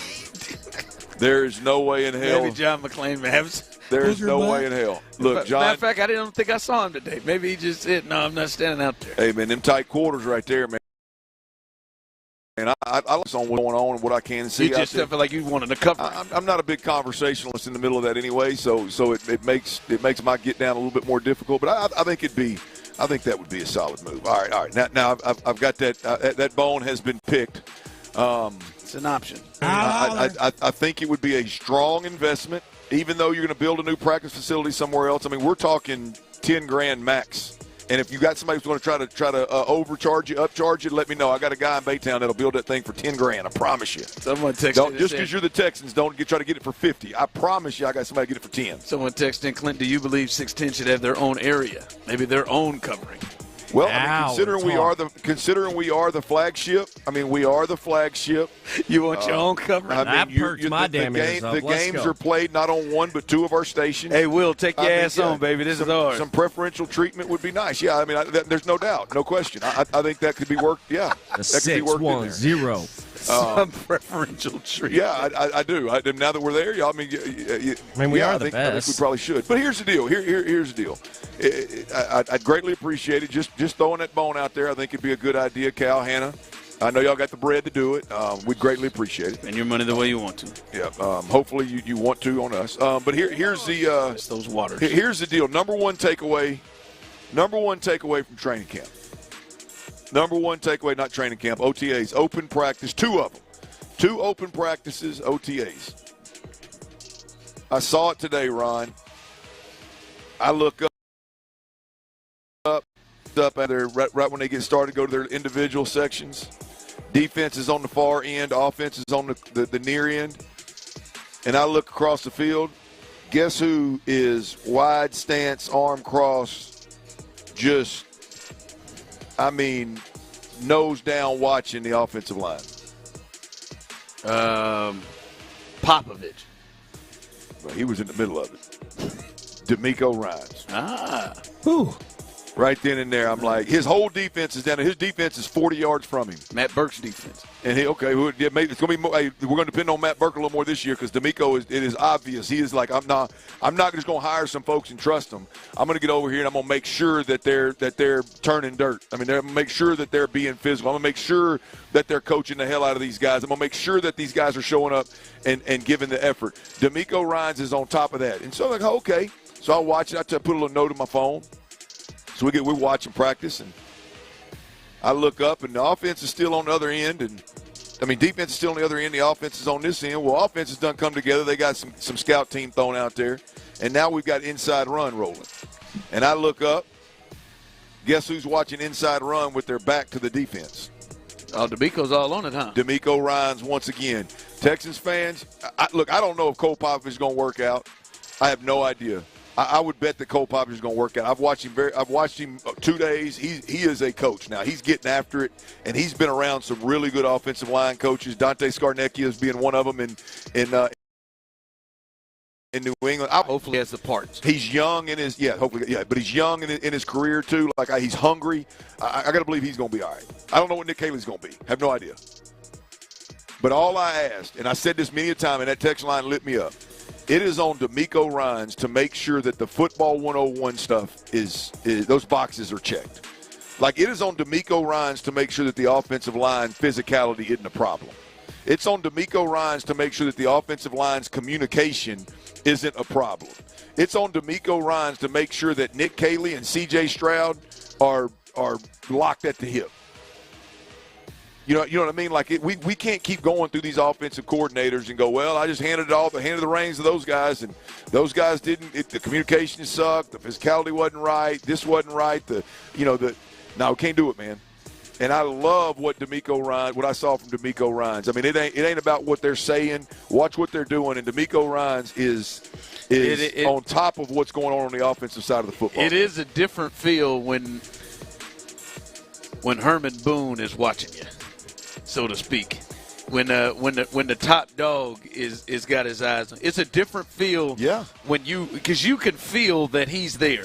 You can feel that Bill Parcells is there. Right. You can feel and then not only feel that, but know there's a certain expectation that comes with it, and you may ratchet up what it is that you're doing. So, well, I believe it's got to be. You mentioned a week or so ago about I don't know, D'Amico don't be stepping on no toes. Let these guys coach. And I dial in on a daily basis to the offense enough to where hey, man, if the physicality – like, we don't need to wait until an hour into practice and go, man, the physicality sucks today.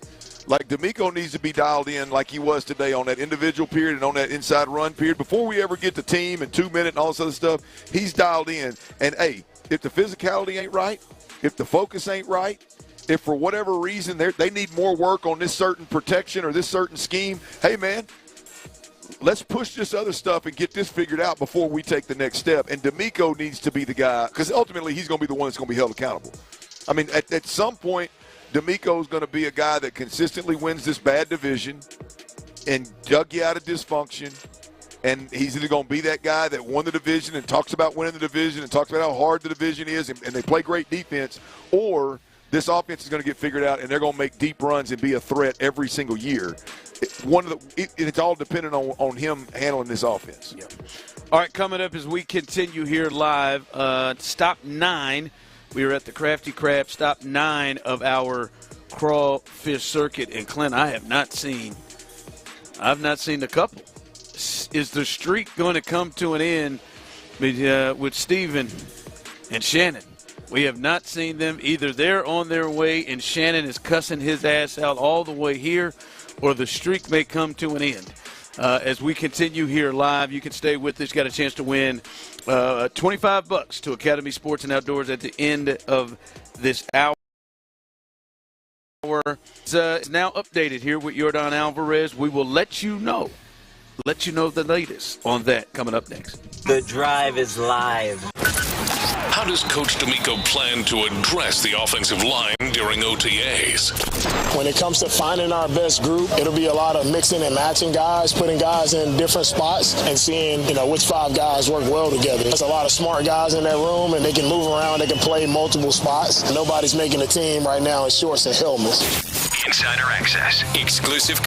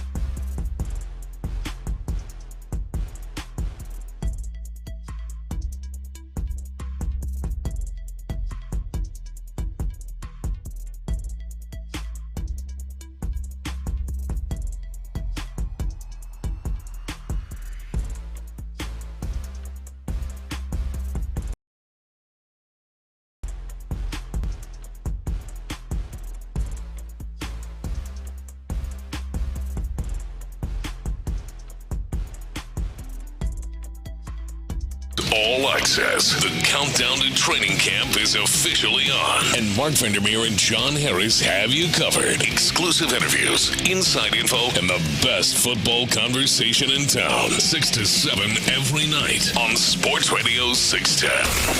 Insider access. Exclusive content. Sports Radio 610. The Texans play here.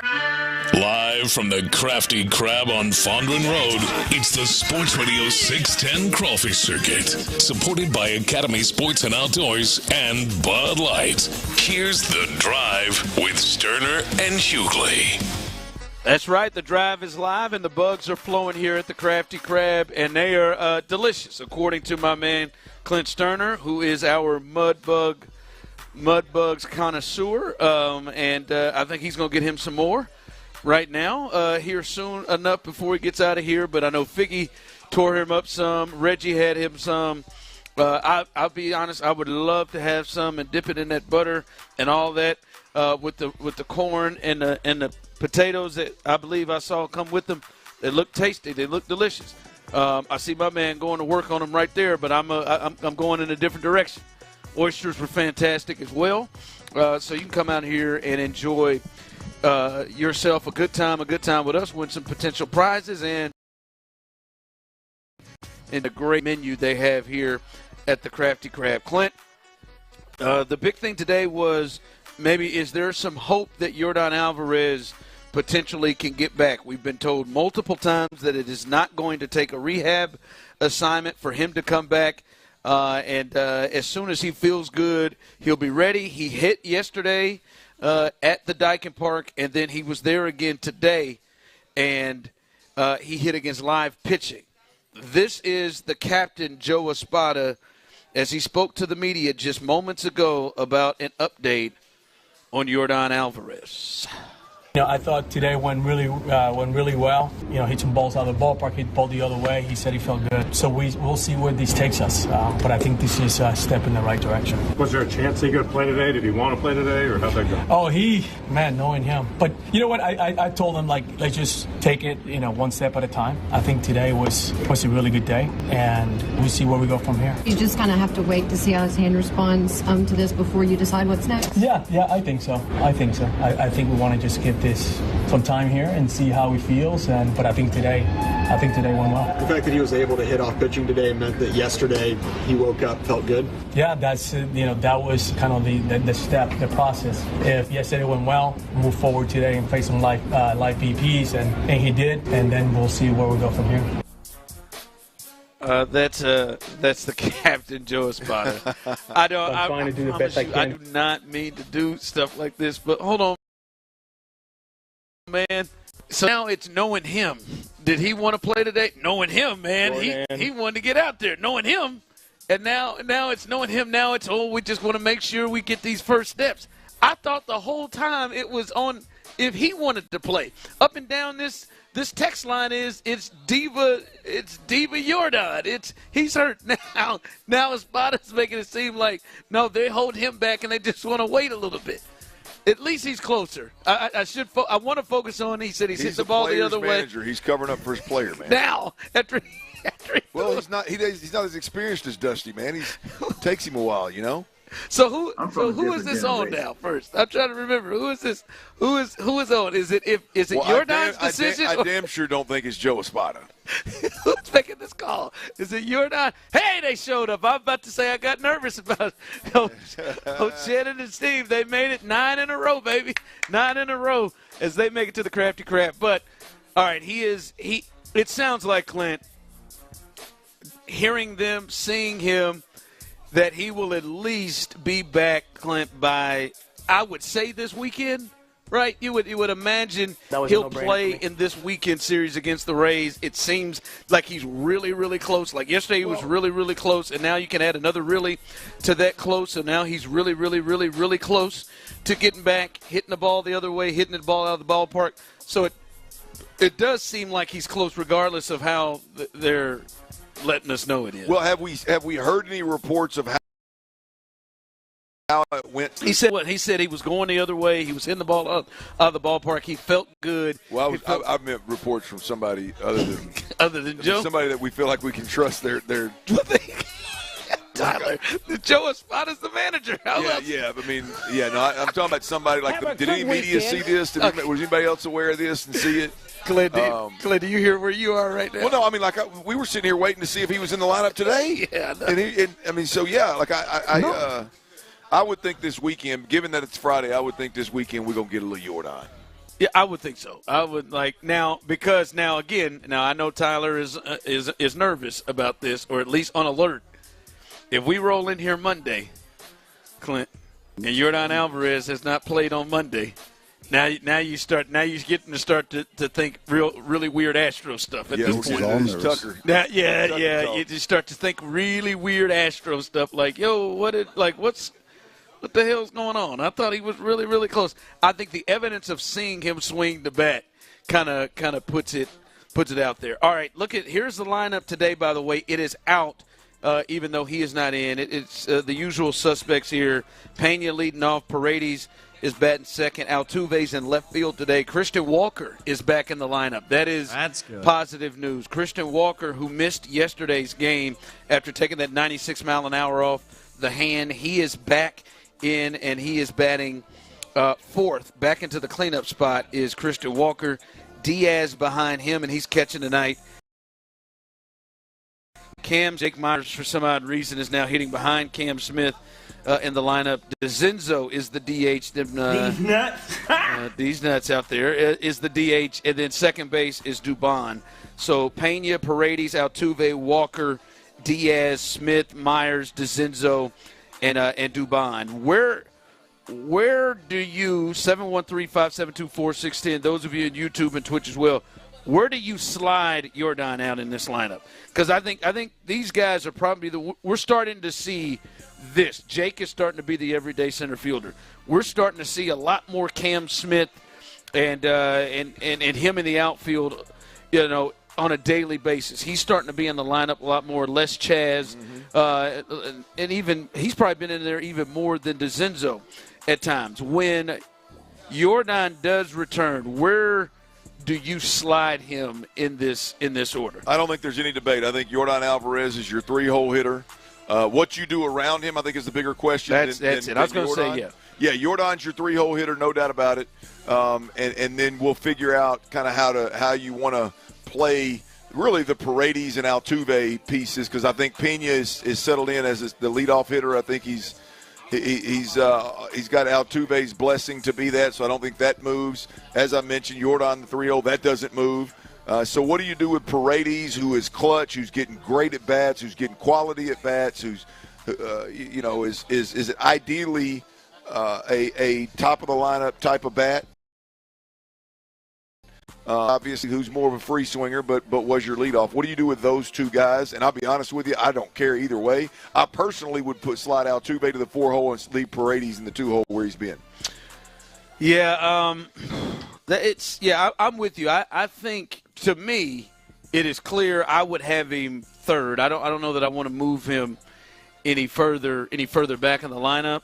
To me, I'd rather go second than fourth in the lineup. It is, to me, more the Paredes and Altuve mix. I think Pena is also somebody not moving him. Pena has moved into that leadoff spot, and it is clearly working. We're seeing the best out of him. He is, to be honest with you, I think he's a strong argument. He's playing the best shortstop of anybody in the American League. His WAR is higher than Bobby Witt's, Gunnar Henderson. Like, he is playing a big-time brand of baseball, and that started when he got up there. So I don't think he goes anywhere. As someone just texted in, do you want to move Altuve, who's just started to get hot in this 3 spot? Listen, I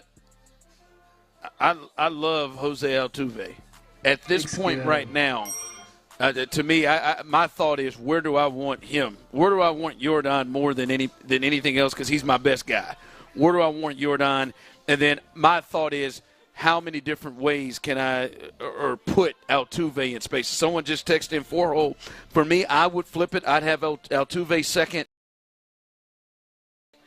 But I think a great point by you was brought up of, in that 2 spot, Paredes seems to have much better at-bats. He's more likely to get on base with walks, lead the team to walk. More likely right now with an on-base percentage higher. My thing is, boy, I think Altuve will get a lot of pitches to hit with who's behind him, and Alvarez. So I think he would get a lot of meat pitches where he can drive and do things with. And I like Paredes behind Yordon. So to me, I think I agree with you. It's what's around. I would probably move Altuve up and have him batting second rather than moving down to the 4 spot. All right, as we continue, we'll let you know the latest there as the Astros get prepared to take on the Rays in Game 2 of this series, try to get back on track. It is Framber tonight, so you got to feel good about it with one of your aces on the mound. Coming up, the offensive line. What we saw today, the O-line had, yet again, more movement. Different starters with that first group. We'll tell you what that is and who we saw and what we think coming up next. I am not the show. Payne and Pendergast. The Astros.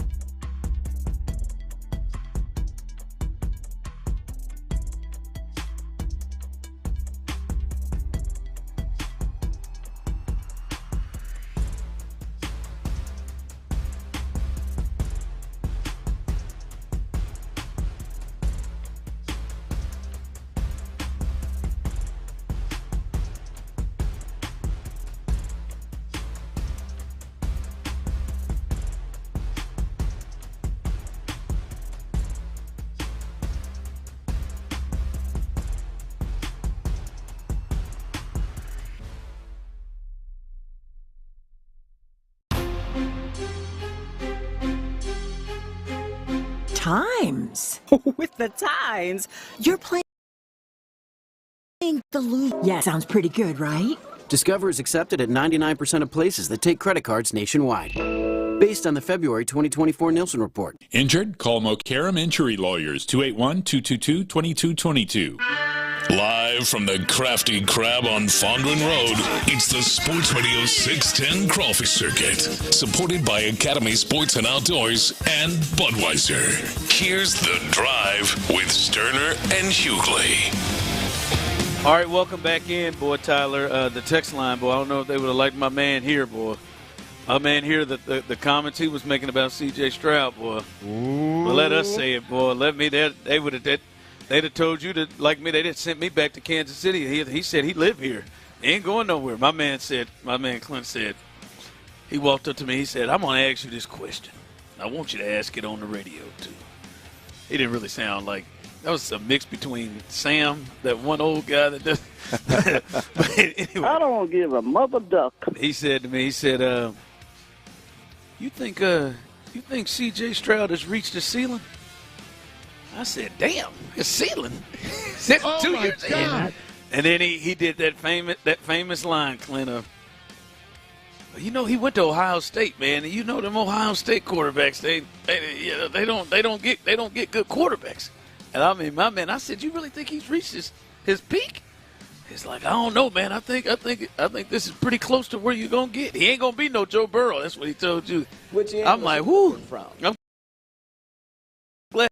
See, his speech with most people, he's walking out now, so don't do nothing to that young man. But boy, that's the kind of stuff that gets kick rocks, man. That might mess up his whole weekend right there. You say he's over there. I think that's a little strong. I'll be honest with you, sir. That you may be the only person I've heard with that take. Has C.J. Stroud reached his peak? He ain't reached his peak, but as we've talked about it, this is a very, very big year that people are going to look at him completely different than they do right now if he don't do what people think he can do. That's an interesting question. Right now, is it the peak that you've seen of C.J. Stroud? Let's not overthink this. No, I'm not. I'm trying to think how to phrase the question because I think it's the peak that we've seen. C.J. Stroud, his rookie year. If you could guarantee to get that right there for the next 10 years, would you hit the button? Oh yeah, absolutely. Yeah, absolutely. You're talking about his first year. Lead the league in yards and have the fewest interceptions. So are you almost getting to a point of where you're saying you don't know if CJ's going to have a better year than he had in year one? Said it when it happened.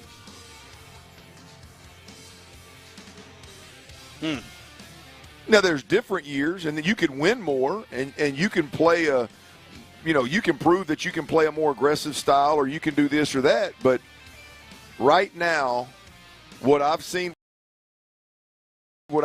anybody ever so high on C.J. Stroud, what we saw as a rookie from C.J. Stroud, I said it a million times, is as good as any quarterback play I've seen in terms of lasting long and being something that can keep you in contention for years that anybody's played not named Tom Brady. God bless, brother. Yeah.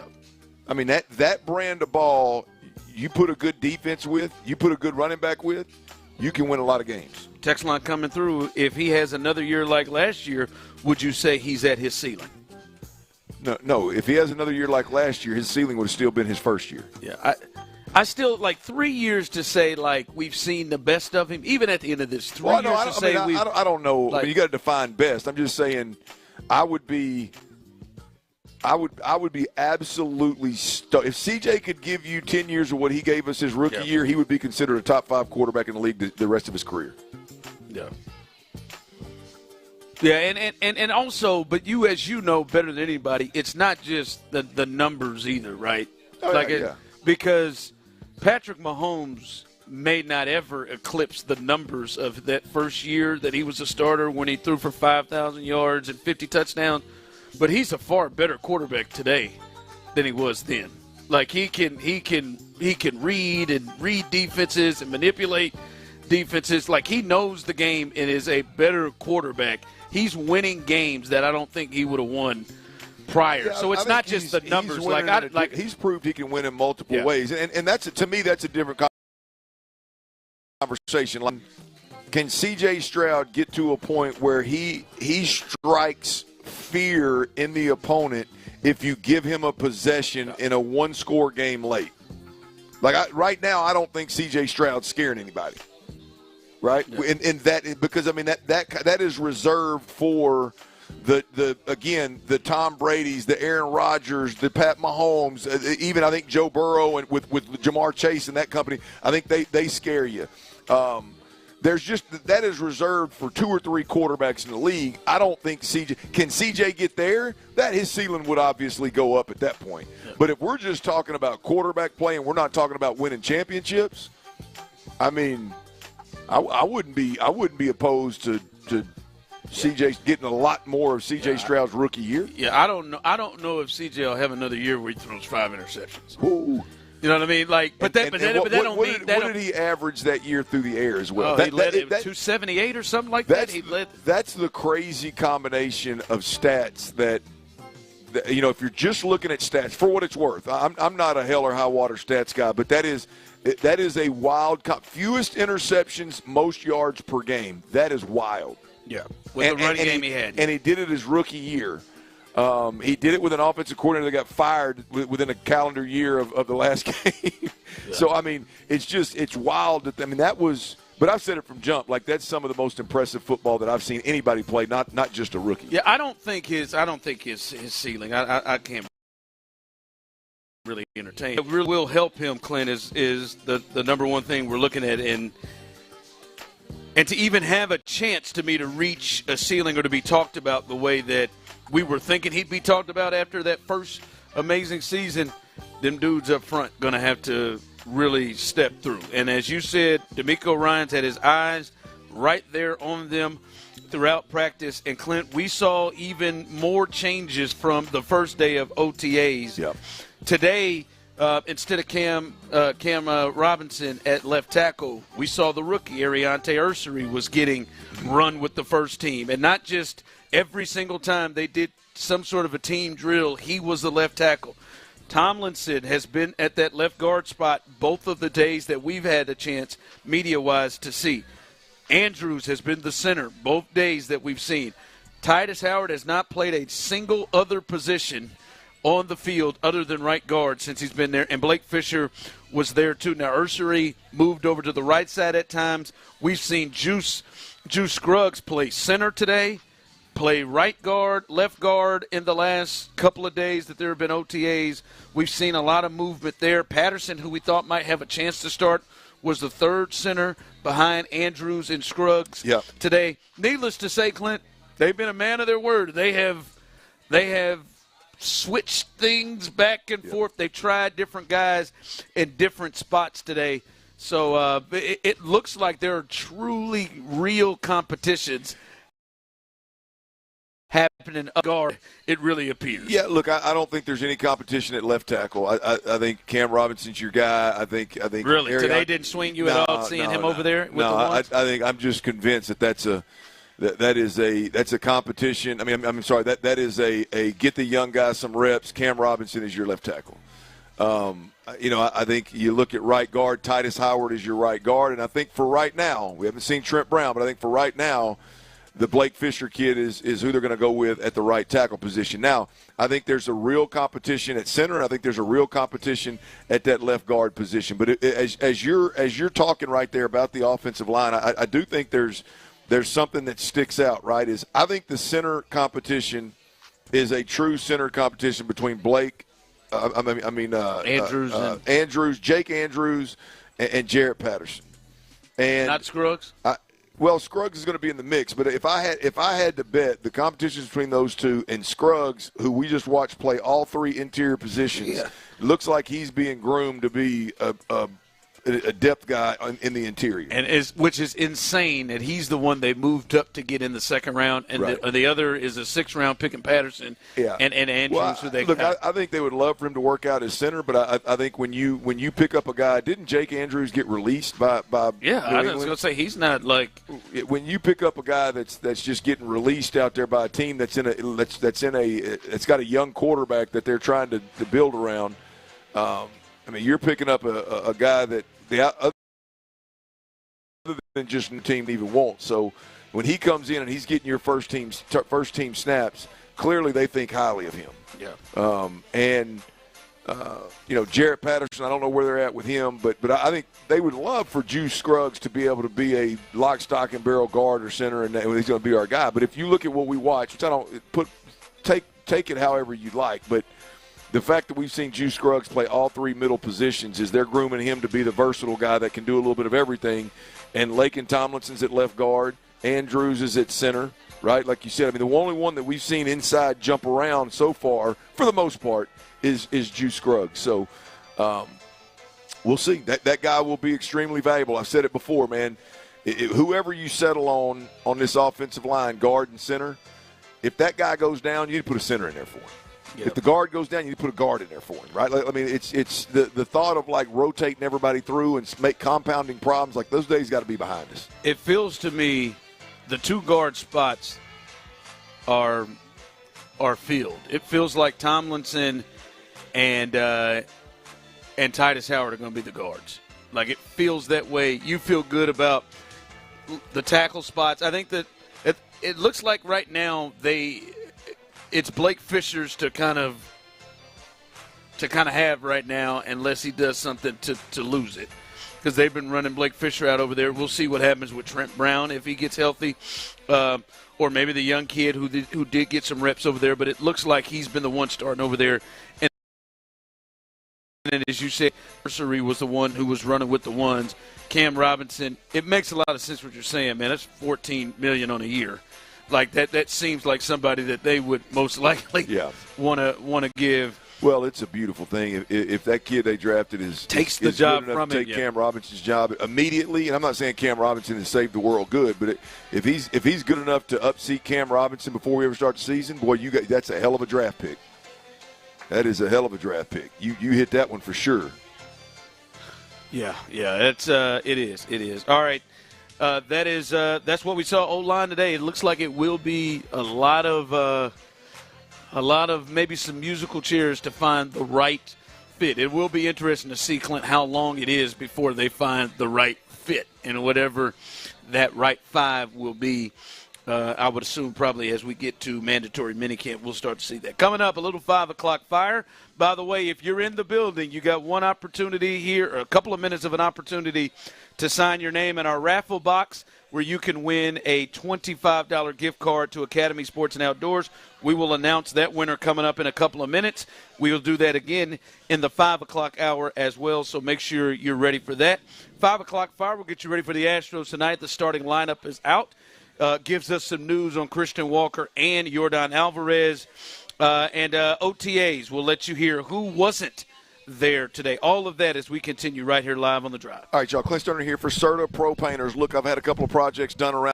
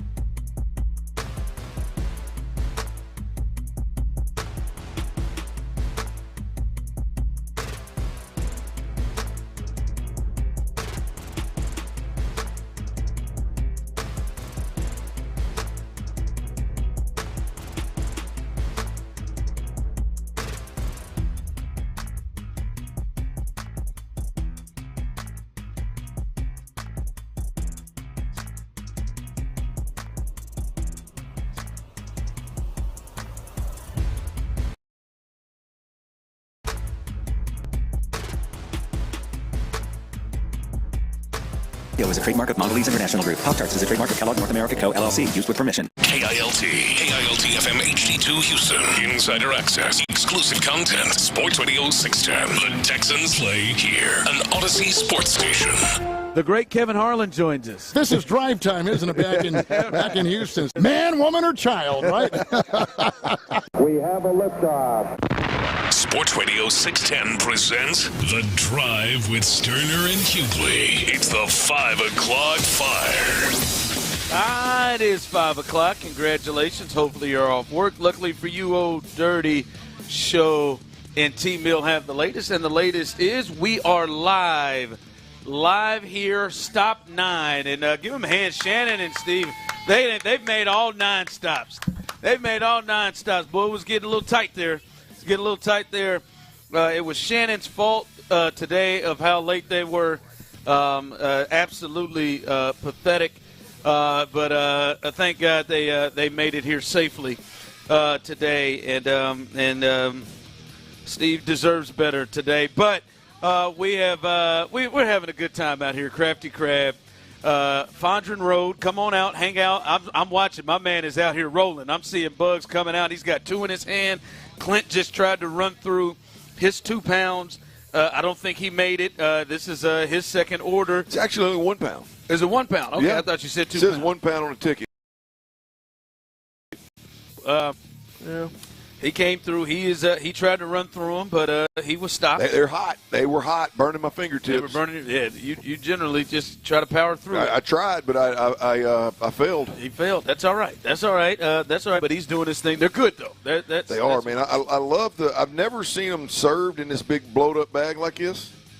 But it keeps the juices in there, and they're juicy, boy. Yeah, anybody who likes to suck ahead, obviously, yeah, absolutely. And the part of that is, it's not only juicy; it is a really good flavor. So if the flavor wasn't good, then it wouldn't matter. But it's solid, man. Really, really good.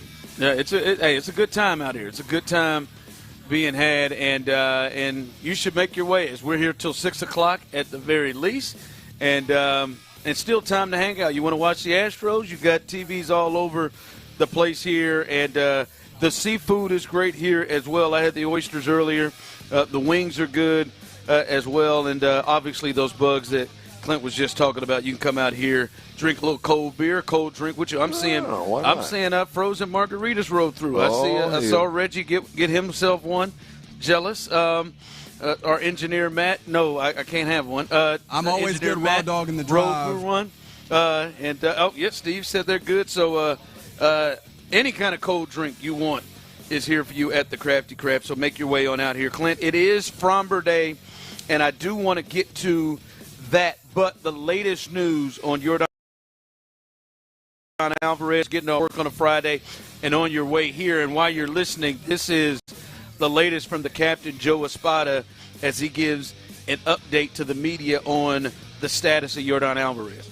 I thought today went really well. Hit some balls out of the ballpark, hit the ball the other way. He said he felt good. So we'll see where this takes us. But I think this is a step in the right direction. Was there a chance he could play today? Did he want to play today, or how'd that go? Oh, knowing him. But you know what? I told him, let's just take it, one step at a time. I think today was a really good day, and we'll see where we go from here. You just kind of have to wait to see how his hand responds to this before you decide what's next. Yeah, I think so. I think we want to just get this some time here and see how he feels. But I think today went well. The fact that he was able to hit off pitching today meant that yesterday he woke up, felt good. Yeah, that's that was kind of the step, the process. If yesterday went well, move forward today and play some live BPs, and he did, and then we'll see where we go from here. What happened there? What? I just looked up at the screen. What? It just came flying off. I had that mic back by your mouth. You're live. Excuse me. I'm so glad I looked over at my screen. That is Joe Espada. Did you forget we were on YouTube? No, I didn't forget. I had to hear what he was saying, hear when he stopped. I had it out, and then when I went to come bring it back in, you were fumbling. Headset flew off on me. But that was Joe Espada giving you the latest here. I haven't had a drink, so I'm not drunk. That was Joe Espada giving the latest here.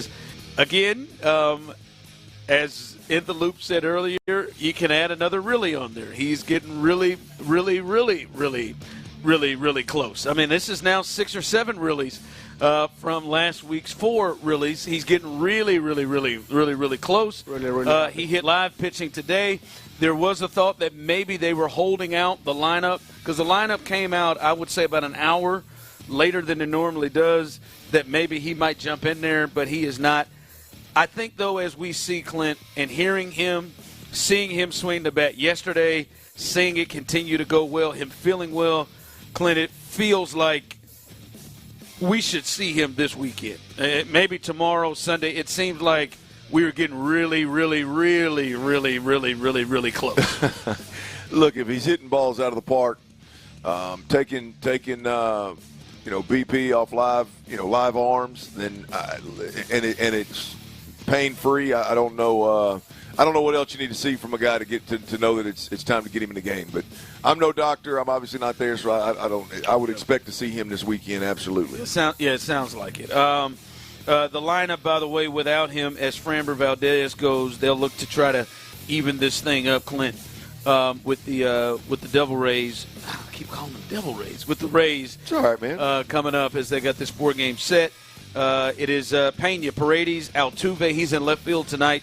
Christian Walker, another big one there. He is back into the lineup after taking that that 90 hand. He is back in there in the 4 spot. And then Diaz is catching tonight with Cam Smith, Jake Myers. DeZenzo is the DH tonight. And Dubon is playing second base. So that's the lineup. Framber tonight. Listen, we've talked a lot about Hunter Brown, and Hunter Brown has absolutely deserved it. He should be in the mix in the Cy Young. But if you start looking together about the last 4 starts for Framber Valdez, Framber is looking like somebody who is on the hunt for about $300 million. Framber is looked like the guy. This is 4 or 5 starts in a row where, he's pitched every bit as well as Hunter Brown. The last game they won 2-1. They had to have it. He's 6 innings and got the win there, Clint. So he's giving you innings like he always does, keeping it down. And as we said, you can get annoyed with Framber, but at some point he's probably going to be in an ERA in the mid-3s or lower. He's going to have near 200 innings, and he's going to do his thing because that's kind of where his numbers seem to settle. So if they can continue to get big performance from him like he's shown, that's going to be huge. Well, after getting that skull drug last night, they need it. I mean, we talk about it a lot. I don't know how much last night really matters, and breaking it last night down really matters, to be completely honest with you. Sometimes games just get away from you, and they clearly did that. Error at first base, next ball gets hit out of the park, next thing you know it's out of reach, and it happens throughout 162. Now, look, it's you right ship sooner rather than later, and I mean, the fact that Framber Valdez is next up could be big for the Astros to just keep this hot streak rolling and not let that dud they rolled out last night compound and stack them kind of days. Yeah, by the way, I don't know if you all caught this. We hadn't kind of spoken about this, little update on that Lance McCullers situation where some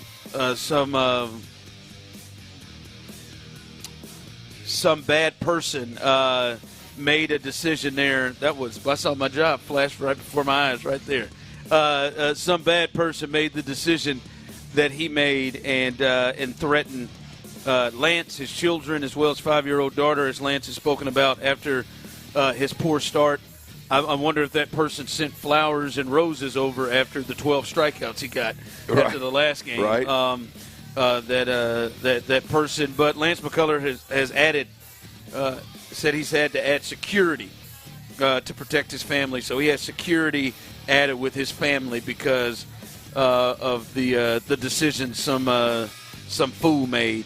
So that's an update on that. As Lance said, I mean, as a parent, I mean, this is heartbreaking. You can hear the comments here from Lance. He said, she asked me, talking about his daughter, when I came home, Daddy, what is a threat? Who wants to hurt us? Who wants to hurt me? McCullers told the Associated Press Wednesday those are difficult conversations that he's had to deal with. And that he has to deal with that with his 5-year-old daughter asking those questions. Yeah, unfortunately, we live in a world where there's some real POS humans out there, and this is Ferguson. This is what I talked about when it first happened. Like, I know it's too much to ask and it's far fetched, but if the individual that did it would come forward and say, man, look, it was I made a mistake. I shouldn't have. I got out over my skis and did something stupid, whatever. It would save the family from a lot of this having to hire security and having to have the not knowing and having to look over your shoulder every day is what's the scariest part of this thing. Yeah. So that is the latest there with that situation with Lance McCullers, as he's had to hire some security to move forward. Astros again coming up a little bit later on as they take on Tampa in this 4-game set. 5 o'clock fire. All right, Texans day 3 OTAs, Clint, and I know we'll discuss a little bit more of what we saw today, but how about the ones we didn't see today? Those who didn't participate in practice, or for the most part, most of these guys weren't there, and it's an interestingly high number list of what I would have thought the Texans would have, being how much attendance they were talking about they had during the offseason, and how this team seems to be really focused with that and some of the moves they've made in the offseason. But Joe Mixon, Danielle Hunter, C.J. Gardner-Johnson, they weren't there, I think, Wednesday, the first day. They also weren't there today is on that line. Also, Dalton Schultz, Braxton Berrios, those two didn't practice, Clint, but we did see them get work on the side. They're obviously kind of nursing something back or building up from something, and that they didn't have the comfort to have them on the practice field with the team, but they were there in the building working on things. Damian Pierce, Christian Harris weren't there. Christian Kirk, who was there on Wednesday and practicing, wasn't there today. Tank Dell, obviously, we understand with the leg injury. Jimmy Ward, Brevin Jordan, Justin Watson, and Henry Toa. Toa also weren't there. Fodi Fatakasi was not there as well. So that, to me, listen, is it an enormous deal? No, not an enormous deal. But, Clint, it is a bit surprising in terms of the number of guys that we weren't seeing there. And many of these guys outside of Dalton Schultz and Braxton Berrios, and I may just have missed them, but I didn't see any of those guys. Trent Brown didn't practice, but he was there. Yeah. Clearly we could see him. You bring up the important one to me is Trent Brown. I mean, that's precisely what you'd like for your veterans to be doing is be on the field and allow your rookie offensive lineman that it's going to be dependent upon to some degree this year. We saw Ariante Ursery go through a rep, I don't know what kind of struggles he had. I'm not saying he got beat, but he clearly didn't see something. Well, he can come straight to Trent Brown and say, hey, man, Trent, they get together and they start having a conversation. And that is precisely why I'm such a stickler on guys just being it, whether it's Dalton Schultz or it's Brevin Jordan or it's Joe Mixon or it's Damian Pierce or it's Braxton Berrios or whoever the hell it may be. The thought that whatever you're going through puts you in a spot where you can't be getting mental reps yourself the way that C.J. Stroud is, the way that Trent Brown is, the whatever's going on the offensive side of the ball, whatever's going on with you, where your personal schedule that they keep talking about conflicts with the hour and a half that they're on the field. That surprises me. I'll put it to you that way. That given, we hear a lot about this team, the nucleus, the guys that are so coachable, and the guys that they love football so much and they're so hungry. And to each their own. I'm just saying, when you hear those kind of things and you watch this team, you know what they need to do offensively. I expected more of those guys to maybe not participate, but at least be there getting mental reps again, the way that C.J. Stroud is getting mental reps, the way that Trent Brown is getting mental reps, and they're helping the youngsters. I mean, that I expected to see more out of the offense this year of that. By the way, again, we don't know the reasons why some of these cats are there. Some of them could be in the facility somewhere. Just report they weren't there at practice, and we didn't catch them. 5 o'clock fire. All right, the NBA playoffs last night. No games tonight because the Minnesota Timberwolves just got their asses kicked all up and down Oklahoma City. So that series is over. But, Clint, we will have a Game 6, as we both thought would happen, as the Knicks business, as Karl Anthony Towns and Jalen Brunson were really, really good last night. And we saw, I feel bad calling it this, but we saw Tyrese Halliburton have the Jalen Green game last night.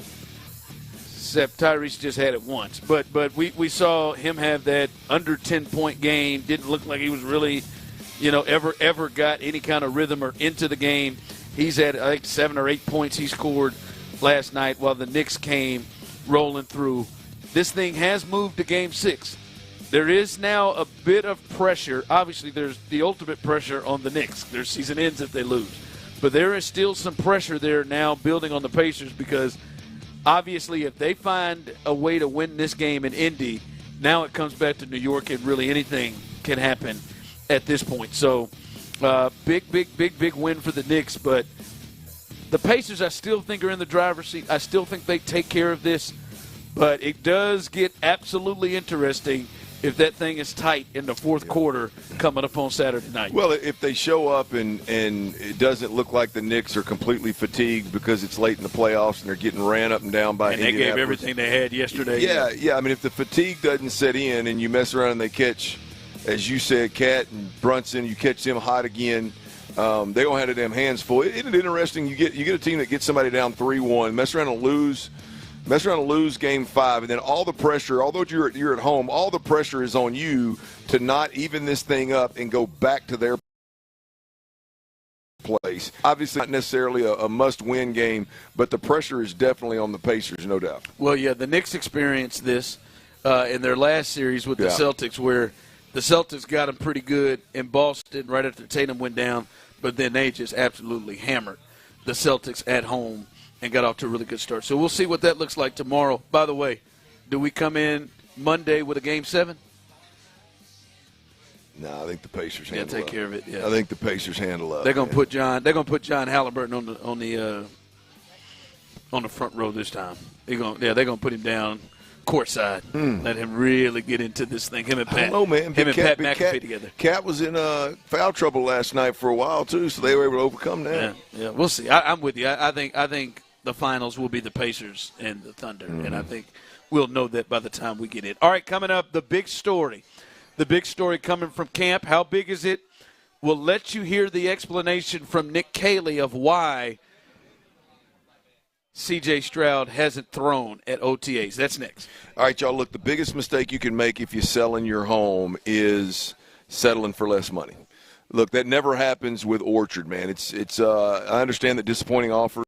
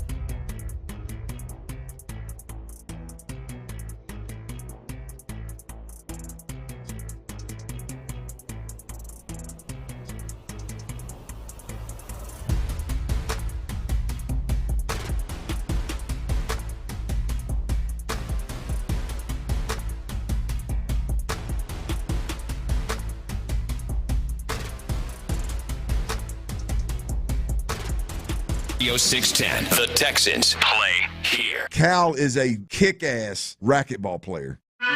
Live from the Crafty Crab on Fondren Road, it's the Sports Radio 610 Crawfish Circuit. Supported by Academy Sports and Outdoors and Bud Light. Here's The Drive with Stoerner and Hughley. All right, welcome back as we are live here at the Crafty Crab as Clint just knocked off another pound of those mud bugs. Feeling good again. My daughter, we've started to have a tradition, especially to that person to come on Fridays because Tyler and Clint are the crawfish guys. We've got a kind of tradition, Clint. Lauren loves her some crawfish, loves them, and I've already gotten a text that Lauren is not going to eat dinner until you come home with crawfish. Hey. So this has become a little tradition. Every Friday I go in and I peel them up for her, and she eats up all the crawfish. Usually I'm in there sucking the head. I'm going to try not to do that. Hey, man, well, they're juicy, so it may be worth it. Yeah, maybe I'm trying to stay away from it. So I ordered me 3 pounds to go for the fam, and it'll be a good time. You should order you some. Very, very good. From what I hear from everybody, they've got different heats you can go after, different spices that they attach to the bad boys. So a lot of options. So come on out here to Crafty Crab and get you some as well. By the way, coming up after this segment, our last winner of a $25 gift card to Academy Sports and Outdoors. We will hook somebody up with that as soon as this segment ends, the last one of the day. You can still enter the grand prize, which is a $500 gift card to Academy Sports and Outdoors and beer for a year, Budweiser, Bud Light, and you can see a very confused Reggie as he is in the building as well. The kind of the story of the day when we got in there, Clint, I know you watched on Wednesday, day one of OTAs, C.J. Stroud not throw. Davis Mills, who was that? Slovic? Yep. Yeah. Kelvin? Is that a Kellen? No, I don't know. He's not Kelvin. Kendall? Keaton Slovic, excuse me, was the other one. I think it's Slovis. Is it Slovis or Slovic? I think it's Slovis. Man. Number 16, who ain't going to be on this team. He was out. I'm sorry, man. He knows it. He threw it well today, actually. Sure, yeah. He's not going to be on the team, but he was out there. He was out there as the second quarterback throwing balls as C.J. Stroud didn't throw on Wednesday. Today, C.J. Stroud was out there again, Clint, and we watched early. He did all the handoffs. He did all the drills. He did everything except throw. He did not throw again. And then ultimately at one point he ended up taking his helmet, his jersey, and was in street clothes the second half of practice. So this is now – they've had 3 OTAs. Now, they was closed to the media, so we don't know what he did yesterday. But 2 of the 3 days and the 2 days the media has been able to see, he has not thrown the football. Nick Kayley was asked about that and addressed it, and this is what he had to say about his quarterback, C.J. Stroud, not throwing yet. Yeah, he's locked in every whatsoever. I know D'Amico's already hit on this. Everybody's got a specific routine relative to their own routine, specific to whatever, through whether it's football, whether it's athletic training, etc. And he's doing a great job, and he's out here and he's working. All right, there is Nick Kayley with it. Is again very much like D'Amico said the other day. Every player they wouldn't even. You could tell it's a talking point. They're not even singling out. They're not even saying CJ. They're saying every player, and they both said it, so you can tell that's the talking point, which I completely understand. But every player has their own timeline, Clint, and no concern. He made that clear. I was there. I looked at his face. He said no concern with C.J. Stroud and any issues health-wise with him. But, Clint, clearly something is up. This is the third OTAs we've seen And at no point have we seen any kind of load management with his arm or whatever. Something's going on that makes them. I'm not saying it's serious, but something's going on that is saying, "Hey, let's wait right now before we get him in throwing." Yeah, look, I think it's silly. I mean, if you want to just talk about your general players, like it's not mandatory. Some guys that are completely healthy just don't show up, right? And guys that are injured, they had the choice, yada, yada, yada. But when it's your quarterback and it's C.J. Stroud and he's going out there and he's fully dressed, he's a part of everything until, and then all of a sudden he stops, takes his pads off, takes his helmet off, and anytime you ask about it, it's oh, no, man, he's been here all year long, all week long, all off season long. He's absolutely killing it. He's working hard. I mean, just answer the question. Just answer the question. If we're talking about, again, just overall, we're not going to go down the list and tell you everybody that's had this surgery or that surgery, everybody that's rehabbing and exactly what they're rehabbing from and all that. I get that. But when it's your quarterback and you roll him out there and he literally is obviously doing everything but throwing, to me it warrants some level of an explanation. Yep. Well, and it's not like I don't care what you do, but it's one of those where you just end up looking silly. I mean, what did Nick Kayley say? Everybody has a routine relative to their routine. I mean, it's just like what are we dancing around for? It's just, I mean, clearly he's either had some kind of soreness pop up from the throwing that he's been doing this year, which, hey, that's a good thing. The kid's out there working, he's grinding, right? Or he's had some kind of procedure done to fix something that's minor. He can get out there and he can move around. He can even hand the football off, but he's not throwing the ball. Again, I don't expect some kind of in-depth explanation, but it would be, I would think you'd come up with something better than, he's got a routine that's relative to his routine that's I don't know if I'm used to the vagueness from them or football me as much as because one, I don't feel like it's serious. Now maybe I may be wrong, and I don't feel like the Astros with them. I don't feel like it's serious, and I knew they were probably going to be like, CJ, don't have to talk to the media right now. We don't have to really. There's no injury report. We don't have to give anything away. Let's not even put. I could see them saying, let's not even put soreness or whatever it really is in the atmosphere. Let's just y'all all know something's up, like something. It ain't just that. Hey man, this ain't the timeline he's got built up. Something's going on, and we'll move forward. Now, if they go through next week and he ain't throwing, or we start going through training camp, then it's just like, all right, okay, what's going on?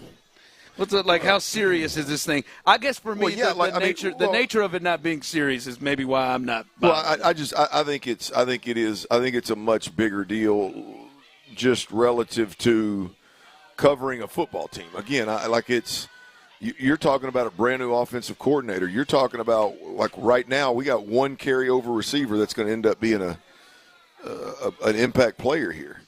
You've got a brand new center. You've got a brand new center, and so it's one of them deals where it's like, how long has CJ not been throwing? How long? We've seen 2 days, but are we? But they would never give us that anyway. No, I'm not saying that they should. What I'm saying is, once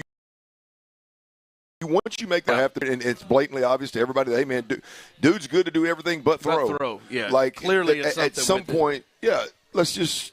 I think it warrants some kind of explanation, and more than what they gave. And look, I'm not saying they have to. I'm not saying they're terrible for not doing it. I'm just saying as a fan and a member of the media, like it would make sense. Like I don't need an update on Tank Dell today. Don't need it. I don't need an update on Dalton Schultz, who's over there doing single leg bounds on the sideline, jumping up on boxes. You don't need one from him? No, I don't need it. No, I don't. Are you concerned at all about CJ with this? No, I'm not concerned at all. Okay. Look, if I had to bet, I would bet, because I said this last year, I thought there was something wrong with his hand. Hand. Like it could be hand. He made a couple of throws last year that were like, that's not a slip. That's something wrong with his grip, something wrong with his hand, his wrist, something. And so I would be willing to bet you that there was some kind of little cleanup procedure done, and he's just not been cleared for full action yet. Yeah. No. So that's all. But again, even if it's not that, just, hey, we're load managing him, or hey, there's a little soreness. He's been throwing his tail off for 2 months now, or whatever. I mean, that's the whole. He's got a routine based on his routine on his. That's just relative to a routine. That's just, it sounds silly. All right, let's try to get some money here. All right, Tyler needs a big night to get us. Oh my God, Tyler needs a big night to get us to a 50 count. You should be here. 20 shots poured out right there. You should be here, but Tyler's going to try to make a little cash here. Best bet's coming up. He'll get you right for that. And yes, C.J. Stroud was the big story of him not throwing again, but the person who you cannot miss on the practice field. We'll have to tell you about that coming up next. All right, y'all. Before we do that, I got to tell you about.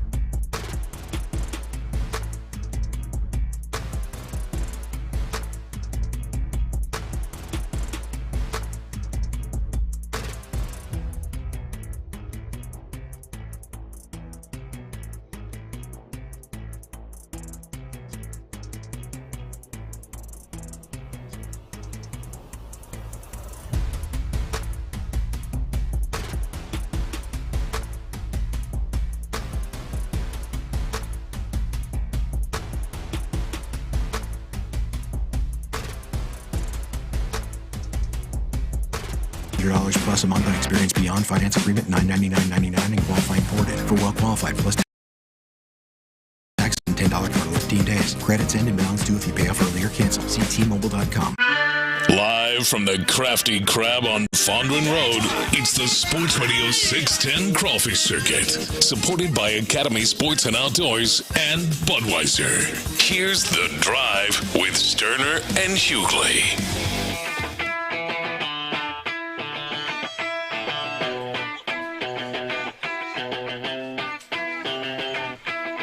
All right, welcome back as we're live at The Drive. Shout out to all of our winners, even you, Cynthia. Shout out to all of our winners as they have taken them home. Our final winner, Sonia, gets the dub, $25 gift card to Academy Sports and Outdoors. I'm telling you, get them $25 to Academy Sports and Outdoors. People want to get there. Yeah. Yeah. People got an idea of what they want to get now, and it always gets a little. Put it in there once now. A little aggressive here, and you can only win once. You can win once. All right, but congratulations to all our winners. We appreciate everybody here. Shout out to the entire staff. Shout out to our guy Love who held us down. The entire staff here at the Crafty Crab did a great job taking care of us throughout the show. Also, our promo staff, shout out to them as well as she takes care of us. Great job. Good to see her. Well, it's been a while since we see T. Good to see her in the building. Also, our engineer, Matt, who has kept us, I said T. God. I said her, and then I said her name. Damn. I mean, here we go. I'm going to try to. Shout out to our engineer, Matt, for holding us on the air and on YouTube and Twitch, as well as Tyler, who is at the station. Tyler, producer. Shout out to Tyler. Yeah, y'all give it up for Tyler. Let's hear you. There you go. Tyler's cheering himself on right there. As and obviously, shout out to Reggie. Pushy. Midday host coming up to always support the drive and trying to correct people and put me on the spot.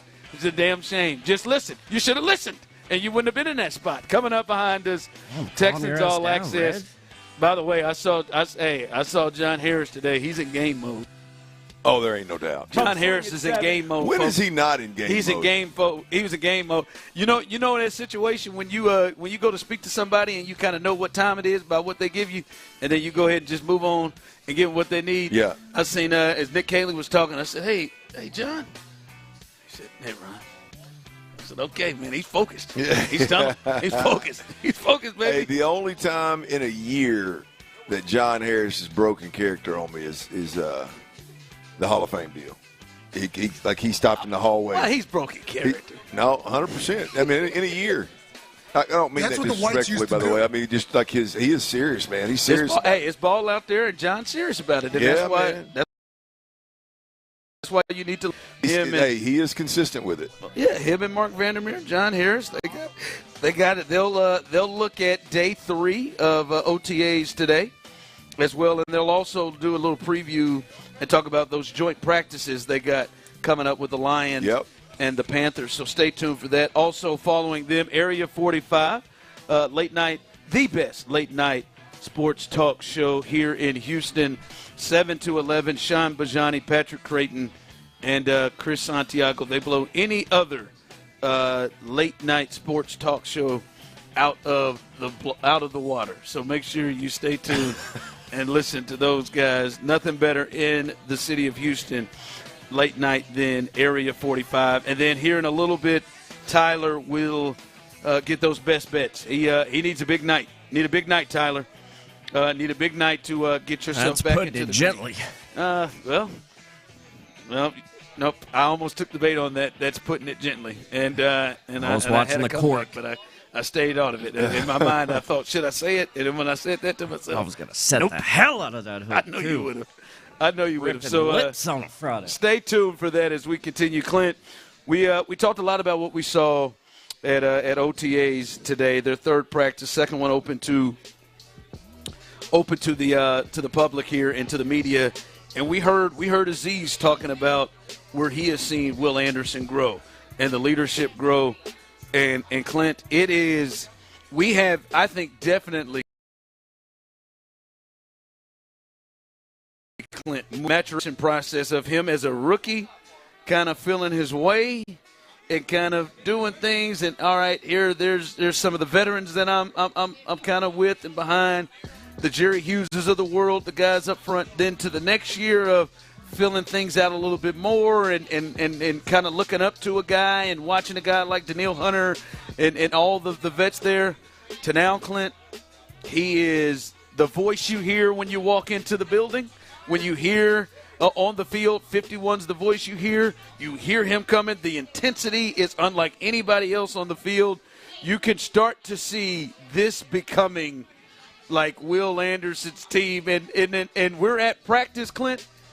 There wasn't nobody else who stuck out more than Will Anderson that you just couldn't even think, you couldn't even mention the practice or mention anything without seeing Will Anderson as he was right there doing his thing all throughout practice. Yeah, look, whether it's the individual periods that they're working, he was right there next to us, so we got to see it firsthand today. But if he's not working with the group, he's on the side with a personal coach, and he's working hand placement, he's working moves, he's working the stuff that we hear him talk about when he talks to the media.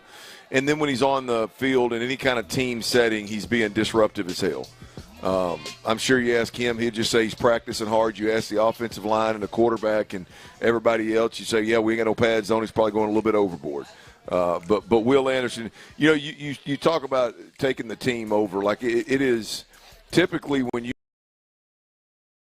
got a quarterback, Anderson, that caliber edge rusher, it's usually the quarterback that you would bet, especially when they both have really good years first right out of the gate.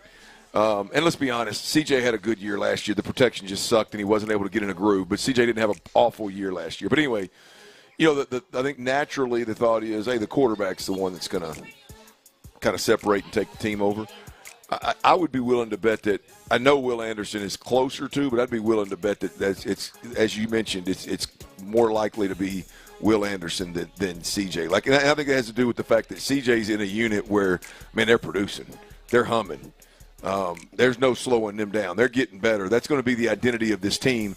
And I think CJ's got to spend a lot of time, especially now, focusing on getting this offense right and figuring out a way they can score some points. Yeah, it is just wild to see the growth factor in him. Just not as just much as a player, but just where he is. It is Absolutely. Like it was wild to be today. That the level that he is in intensity and want to is completely different than anybody else on the field. It feels like his level of want to, like it's like he couldn't wait for this day. Yeah, that's the way he looks like. He looks like you, and you've said this about him. I think it's even more like they're at times they might have to just sit him down from practice or something. They might have to like, hey man, let's load manage him because he is going he gonna run himself. You almost there. Well, it's a double-edged, not a double possible because if you take him and say, man, we're going to take you out of team drills today so that we can get some stuff done offensively, then what he'll do is go over on the sideline with his private coach and work. Right. He'll get a 30-minute session in with a private trainer, right? Yeah, I mean, so you really don't mind. If he'll accept it, you really don't mind doing it because you know he's going to go somewhere and get working. He's not going to stand around and talk and chit-chat and be a distraction. Yeah. So, yeah, man, that's a different animal, man. That is a different animal. I'm looking forward to watching him. The next 2 years for him, you talk about a guy, he's already absolutely tremendous, but you talk about a guy that, I mean, man, there's no telling. The sky's the limit for this cat. All right, Tyler, let's finish this thing off right, man. I already see one I love. Let's finish this thing off right, Tyler. Let's get these best bets. Make some people some money on a Friday going into the weekend. T-Man, what you got tonight? Yeah, we need it in a bad way. We need it. And, well, as I typically say to you guys, scared money don't make no money. So we got 6 more bets tonight on a Friday. 6 of them bad boys. We ain't scared. Yeah, I know. Time to get a 3 of them last night, but I hear you. Go ahead. We're going 6. Why not? I got to watch all 3 of those losses live and in person, too. It sucked. All right, here are your 6 baseball bets on a Friday night. 3 of these are going to be for this Astros-Rays game tonight with Framber on the bump, so stay tuned for that. A's at Blue Jays. First of all, I'm on the under for that game, under 9 runs in that one. Next bet for you is an under, very similar. Red Sox at Braves, under 9.5. You got the hook there. 9.5 as they host the suck-ass Rockies tonight. I got mine at that. I'm not telling you I take that. I would take that if I was betting, but I've got these floors. Yeah, let me know if you want me to make a bet. I don't want in. I can't afford it.